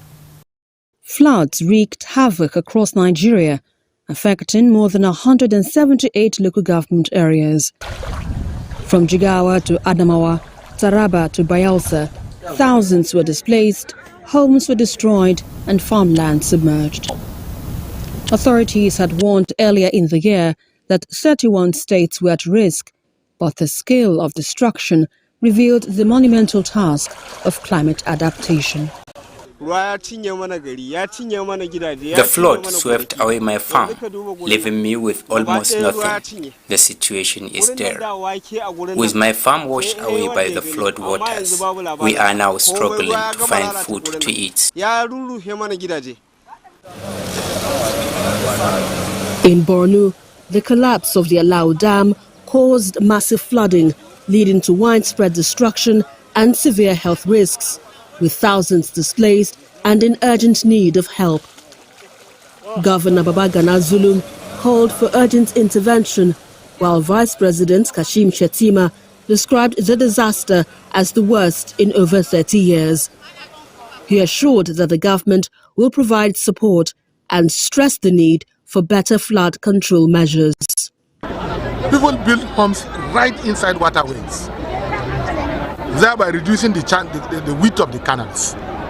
These are some of the factors that are responsible for the overflowing. But most importantly, we are witnessing rainfall, storm, that has not been seen in the recent years, up to 50, 60 years ago. So the soil has become completely saturated. About 50 trucks of rice are on their way to Maiduguri. They have started loading at their depot, and more eggs will come from federal establishments, organizations, and private sector. Even Lagos, Nigeria's commercial capital, wasn't spared. Torrential rain submerged major districts, sparking concerns about the city's vulnerability as a low-lying coastal hub. For many, it was a harsh reminder of the worsening effects of climate change. The reality is we're going to be getting a lot more rain. This is just the reality that humanity has to face. This is due to the anthropogenic effect that we're having on the environment, specifically the pollution that's been going up into the atmosphere that has been causing extra heating of the earth that is now causing more evaporation, and of course you have more evaporation, you're going to have more water falling. So the reality is there's going to be a lot more rain. In fact, some people don't even call it rainfall. They say that what we're having now is rain bombs, where you will have rain that would normally fall over a period of 1 week. It can fall just in 1 day. Despite the challenges, Lagos made strides in tackling climate change. At its 10th annual International Climate Change Summit, the state unveiled plans to cut carbon emissions and enhance climate resilience. Sustainable waste management initiatives and advocacy campaigns gained traction, with schools and communities playing a vital role in promoting eco-friendly practices. We must accelerate our effort to mobilize climate finance and channel it towards projects that prioritize local adaptation initiatives. This means investing in infrastructure. Meanwhile, the Niger Delta continued to grapple with ecological devastation. Oil spills devastated marine ecosystems and livelihoods, prompting communities to demand stricter regulations and greater accountability from oil companies. Those who will go after crayfish and the special swamp area fish that they get every year, they will deny. The people of Ogboimbiri will be denied that this year. And you know, as people in the riverine area, in this area, it is farm work and fish farming. Now this is September. These are only means of livelihood. So these things are affected. So the truth of the matter is, what we need now is a cleanup. On the global stage, Nigeria's participation in the COP29 climate summit in Azerbaijan highlighted its commitment to clean energy and sustainability. However, the summit left developing nations like Nigeria dissatisfied, citing inadequate financial commitments from developed countries. This is an insult to what the convention says. Should I remind us of what the convention says? That it noted that developed countries had the largest share of historical and current global emissions. This might be 1994, but it's still very current till now. It also said that the developed countries will take the lead, and this lead is climate finance. That the developing country is saying that it's taking the lead with $300 billion till 2035 is a joke. As we step into 2025, the path ahead demands collective action, from implementing climate-smart solutions at home to advocating for equitable support globally. Nigeria's fight against environmental crisis is far from over. Yet, with sustained effort, innovation and resilience, the nation can chart a future where both its people and planet thrive. Esther Mopariola, TVC News.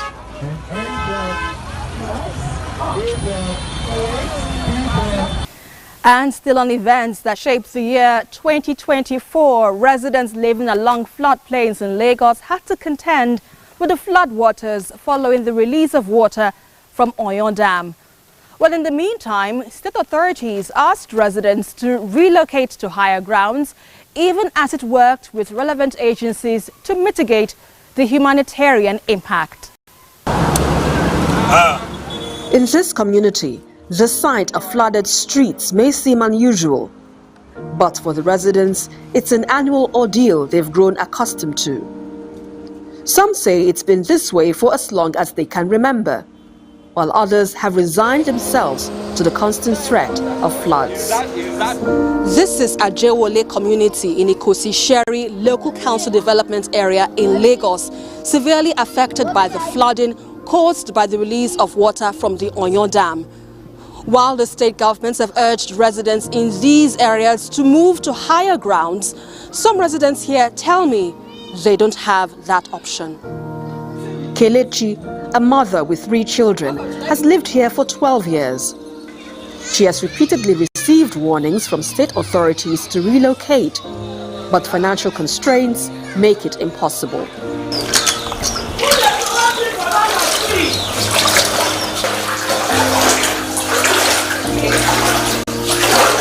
If this water goes, some people sick because of the water. But for me, I'm using malaria, typhoid, all those medicine for them. I'm using it for them, even agbo, to prevent the sickness that will come after this water. I just pray that the government should please help us any way they know they can do for this flood to stop. With her home already overtaken by floods, she tells me she is not scared of aquatic animals like snakes lurking in the area. She tells me how she wards off unwanted creatures, which she claims has been effective. I use bitter cola, all the old ones. I pour bitter cola, but the window I pour battery there, and I do use coil in the morning, in the night, so that the odor of the smoke will make them to be far from me. I've seen so many people that use the bitter cola. So many people that make snakes to run far from them. Even the silly, I pour on the silly too, so I won't be able to feel the snake.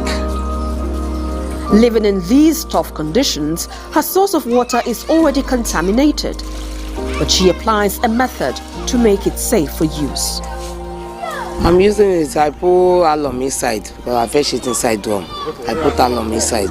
This one is just for bathing. I don't use it for cooking. I fetch water for cooking. I don't use this kind of water. I cannot even smell the odor, talk less of using it and cook. Other residents blame the worsening flood situation on poor drainage, indiscriminate waste disposal, and illegal construction on drainage systems. They are calling on the state government to address these issues. If you go to that canal there, sometimes in September, we have cleared the drainage for easy torrential movement. And we even thank Lagos State government for giving us optimum awareness that from so to so time, you should prepare yourself. There will be flood, and we have actually prepared. Even you can walk inside it. It is not more than 3 feet depth. All of us cannot be at Ikoyi. We cannot be at Aja. We cannot be at Okota. They should value the people living here. What we need there for this Sajegule is drainage.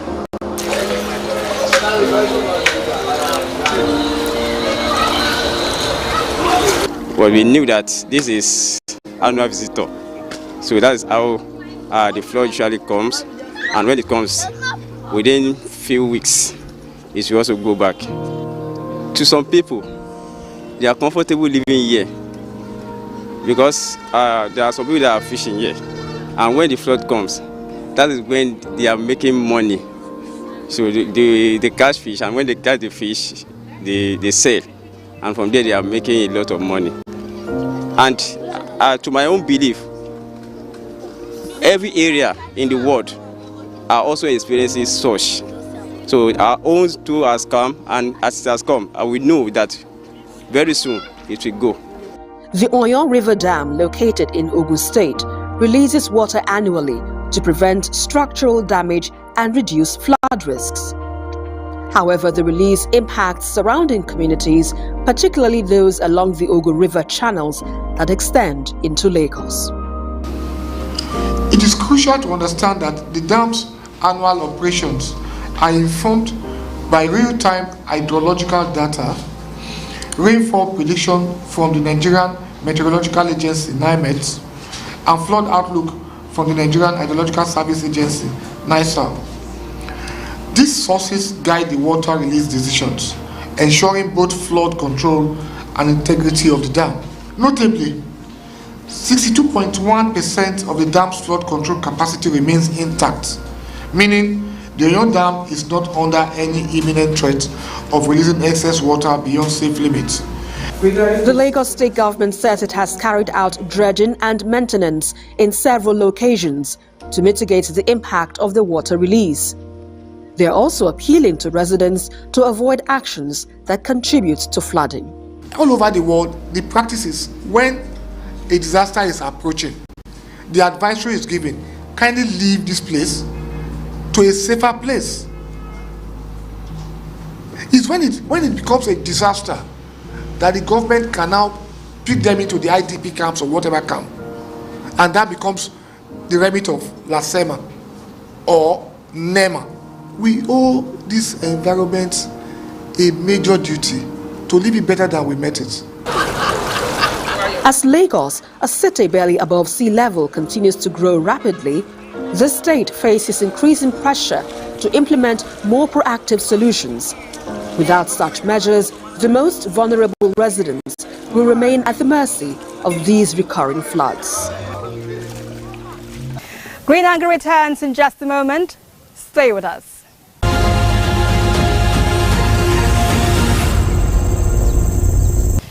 And finally, after 2 weeks of negotiations at the UN Climate Action Summit in Baku, Azerbaijan, countries adopted the $300 billion global finance target to help poorer countries deal with the impacts of climate change. But while the agreement was celebrated by some, others criticized it as inadequate. World leaders gathered in Baku, Azerbaijan for the 29th United Nations Climate Summit. After 2 weeks of intense negotiations, a new climate finance deal was reached, but not without controversy. Rich countries have pledged $300 billion annually by 2035 to help poorer nations combat climate change, triple the previous $100 billion commitment. While this is a significant increase, many developing nations have criticized the deal as falling far short of what's needed to address the scale of the crisis. Countries are taking the lead. This is an insult to what the convention says. Should I remind us of what the convention says? That it noted that developed countries had the largest share of historical and current global emissions. This might be 1994, but it's still very current till now. It also said that the developed countries will take the lead, and this lead is climate finance. That the developing country is saying that it's taking the lead with $300 billion till 2035 is a joke. We are extremely disappointed at the lack of progress on issues critical to Africa. We remind all that Africa's share for global emissions remains negligible.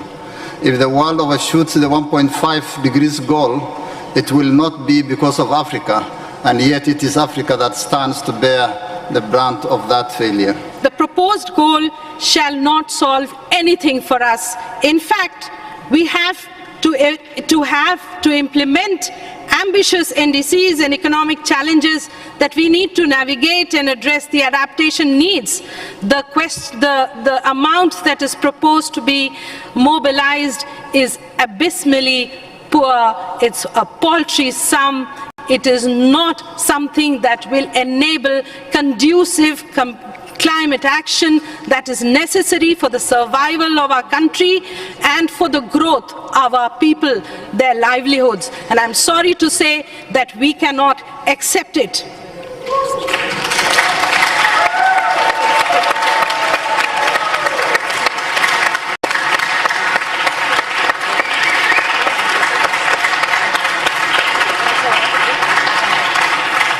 And that's not the only controversial decision at COP29. New rules for carbon credit trading were approved under Article 6 of the Paris Agreement.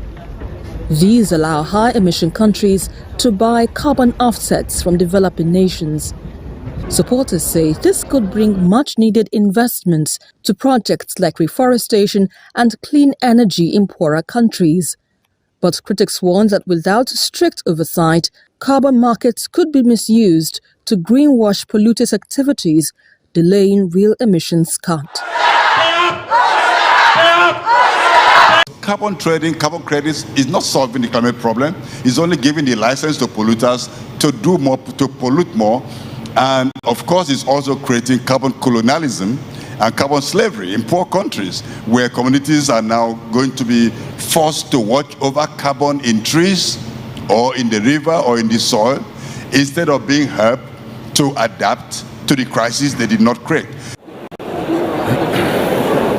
Last year at COP28 in Dubai, leaders made history by recognizing the need to phase down coal, oil and gas. This year, however, the language was less direct, simply referencing the Dubai commitment. Azerbaijan's President Ilham Aliyev, in his keynote speech, even described fossil fuels as a gift from God, sparking further controversy. To accuse us that we have oil is the same like to accuse us that we have more than 250 sunny days a year in Baku. Countries should be judged by other criteria. Countries should be judged by other criteria. For instance, level of unemployment in Azerbaijan, it is 5.4%. Level of poverty, it is 5.2%. Our green agenda, I already described our plans. So these are, and many other, important criteria which should be a basis for kind of evaluation of the country's performance, but not the country's natural resources, which are the gift of the God. So is the global fight against climate change losing momentum? Despite years of agreement, emissions and temperatures continue to rise, with 2024 set to be the hottest year ever recorded. Look in the country, can you believe that? Adding to the uncertainty is Donald Trump's return to the global stage. His recent election victory and promises to withdraw the United States from climate efforts have dampened optimism among delegates. The clock is ticking and the stakes couldn't be higher. Can these steps lead to the transformational change the planet desperately needs? Or will history remember Baku as another missed opportunity?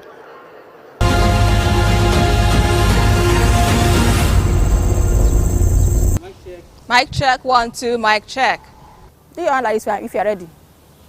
Fossil-powered cars and how a green growth expert is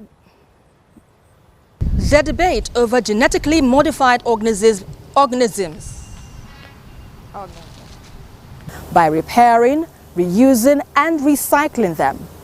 This reduces waste, creates value by keeping the materials in use for as long. And how a green growth expert is providing a multi-stakeholder effort aimed at reducing coastal litter in Lagos and its environs while contributing, while also creating. In this edition of Green Angle, we explore how Isheri North residents in Lagos, Nigeria are preventing future floods after devastating. -1, just one more notch. And that's about it on this week's edition of the program. Until I come your way next time, remember, together we can build a sustainable world. I am Esther Makwariola. Bye. Doubt and fear doesn't occur at the canvas, it shows in the canvas. It shows the conation of raw earthen material slabbed, stroked and molded at a pace provided by the doubt and fear. Every move way in the struggle of one to the other, merging the past to the present, brushstrokes of colors seen but not known. For when the wailing stops, the pieces settle down in abject beauty, erected for a century of a century. Speaking, advocating, protesting as the arts are meant to be.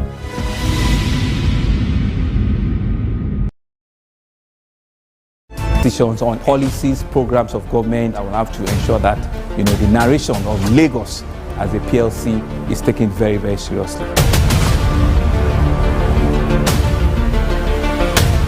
This is a major pedestrian bridge linking Oyingo here to Apapa Road.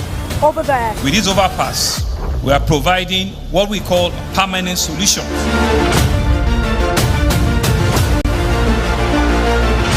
This place is one of the most dangerous areas at the biosecurity environment. This can go into the news and every crumbs of your neighborhood. Our goal is to remain as Africa's model megacity, to move our GDP from the 5-6 position to the 3rd position, and we believe it's achievable with all the commitments we have.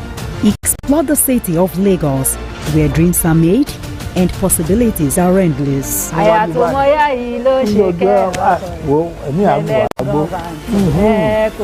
Amadedoja Salamadini. I live in Lagos, inside Lagos.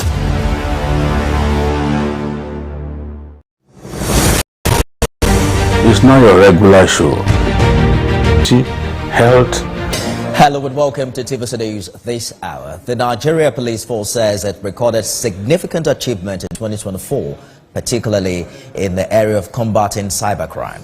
Force Public Relations Officer Olumuyiwa Adejobi says the National Cybercrime Center recovered more than 8 billion naira, $115,000 and $84,000. Well, these significant amounts, according to ACP Adejobi, which have been returned to the victims, reaffirms the commitment of the force to protect citizens and ensure justice for those affected by fraudulent activities. He adds that the cybercrime unit actively engaged in strategic operations resulting in the arrests and prosecutions of over 751 individuals. Also in recognition of its outstanding performance and dedication, the NPF-NCCC was awarded the Best Cybercrime Unit in Africa for 2024 by Interpol Cybercrime Directorate, securing the top position among 54 participating African countries. Elsewhere, the Traditional Council of Agatu local government area in Benue State and the leadership of the Fulani Social-Cultural Group have pledged to give peace a chance.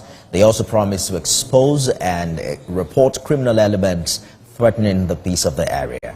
The council chairman Melvin Edges says attacks have plagued the area for an extended period, displaced residents and disrupt family activities, or rather farming activities in the area. Maiwo Kwato has more.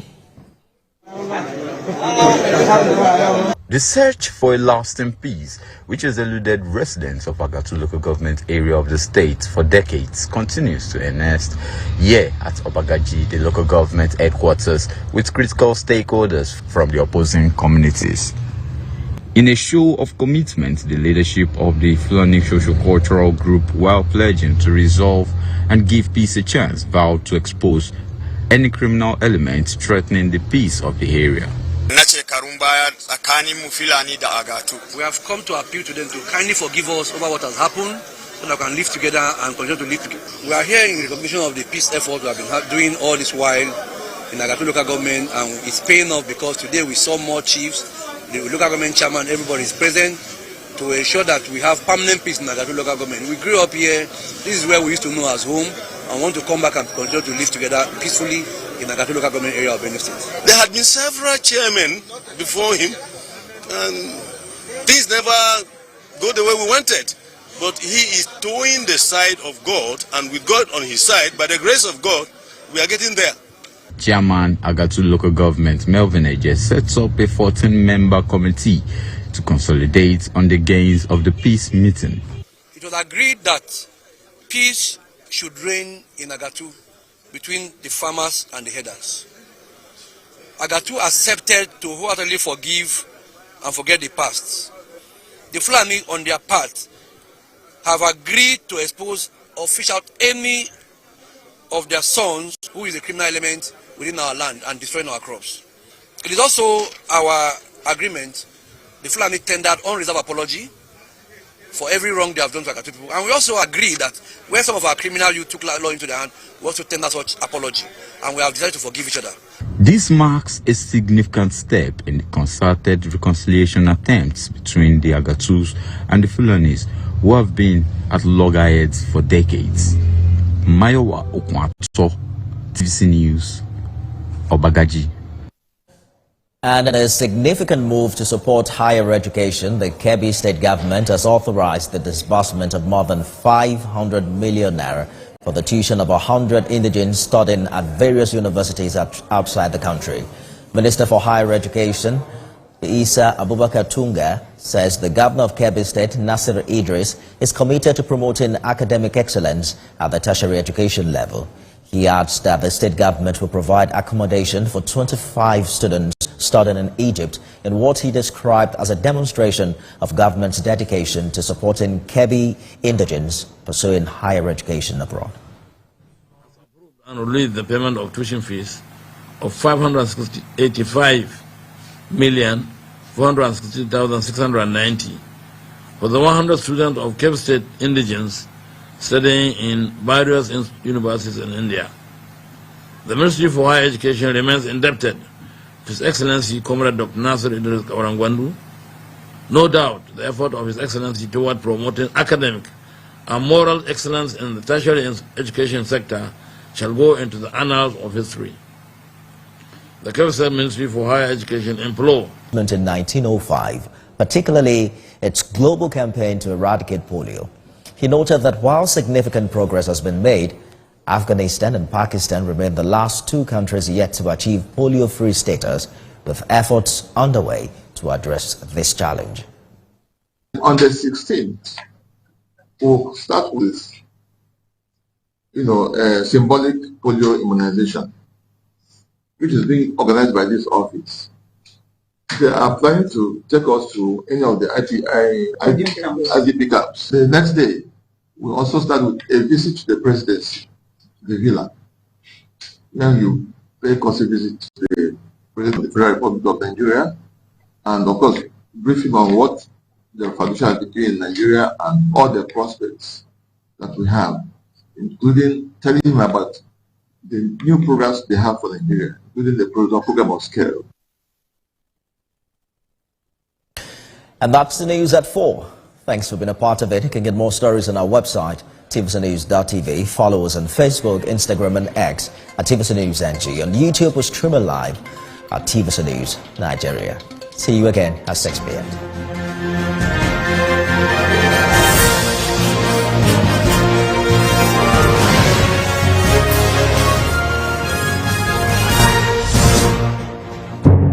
Doubt and fear doesn't occur at the canvas, it shows in the canvas.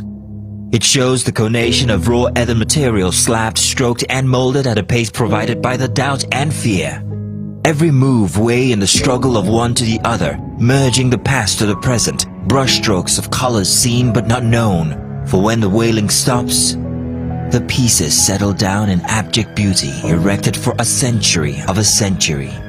Speaking, advocating, protesting as the arts are meant to be.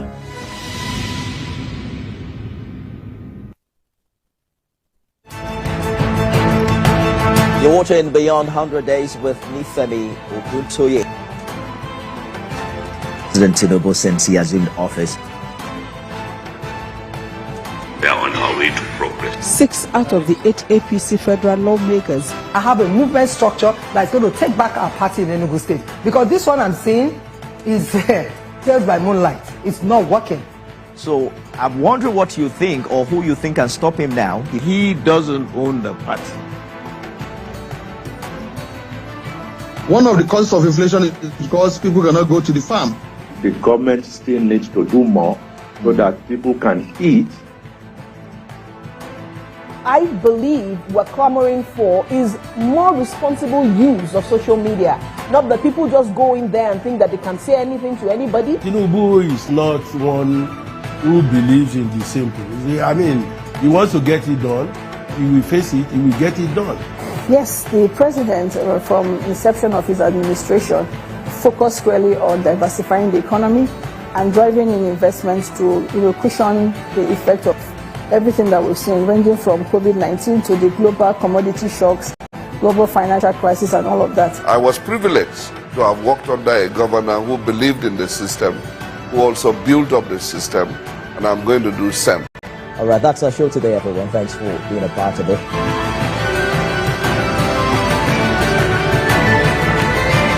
TVC News, first with breaking news. I'm Miriam Lunge. I'm a passionate environment advocate and a published author. I am the founder of Celebration, a businesswoman, and a fashion icon. I am a wealth coach and a real estate developer. I am Amako Arakwe. I'm a corporate commercial lawyer and an entrepreneur. Welcome to Warhaka. I am Ramatu Shehu Oyibo, an entrepreneur and a business coach. I am the voice of an average Muslim woman, an hijabite, and a lawyer. I am a polymath and a serial entrepreneur. I am Murayo Afolabi Brown, Managing Director, TVC Entertainment.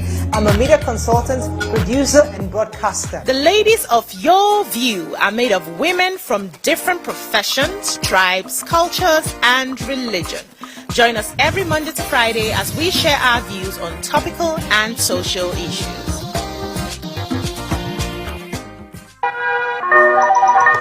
Hello, TVC Communications. How can I help? What makes TVC the right choice for my business? Excellent question, sir. Let me share some exciting facts with you. Start your day on TVC Entertainment with Wake Up Nigeria, a family and lifestyle show. Your View empowers women globally. It's your view, let it count. Entertainment Splash delivers the hottest celebrity trends. On TVC News, we keep you informed with breaking news and in-depth analysis of events shaping the world. I will continue to speak the truth. TVC News at 7 and TVC News at 10 p.m. delivers the most important stories of the day. Max FM, your hit music radio station, captivates listeners daily across Lagos and Abuja, making every commute more enjoyable. Adaba 88.9 FM is not left out, as it is the voice of Southwest. And on TVC Digital, we reach to million viewers daily. All together, pulls in over 17 million viewers daily. Contact us on 0707 272 8338 or marketing at tvccommunications.tv. Partner with TVC Communications today. Let's grow together.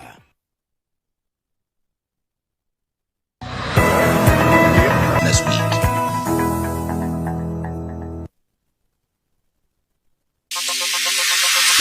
Stay ahead with the biggest news stories. Go beyond the news headlines. Experience impactful investigations. Enjoy resourceful news coverage in real time. TVC News at 7 and TVC News at 10 p.m. Live every day on this channel.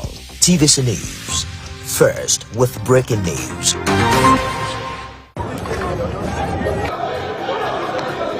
Every second, every minute, every hour, and every day, time doesn't just tick away. It's a countdown to political decisions that shape our world. This country must move. Imagine the impact these decisions have on our lives. Some are consequential, others may leave us intrigued or baffled. You will have no better friend and partner than Nigeria. Step in and feel the frenzy like never before. Join me every weekday for an hour of fact-finding interviews, the questions cut to the core. How would you say your administration has fared in these sectors? I will dig in to get to the heart of issues, from local politics to global insight. Join me as I unearth the power plays, jaw-dropping revelations and the unfiltered truth. This isn't just politics, it's unraveling the stories that matter. Brace yourself for Politics Tonight every weekday at 8 p.m., where every decision echoes along the corridors of our lives. Politics Tonight, only on TVC News.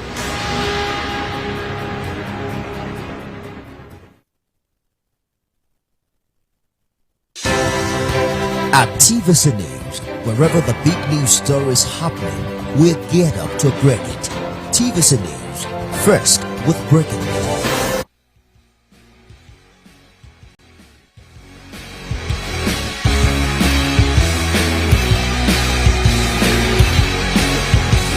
TVC Sport Desk. The appointment of Eric Shelley as the new substantive head coach of the Super Eagles of Nigeria continues to generate debate among football fans, pundits and players alike. What can Nigerians expect from the new manager in terms of playing style and, more importantly, getting the much-needed results to turn around the fortunes of the team in the quest to qualify for the 2026 FIFA World Cup? Lots of questions that will be answered in the coming months. Welcome, folks, to the midweek edition of TVC Sports Desk. I'm Samson Olede. Coming up on the show this evening, reactions trailed the appointment of experienced gaffer Eric Shelley as new Super Eagles manager.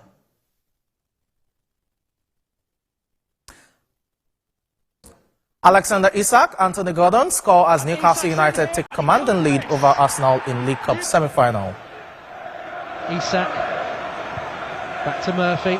And in the world of basketball, LeBron James, Los Angeles Lakers suffer shock blowout loss to undermanned Dallas Mavericks. These and much more make up the show this evening. Just going to the rim. There it is. There's the ball on top for them. TVC Sport Desk.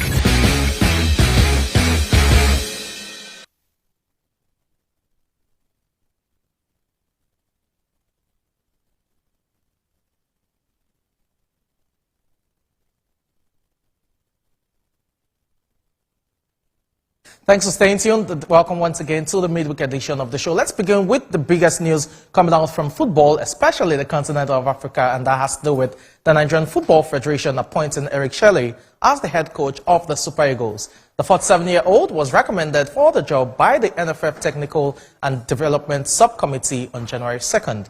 He is the first non-Nigerian African to be named the head coach of the Eagles. Shelley was Mali's head coach at the African Cup of Nations in Cote d'Ivoire and led the team to the quarterfinal, where the country lost to the host in extra time. Shelley's appointment takes effect immediately as he will manage the team at the 2024 African Nations Championship, otherwise known as CHAN. After the CHAN tournament, he is to guide the Super Eagles to earn a ticket to the 2026 FIFA World Cup finals. Nigeria are currently fifth in Group C of the qualifiers. The team is also winless after 4 games. Let's take you back to Eric Shelley's last match with the Malian team at the African Cup of Nations.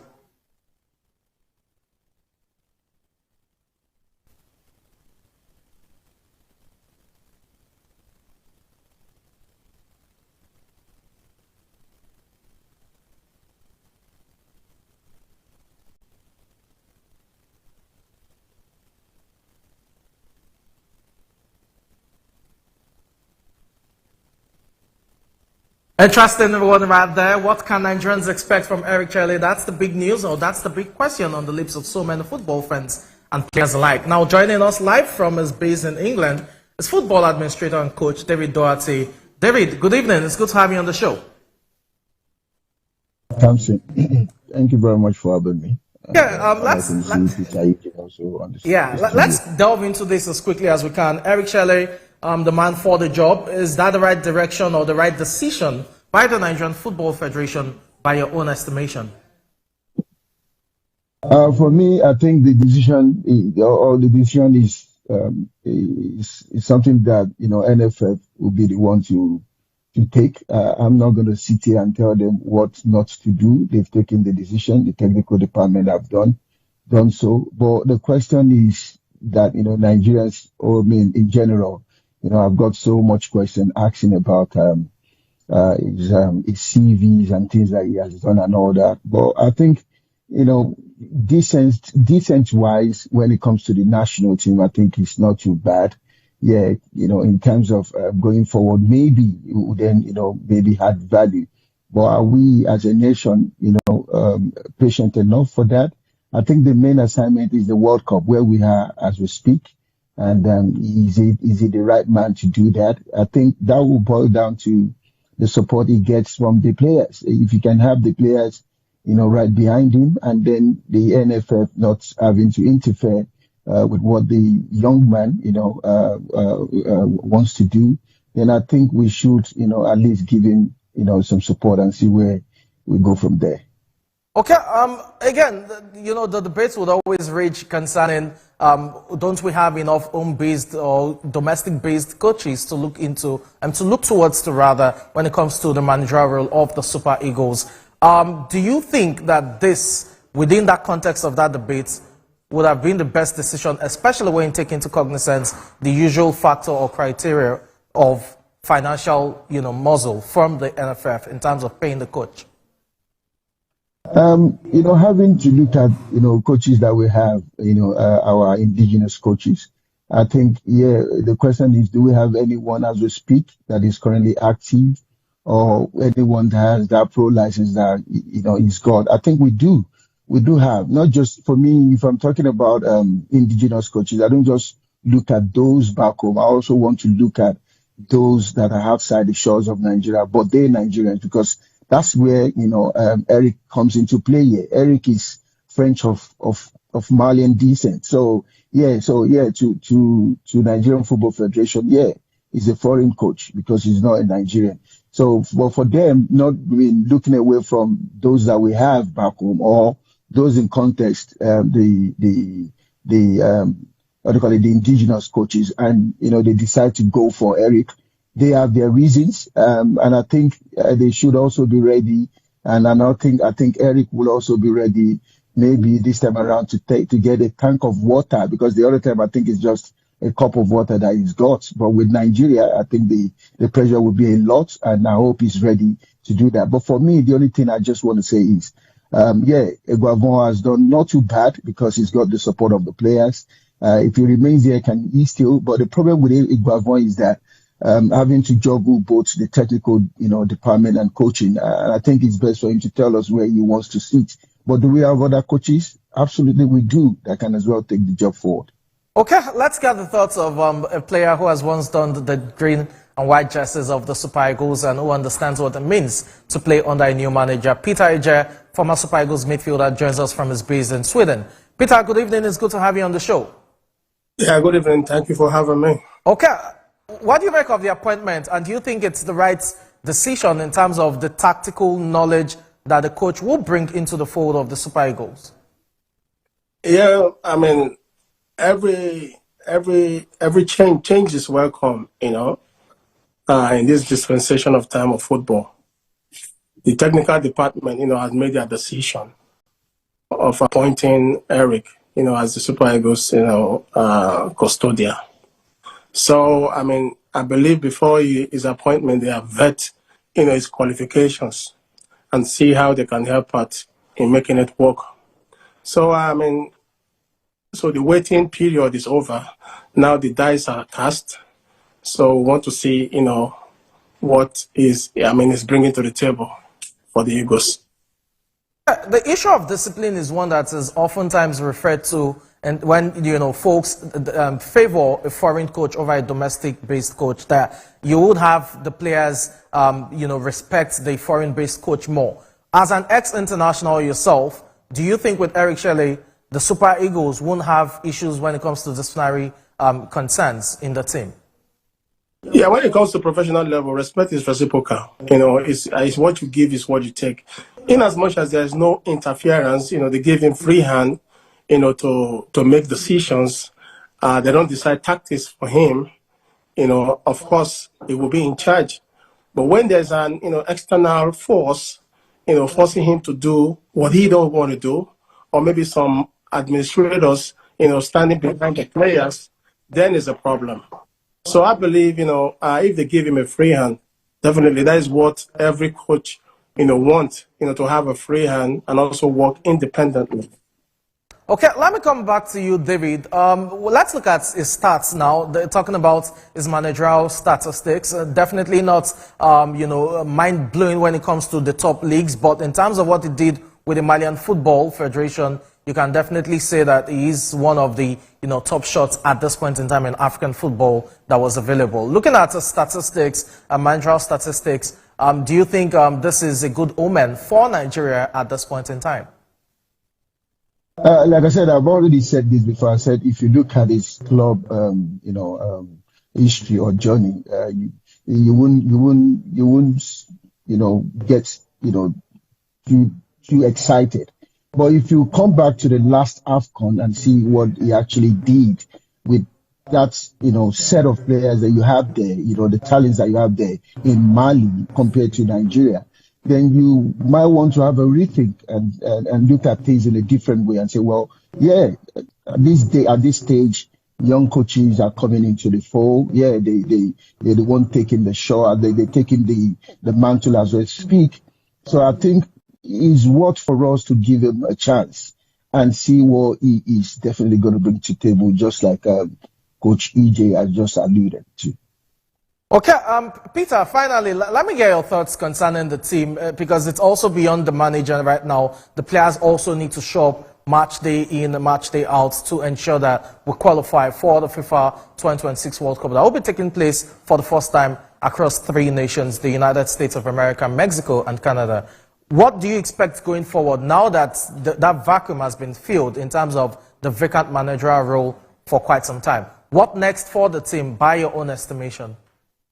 Yeah, by my own estimation, we all know Nigeria have, the talent, but talent without work, I mean, it will not work, Bringing in, an handler now, I believe before they will have, vet his qualifications and know if he knows all the players, both the foreign-based players and also the old-based players. Does he have, the tactical and the technical proficiency to take, the team forward? Not only the team, because the job of a trainer is not only looking at the team as a whole. It's also looking at player development, individual development. How can a player be be more giving in every game? It depends on the formation is bringing.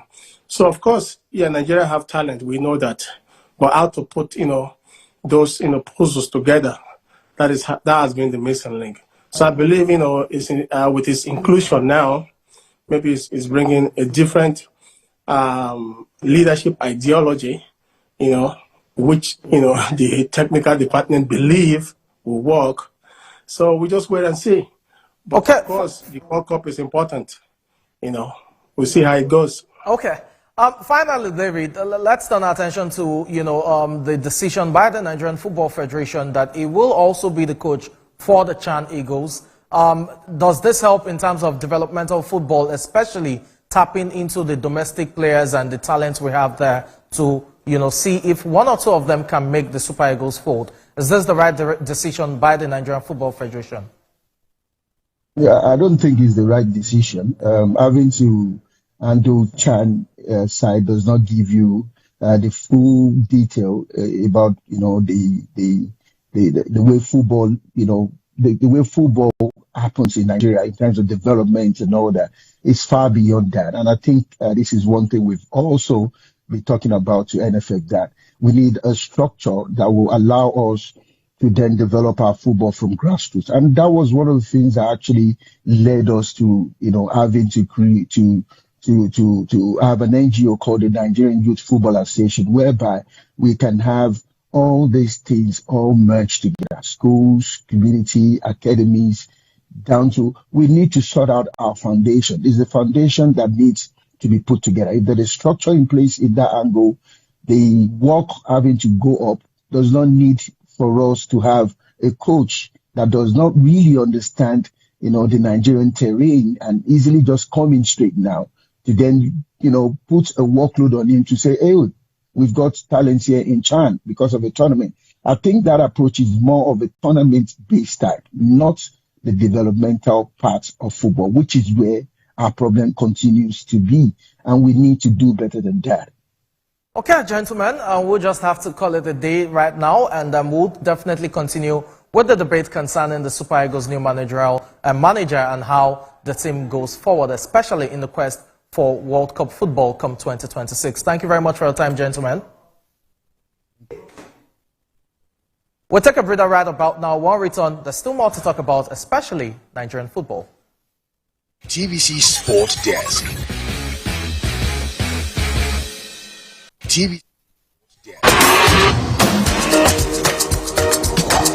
I have an effective and long-lasting relief for your knee pain. Silent Pass, just patch it.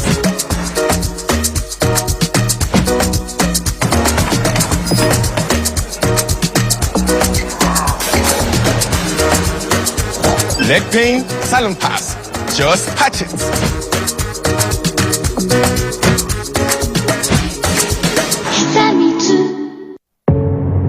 Doubt and fear doesn't occur at the canvas, it shows in the canvas.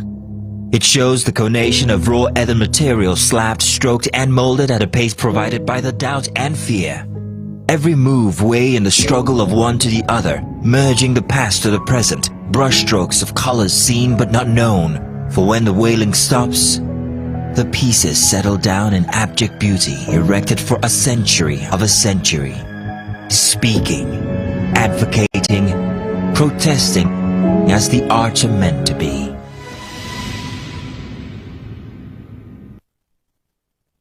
Good morning, Marina Station and all the passengers. Efficient, it's comfortable. This development will go a long way in reducing congestion and emission. The trains are a long-term solution to Lagos traffic challenges. This is where we take the final, decisions on policies, programs of government that will have to ensure that, the narration of Lagos as a PLC is taken very, very seriously. This is a major pedestrian bridge linking Oyinbo here to Apapa Road over there. With this overpass, we are providing what we call permanent solution.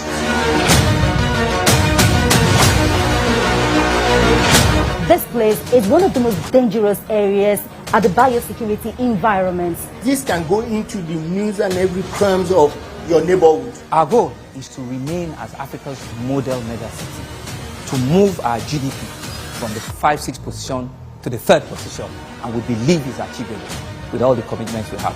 Explore the city of Lagos, where dreams are made and possibilities are endless.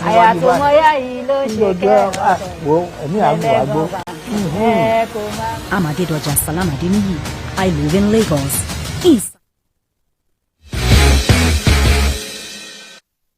Thanks for staying tuned. This is still TVC Sports Desk, the midweek edition of the show. I was still very much talking about Nigerian football. Reactions would definitely continue for probably the entire week about the new Super Eagles manager. What does it bring to the table? How does this impact Nigerian football and developmental football, especially from the grassroots, as when you consider the policy of the Nigerian Football Federation that it will also handle the Chan Eagles, that's the domestic-based Eagles. There's a whole lot of discussions and a whole lot on the plate, especially for the new manager, Eric Shelley. Joining me right about now is the sports editor of TVC News, Promise Efoge. Promise, good evening. It's good to have you on the show. Yeah, thank you.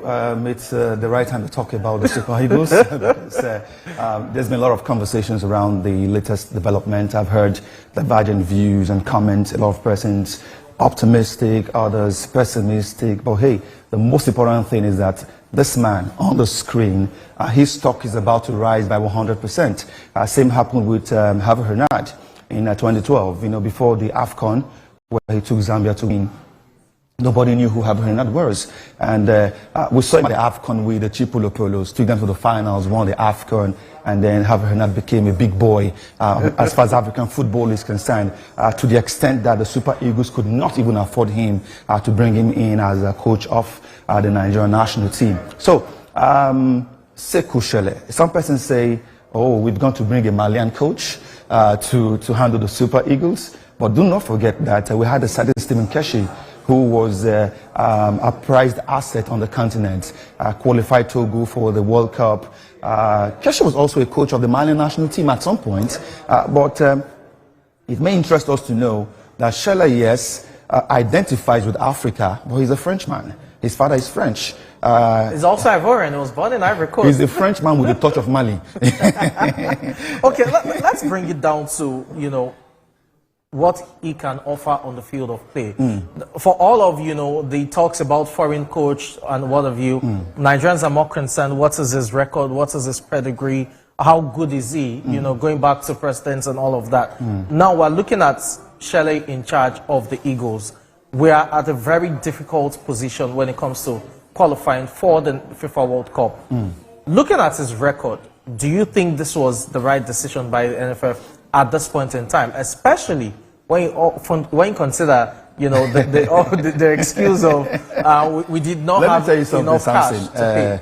Let me tell you something, Samson. I think kudos should go to Shelley for taking this job.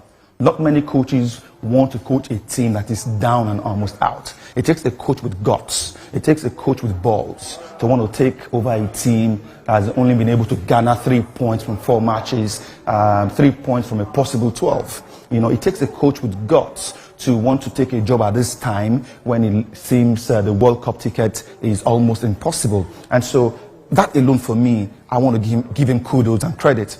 Austin Eguavoen did well for the Super Eagles, the AFCON qualifiers. He was offered this job on a permanent basis. He declined for many reasons best known to him.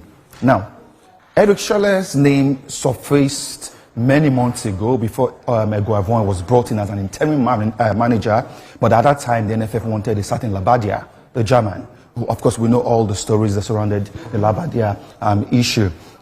We saw what Schürrle have done on the continent with Mali, you know, and that would want me to take our minds back, you know, to the late 80s when the likes of Clemens Westerhoff was brought in to handle the national team. Nobody knew Westerhoff before then. Westerhoff at that time was handling obscure teams in Holland, but he came to Africa and he became a superstar. Eric Schürrle has already shown his stuff with an average Malian team at the last AFCON. He got to the semis. He was on the verge of getting into the finals. I hope we can get to see pictures of where water was being poured on his head, you know, on that occasion. Why? Because he couldn't believe what he was seeing. They were the better team against the Ivorian team in the semi-finals. They scored first, but the Ivorians came back late in the game and scored in extra time. And at that point, his head was very hot. Let's bring this down really now to what we can expect, you know, football. That's what you were talking about. Absolutely. It was they had to pour water on his head because the very last second of the he couldn't believe what his eyes were seeing, because even to this very point, the Malian team was still the better team against the Ivorians. The Ivorians won this match against the run of play. Definitely. You know, so what Schürrle brings to the team is attacking football. I mean, he's not hiding his passion for attacking football. And you look at the current Nigerian team. You know, what is the strength of the Super Eagles?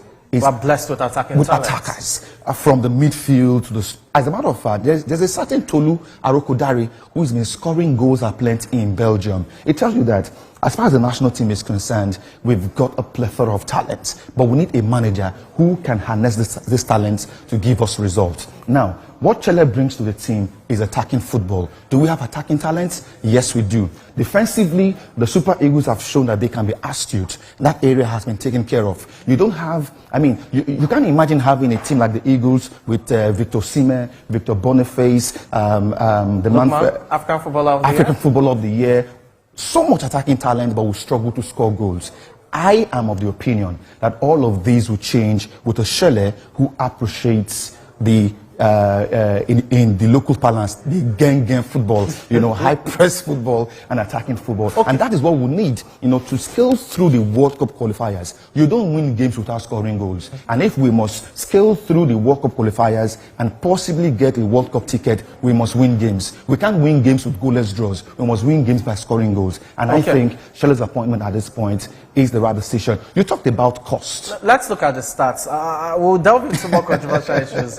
Let's look at the stats now, because this is a manager that many Nigerians are just coming to terms with in terms of the name. They saw him at the AFCON. Not many. Nigerians you know it wasn't against Nigeria. If they didn't see him, they saw him when they were pouring water on his head. That was a meme that trended on social media. Now, let's look at the man in terms of what he's been able to achieve on the field of play. Yeah.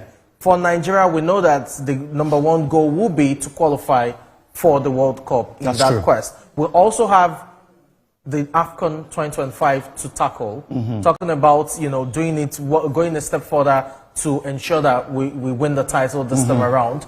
And you have the stats right there, 159. I mean, a whole lot of things really to look out for.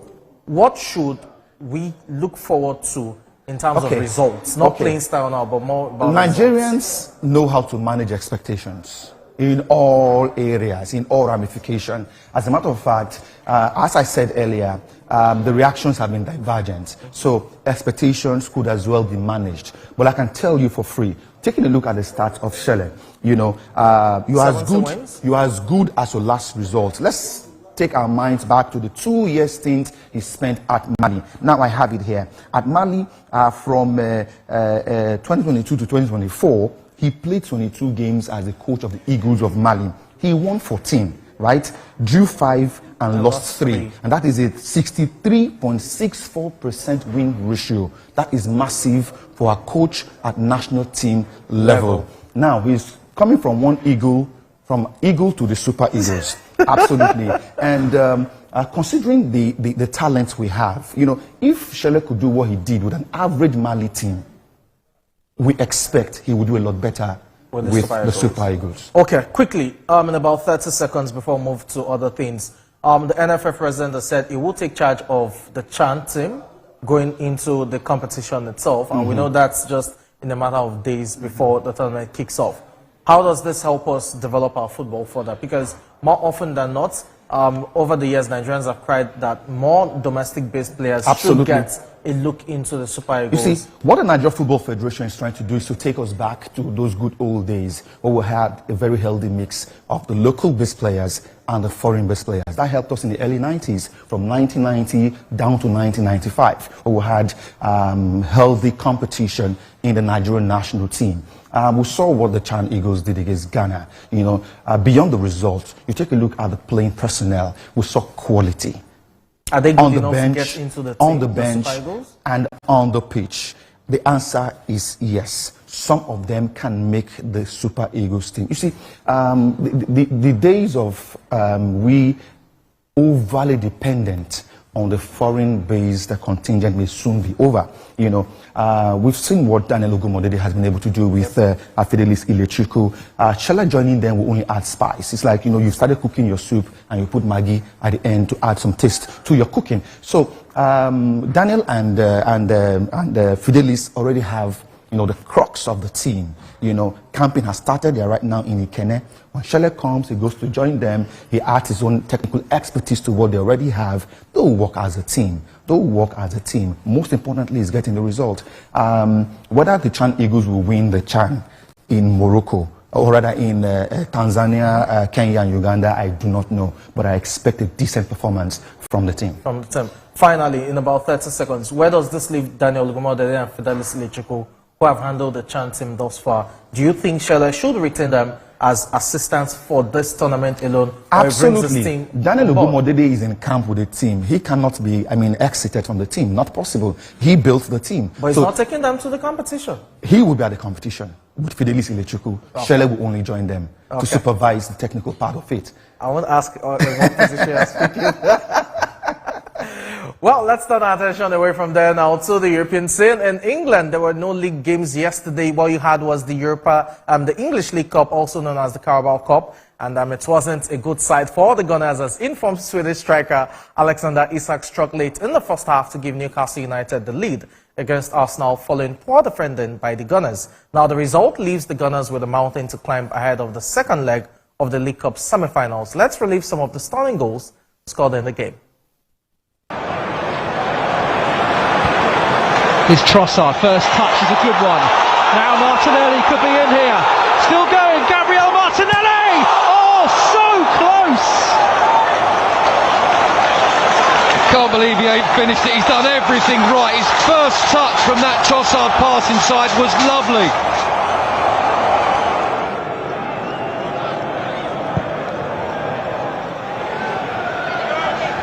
It's flicked on, and Isak's in here, and he couldn't miss. Newcastle have taken the lead in this semi-final, and it's Alexander Isak again. Yeah, well, it just dribbles through the Arsenal defence from that free kick, doesn't it? And he finds himself one-on-one with the keeper. It's a lovely finish, but I did notice a couple of quick looks back at the referee's assistant to see if there was any considerations for offside. I don't think there was. Isak back to Murphy. Into Isak again.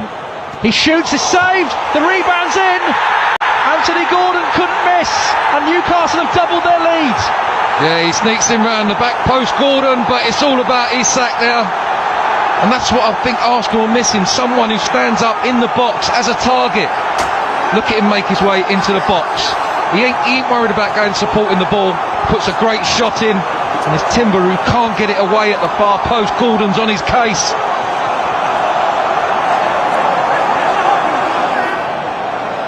That's not happening for Arsenal at the moment. Timber, can they find a moment of inspiration? Havertz. Cross to Flex. Oh, great chance! Oh, it's gone wide. Kai Havertz was in there.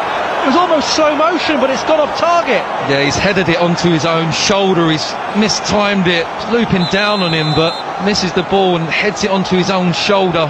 Yeah, deflection there from the Trossard cross as it comes in. TVC Sport Desk. The other semi-final will be taking place today in Tottenham Hotspur against Liverpool, who are aiming to put one foot in the Carabao Cup final this Wednesday as they meet in the first leg of the semi-finals. Now, the Reds are the defending champions, having triumphed in this competition during Jurgen Klopp's final season at Merseyside, while Tottenham Hotspur supporters are left to reminisce over their 2008 crown, the last time Spurs won a trophy. For Liverpool, they won 6-3 in the North London derby in December in a staggeringly open affair with Luis Diaz and Mohamed Salah both bagging braces. Now for Spurs, they have failed to win any of their 3 fixtures since as injuries continue to derail their campaign, and that's one they would expect to get back on track.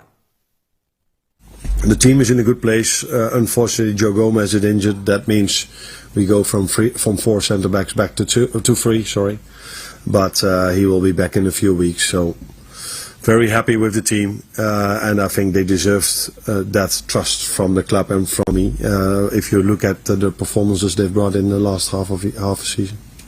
Yeah, I think we'll get through this, and I think we'll get through it hopefully pretty quickly. We get into the tail end, which just get a chance to say, okay, what's the second half of the season going to look like for us?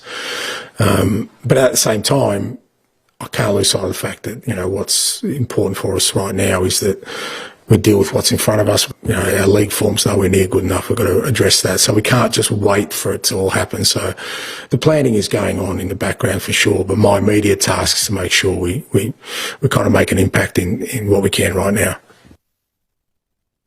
Staying at New White Hart Lane, Tottenham Hotspur have exercised the option to extend Hugh Minson's contract to keep him at the club for an additional 12 months until June 2026. The South Korean forward and club captain's deal was due to expire in June, meaning Spurs were at risk of losing him on a free transfer at the end of a decade-long spell in North London since he signed from Bayer Leverkusen in 2015.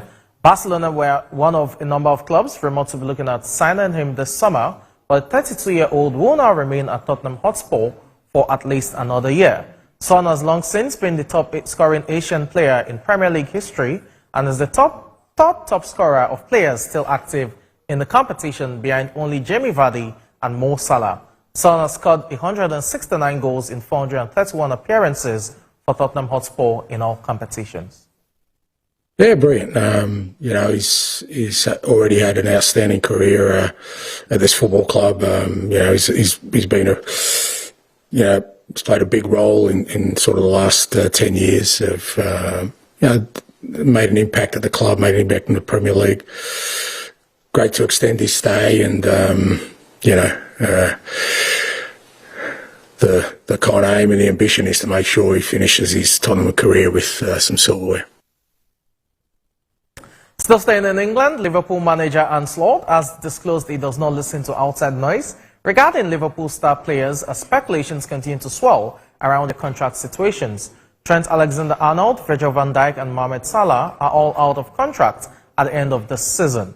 Salah in particular has shone for Liverpool so far this term, scoring 18 goals and laying on a further 13 assists in the Premier League. He has both scored and assisted in 8 different matches in the 2024-2025 season, a single season record in the competition. All 3 players are now free to sign pre-contract agreements with non-English clubs, but despite the noise surrounding their futures, Slot says he's not listening to any of it. If Mo misses the penalty against Madrid, he's distracted by his contract situation. If Trent has not his best performance, he's distracted by the contract situations. If they play really well, nobody tells me, yeah, that's because they have a contract situation. So we always try to find arguments, but 9 out of 10 times the best argument would be a bit weird if I said during the summer break that we are very happy with the team, that I would tell you something completely different now. but you always look at the market. This club has always looked at the market. I think we did this with the goalkeeper we don't even have at the moment. If there is a chance in the market, this club always tries to bring that chance in. Wrapping up football discussions on the show, Marcus Rashford's representatives have held talks with AC Milan as the Italian Giants looks forward to signing the English forward right there in terms of a loan deal from Manchester United in the January transfer window. AC Milan's interest in Rashford was revealed earlier this month after the forward admitted he could seek a new challenge away from Manchester United. Rashford's brother and agent, Dwayne Maynard, was in Milan on Tuesday for talks with the newly crowned Italian Super Cup winners. Further talks are expected with AC Milan over the possibility of signing Rashford. Meanwhile, Borussia Dortmund are also seeking Rashford's signing, while Juventus and Galatasaray have also indicated interest.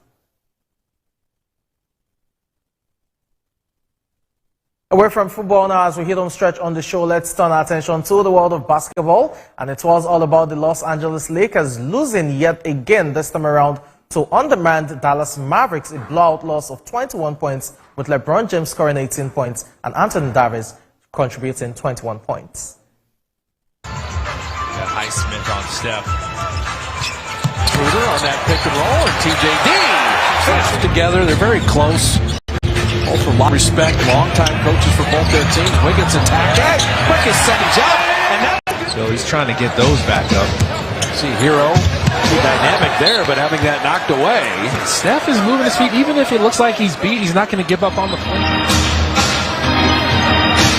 Hero with the show and go, getting to that mid-range and rimming that home, shooting in the snow. Why'd you have to bring up snow? And speaking of shooting, the Heat are always going to play a solid defensive game. Jaquez got on the other side of Draymond. He fouled him and he laid it in. Wrapping up the show, let's turn our attention now to tennis, and it's all about the preparations for the Australian Open that will kick off this weekend. Now, the Adelaide International is ongoing, and players are jostling for points right there in preparation for the Australian Open. Let's see highlights of day 2 of the matches.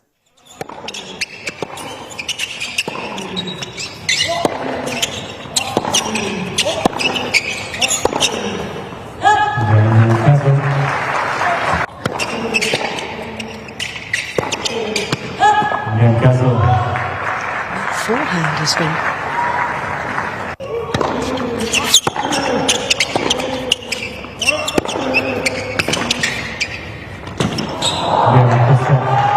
first set is French.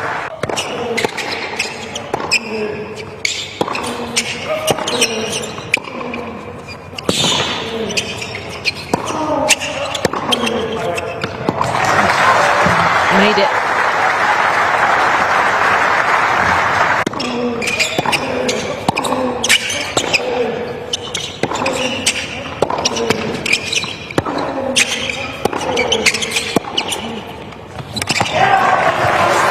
Combination. And that wraps up today's edition of the show. Thank you so much for joining us. Till the show makes a return tomorrow, remember, on top of the hour is Journalist Hangout. I'm Samson Olede. Do have a pleasant evening.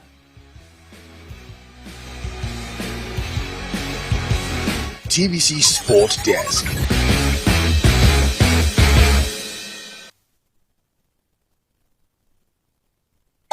The energy is good.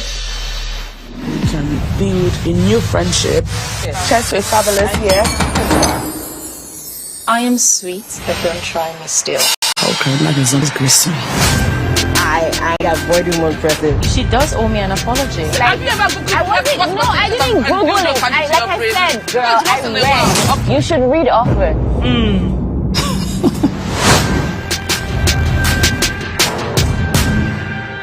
The following is a paid presentation by ShopX TV. At ShopX TV, our customers are the heart of everything we do. As a special thank you for your continued support, we are offering our customers 10% off on selected products from now till November 15th. That's right, shop now and save big on some of your favorite items while stock lasts. Don't miss out on this opportunity to grab amazing products at unbelievable prices. First is our amazing 4-in-1 CookX blender. It's a food processor, a grinder, a blender, and a juicer all in one. The CookX 4-in-1 blender comes with 3 versatile cup sizes, each crafted to handle special tasks perfectly. Imagine effortlessly whipping up smoothies that are truly smooth, pounded yam and soups that are flawlessly pounded and blended. You would normally pay 189,950 naira for the CookX 4-in-1 blender. But call the number on your screen right now or scan the QR code and get it for just 170,995 naira. Incredible! And that's not all. You can get the CookX 4-in-1 blender in 2 easy payments of 85,498 naira. That's right, pay twice to get this amazing cooking solution. And we are not done yet. ShopX TV is proud to introduce the ShopX Ultimate Crunch Exercise Machine. The 6-in-1 machine is designed to take your fitness to the next level. No need to worry about expensive gym fees. You can now work out from the comfort of your home and achieve results. With Ultimate Crunch cutting-edge technology, you can transform your body. Its enhanced features deliver a full body workout that's efficient, effective, and enjoyable. The secret is its advanced design that combines multiple exercise models into one unit. The versatile machine features adjustable resistance levels, an ergonomic design, and a built-in digital tracking system that displays speed, time, distance, and calories burned. From sculpting your abs to toning your legs, upper body, and strengthening your core, you would normally pay up to 449,950 naira for the ShopX Ultimate Crunch. But for a limited time only, call the number on your screen now or scan the QR code and get the ShopX Ultimate Crunch at 404,955 naira. Incredible! And that's not all. You can get the ShopX Ultimate Total Crunch in 2 easy payments of 202,478 naira. That's right, pay twice to get this amazing fitness solution. But hurry, limited stocks available. So call the number on your screen now or scan the QR code or visit our website to place your order while stock lasts. The proceeding was a paid presentation brought to you by ShopX TV. The Inspector General of Police has met with senior officers to review the state of security. We are continuing our coverage of the arrest of Godwin Emefiele. The Senate has summoned the governor of the Central Bank of Nigeria to properly brief the Senate regarding the state of the economy. What I will never take. Let's now bring you more development from Ibadan, the Oyo State capital, where an explosion has taken place. Tell us about this incident. TVC News. First with breaking news.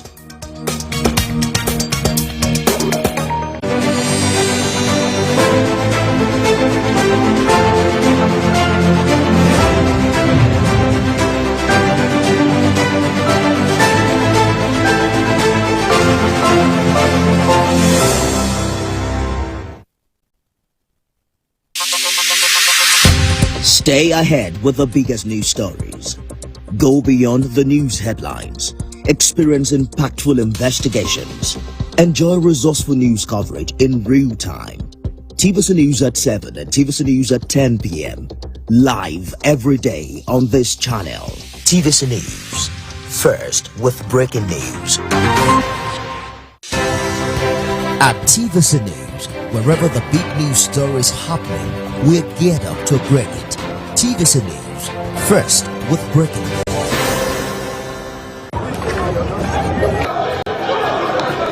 Every second, every minute, every hour, and every day, time doesn't just tick away. It's a countdown to political decisions that shape our world. This country must move. Imagine the impact these decisions have on our lives. Some are consequential, others may leave us intrigued or baffled. You will have no better friend and partner than Nigeria. Step in and feel the frenzy like never before. Join me every weekday for an hour of fact-finding interviews, but questions cut to the core. How would you say your administration has fared in these sectors? I will dig in to get to the heart of issues, from local politics to global insight. Join me as I unearth the power plays, jaw-dropping revelations and the unfiltered truth. This isn't just politics, it's unraveling the stories that...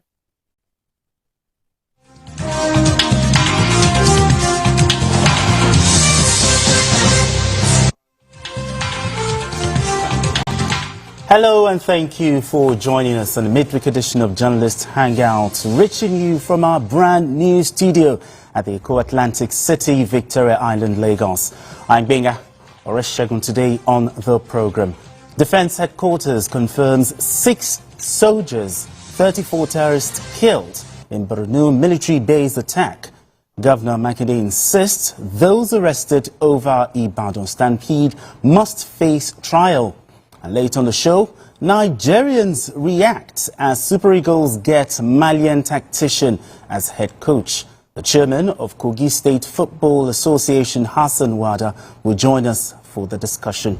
I'll be hanging out with Babajide Kolade Utitoju and Asukwo James. Journalist Hangout starts right now.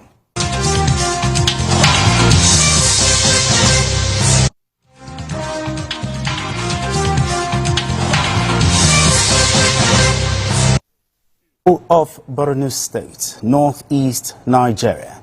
The mantra for 2025 is a season of recovery. This received a boost when Governor Babagana Zulum signed the 2025 budget of 615.8 billion naira into law. The budget, with the theme Budget of Recovery and Continuity, is targeted at completing outstanding projects initiated by the governor. Now let's share the story by TVC News' Jesse Tafida with you.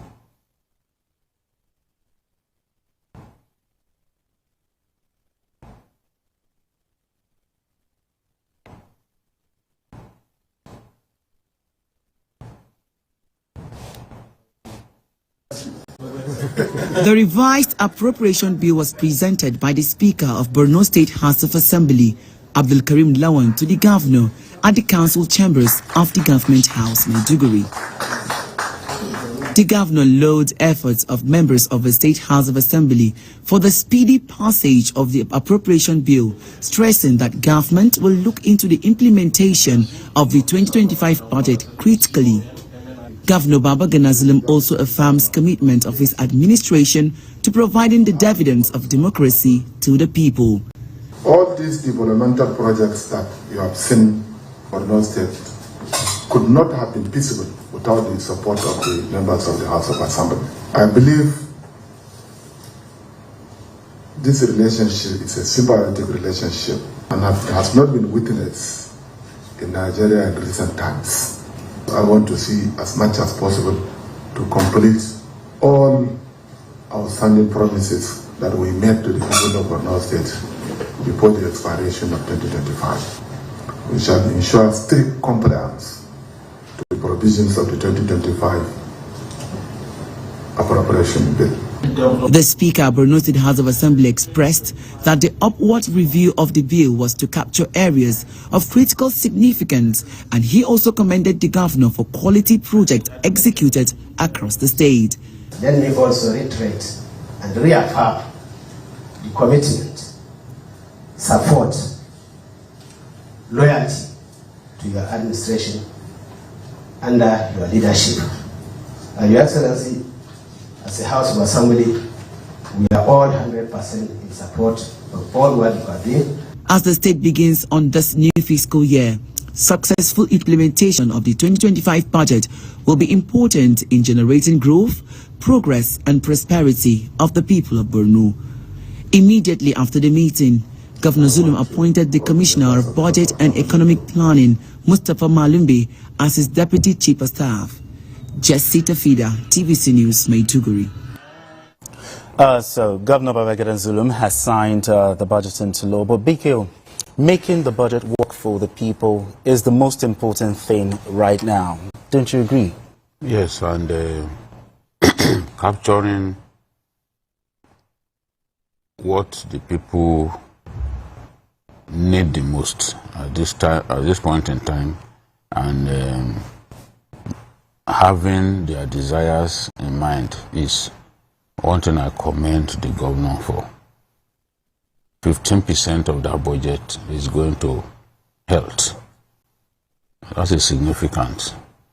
But don't forget that Borno State witnessed terrible flooding last year, which destroyed a lot of the health infrastructure in the state. So when the governor talks about the budget being a budget of recovery and continuity, it is clear what he has in mind.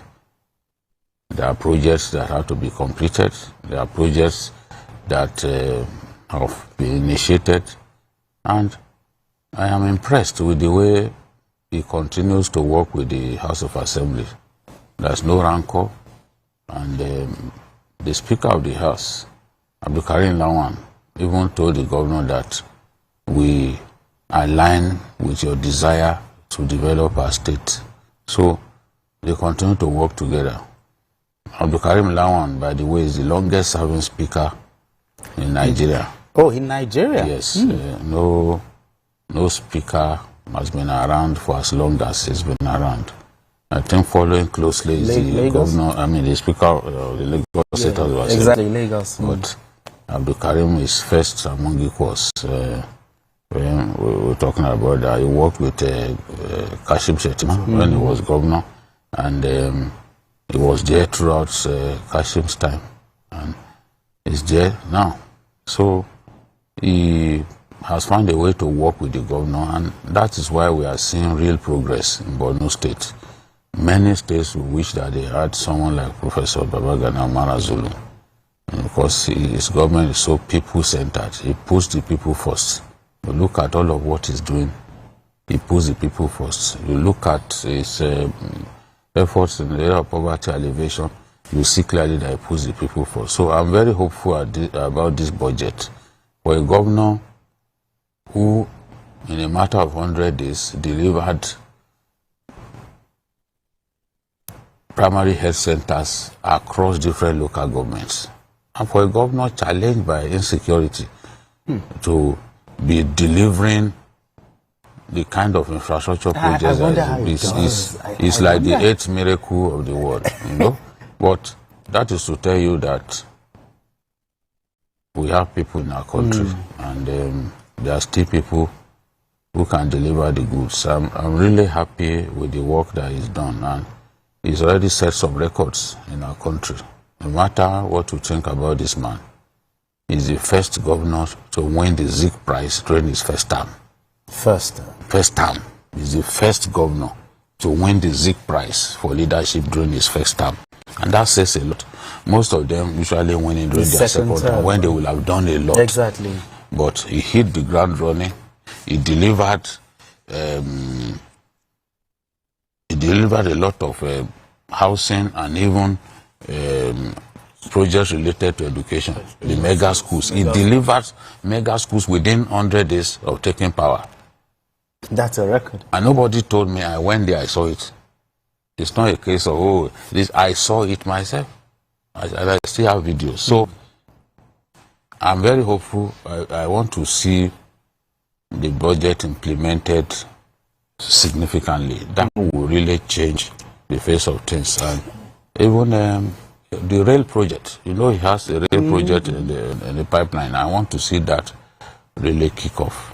So, Asuko James, one factor that affects budget performance is the ability to block wastages. In your opinion, do you think the government is ready to do that? From what we are seeing in the budget, you notice that it will be very difficult for there to be wastage. Because if you look at it, he's taking his time and he knows the projects that people really want. You understand? In terms of healthcare, he knows that, okay, I'm going to pump in money into healthcare. Like this particular budget, the budget of recovery and continuity, the health sector is taking 15% of it. Even when it was increased, the health sector still had a chunk. Okay. I think it took more than for security. No. It's health. Health for. So he wants to build 3 major general hospitals. Okay, in Borno State. He has started before, but he wants to make sure that it's well equipped. It's not just general hospital for general hospital's sake, but general hospital whereby when once you get there, you'll be taking care of quality, healthcare. Apart from the primary healthcare centers that he has built, same with education. So he has his duties and work cut out for him. So for there to be wasted, it will be very difficult. Because if you look at it, for education, when he came in, he tackled education because he knew that the Boko Haram insurgents destroyed all the, BKO talked about the mega schools. Yes. So he said, okay, it was like, okay, you people destroyed schools. I'm going to do something better. And bigger. And bigger. So that was what he did in his first year. And he has continued in that trajectory, going on building schools and also building hospitals. It's unfortunate with what happened, to Borno last year when the flood, But that didn't deter them. It didn't deter him in any way. And that is why he's bringing out this budget to say how people will not feel what happened last year. And then they will begin to, hope for what is in there for them in the future. So it will be difficult for you to say there will be wastage in any way, because everything has been lined up. In terms of even security, I know that last year he bought a lot of Hilux vans for the security agents. Yes. So and even the school itself, some of the schools, he built ICT laboratories inside those schools. So people will think that Borno, the only thing that they hear about Borno is always insecurity. No, it is when you get there. Things are happening. Things are happening. And for states that are not utilizing the money that they are getting from the federal government and even the ones they are making, I think it is high time their own, people start asking their governors questions. Come, your colleague is doing this and you're not doing this. The state that people are saying, Boko Haram is attacking. That is not even plagued by insecurity you understand? So people should start asking these questions. Exactly. All right, gentlemen, let's move straight to our next conversation. In the relentless war against insurgency, the sacrifices of those who defend our sovereignty often come at a great cost. The Defense Headquarters has confirmed that 6 soldiers and 34 terrorists were killed during the attack on a military base in Borno State. The Director of Defense Media Operations, Major General Edward Buba, stated that terrorists from the Islamic State of West Africa Province, ISWAP, and Boko Haram launched an attack on the troops to retaliate the recent killing of their commanders, but met with resistance. Good news that 34 terrorists were wiped out, but 6 of our gallant soldiers paid the supreme price. BK, how did this happen? Did intelligence fail? 6 soldiers is a lot, BK. Yes, we don't want to see any of our soldiers die in battle, but it is an inevitable fact of life that not all soldiers die on their beds. Once you sign up to be a serviceman, death can come anytime. You are always ready. You are always ready. You can be ambushed, and you see, one of the most effective war tactics that the world has seen is the ambush, because you do not see the enemy. The enemy sees you. Maybe the enemy is hiding in the bush. He knows you are going to pass through that route. Then they open fire on your vehicle. It's difficult to come out and respond in kind because you are trapped in your vehicles and they open fire. So usually when this happens, casualties are usually recorded, sometimes in high numbers. Remember when our elite republic, national guards were attacked. These are the people who protect the president. Yeah, the president. When they were attacked in Abuja, they killed quite a number of them, and these are among the best trained that we have. But it was an ambush. When that happens, you usually will expect that casualties will be recorded. Is it a failure of intelligence? No, we cannot say it's a failure of intelligence. Sometimes the enemy can catch you unawares. There was an occasion when soldiers were watching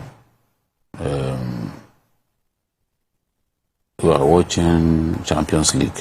Yeah, football match. And these guys launched a surprise attack. A surprise attack can happen, we caught unawares. What we must always demand for is that our soldiers must be ready at all times. They must realize that this enemy has not been totally wiped out. As long as you have not killed them to the last man, do not, for any reason, believe that they cannot launch an attack. I always say that on this program, that yes, as much as we have weakened the enemy, we must stop thinking that the enemy has been defeated. It is an enemy that is weakened but not defeated. The enemy is still ready to fight, as we can see. And we are talking about an ideology founded in extremism. Many of them will be ready to fight to the last man. Terrorists by nature hardly surrender. And they don't give up the fight. They want to continue to fight because they believe that they are going to heaven. I don't know who has gone there before that returned home. I returned to narrate what transpires there. But this is the way they think. And they still retain the capacity to embarrass us, in my view. So our troops must be ready. Remember in November, they launched an attack on I was about to talk about that. Kareto, and they killed many soldiers. From time to time, these things will happen. The soldiers know it. Because look, you are driving along a lonely road. You don't know whether they planted IEDs on that road. So there are still all kinds of threats. Attacks on military bases have gone down drastically. There was a time that it was fairly regular. You know, even so-called super camps, they were attacked. Yes. Loot weapons, you know. But the good thing is that these attacks are not happening anymore. At least they are not frequent. They are very rare. Attacks on our troops have become very rare now. But that does not mean the enemy has been defeated. That does not mean that the enemy does not have capacity to launch surprise attacks, as we have seen now. So the enemy is sending a message that, look, banish the thought that you have crushed me. I am still here. And anytime these things happen, it's a reminder to us that the theater of war in Borno State remains dangerous and that unpalatable things can still happen. So our troops must remain vigilant. And the services must continue to work together. They recorded a lot of successes, you know, because under the last set of service chiefs and the current ones, there's a lot of synergy that we didn't see before they came on the scene. But the synergy is causing us to record successes against the enemy. But you mean synergy with the Air Force? The Air Force, the services, they are working together, you know, and it's delivering results. So they must continue to work together. They must remain vigilant. Attacks will come. And when those attacks come, we must be ready. Asoko, the last time BK talked about it, last time it happened was in November in Borno State, I think mobile local government. How do we, I still go back to the area of intelligence. How do we improve intelligence so that this kind of surprise attacks will not happen, even though it has reduced? But we don't want to see our soldiers wiped out just like that. Just like BK said, the kind of war that we are, actually prosecuting is not just the war between, two. It's an asymmetric warfare. Exactly. Asymmetric. So it's very difficult for you to, defeat that like this, So even when you think that you have your intelligence, as in very tight intelligence, given to the, the soldiers and even the operations, you think you have it, cut out, and then you'll be able to go there and attack. But I know sometimes they do that, they get this intelligence and they go there and they are being ambushed. Can we say there are black legs within the ranks? There is nowhere, I can tell you, there's nowhere you won't target black legs. You understand? So sometimes they get those intelligence, but they also need to also carry out more, intelligence for them to not to record the casualty. You understand? So even when you plan, the enemies, they're also planning. So sometimes they even plan more than you. So it depends on how, the level of intelligence that they get and how they are able to, coordinate themselves. Exactly. For like what happened, thankfully, just like because the collaboration amongst the services was why they were able to, eliminate those terrorists. Because even when they came to ambush, the soldiers came, and they also got reinforcement from the civilian joint task force and the vigilantes. In fact, one of the vigilante commander, got injured because he actually stepped on one of the IEDs. So if with all the collaboration, I believe we'll keep fighting, we'll keep pushing. I don't want to believe that the soldiers will be deterred in any way. Things like this will happen because that is what they signed off for. But I just want Nigerians to believe in the caliber of soldiers that we have. Because sometimes you listen to what people say on social media and everywhere. They keep saying we need mercenaries to come and finish. Which mercenaries? Yeah, I think these are the soldiers. These guys that we have can do the job. All they need is just support from Nigerians. And the support is what you are talking about, which is intelligence. When once you hear anything, you should be able to pass that information and make sure that that information is true. And then you see how our own soldiers will deal with the situation. The air components were the ones that immediately they got that information, they went straight and attacked. So they will always have this ambush. There's no how that the enemies will not ambush. So, but they also have to be very, they shouldn't slack, just like they say in the local palace, eyes open. They shouldn't slack. We know there will be times that they want to, relax and all that, but they must not slack. And this military command should also find a way of trying to also give them some, level of going back to their families, seeing their families, so that they look, they are all freshen up and all that. But so far so good. I think from all indications, security, the level of how we are hearing attacks on those days have really gone down drastically. I don't know if you know. For the past number of weeks, there was a time that it was almost every day. Exactly. But now you could see that it has reduced. Perhaps maybe there's the CDS, the NSA, the DSS, they are all doing their jobs and making sure that this thing reduces. Because if there is insecurity, there can never be development. So that is what, I think that is what Mr. President is pushing to the ears of everybody. Those are the service chiefs and everybody around, that if there is peace, we'll have development. And if there's development, poverty will reduce. It's as simple as that. Exactly. BK was still talking about these surprise attacks. I talked about black legs within the ranks, filtering information to the enemy.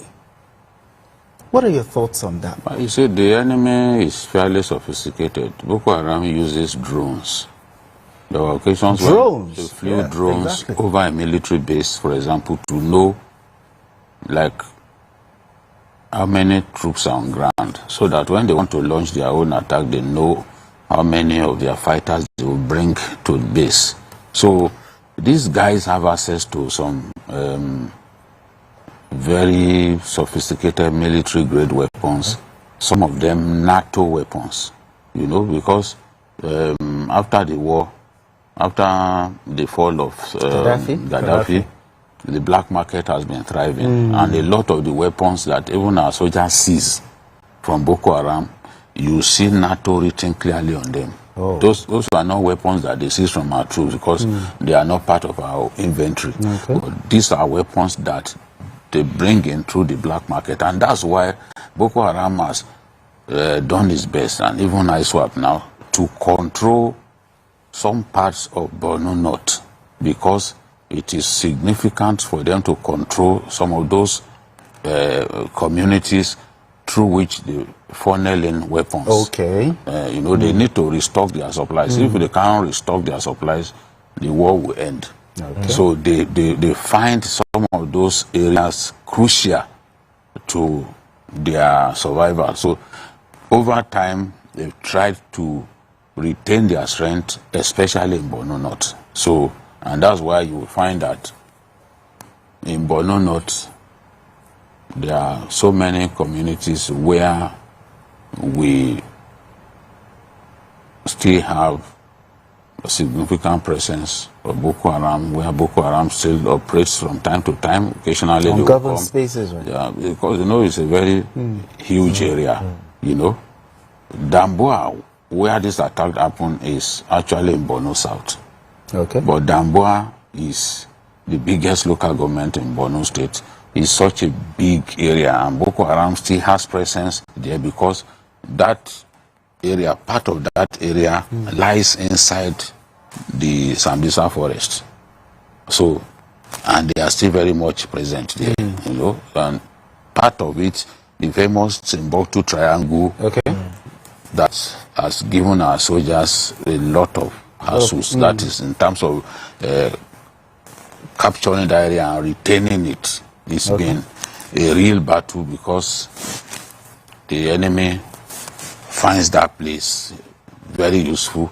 They don't want to leave the place. So you see, lots of attacks in that they region. retain, not necessarily is like their own base, for example. So it's not as if attacks happen from there, but they move from there to go and attack other places. So, like Sambisa, for example, is their habitation. So when they move out of Sambisa, launch attacks, come back again.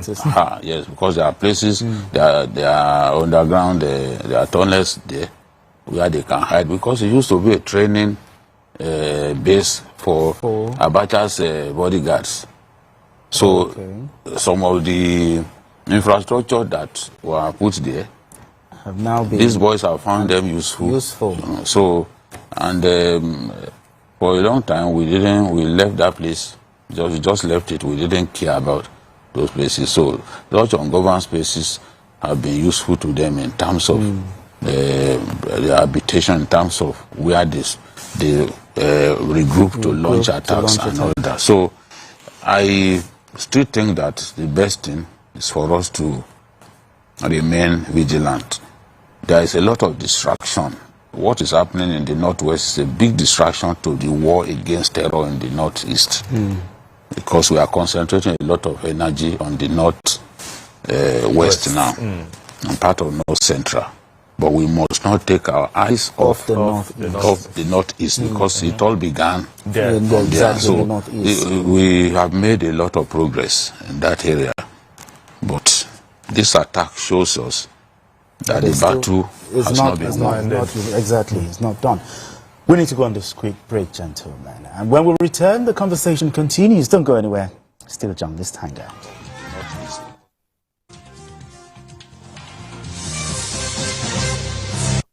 Hi, this is Dr. Abiola Salami. 2025 makes it 20 years that I started my career as a performance strategist, serving senior leaders, women in leadership, and emerging leaders. If you want to improve your performance this year, I am inviting you to the Kickoff Summit, where you and your team will get an empirical framework that will give you 3 things. 1. Clarity, to determine what exactly you want to achieve. 2. Direction, that is your strategy to achieving it. And 3. Motivation, for you and your team to take consistent positive action even when the going is tough. You will also get tools for overcoming procrastination, distractions, fear, and scaling hurdles in 2025. We have a lineup of incredible speakers, including Mr. Austin Avuru, Mrs. Kafilat Araoye, Dr. Larry Lushola, Professor Badare, and Aproko Doctor. They will share insights on leadership, money, health, relationships, and more. VIP delegates will have the opportunity to join us for the kickoff concert featuring Tokwe Alabi, Forever, Ashiri, Damola, Kenneth Black, and many award-winning acts. We encourage you to attend with your top-performing team members as well as your strategic leaders. Visit www.kickoffsummit.com for more information.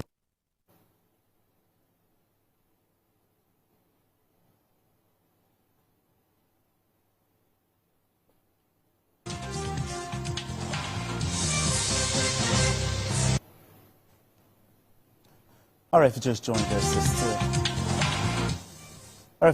us, it's still Journalist Hangout. I still have Asukwa James and BKO. Let's move straight to our next conversation. According to the holy books, no sin must go unpunished. Accordingly, Oyo State Governor Seyi Makinde has vowed that a trial will be heard for suspects in the Christmas Fun Fest stampede at the Islamic High School in Ibadan, which claims the lives of about 35 children. Governor Makinde, who was responding to the calls for leniency, stated that the rule of law will be upheld in the state, unlike the incidents in Anambra and the Federal Capital Territory FCT, which did not result in persecution. Let's share an update on the issue with you by TVC News Olaide Oyewale. The stampede happened on the 18th of December 2024. 35 children lost their lives, leaving an unforgettable memory in the heart of residents of Ibadan, particularly those directly affected by the tragedy. Since the incident, concerned individuals have continued to demand justice and a trial of those involved in the stampede. Governor of Oyo State, Seyi Makinde, also insisted that everyone linked to the incident will face trial, regardless of their status.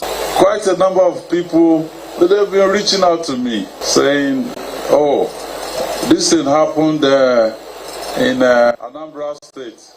It happened also FCT. Nobody went to jail. Why is it in Oyo State that some people are going to jail? I said, well, Oyo State is not Anambra State. And no matter how highly placed, justice must be done. Following the tragic incident, the accused, Queen Naomi Shilekwola, former wife of the Ooni of Ife, popular radio broadcaster Oriyemi Hamzat, and Abdullahi Fasasi, the principal of the school where the incident occurred, were remanded in Agodi Correctional Center by a magistrate court in Ibadan. Meanwhile, a high court in Ibadan has heard the bail application submitted by the defense counsels for the accused, but the prosecutor opposed the motion. Applicants filed their summons for bail before the court, and we opposed all the 3 applications. So arguments were taken. You can see we're just coming out of the court since 9, and rulings have been reserved till 13th of January. Yeah, we are saying by law that they ought not to be arraigned by a holding charge.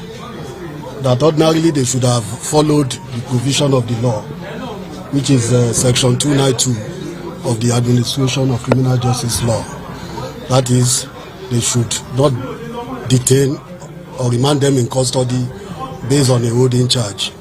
We have canvassed the point in court, and it is for the court to deliver a considered ruling on it.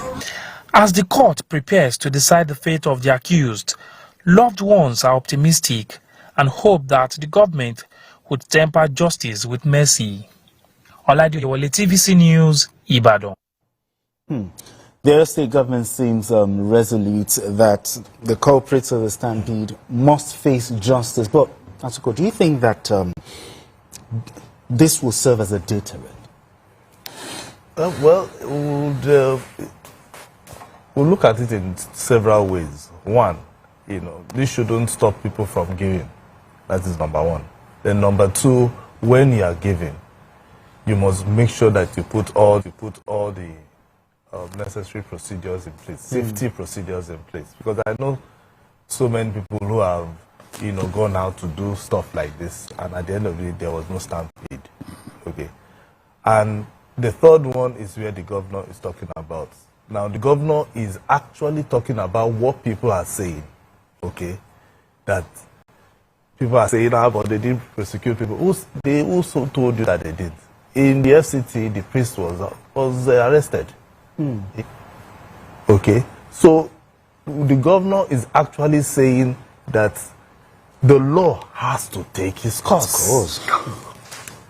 So, if for instance, thank God they have lawyers. So it is left for their lawyers to go out there and canvass their case.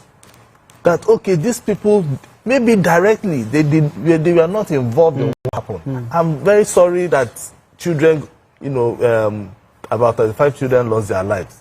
This is not what we want to hear. Exactly. But people should also understand that the law is the law. And that is what the governor is saying. If not, we'll just have a banana republic where people will just do anything. You understand? So let people just hold on. Okay. Let the law, full law, take its course. Biko, do you think with this now, your state government saying that they must face justice, do you think it will bring order, especially in the area of public gathering? Yes, people have to learn from this.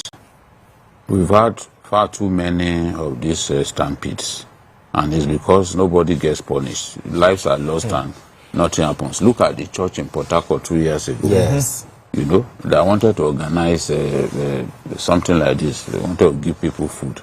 And you made the people queue for more than 24 hours. The gates were locked. When the people got tired, they pushed against the gate, and the gate gave way. And people were trampled upon.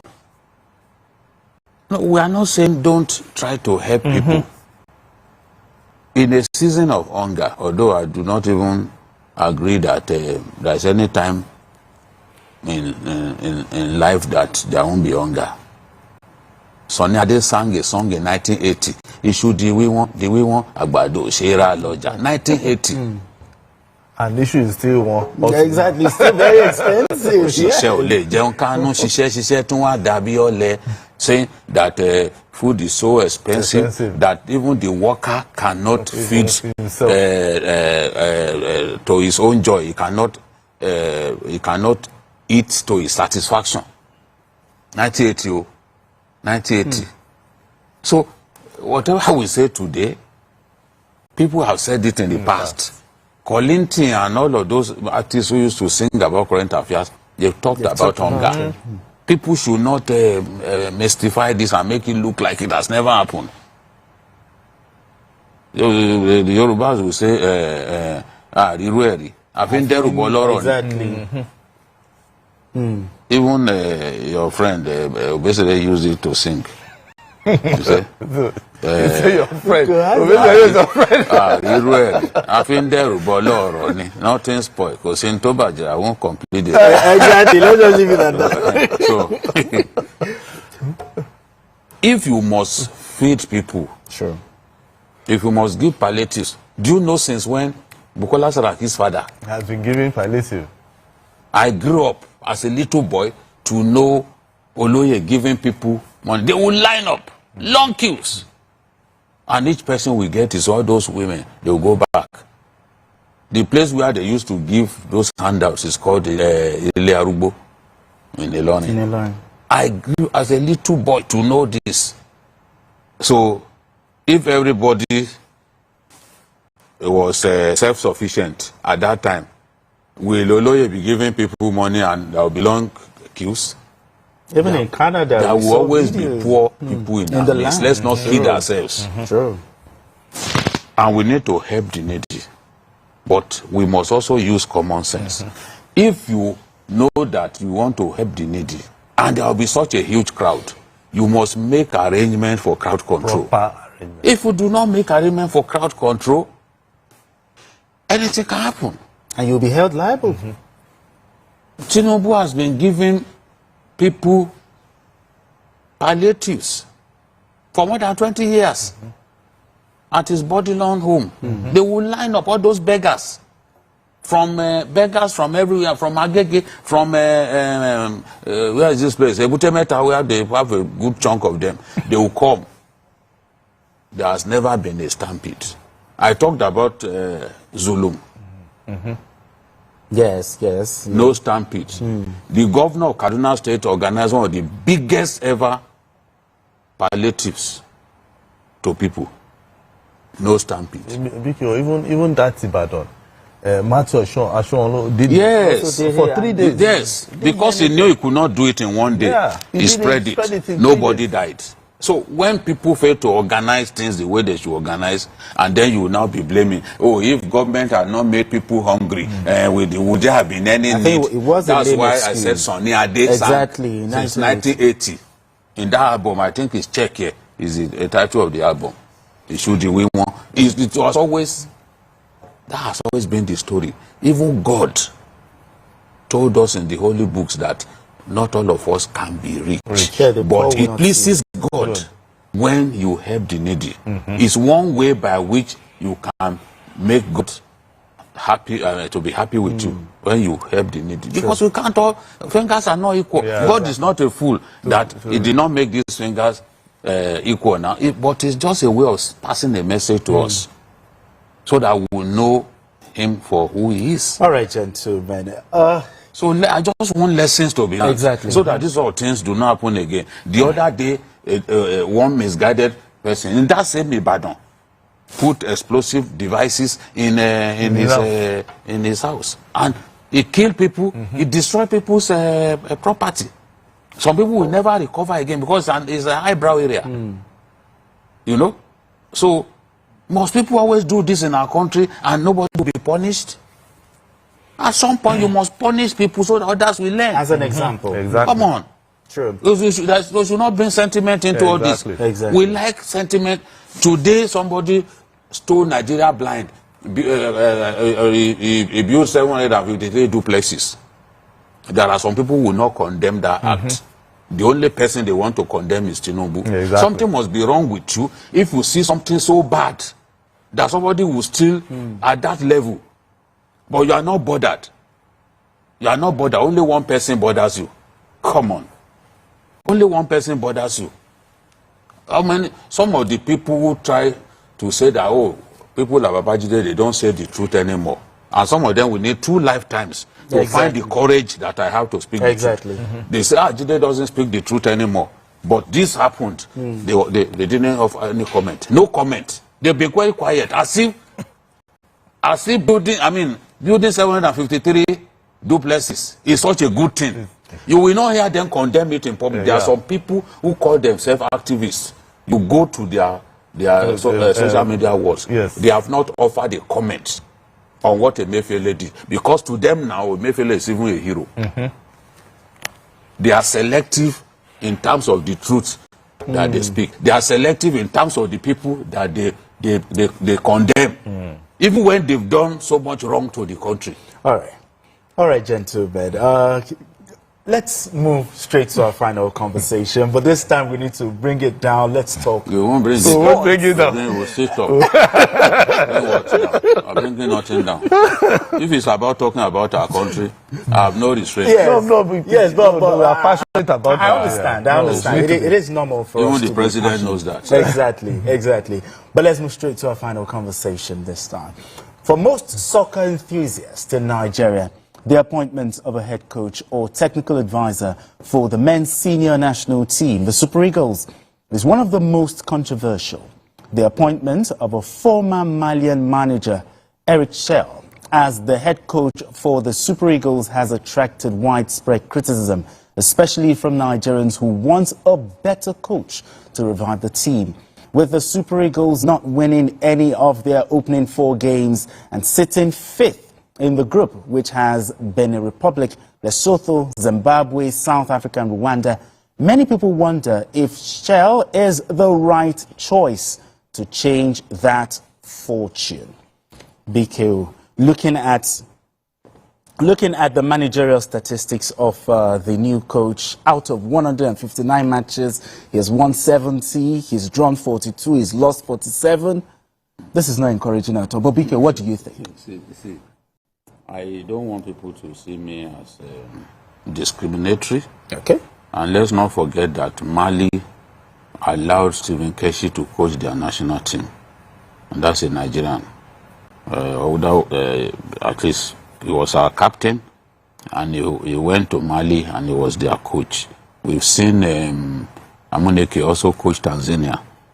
But I believe that Nigeria's football history is very rich. You can't even compare it to that of Mali. I believe that we should be able to find, if we want an indigenous coach, we should be able to find one from the ranks of Nigerian coaches. We should be able to find one. But again, when I look at what we have left in terms of the precarious situation, look at the matches we have left in the World Cup qualifier, we are in a very precarious situation. It's almost impossible for us to qualify for the World Cup, which was next year. Maybe they just want to use this man as a stopgap, perhaps. Exactly. So I don't understand. Okay. Honestly. All right. Maybe in just 1 minute we have a Zoom guest waiting. But what are your thoughts on it? Just in 1 minute. I just don't know why the NFF decided to, go out, because I feel that Eguavon still has something, for him to deliver. So why not give him the chance? I still believe in Nigerian coaches. So let's argue, because I need to hear what he has to say. All right, joining us. Maybe has a difference. Perhaps. Joining us from our Abuja studio for more discussion on this issue is the chairman of Kogi State Football Association, Hassan Wada. Thank you so much for joining us, sir. Hassan, you are welcome. Thank you so much, and Happy New Year to the team. Yes, Happy New Year. Exactly. First of all, what do you make of the appointment of Eric Chell? Do you think it's the best decision by the NFF? When you look at football, there's never a time you say you've made the best decision until you achieve the anticipated results. But for now, it is the right decision, because to select a coach for the national team is not done by an individual. It involves a lot of persons that are members of the technical committee. A lot of them have experience in football administration, former players, former coaches, and all of that.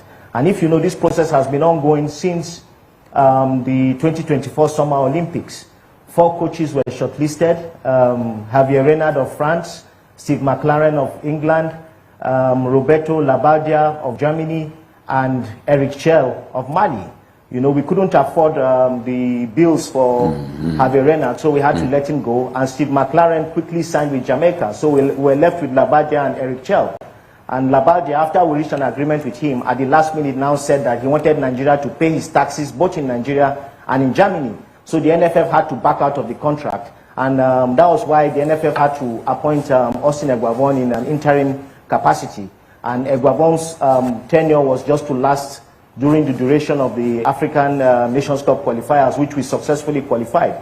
So the NFF, in his wisdom, looked at the situation on ground and decided to go for Eric Chell. We must also note that there's also the financial implications. At this point in time, we know what is going on in the country in terms of our economy. So the NFF had to go with what was comfortable with their pockets, and that's how they narrowed it down to him. It wasn't just an individualistic decision. It was a holistic decision that was done by the technical team of the Nigerian Football Federation. So this, what you are saying, this is really a matter of affordability. So it's the cheapest that went for. So they are popular way. That's what they went for. Wada? Well, I wouldn't say just a matter of affordability. Eric Chell has the required capacity to coach the Nigerian Super Eagles. I want to take us down memory lane. The last 3 African Nations Cup tournaments have been coached by, in quote, young African coaches. Belmadi of Algeria was barely on the job for a year. He took Algeria to win the 2018 African Nations Cup. In 2022, Aliou Cisse took Senegal to win the AFCON in Cameroon. In 2024, Emerson Faye, who took over in the second round of the Nations Cup for Ivory Coast, took them to win the tournament. And if you look at the African Nations Cup, Mali played the best football in the African Nations Cup. It was just fate of luck that made them not defeat Ivory Coast in the quarterfinals. At the last minute, Agringa performed his magic and knocked Mali out of the tournament. But they were easily the best team. I was even praying that we don't meet them because they were playing a blend of football that was very domineering and electrifying. I also want to remind us, in 2024, our toughest opponents were the South Africans. At the Nations Cup, we drew with them and we narrowly escaped in a tense penalty shootout. At the World Cup qualifiers, they came to Uyo and we drew 1-1 with them. The only coach that has defeated South Africa in the last 10 games is Eric Schell, and that was at the Nations Cup when Mali defeated South Africa by 2-0. I also want to remind us, last March in 2024, March 2024, the Nigerian Super Eagles met Mali in Marrakesh in Morocco in a friendly match. Mali defeated us by 2-0, and Eric Schell was the coach who led the team. So I don't want us to spend too much time saying that he's a young coach, he doesn't have the required experience. Football is a very dynamic game. Now, what you need are young coaches who can infuse their style urgently into the team so that we can achieve results. I believe that if given the right environment to work and also allow him select his coaches and also give him a stable contract, which I know has been done, we will achieve the right results. We will qualify. I don't want us to lose hope saying that we cannot qualify for the World Cup. I believe that most Nigerians, their New Year resolution was to see how to pray that Nigeria qualifies for the World Cup. We'll qualify for the World Cup. Yeah, I know, because I like given that precarious position exactly that we find ourselves. Do you want to take a bet that we will qualify? We will qualify. Rwanda, Zimbabwe. You know, we lost to Benin Republic. We've not even won a game in the qualifiers. No, but you see, if you look at the way the group is, our next 3 matches will be the determinants. We'll meet Rwanda, then we play Zimbabwe, and we meet Rwanda. If we're able to get those 9 points, we'll have 12 points. With those 12 points, we won't be far off from the group leaders. So I think that the most important thing for now is for us to take it at one game at a time. We don't need to focus on unnecessary sentiments that he's a Malian and all of that. Nigeria is known as a hospitable nation. The last thing we need is for a coach coming to our country to feel unhospitable, to feel unwelcome. All right, thank you. It will affect his performance. So let us change the narrative. The decision has been made, which I believe the technical committee in their wisdom made the right decision. Let Nigerians support the coach so that we can get to the World Cup. What's your message, as we round up, what's your message to the Super Eagles? And do you think they are going to back this coach? Do you think they will respect him enough? You see, if you look at the quality of players we have at the moment, many of them have peaked. Ademola Lookman is already past his mid-20s. Victor Osimhen is approaching 27. Aina is 27. They need to be in the World Cup more than we Nigerians. Many of them know that if they don't get to this World Cup, this might be their last opportunity to play in the World Cup. So I believe that the Super Eagles that will turn out in the next World Cup qualifiers will be totally different from the Eagles which we have been seeing. You know, what has really affected the Eagles is not that they've not been playing well. It's just that they blow hot and they blow cold. And you know, in football, especially in games that are very critical, once you blow cold for a minute, you get stung. You saw what happened in our match against Rwanda in Uyo. We went up 1-0. We removed our feet off the pedal. Rwanda came and scored 2 goals. So I want to believe that the Super Eagles need this more than we Nigerians. The players know what is at stake. Many of them know that this is their last chance to be at the World Cup. Iwobi knows this is his last chance to be at the World Cup. So they will give their all to ensure that we qualify for the World Cup. But let Nigerians support the team. Since the announcement has been made, there's just been a lot of negative criticisms. That is expected. If we had hired Mourinho, the story would have been, oh, Mourinho doesn't have experience coaching in Africa. Why did we bring Mourinho? Nigerians will not say that. We will appreciate Mourinho. But anyway, thank you so much, Hassan Wada. Hassan Wada is the chairman of the State Football Association. Thank you so much for having this conversation with us. Well, anyway, our time is fast spent. Thank you so much, Mikhail. Thank you. Appreciate you as always. James. Thank you so much. Thank you very much. And that's it on Journalist Hangout today. Join us tomorrow for another episode of the program. You can watch the repeat broadcast of this episode tonight at 11. Join us on Sunday from 1:30 to 3:30 p.m. for Journalist Hangout on Sunday. We are on YouTube at youtube.com/TVC News Nigeria. I am Benga Oreshegun. Bye for now, and God bless Nigeria.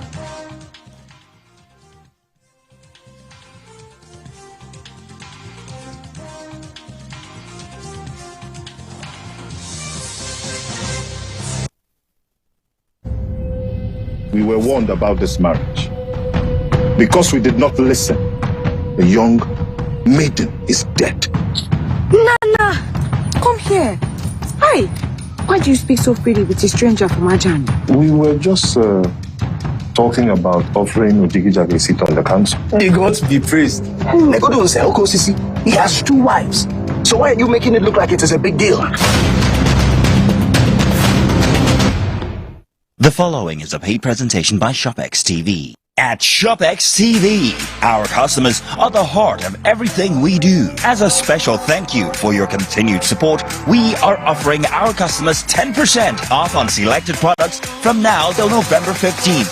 That's right, shop now and save big on some of your favorite items while stock lasts. Don't miss out on this opportunity to grab amazing products at unbelievable prices. First is our amazing 4-in-1 CookX blender. It's a food processor, a grinder, a blender, and a juicer all in one. The CookX 4-in-1 blender comes with 3 versatile cup sizes, each crafted to handle special tasks perfectly. Imagine effortlessly whipping up smoothies that are truly smooth, pounded yam and soups that are flawlessly pounded and blended. You would normally pay 189,950 naira for the CookX 4-in-1 blender. But call the number on your screen right now or scan the QR code and get it for just 170,995 naira. Incredible! And that's not all. You can get the CookX 4-in-1 blender in 2 easy payments of 85,498 naira. That's right, pay twice to get this amazing cooking solution. And we are not done yet. ShopX TV is proud to introduce the ShopX Ultimate Crunch Exercise Machine. The 6-in-1 machine is designed to take your fitness to the next level. No need to worry about expensive gym fees. You can now work out from the comfort of your home and achieve results. With Ultimate Crunch cutting-edge technology, you can transform your body. Its enhanced features deliver a full body workout that's efficient, effective, and enjoyable. The secret is its advanced design that combines multiple exercise models into one unit. The versatile machine features adjustable resistance levels, an ergonomic design, and a built-in digital tracking system that displays speed, time, distance, and calories burned. From sculpting your abs to toning your legs, upper body, and strengthening your core, you would normally pay up to 449,950 naira for the ShopX Ultimate Crunch. But for a limited time only, call the number on your screen now or scan the QR code and get the ShopX Ultimate Crunch at 404,955 naira. Incredible! And that's not all. You can get the ShopX Ultimate Total Crunch in 2 easy payments of 202,478 naira. That's right, pay twice to get this amazing fitness solution. But hurry, limited stocks available. So call the number on your screen now or scan the QR code or visit our website to place your order while stock lasts. The proceeding was a paid presentation brought to you by ShopX TV. Stay ahead with the biggest news stories. Go beyond the news headlines. Experience impactful investigations. Enjoy resourceful news coverage in real time. TVC News at 7 and TVC News at 10 p.m. Live every day on this channel. TVC News. First with breaking news. There is always more to a story than the screaming headline. The part of a story that is not told casts a shadow. It's like the part of an object that is not reached by light. On TVC News, I'm able to explore the many angles there are to a story, talking to stakeholders, asking the difficult questions, and digging for facts. I believe the viewers are able to make a better decision if they're well informed and understand not just a part, but the complete story. TVC News, first with breaking news.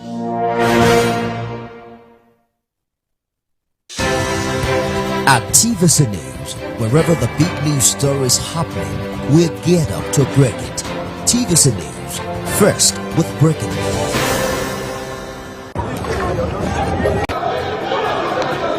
Every second, every minute, every hour, and every day, time doesn't just tick away.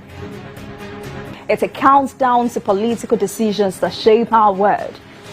This country must move. Imagine the impact these decisions have on our lives. Some are consequential, others may leave us intrigued or baffled. You will have no better friend and partner than Nigeria. Step in and feel the frenzy like never before. Join me every weekday for an hour of fact-finding interviews with questions cut to the core. How would you say your administration has fared in these sectors? I will dig in to get to the heart of issues, from local politics .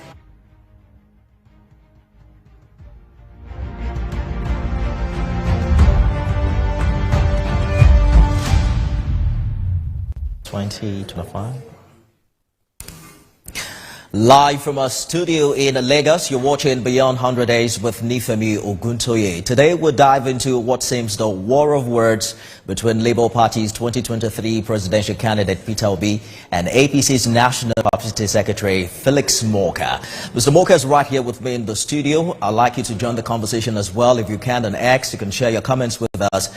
Remember to tag at TVC News NJ at Nifemi Oguntoye and use the hashtag Beyond 100 Days. But let's begin with some updates coming from Lagos, where a special offences court earlier today dismissed the application of former governor of the Central Bank of Nigeria, Godwin Emefiele, who was challenging the jurisdiction of the court to hear his alleged corruption trial.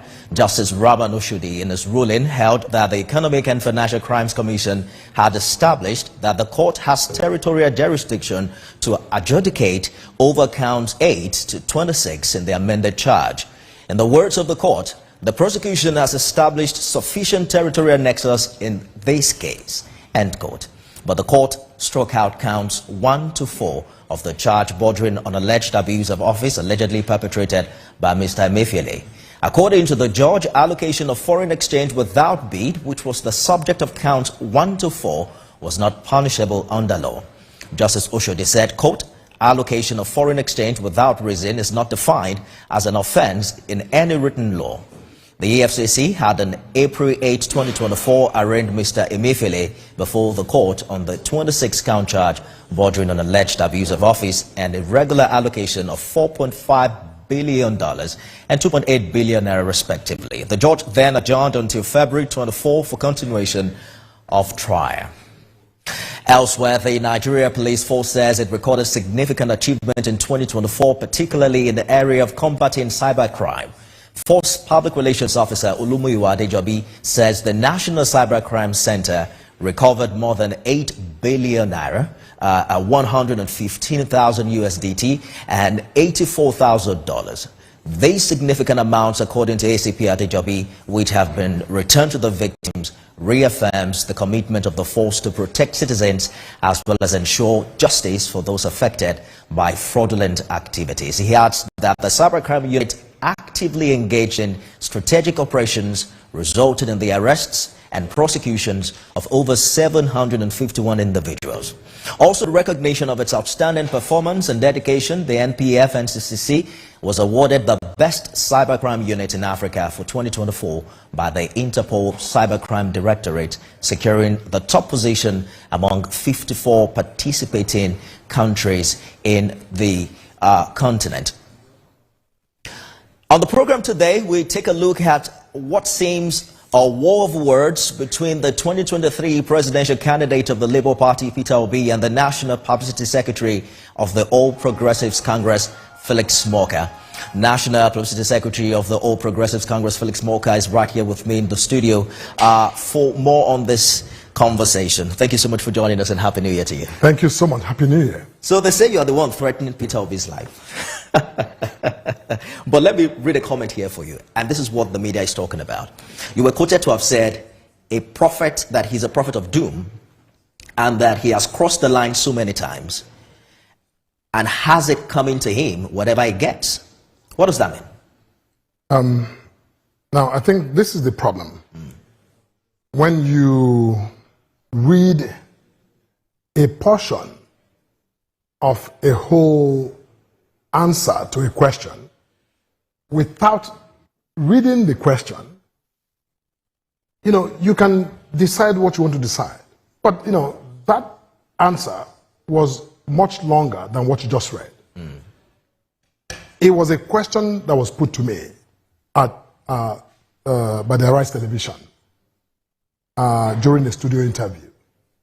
And, since you read the portion, let me read the question that was put to me so that our viewers can get the context in which this conversation took place. Arise TV, you have actually hit back with a volley of attacks, calling Peter B a prophet of doom. Some of you have said that he is always embarking on voodoo economics that are not in line with current realities. Don't you think this is a slingshot that has gone beyond normal politicking? And then I gave a long answer, which this portion that you read didn't capture. Because when you read the entire thing, what I did say was in reference to the interviewer's question and reference to Peter B as the prophet of doom or as a voodoo economist. And I said that, Peter B had crossed so many lines of truth. And that if, anyone called him a prophet of doom, he has that coming. If anyone called him, a voodoo economist, he had it coming because, in the show, in the earlier questions, I had laid out the premise on which I made those remarks.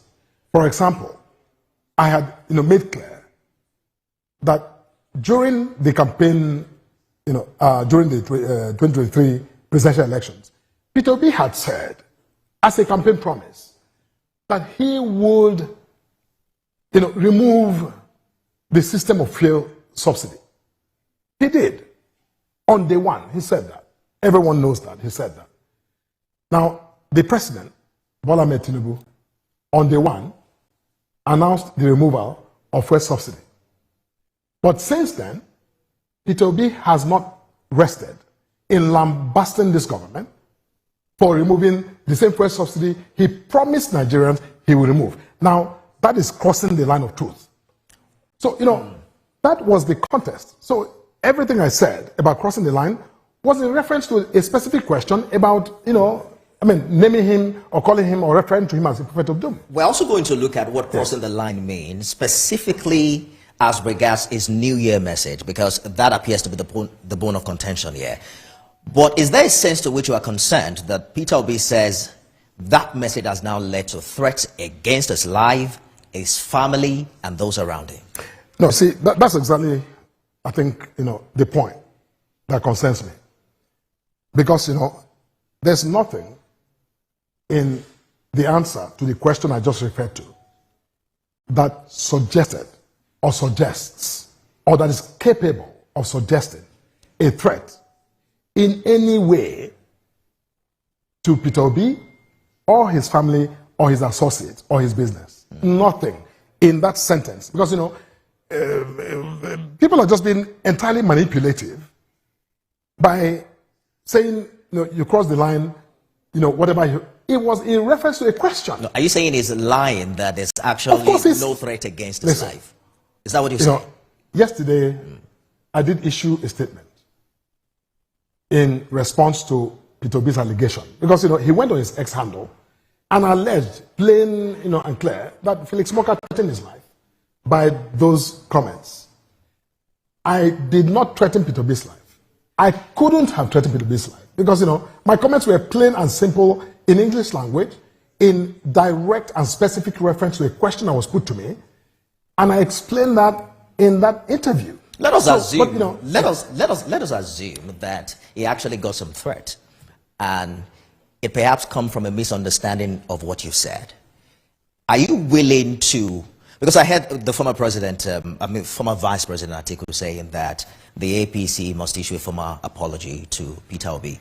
And what we are also hearing now is that the Peter Obi camp is also warning that any attempt to harm him would have severe consequences. I'm wondering if that bothers you, and if you are able to, bring some clarity to the issue of threat and say perhaps what I said was misunderstood. How do you react to the essence that there is a possibility that there are some threats against his life? No, Peter B has not disclosed the source of the threat against him, if there is any, right? What I do know is that in his X handle, he stated and claimed that my statement that we're discussing constituted a threat to his life and that of his family and that of his associates. Now, the point I'm making here, which I need to make very clearly, is that I said nothing in that interview or anywhere else, anything that was capable of being understood as constituting a threat to Peter B. I didn't. So, having said that, now, Peter B., what shocked me, quite frankly, let me say this. After the interview, I began to see, a few traffic tweets where some of his followers were suggesting that, Peter B. was threatened. I didn't think anything of it. I simply just waved it. Until later that evening, Peter B. tweeted out that, my words in that interview, threatened him. He didn't say somebody threatened him because of what I said. He said, that my words constituted a threat to his life. And that's what I need Mr. B to explain. Because, you can't make such a heinous allegation against any human being without supplying the facts and the detail. Now, I have, so far, yesterday I laid out a statement where I clarified what I said in relation to the question that was asked to me.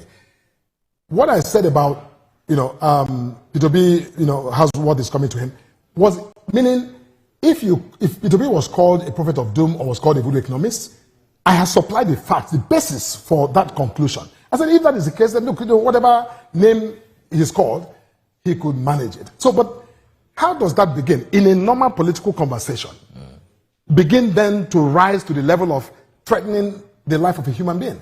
You see, what I'm saying, since Peter B made that allegation against me, many of his followers, I stated, elsewhere this morning, I have received over 400 threats of different shades, but of those 400, more than 200 of them were specific direct death threats to me by people who self-describe as his followers, who feel or are saying... Now, Mr. Moka, that's the point. That is the exact point I'm making, because you two are now saying that you have received threats, about 200 death threats. Is it possible that your own followers, or the followers of the APC, based on the interaction and the reactions we've gotten from you as regards this New Year message, have also sent similar threats to him? See, look, if anyone did that, why would I be the one? I don't know. That's not information within my knowledge. Peter B is the one who has to, because in his X, he never said that. He simply said, Felix Morka threatened my life. He didn't say somebody threatened my life who heard or read what Morka said. And my point to you is that nothing I said was capable or, would have given anyone a reason to threaten Mr. B. That is absolutely ridiculous. There's nothing in my, it was a question and answer. I'm talking to you right now. I was asked a question, which was, you guys called, the APC is called Peter B, prophet of doom, this and that. And I said, I am not the one to go on that manner, and offensive in that manner. I'm not the one to go on an offensive in that manner. Meaning, I'm not the one to call anybody, by that kind of name. We'll right? get back. But whatever name he's been called, yes, it fits him because, he has crossed the line of truth on many occasions. We'll get back to that shortly. But some have said that the former Anambra State governor must still hold lots of political relevance, even after his defeat in 2023, to deserve such robust and what appears a comprehensive response from the ruling party following his New Year message. Do you think your initial response may have given some validation to that? No. Now, if I may, on the 2nd of January, I issued a full, total response to Mr. B's New Year remarks. It wasn't an interview. It was a statement that I signed.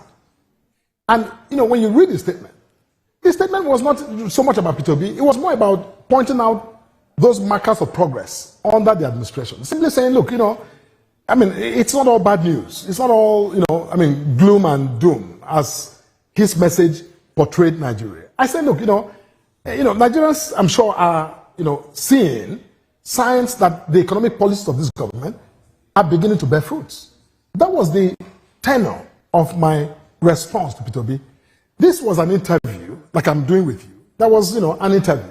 And a question was asked, and I answered it. Otherwise, the ruling party offered Mr. Obi a comprehensive, well thought out statement, which I'm sure you have seen or the TVC has even reported. Hold that thought, Mr. Moka. Let's go on a short break. When we return, we'll take a look at some of the content of Mr. Obi's New Year message and how it differs from the position of the APC. Stay with us, everyone.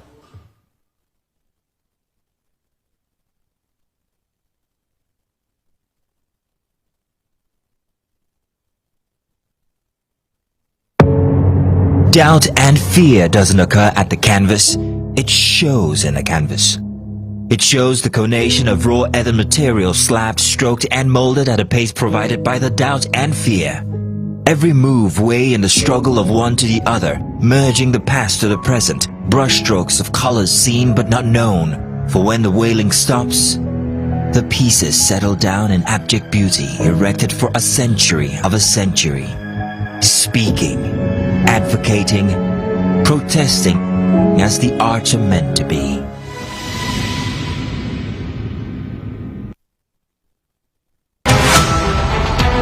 Every major news story is with many perspectives and layered with different levels of impact. Honey, what time did this happen? We will be right there.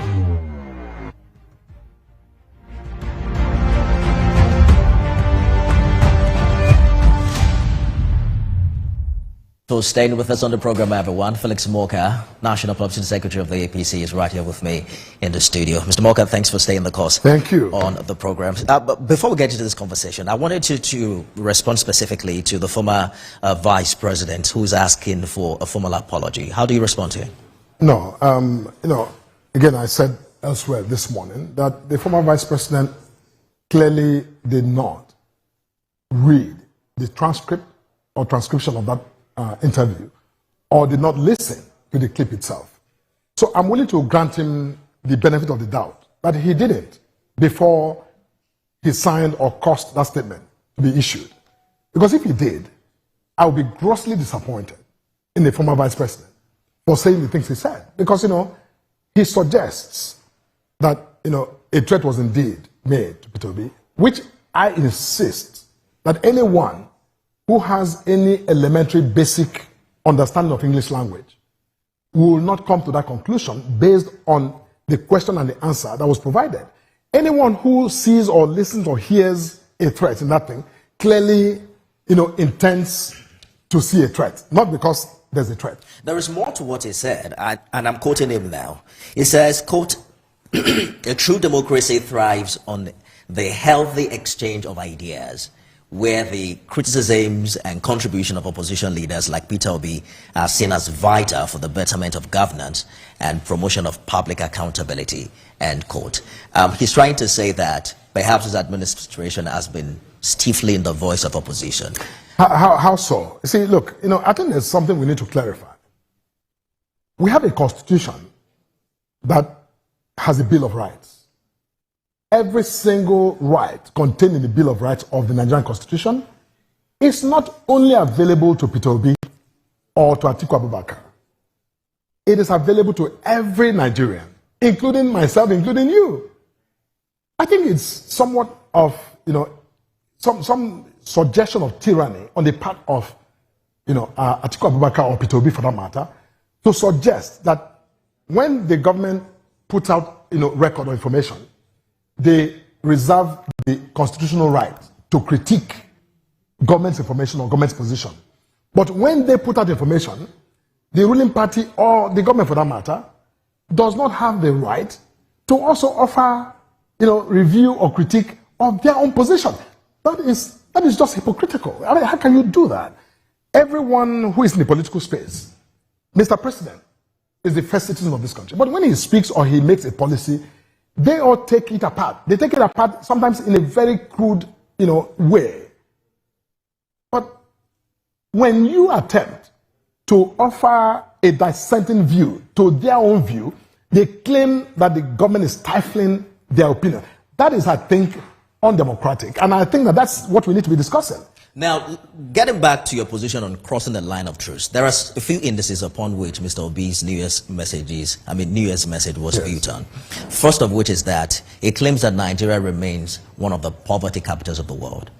Over 100 million people in extreme poverty, 150 million in multidimensional poverty, and that the situation has deteriorated significantly in the past 18 months. He also did mention that we have now fallen from having the highest GDP some 10 years ago to ranking number 4, and our GDP now has fallen less than 50% of what it was in 2014, same as our per capita income, which is less than a third. Do you disagree with him based on the subject, based on the content of the subject and these examples that he's made? No, you see, facts are facts. When you say that, X number of people are living in multidimensional poverty in Nigeria, you can say that. But the question that I would ask, because you say that, you don't just say that objectively, you're saying that in relation to the government of the day. You're saying, this government is basically exacerbating poverty. Because today, X number, so many, millions of people are living in multidimensional poverty. But the question that I think is relevant on Nigerians to consider is how many people were living in multidimensional poverty, before this president was inaugurated. That's a relevant question. And I'm not saying what he said or what anybody is saying. I'm not disputing or joining issues with anybody. But what was the number of Nigerians who were living in poverty or in multidimensional poverty before this president was inaugurated? What was the number of those living in multidimensional poverty before, Buhari, who was an APC president, was inaugurated in 2015? Now, let me say this clearly, and the figures are out there. As of 2014, 2015, more than 47% of Nigerians were living in multidimensional poverty. What is 47% of Nigerians in terms of the numbers of our population? What does it translate to in terms of numbers? Work it out. The point I'm making is that the poverty Mr. B is referring to did not begin with President Bola Ahmed Tinubu. It didn't. It didn't even begin with President Buhari. You see, when you talk about multidimensional poverty in economics, it is not measured on a monthly, yearly basis. It's not. The discussion of wealth and poverty, quality of life of citizens, is measured usually in economics over a 10-year period. Because which is exactly what is done. Because if you take the per capita income, for instance, it dropped from $3,500 to $3,500 to $1,000. The question is, do you think the life of the average Nigerian is better 18 months after President Tinubu? There's a twin part of your question. What's one? The first part of your question is the drop, right? Don't forget that this government did exactly what Peter Obi promised to do by unifying the foreign exchange system. So if Naira was 460 to $1 when this president took power, today that system was unified, and as a result, Naira lost value and now goes to 1,500, 1,600 Naira to $1. What does that mean? That means that if I was, rich by, $1,000 back then, I had 460,000 Naira. But today, the value of the Naira has depreciated because of this intentional policy that was meant to save the Naira in the long term. So Peter Obi is being, just a bit, smart by simply quoting statistics that are not justified in the circumstances. My point is that the policy of the government, which Peter Obi himself had promised he was going to implement, is what this government is implementing. And as a result, Naira has taken a hit. But that is not, the position a statesman like Peter Obi, he should acknowledge that this is happening as a result of this policy that's meant to strengthen the Naira in the long term. So it's a false statistic, which is why I say that he is crossing the line of truth. He ought to know better. That, because if Peter Obi is unaware that as a result of this policy, Naira lost value, and that you can't, when you say per capita income, somebody who was earning $2,000 by 460 to a Naira cannot earn $2,000 by 1,500 to $1. Mr. Mokka. That is it's simple economics. We have run out of just being disingenuous. We have completely run out of time. We probably will have this conversation subsequently. But are you committed to dousing what appears the political tension? Okay, let me say that. Considering all these threats that are flying around. No, you see, look, I don't think dousing the tension is really my say. I am the one who has been libeled in the extreme. Peter B has put out front page news everywhere that mock threaten his life.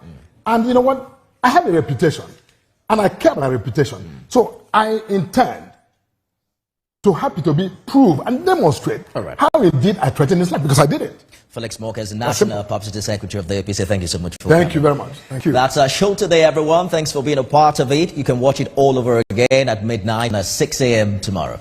I am Nifemi Oguntoye.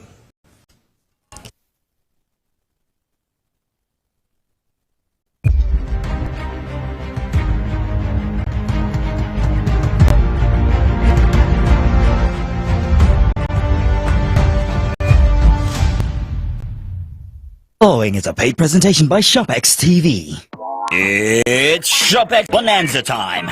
ShopX TV is thrilled to offer an exclusive giveaway of up to 30% on the amazing CookX Air Fryer Oven from now till January 31st, 2025.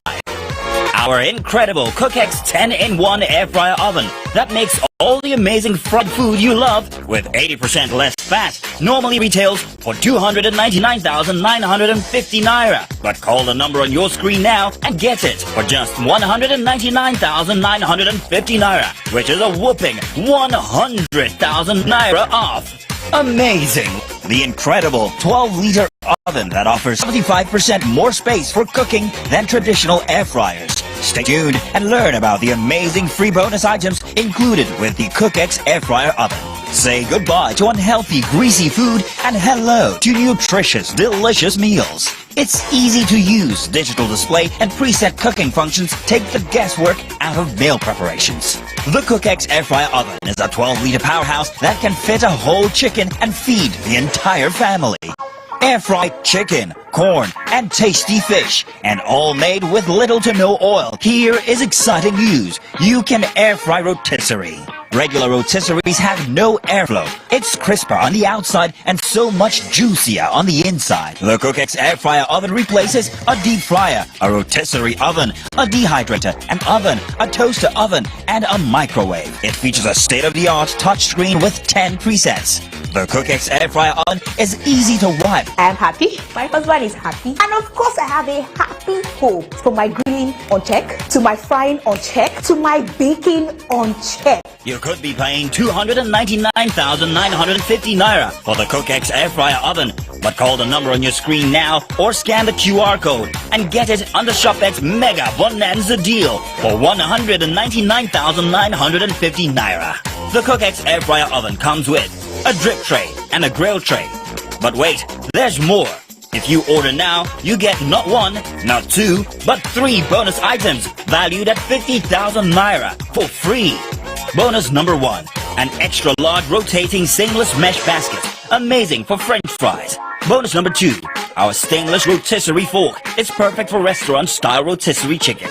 Bonus number 3, stainless steel food handle. Get the CookX Air Fryer Oven in 2 easy payments of 99,975 naira. Pay twice to get this innovative kitchen appliance. This offer is for a limited time only. We will also deliver the CookX Air Fryer Oven to your door for free.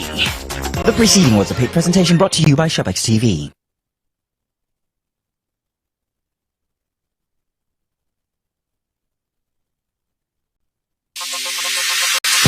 Stay ahead with the biggest news stories. Go beyond the news headlines. Experience impactful investigations. Enjoy resourceful news coverage in real time. TVC News at 7 and TVC News at 10 p.m. Live every day on this channel. TVC News. First with breaking news. TVC News Weekend Lineup. TVC Breakfast Saturday with Kemi Fola Adeyemo and Manuel Ajayi. Political Standpoint with Precious Amayo. Newsweek with Mark Otabo. Politics on Sunday with Femi Akonde. Community Forum with Sarah Yeku. Get ready for the biggest stories, fresh perspectives, and burning news discussions that run At TVC News, wherever the big news story. At TVC News, wherever the big news story is happening, we're geared up to break it. TVC News, first with breaking news.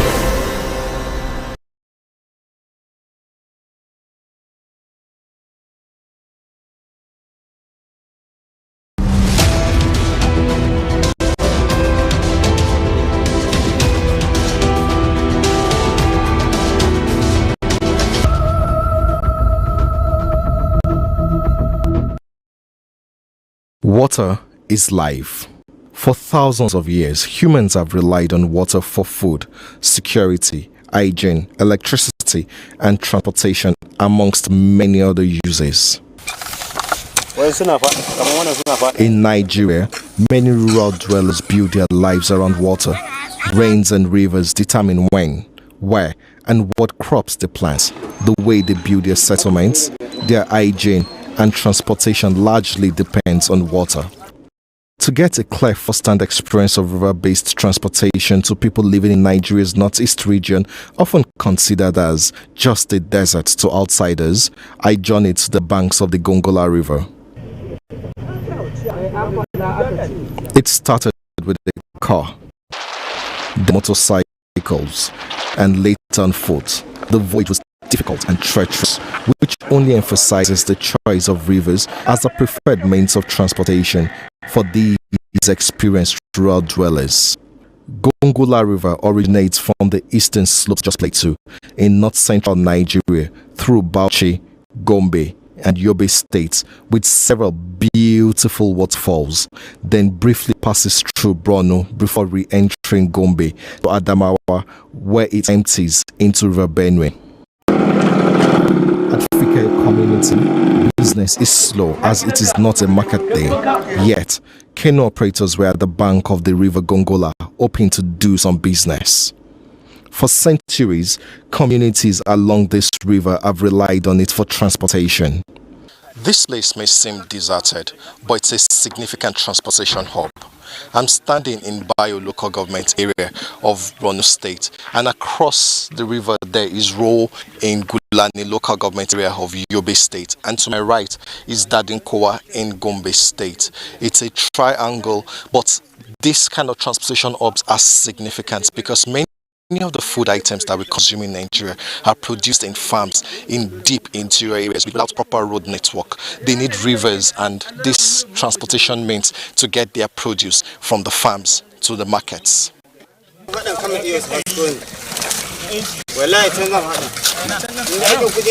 Lawali Usman does not have a formal Western education, but he is well schooled in the way of water. He shares a glimpse of life at the edge of a river. I've been doing this work for about 30 years now. This work is what gives me what to eat and drink. We see things on the job. Sometimes we come out to work and there's nothing to do. The wind and other things hinder us from doing work. It could really be difficult.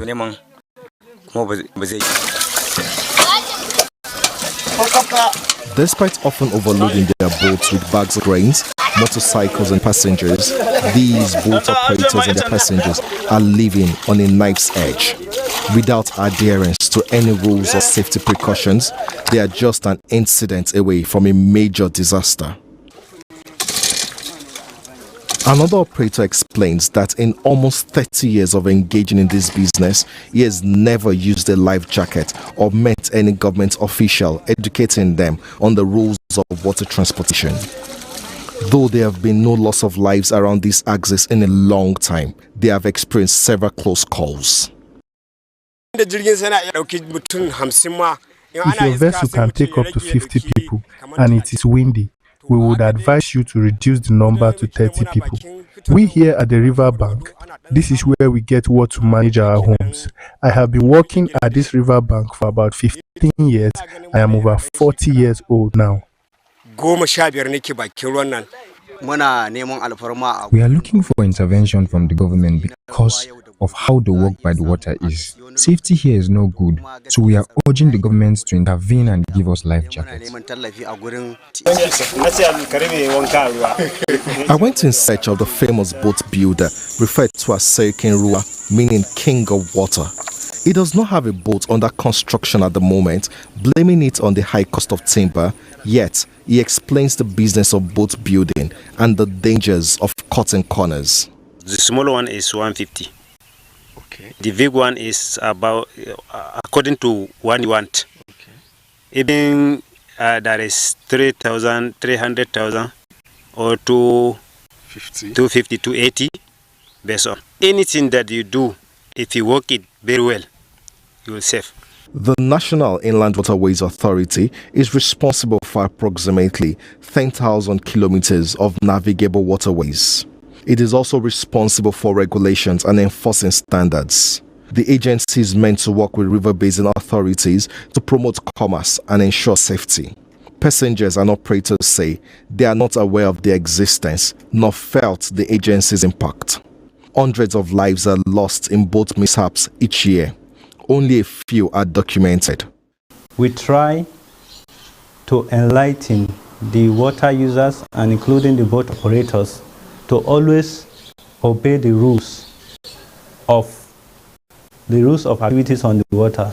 One of such is usage of life jackets, sand buckets, paddles, life buoys, and many more.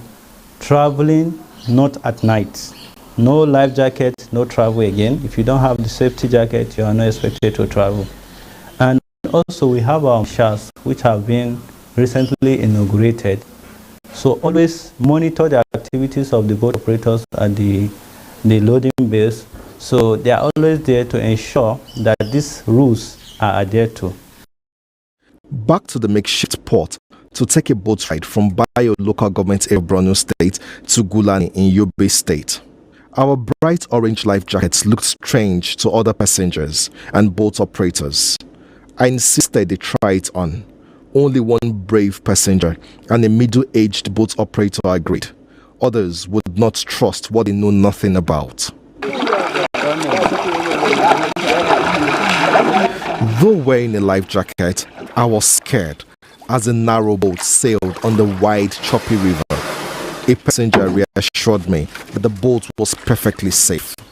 Abdul Karim has used the river as a means of long-distance transportation more than roads. Even during the insurgency, most of our people, they did not have access to follow them through because of the insurgency. It's even better and secure for you to take the boat to cross your state because it's more safer. If you follow the other route, anything can happen. So all this while we have been using this boat, we have been taking this route from Gombe. It will take you from Gulani to Gombe, to Bayo, to Kwekosar. If, as far as you are concerned, you are living in Gulani. If you want to leave Gulani in peace, it's better for you to follow this route. It will take you to wherever you want to go. I can't even count how many times I use this boat to cross this river. Because I told you I'm farming in Gulani. So I must go to Gulani during the rain season more than like 5 times every year. That's only in rainy season. Apart from rainy season, we used to follow this road to Gulani because we don't have road access.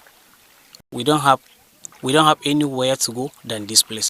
So if we are using this place as our route, this is more safer and more closer to where we want to reach. Even after the harvesting, most people of this our town, Ruhu town, many people, there is a lot of farmers. We are farming, we are fishing, we are doing everything. So after the farming, we use the boat to carry the goods, take it to market. If we want to buy some materials like the other things to use, we buy it from Gombe. Fertilizer, chemicals, and the others, and the food stuff where we don't have it here. We bought it from Gombe and use the river boats and take it to our people. That make our life difficult. People are suffering because of poor road accessibility. They don't follow any routes. There was a time that I even come here, even overload. Some people say that, hey, wait, we are going to drop. Some people reduced from the boat. And there was a time I was thinking that the boat was even breaking. As we just enter, thank God we are not in the middle of the river. We just on board it, so the boat can't break. So people have to reduce the boat. And you see this boat, you carry like bikes, maybe like 8 bikes. You carry like maybe 20 to 15 bags of rice or maize or sorghum, and you carry people more than 20. On one boat? On one boat. 8 bikes? 8 bikes. Bags of food? Bags of food. 20 people? And 20 people in one boat. And this is the thing that I have always thinking about it, that maybe if I have somewhere to follow, I would have followed than this place. So this life jackets, have you ever worn life jackets before? No, I never. I did not even see any person with life jacket in this place more than you. So it's only you people. So in over 10 years, you have never seen anybody? Over 10 years, I have never seen anybody with life jacket here. Water transportation has been in existence for centuries, but it's far more significant in a place like Nigeria, where many of the food items that we consume are from these communities that do not have appropriate road network, but rely on these means of transportation to move the produce from their interior communities to the main markets and towns. These operators and their passengers do not know the rules of water transportation and do not have access to protective gear such as this life jacket. It's important that the government at all levels get involved in educating these people about the rules of water transportation and also providing essential life-saving jackets such as this to preserve both our food security and the lives of the people. From the border of Gombe, Yobe and Borno State, Lanre Adeyemi, TVC News.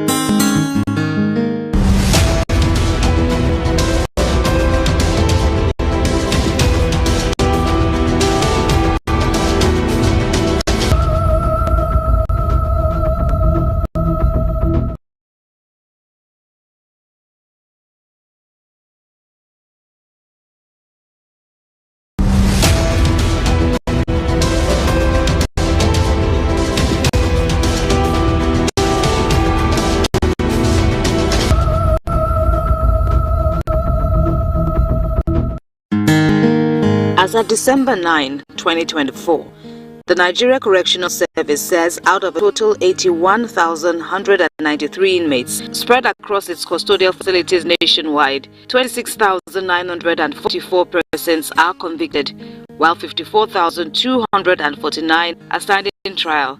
Its majority include inmates who are on trial before the magistrate or high court, and those who haven't even had a day in court. This yawning disparity amounting to almost 70% has been the narrative at the overcrowded facilities. They kept bringing me out again for the first time to torture me. They want to kill me. Until May 2024, when they were finally freed. 48 years old Moses Abiodun and 53 years old Kazim Adeshina were among this population of non-convicted inmates. They say a series of arrests across Lagos by the now defunct Special Armed Robbery Squad of the Nigeria Police Force in June 2008 brought them together on a 16-year-old journey spanning from the SAS detention facility to being remanded at the medium security correctional facility, Kirikiri. When the officers now interrogate us, that's what happened. I said I don't know anything. This is how they come to arrest me in my house. They were asking me about Femi. Who is Femi? So the officers now gave them order that they must not kill us, so that these people you arrested is either they release us or they took us to court. They took us to this court 18 at Ikeja on the 3rd of March 2009. So the magistrates now ask us that we should not plead guilty, that we should wait for DPP advice at court 18 Ikeja.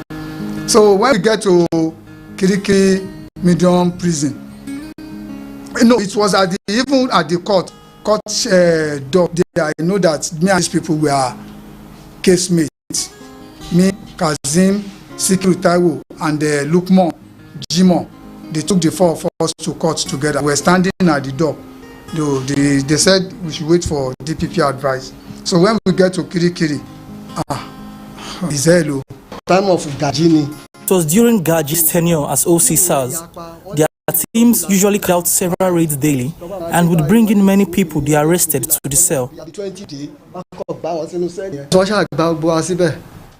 When they arrested me, I didn't see the IPO for up to a month. We were arrested in June 2008 to 2024 when God used these lawyers to help us. We were freed on May 1st this year.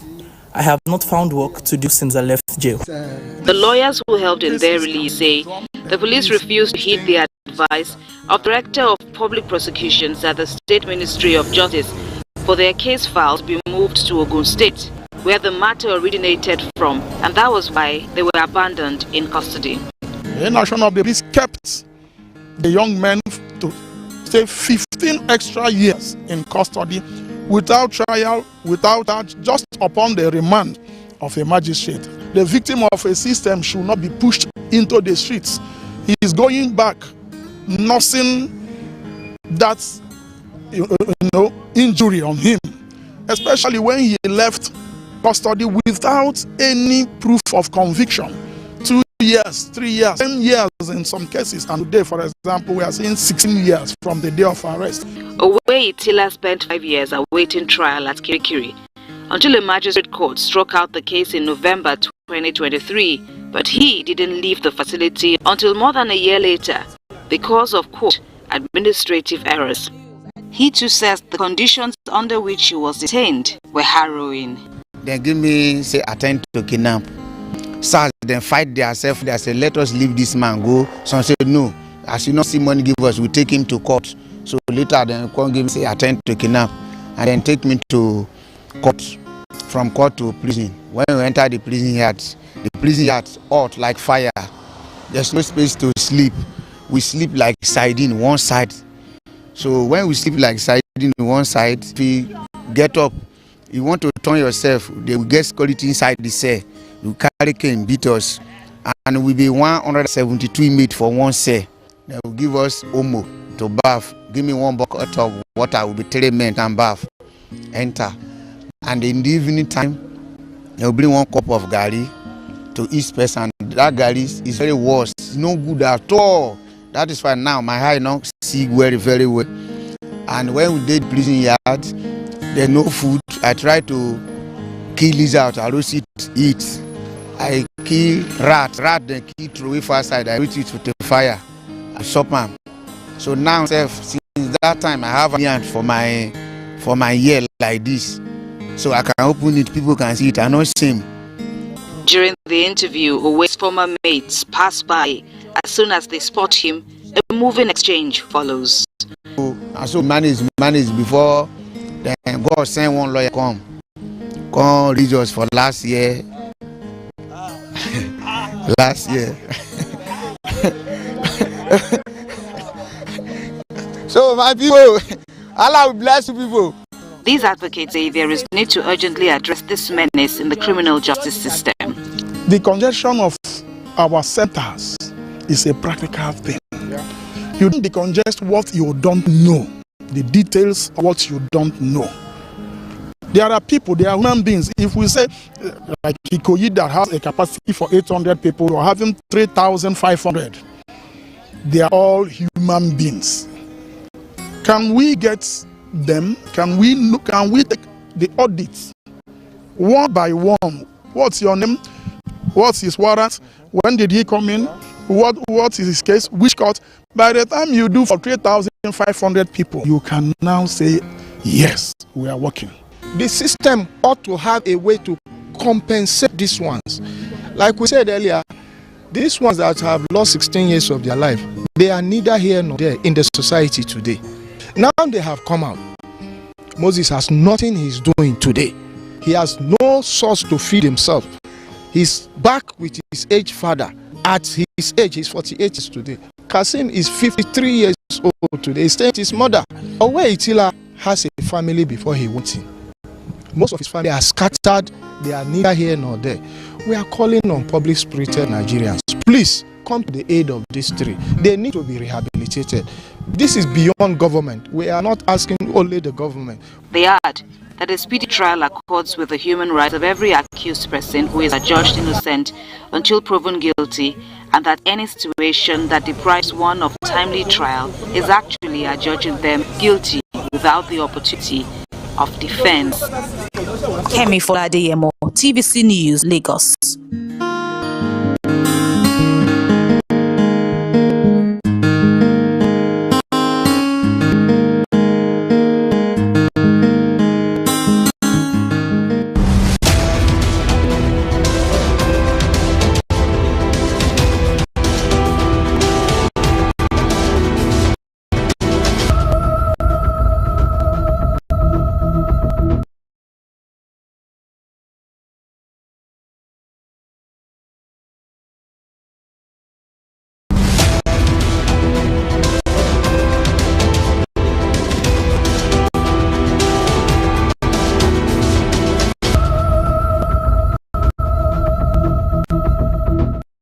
In Nigeria, about 7 million babies are born each year. Out of this number, 262,000 die at birth, while over 400,000 die before their 5th birthday. Fueling this mortality are premature birth asphyxia, sepsis, malaria, pneumonia, and diarrhea. At the University of Calabar Teaching Hospital in Cross River State, one of the Sanfield babies dies 3 weeks after he was born preterm. It adds to the number of neonatal deaths this year. His 32-year-old mother is still struggling to care for the other Sanfield baby in intensive care. The 4th of September, when I came here to teaching hospital, so I was admitted at gynae ward. They tried to manage the situation for like a week. On the 11th of September, the babies decided to come out. So it was a preterm, extremely low birth weight. Twin 1 was 0.8, then the twin 2 was 0.7. So I gave birth and they were taken to SBU upstairs. They were able to manage them 0.7. The child now is 1.84 today. At the time we visited the hospital, we learned that Mr. Sanfield had gone out in search of me to settle the hospital bills. The family is yet to settle their bills, although they have been discharged for more than 3 months now. So the bill is 334,000. So I've spent about 209,000 for oxygen, yes. So this one that is live, I buy naan, 12,500 every week. So the cost is very high. It's very high for me as a private teacher. Yes, my husband equally is a private teacher. So I need help. The cost of healthcare in Nigeria is becoming increasingly unaffordable for many families. The situation is even more dire for those living below $1 per day. Healthcare providers are doing best to provide quality care, but the lack of funding and resources is a major challenge. It comes when you have to go out and get the antibiotics needed for this baby and the parents don't have the money. It would really be nice if we can actually have station oxygen at all times. That means we won't have any need to have to ask someone to go out for us to get oxygen. If we can have oxygen cylinder station for us, more incubators. Presently, we have just 3 functional incubators. So, and we have more babies, preterm babies, compared to even other units as well. To reduce child and maternal mortality, a life-saving oxygen gas plant was installed in May 2024 at the Mary Slessor General Hospital in Calabar by UNICEF. Before the plant was sited in Cross River State, health workers traveled to Port Harcourt to get oxygen. The oxygen plant in Calabar can fill up to 135 oxygen cylinders in just 24 hours. Notice a marked reduction in infant mortality and morbidity when it comes to hypoxia and hypoxemia related illnesses, because oxygen is readily available to meet all the demands since the establishment of this PSA plant. The question is, if there is a gas plant within a hospital facility, why is the government yet to link gas plant to health facilities to reduce the cost and time spent in getting oxygen? According to UNICEF, Nigeria leads globally in the number of zero-dose children, with over 2.3 million unvaccinated, a figure the Pediatrics Association of Nigeria say may have risen due to access to quality healthcare facilities across the country. About 20 minutes away from the capital city, we find this spaced-out facility in Akpabuyo government area of the state. The clinic is understaffed. Woman is lying down here.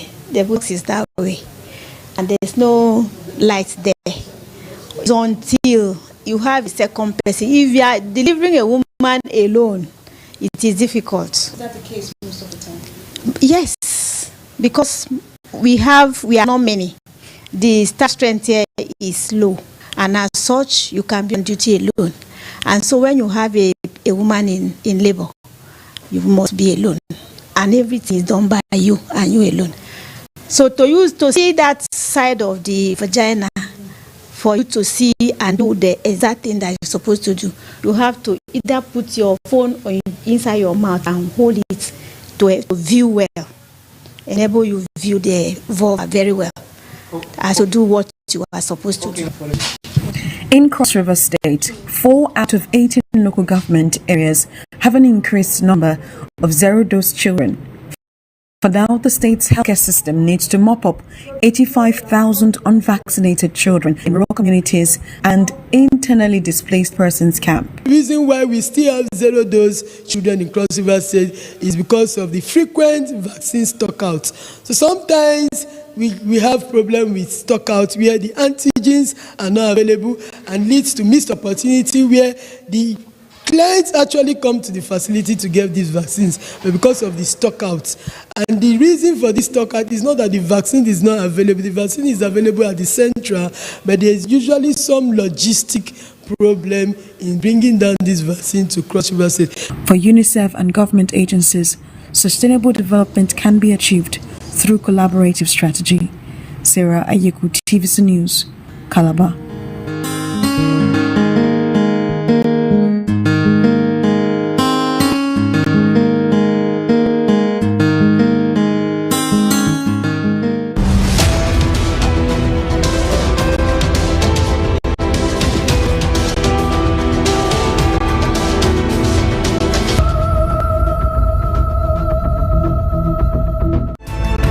Federal lawmakers. I have a movement structure that's going to take back our party in Enugu State, because this one I'm saying is it's not working.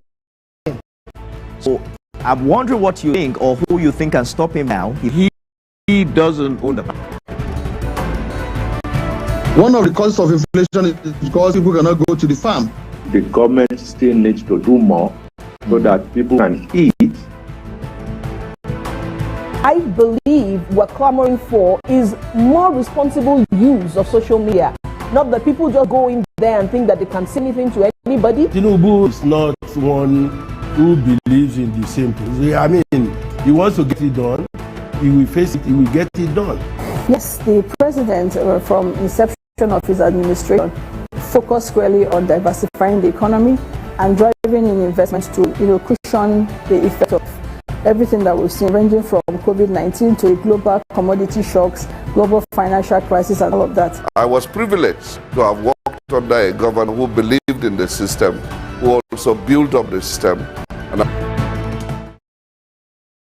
Our goal is to remain as Africa's model megacity, to move our GDP from the 5-6 position to the 3rd position, and we believe it's achievable with all the commitments we have. Explore the city of Lagos, where dreams are made and possibilities are endless. Amade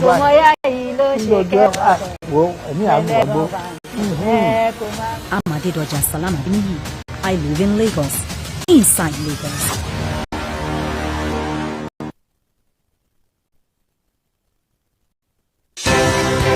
At TVC News, wherever the big news story is happening, we're geared up to break it. TVC News, first with breaking news.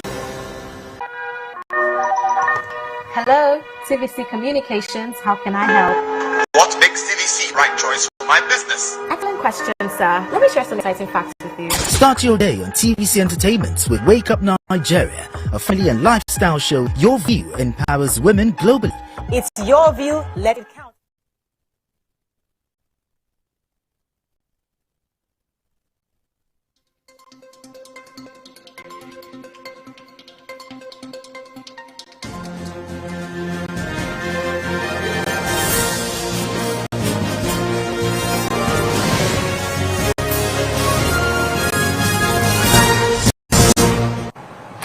Live from our studio here in Lagos, Nigeria, this is TVC News at 7. Top stories tonight. Former governor of the Central Bank, Godwin Emefiele, loses bid to stop trial of alleged $4.5 billion and 2.8 billion naira fraud in Lagos. Defense Quarters confirms killing of 34 terrorists in different operations in Borno State. Says 6 personnel were also killed in action. Outside Nigeria, it's a race against time as firefighters battle 4 wildfires in Los Angeles. Authorities warn there is no possibility of bringing the flames under control. And in sports, new Super Eagles manager Eric Chelle to arrive in Nigeria this weekend.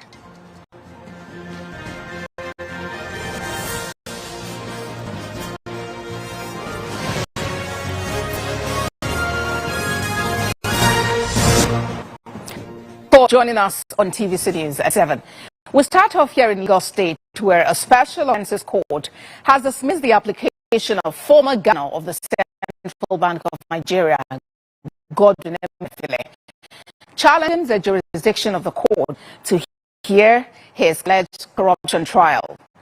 Justice Rahman, in his ruling, held that the Economic and Financial Crimes Commission had established that the court has total jurisdiction